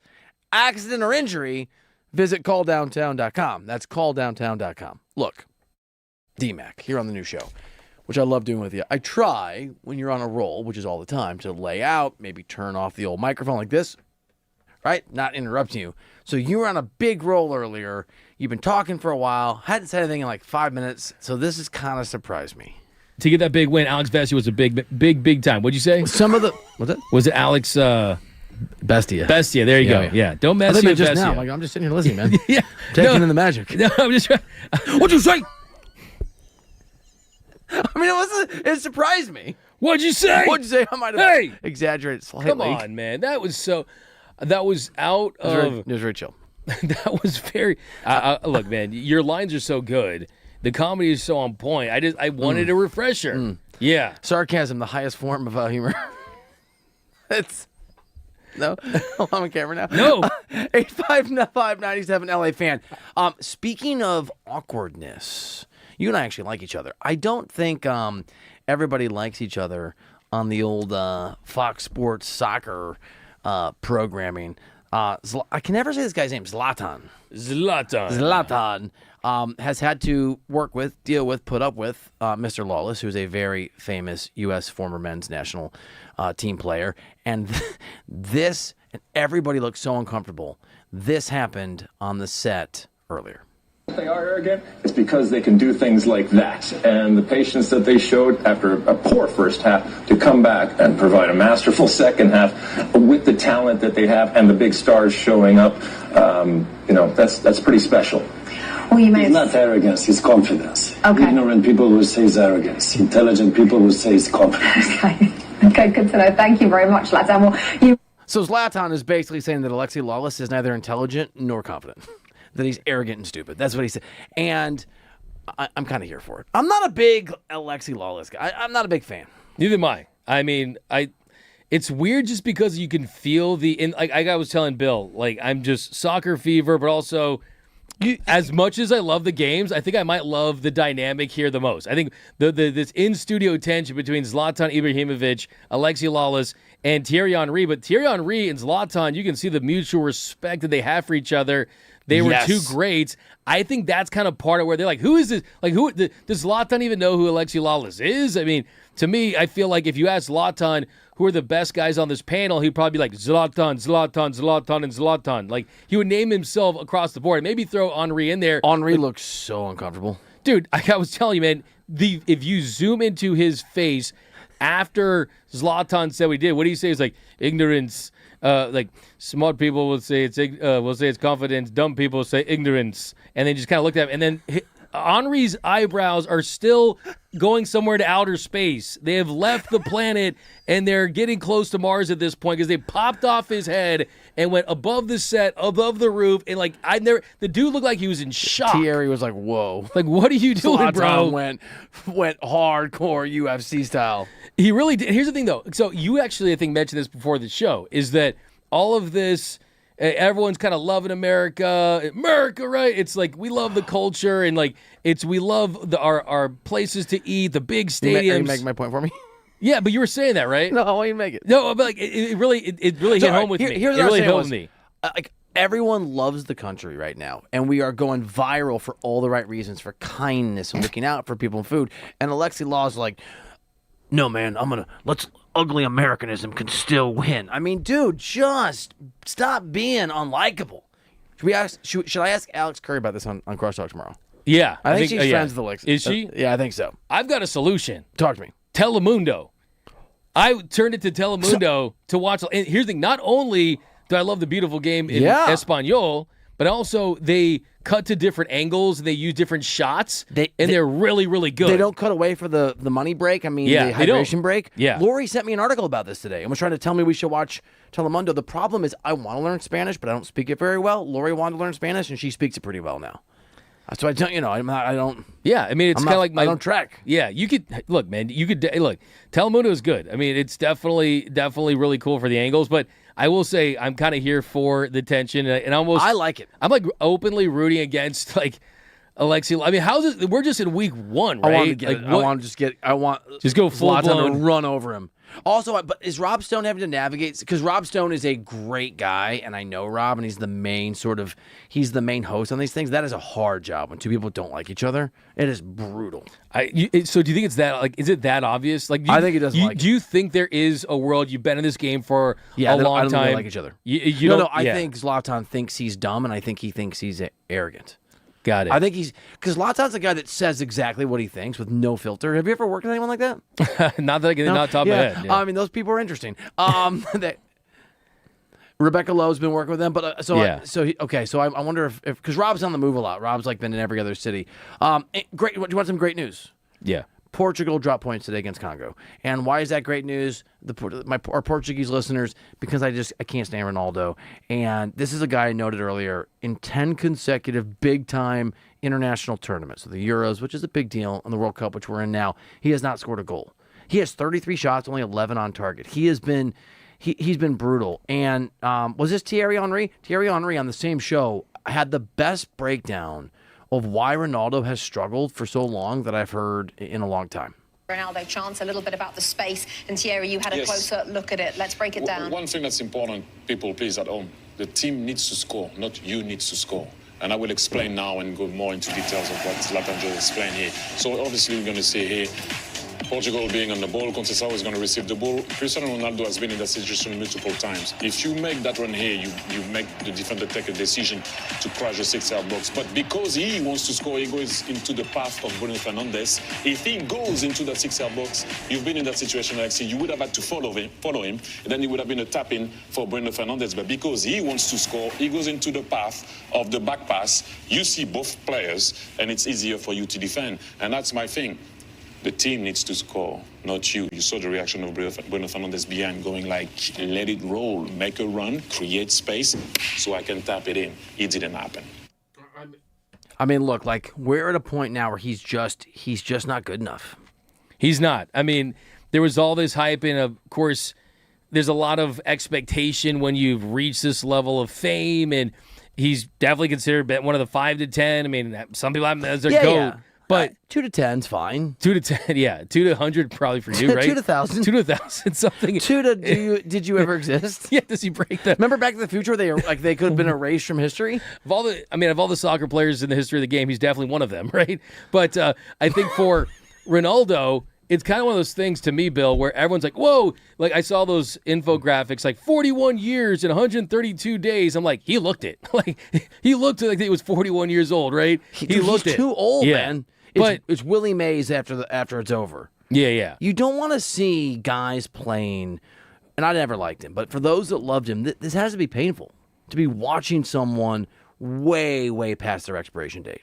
Certainly. I think for him, too, I mean, this couldn't come at a worse time, especially when Messi... It's one thing of Mbappe, prime of his career, Haaland, prime of his career, but Messi, who is your contemporary, if you want to call it that. Right, yeah. It's probably disrespectful to Messi in a way. I think it's a good comp, though.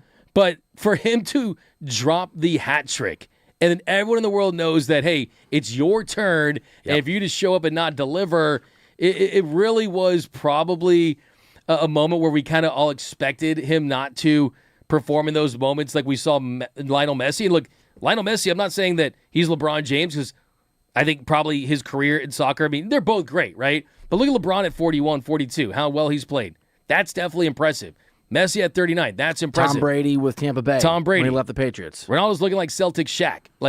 He's looking like a guy that maybe doesn't belong. And what the unfortunate thing, too... You said that with a smile. I mean, I don't know. I think, too, it's like kind of the thing is for Ronaldo, which kills me is, and I'm interested to see what you have to say about this, is a Portugal side, Portuguese side that could win Talented. So the way that modern football works, and we've talked about this here on DMAC and Reiter, is almost without exception, every guy has to run. You can't, otherwise you're playing 10 versus 11. The exception is Messi, because those guys love him so much they'll run for him. Ronaldo is respected, not loved. It's a totally different thing. And once he's no longer good enough, those guys won't run for him. Messi is still good enough. And by the way, we saw Messi have a play against Algeria where some people wanted a red card because he's still at least putting the effort in. It's just, It doesn't matter how talented Ronaldo used to be, and it doesn't matter how talented this Portugal team is without him. When Ronaldo's out there, in my opinion, you have 10 guys and a half. And in modern soccer, it does not work. Last sort of outcome here. England beat Croatia 4-2. Harry Kane had a brace. That's 2 goals. Jude Bellingham had a goal. Marcus Rashford, formerly of Barcelona, back to Man United. We'll see where he goes. Had a goal late. It was a fun match, but England kind of pulled away because they have so much talent. Speaking of talent, the Chargers have a bunch of talent. That's a good football team. We think they could do some damage. Vegas likes them to be co-favorites with the Chiefs to win the AFC West. But do they have enough receiving talent? Well, someone from that team has an answer, and we'll give it to you next here on DMAC and Reiter.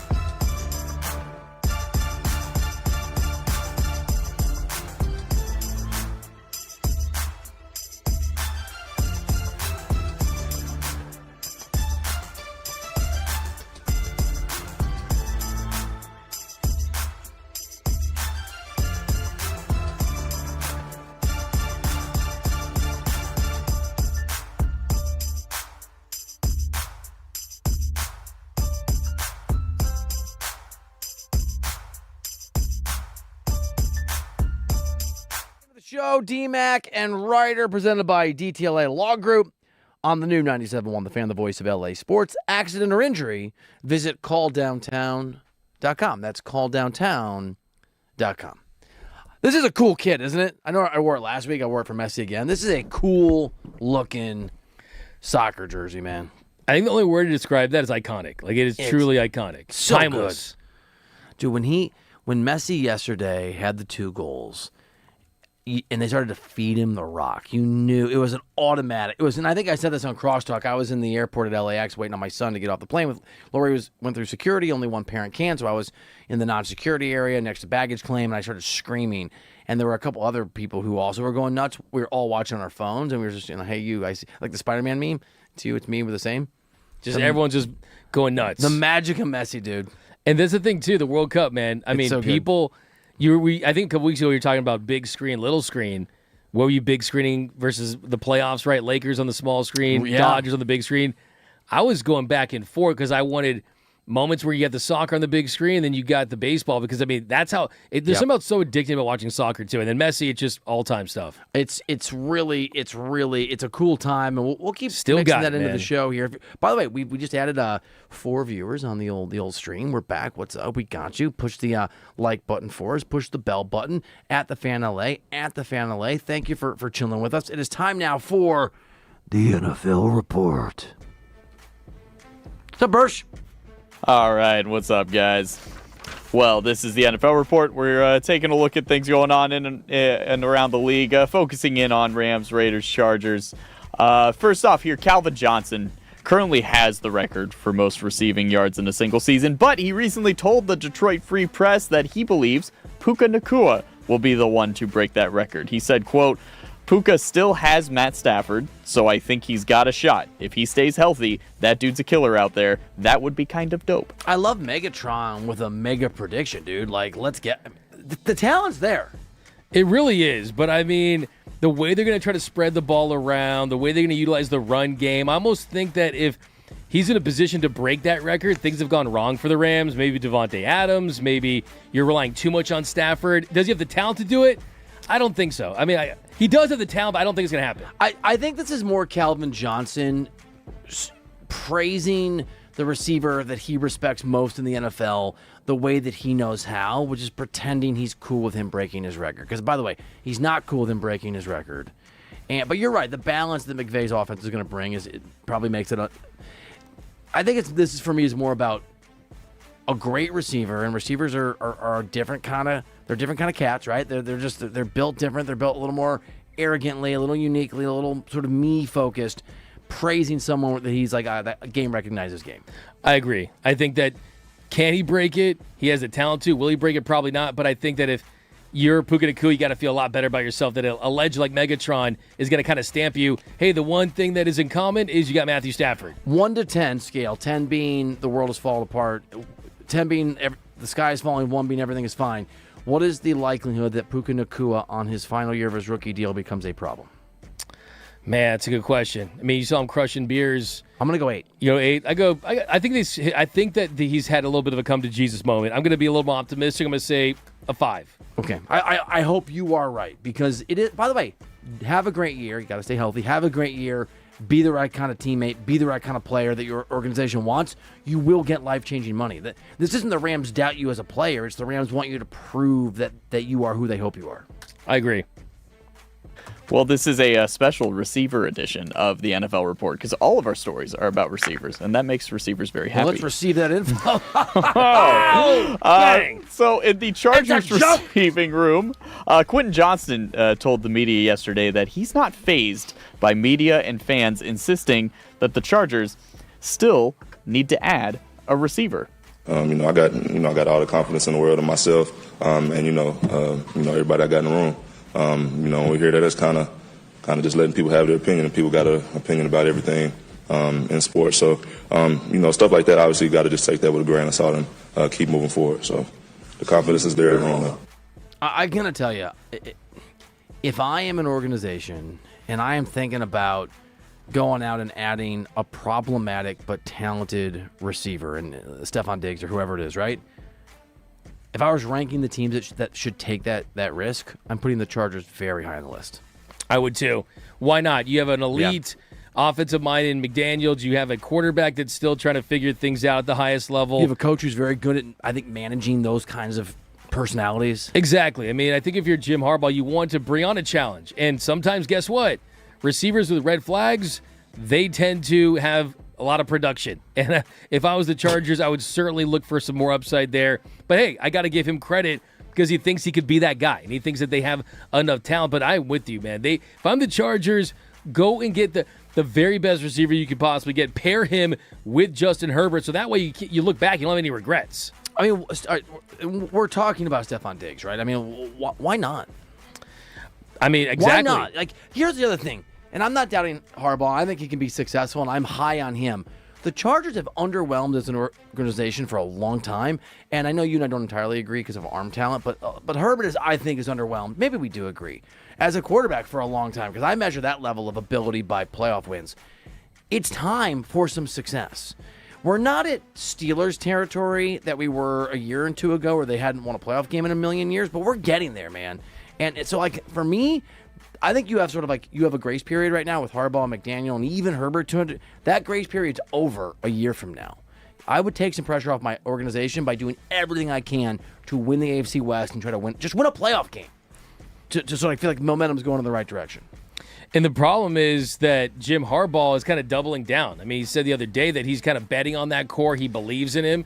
So if it's coming from Jim Harbaugh, I'd probably be pretty frustrated if I was Justin Herbert because I would want some more higher-performing, high-level receivers. But this is just kind of where it's at. I will say this about Harbaugh. He's the guy that every single person that he coaches is the greatest player in the history of that position as part of a sort of motivation. I'm not sure he believes it, right? I think you guys are no one. We don't need anyone else.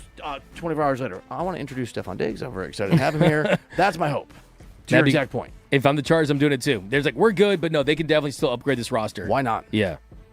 And to this point, it might be even more necessary because of Ladd McConkey. Ladd McConkey, who had injuries last year, and he spoke with reporters yesterday, and he said that he actually strained his hamstring earlier in the offseason program. He said via multiple reports that he doesn't have any serious concern about the injury and that he expects to be ready to go for training camp. I mean, I'm the wrong guy to talk about this because I hurt my hamstring and it's killing me, and I'm very partial to those injuries are serious. But we'll see.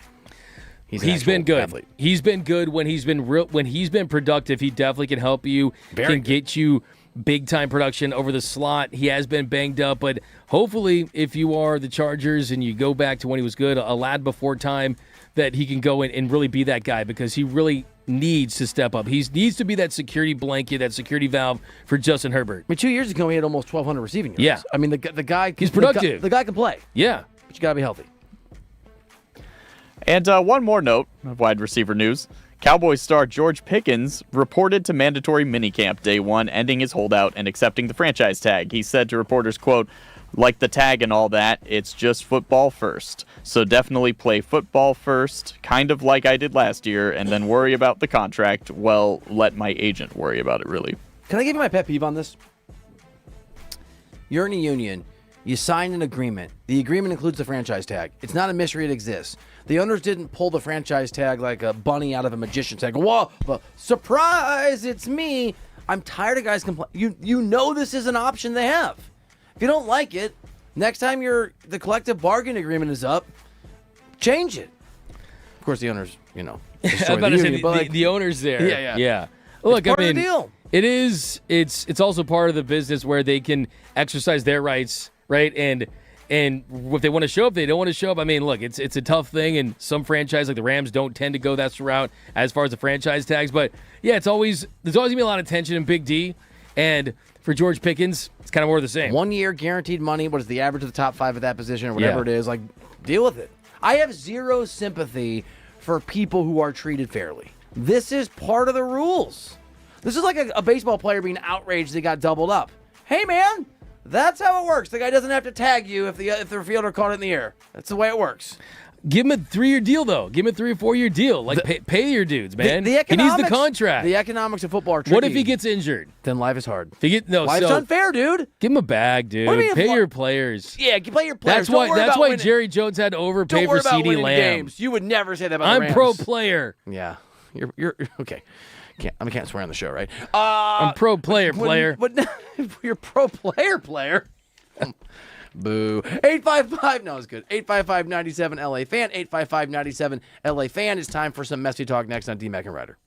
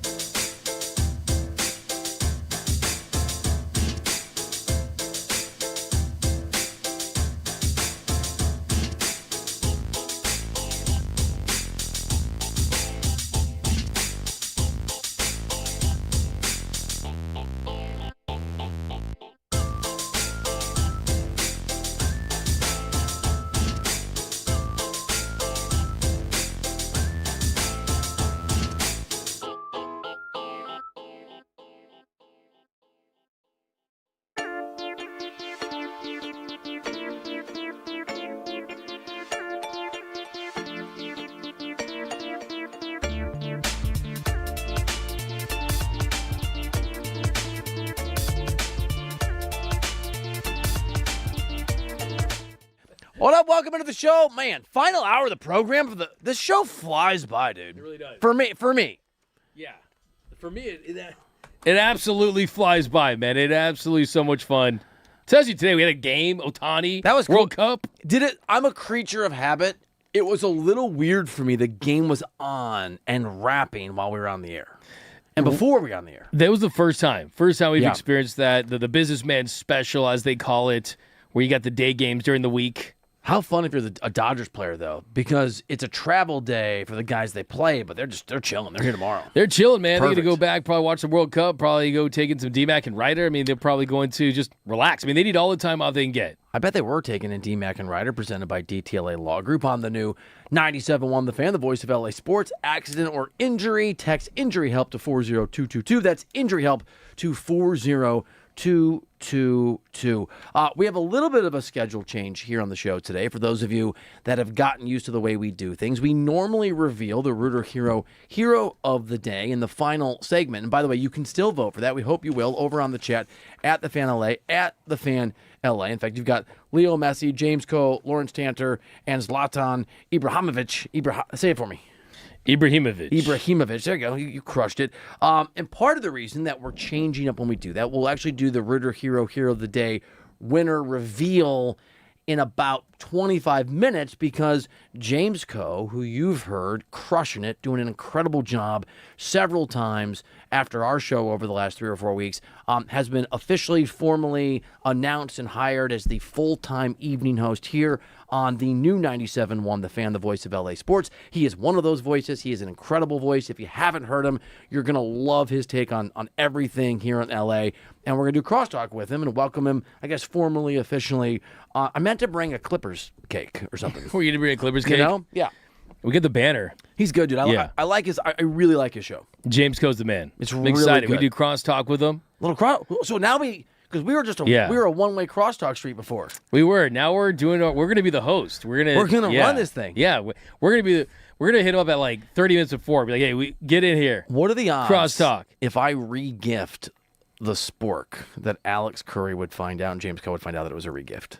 Have you seen that Larry David, the re-gift? The re-gift. It's a great episode. I think it would be.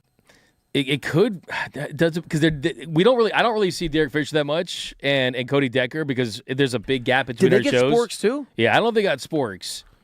Yeah. I looked at my producer and he threw his hands up. Yeah. Anyway, I think we're gonna say, what if we get him the autograph hat? We'll get James Coe some kind of gift. Yeah, Is that hat still around? I think it might be. It's on the garbage. It's probably at a Sotheby's auction for $2 million. For $2 million? Yeah, something like that. D-Mac and Reiter, 97.1 The Fan, going once, going twice, sold for $2 million.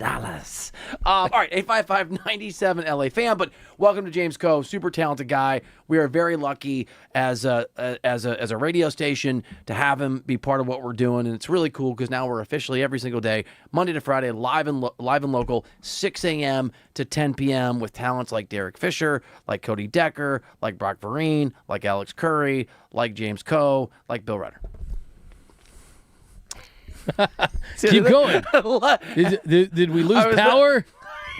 There we go. I was looking for.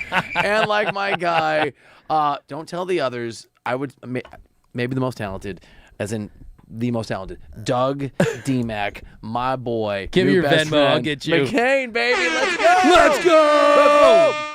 Oh my God, dude. What was that? I didn't catch it. I got distracted. Can't wait to watch the games tonight. So I'm wearing the Argentina jersey today, and I've told this story, and maybe I'll tell it again at some point if the tournament goes longer.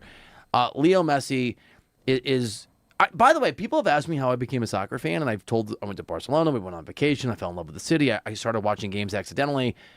Messi was still a Barcelona player, and he played, like, watching him play, it might be like if you're an alien and you landed somewhere and you decided, I want to watch baseball, and you landed in LA and you go, I guess I'll watch this team, and then you watch Shohei and you go, oh, this is what baseball is, and you didn't realize, no, man, you got really lucky. This is a once in a, not even a lifetime, this is a once in the history of the sport player. That's what Messi is. And as I mentioned, my son Henry has met Messi, and it kind of changed Henry's life, and was a really, like, cool, emotional, incredible moment where at a LAFC game, people flocking toward Messi. We were there. Henry kind of got through the crowd. Messi saw him, smiled, signed his jersey, and kind of transformed my son, literally his life. So I love Messi. I'm a huge Messi fan. Yesterday, Argentina opened up against Algeria, and Messi at that point had was 3 goals away from being tied as the all-time leading scorer in the history of the World Cup. He was actually behind Mbappe. Mbappe is at 14 because Mbappe had a brace the other day. And early on in the game, thanks to our friends at Fox Sports, you get to listen to this. Messi at approaching 40, which for a soccer player is like 50. You're 37 years old, 38 years old. You're basically 50 in soccer years. Messi scored Argentina's first goal of this World Cup. Receive it back from Alexis McAllister. Trying to keep it poked away, but no real outlet forward for Algeria. Right up the gut. What a ball that is. Messi on the turn. Options either side. Lionel Messi! There's your goal! There's more history! There's the Magic Man again! So, cool moment. Kind of neat. Messi scores. That's cool. He's old. Probably won't happen a lot. Maybe he'll turn it on sometimes. I wonder if there was talk whether he'd start. Then in the 60th minute, more Messi magic. As far as Alexis McAllister on the decks and on the save. The rebound is Messi's second goal. He might end the night as the World Cup's all-time top goal scorer. Messi with 2, Argentina with 2. Total control for the defending champions. I'm trying to think what the comp here. I mean, I think this would be like when Shohei Ohtani establishes himself as not just the greatest baseball player of all time. I think he's done that. But when Ohtani's grasp over the game, hopefully in 5 or 6 years, is so absolute that people are saying he's Jordan or better. He's Muhammad Ali. Maybe he's on a plane to himself. And then Ohtani at 40 goes out and pitches a one-hitter at 41 years old in the World Series. That's kind of or maybe the NLCS is kind of the equivalent, was already the equivalent. And then the talk was, wait, could Messi get a hat-trick? Could Messi actually tie the all-time record for goals in a World Cup? And they started feeding him the ball and feeding him the ball and feeding him the ball. And I was watching it at LAX, and just this next final moment, this moment of history, it really felt inevitable when they got Messi the ball sort of near the Algerian goal. Goes Nico Gonzalez, Lionel Messi,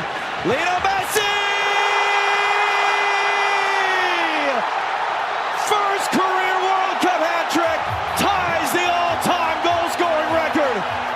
And I just kissed the badge here, but really it's about Messi. I'm not even sure what word. See, I can't do it. It's like Ohtani. I'm out of words to properly praise, describe, and process this guy's level of ridiculous greatness. Yeah, you don't even have to be the most hardcore soccer fan to appreciate his level of greatness. And I think what makes Messi so scary isn't just the production, the goals. It's not just that he can do things on a soccer field or a pitch if you're nasty, if you want to be delicious about it. It's not that he can do those things that no one else can. It's that he makes them almost look normal. And he does it with a level of smooth where it doesn't look like it's hard for him to do. Like, he doesn't even look like he's breaking a sweat out there. And I think the other thing about Messi too is it almost feels like he's just kind of lowering our standards of what we consider impossible out there. So true, dude. I love that. It's so insane when you see what he can do, because it's like what he does on a soccer field when every single player out there knows what he's trying to do, but he still does it anyway, and he makes it look easy, but it's impossible. That to me is the mark of all-time greatness. And we always do, who's the greatest of this generation? I almost cringe when I hear the term generational, right? Especially when it's used for guys like Shohei Ohtani or Lionel Messi or Michael Phelps or Michael Jordan. They're not generational. That would imply they're the best of a generation. No, they're all-time, hey, the world has been around for billions of years. They're once in a sport, once in a lifetime, once in a humankind level player. And Messi is that, man. It's so impressive at this age to still be that good, to know when the spotlight's on you, and to deliver right there on that stage. I mean, it was special, man. I thought it was awesome. I did too. I mean, I get emotional watching him play. Like, it makes me feel alive in a way that very few athletes do. D-Mac and Reiter here, 97.1, the fan. And I'm not pandering, even though I falsely accuse you of doing that all the time because it makes me laugh.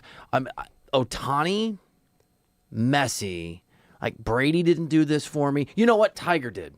At the height of Tiger's powers, but Tiger wasn't able to do it with the same kind of longevity, right? Like, Tiger's promise was what he was going to be. Tiger, sort of at the height of his powers, was Messi 7 years ago. I mean, Messi turns 38 years old in a few days. No, he turns 39 on the. Oh my God, he's 38 going on 39. It's bonkers. And you said it yesterday when he had the 2 goals, and they kept getting him. His teammates kept getting him the ball. And this is how much they love him. There were a couple moments, I mean, small moments, but where the right, probably tactical soccer play was for whoever the left winger was for Argentina to attack, and they pulled back because, no, I'm going to get Messi the ball. And that final goal, they get him the ball, and there's like 3 or 4 Algerian players around him. And it felt so inevitable that he was going to score, even though it's not supposed to be that easy. The level of greatness, I think Otani's the only comp that I can think of in modern sports that's still going on. And I'm not disrespecting Jordan or LeBron or Kareem or Tom Brady, or if Patrick Mahomes wins 6 more. I don't think any of those athletes approach the almost mystical, spiritual sort of level of greatness that Messi gets at. I think Otani does. And I also love that both of these guys, by all accounts, right, are also incredibly gracious, kind human beings. If I can pick on Ronaldo again, I'm just going to do it. And I like to make fun of Ronaldo. I do. I think Ronaldo subtracts from the sum of all human joy. Ronaldo looks like weekend at Bernie's. This is like the 4th weekend at Bernie's, but it stars Ronaldo out there as the striker. I'm gonna get a header. It's Cancelo is just like. Anyway, for years, Ronaldo has taken shots at Messi again and again and again and again and again, to the point that it's obnoxious and crazy. Messi the other day was praising Ronaldo. Messi, as long as if you make him mad on the pitch, I heard that today on a NBA or baseball show. It's called pitch. It's pitch. You gonna write down a point for me? If you make him mad on the pitch, if you play dirty, he will destroy you on the field and he'll stare at you and But he and Shohei have this level of graciousness and kindness and decency. Shohei tipping his cap to an umpire who made some bad calls. I mean, Shohei respecting people who are, his adversaries and are probably jealous of him. Messi does the exact same thing. Those guys having a level of sort of kindness and decency and their level of greatness, rather than somewhat, and this is normal human nature, compromising their ability to relate to normal people, which happens to a lot of people. Arrogance sort of sets in, or just a cluelessness or a detachment. Somehow Otani and Messi have gone to the other level where they understand the power and the weight of their sort of moments interacting with humans. And for me, again, Messi and his interaction with my son, and I have it on video, I watch it all the time, is such an act of humanity and kindness. Messi and Otani's greatness, and it's so rare. And I'm just curious that the 2 people who are at that level are also 2 of the coolest people on earth in terms of how they utilize what is in effect as close as you can get to the gods as a sport, as an athlete. Wow, that's awesome, and the way that's put, and the way I want to see that video because that's incredible stuff. I'll just do a social or something. I mean, just because it really is such a legendary thing, and I think that having Ronaldo and Messi both play in this tournament at the same time, it's going to. I feel like we brag. I brag that I exist at the same time as Otani and Messi, right? But you look at Ronaldo, it feels like he's fighting Father Time and Messi's fighting the laws of physics, right? Like the way that he's on a pitch and the way that he moves, it's tough to. He's not the fastest, he's not the biggest, he's not the tallest, but he's the smartest. You put all those things together. I mean, and I think too, it's kind of a great juxtaposition as far as a movie, right? Ronaldo, he's got the 50-pack, he's got all the followers, right? Yeah. But it's different. I mean, Ronaldo's checking the mirror, and I think that Messi's checking the scoreboard, right? And he sees the goals, he sees the score, he sees how good Argentina is. So, yeah, I think that Ronaldo picked a really bad time to look extremely washed, where Messi, I feel like he's just in such a free flow state out there, not having to prove anything, that he's just still so good. I mean, it's just incredible to see. Can I explain? Because I'm not Messi, either in talent nor in kindness. So I'm not going to be as gracious as Messi or Otani to Ronaldo. Can I explain here on D-Mac and Reiter? Can I make a comp, like an alternate universe Dodgers comp, to explain why people like me hate Ronaldo so much? Yeah. Messi is Otani in this comp, right? in this alternate universe, think of Aaron Judge if the Dodgers and the Yankees played each other in 7 World Series and the Yankees won 2 of the 7. So like they didn't win as many, but they won a couple. And every time Aaron Judge said Ohtani's overrated and being a hitter and a pitcher isn't that big a deal. And just like constantly like, and like I'm as good as Ohtani. I'm better than, and Ohtani the whole time was just as he is. I think when people asked him, hey, Aaron Judge took shots at you again, and Ohtani's like, I think he's an amazing player, and I have nothing but respect for him. That's what us Messi fans, for me, 6 years, for most fans, 10, 15 years have had to put up with. And so to watch Messi do what he did last night, and to get and to pass Ronaldo in the, because Ronaldo is, by the way, is second. I should note this, 15th. The list is Messi and some, I'm sure he's not random, but he is to me, a former German player, have 16 World Cup goals, most ever. Ronaldo, 15. Mbappe and a guy named Mueller from the West Germany team have 14, and then Messi 24 hours ago had 13, right? So he passed Ronaldo. What happened last night, part of the magic is all the things we've talked about. It's also having already made it clear that Messi is better than Ronaldo, and that Ronaldo trying to make that argument was meaningless and actually was a detriment to his own sort of his own legacy, the way that it would have been, and Aaron Judge has never done this, but if Aaron Judge had spent 10 years talking smack about Ohtani, every time Ohtani did something, it would make Aaron Judge look small too. If that had occurred, that's what last night was. It was an amazing moment of joy in terms of Messi doing something that's magical and wonderful, and then an hour and a half later, I remember Ronaldo was a person, and I enjoyed how much I'm sure it damaged him. Yeah. You know he's hurting. No, he is. And he played today, and he was garbage. I didn't get to watch the full match. I will watch it tonight. But Will you really? What's up? You'll go back and do the rewatch? I do it on YouTube, honestly. You consume so much content, dude. Yeah, I don't sleep much, and I do consume a lot of content for sure. You text me at 4 a.m, 2 a.m. You're like, oh, here's a good segment idea, and I want to write back. Here's an idea. Get some sleep, man. Hey, man. No, I respect it. I got to do. Well, you work hard, bro. I just get super addicted, and I get super obsessed. And I've caught the World Cup bug. And also, too, I love me some drama, right? And I love this whole... Like, I've asked you this a couple times, genuinely, like, this would infuriate me as a fan of Portugal, knowing that he should, as you point out, I think he should be a super sub, right? He should come off the bench. Yeah. That would help his team, right? I mean, and for him to be getting in the way of what could be a World Cup for Portugal when Messi's already... I mean, obviously, he wouldn't do that. It'd be embarrassing. But still, the fact that we're even having this conversation... Think about this. We're still talking about Messi, how great he is. And then on the flip side, it's Ronaldo, should he come off the bench for his home country? It's just... it tells you how different these two players are. I don't know this, but I believe that if Messi got to the point, like Ronaldo, that he should come off the bench, that he would do that. In fact, I thought maybe he should. It shows what I know about soccer. I thought, okay, he's so old. His birthday's in a week. He's gonna be... Dude, he's going to be 39. I can't get my mind around it. It's wild. And there's you said noted super sub for people that don't know. My wife, Lori, who listens to the show now a lot because she thinks you're funny. And I'm like, what about me? I've been doing shows for years. Where have you been for those?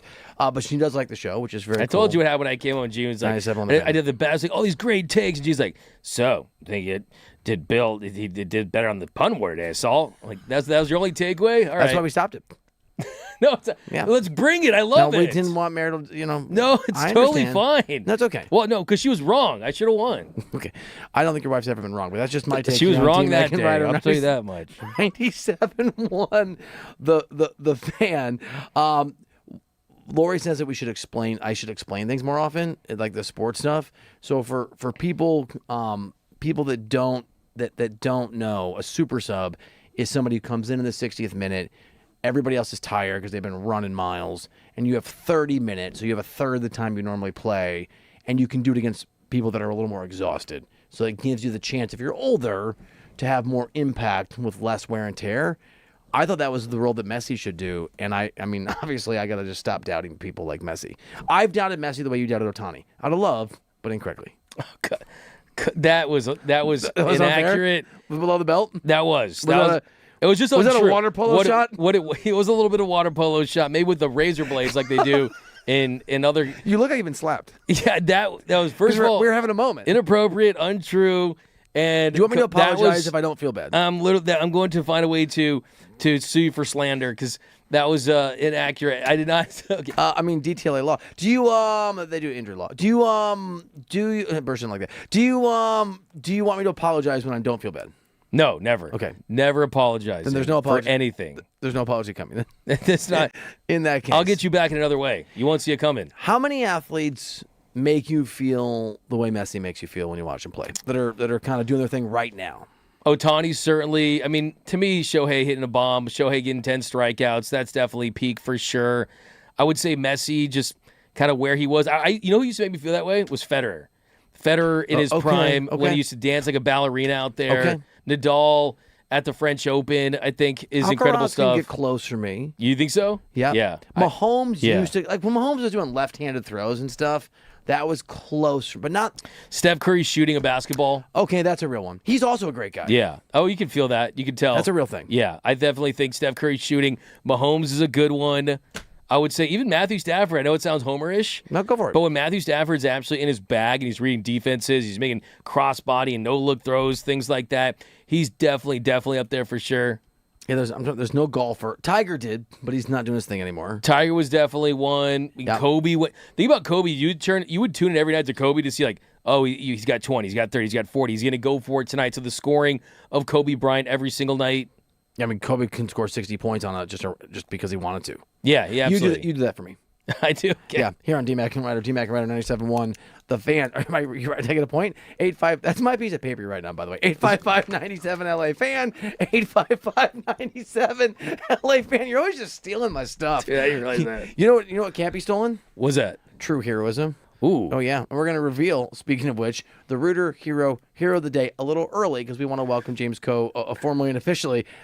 So we'll do Reiter Hero of the Day next on DMAC and Reiter.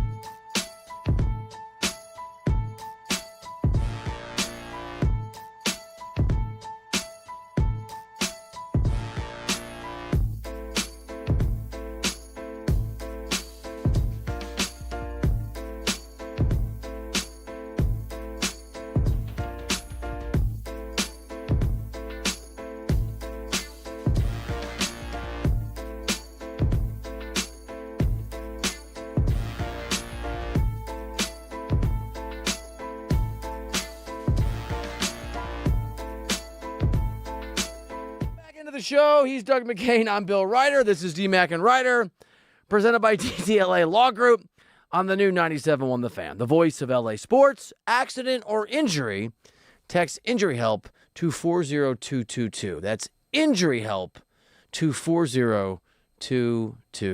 Did I do something wrong? Oh, no, I think Andrew's looking for his dog. Oh. Yeah. Is there a dog in it? No, I don't think so. He's gone? Yeah. Dogs or cats? Correct answer, both. Dogs. Both. Yeah. All right. Our boss's dog. By the way, one of the great things about this office is that you can have animals here. Yeah. So there's dogs just chilling, walking around. Dogs, have dogs. I mean, you can have all kinds of stuff. Dogs, jokes. Ruff. Dogs. You're more of a dog person. You're more of a cat, right? I grew up a dog person, but my wife is a cat person, so we have cats. Cats also, are great. We could get a dog now. So maybe I'm not a dog person. I like to travel. I used to travel a lot for work. I just don't want to have to. I don't have to worry about my dog if I want to go to somewhere for 2 weeks. If I want to go to San Francisco or drive to San Diego, is that selfish? Fly to Europe? Yeah, thankfully parents that's definitely a problem for sure. Like, what do you do with your 12 dogs? So my mom, she lives a couple hours up north, so she's thankfully always been there to dog sit. But yeah, I definitely think if that was the case and it would limit your travel options, wouldn't be too fun. And can I out where you're going this summer or no? Is that a secret? Like you might be going on a little vacation? I don't have secrets. I don't have secrets. I just because I want to. Like I love. Okay, so is that a thumbs up? Sure. Or we're not sure yet. I am sure. Were you still efforting? Yeah, no effort. You might go to Barcelona this summer. No, yeah, it's good times, man. Dude, you're gonna love it, man. Yeah, you been there? I've never been there. I'm gonna give you the hookup on all the places to go. It's so funny because dude. honestly, Gene didn't really know like how big into Barcelona you were, but that's kind of the next on our European checklist. So LA is my favorite city in the world, Barcelona. and Barcelona is basically the LA of Europe to a degree because it's between the mountains and the water, but it's on the water. The weather's very similar. It's got incredible food. It's super diverse. It's the people are awesome. Everyone's happier there than the rest of Europe because they're on the Mediterranean. So it's amazing. It has the best team in their sport. Dude, you love that place, dude. Barcelona and LA, man. How did you discover it? That's the question I have. I didn't have enough money, and I wanted to go on spring break with my family to Miami because we were in New York for 18 very cold months, or some of those months were cold, and Barcelona was cheap, so we just went there. Wow. And also, too, I saw that... Affordable, dude. That's pretty cool. I didn't realize that. I saw, too, I think it's July 30th, the La Liga schedule comes out. Is that when it drops? Yeah, I think it's July 30th. What are you just up at 4:12 in the morning consuming, soccer schedule release dates? Even I don't know that. I looked it up. How do you know that? Because I was looking it up to see if I'll be there August 17th. I don't know if they'll actually have a game. They'll have a game. Really? They'll have matches. Do you want me to look I'll look at when last year's first game was. It's not El Clásico. No, that'll be later. A little bit later, but you can rock it. You're looking at kind of a little you're August 23rd last year. No, August 16th last year was the first game. That was the first weekend. Dude, that'd be... You're in. I'm almost afraid. Like, what if I'm actually afraid to go because I'm like, what if I convert? Come on in. Yeah. You're Water's warm. You're not a Barcelona fan gatekeeper. You want more. Look, if you feel the true love and you feel the true passion, you feel the true emotion, you can be part of the magic. And you changed over from nothing. The Cubs, the Dodgers, in a sense, from like a child. That was your childhood team, right?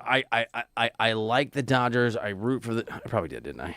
It feels. I don't want to go there yet because I used to make fun of everybody who would change their teams.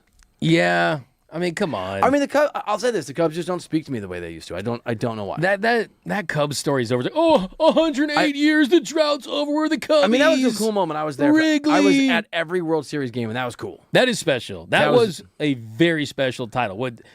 Just that long, 108 years, but the Dodgers, man. You live here. When you live your son roots for them. One of the things about LA that I think is really interesting, as an outsider, I can speak to this as an outsider. If you live here, like my kids have been raised here, they're from here.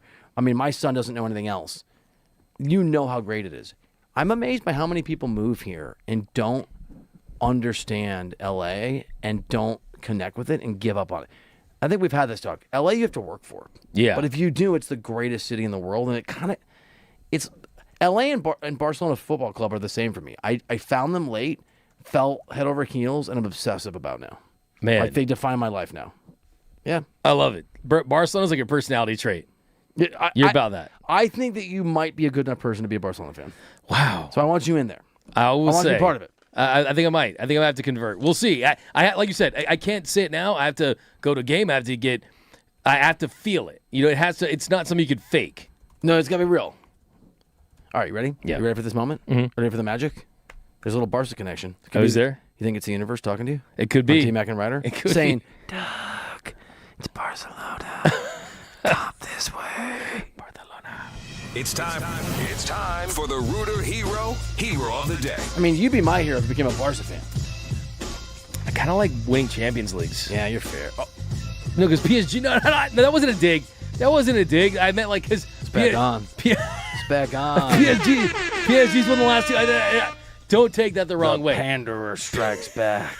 The Panderer strikes back. Yeah. It's the one between Jedi and the original. Hero of the day from Rooter Hero. Everybody needs a hero. RooterHero.com. So it's we had a great group, including James Coe was one of our nominees. He did not win. Neither did Zlatan or Lawrence Tranter. And by the way, Tanter, James Coe starts his full-time opportunity position. We're very lucky. Evening host in 24 minutes. He's the guy. We're going to do some crosstalk. Leo Messi. Do you know his middle name? I don't. Me either. I don't really care. He's the greatest. You know, it's Leo Goat Messi. Is it? 70%. Makes sense. Is that the biggest differential we've had at the Fan LA? I think so. I thought Argentina had a chance to win the World Cup, but would again, I was wrong. You know, Messi could contribute. Wouldn't be the talisman. Wouldn't be the point of the spear. Wouldn't be the main guy that they'd have to have Enzo Fernandez and Alvarez and some other guys. After yesterday, I think Messi's good enough to just keep on keeping on. What's going to happen if Messi wins another World Cup as the best player for Argentina? Will Cristiano Ronaldo go to SpaceX and say, "Send me to Mars"? We're not ready to send you, sir. Send me right now anyway. That'd be absolute pain. That would just send him just off the deep end for sure. But I mean, the question too, I mean, I've been watching all these Messi highlights, and after the last World Cup, they're like, and surely to be his last World Cup. And did it like he plays again? Could it be another one? Could we see? Is this it? 42. Has he said whether or not he hasn't said anything? No. By the way, the middle name is Andres. Well, how long are you guys going to Barcelona for? A week. Okay. Do you have a hotel? Oh, you already have a hotel picked out? Gene's big on planning. Can you? I am too. Yeah. Can you send it to me? Sure. And I'll let you know kind of what the spots are nearby. Mm-hmm. I can basically, I can not curate, but I can recommend strongly your trip. Really? Yeah. I can be your travel guide. Dude, roll with us, bro. Go with you guys? Mm-hmm. I'll be working, man. Yeah. I don't have those DMAG deals. We're staying at the Motel 6. I can't because the kiddos, I think, have first week of school that week, I believe. That early? I think so. Wow. Yeah. That's so early. It's in August, right? Yeah. Yeah, I think so. You should go to two Barca matches. You stay for 2 weeks. Man, so compared to some stadiums you've been into, like Wrigley, what's the initial wow factor of that stadium? It is, okay, so the places I've been that have blown me away the first time I walked in are Wrigley, Dodger Stadium, I hate to admit this, Fog Allen, which is where Kansas plays. Yep. Rock Chalk Jayhawk. Yeah, it's a bummer because I went to Mizzou. And Camp Nou. Those are the spots. That's what are your top emotional, like not emotional, not nostalgia. What are the best venues you've ever stepped foot in? I've never been to Fenway. Fenway's definitely incredible. The history of Fenway is definitely there. I'm not a big Red Sox lore person, so it doesn't really hit like that. Yep. I would say the Rose Bowl with the San Gabriel Mountains behind have always held a special place in my heart. Sober. Really? Yeah, I mean, probably so. Would be the same case for me. Definitely, I've thrown up all over the Rose Bowl. Also, I was a huge what's his name? I was going to call him Josh Allen, Josh Rosen guy. Yeah, and it really soured my perspective on just my own knowledge. I thought it was going to be great. I went to so many games that year. He was the Rosen one, man. We were supposed to be that guy. What happened? That was old stuff, but he was on the Dolphins. He was on the Cardinals and the Dolphins. He just didn't have he wasn't in great situations, but he wasn't as athletic. He was so bad, it turned out. Yeah, he was not good. Level. He's actually at Penn right now, at Wharton School of Business. Just doing the business thing. Yeah, I think his great granddad went there or something. Okay. Or is a part of the founding fathers of Penn or something. So he came from some cash money. Oh yeah, he's super loaded. Yeah, went to St. John Bosco. Dodger Stadium's certainly there. I would say I went to Wembley for Manchester United and a Tottenham Hotspurs game way back. And I would say that maybe the stadium itself, I mean, there's some pretty big American stadiums, but the way that those fans were, it was so crazy. It was like a minute before the game, and I was like, where are all the fans? It's like no one in the seats. And I found out that basically the fans don't drink at their seats. Right. So they're not allowed to. So I'm like, dude, I was all mad at G. I was like, dude, I dropped like a G on these tickets. No one's even here. And then right when right when it started, everyone just filed into their seats. Every seat was taken. And also, too, no one was on their phones. It was insane how locked in. I wish it was like that in America. I really do. I mean, those guys get locked on their event. What about there were some substitutions during the game too that was pretty interesting. Yeah. Sometimes you gotta stack those subs. You know what I'm saying? Yeah, sometimes you gotta stack those subs, man. Stack those subs, pal. Wimbledon's one I forgot. Oh yeah. I've never been there for Wimbledon itself, but I covered the London Olympics, and I got to go cover 2 or 3 matches there. So I think it counts. It was awesome. It was awesome, dude. That's on the list for sure. Wimbledon, that's definitely one. That's a bucket list for me. Augusta, Masters, that's a bucket list one for me that I always wanted a chance to go to. Yeah. When I went to CBS Sports for 10 years, I negotiated into my contract specifically that I would cover the Masters, so I could go to Augusta. Guess how many times I went to Augusta? How many? 0. 0? Yeah. Jeez. It's insane. There's so many wild facts. You should go. I know. We should go. Should we go? We should. Do a remote. A remote for the Masters? Yeah. You think they'll go for They don't even televise the first part. You think they're going to let us do that? I mean, tell them it's you got to have like your phones away. Another one I'll give you too is the Horseshoe in Columbus, Ohio.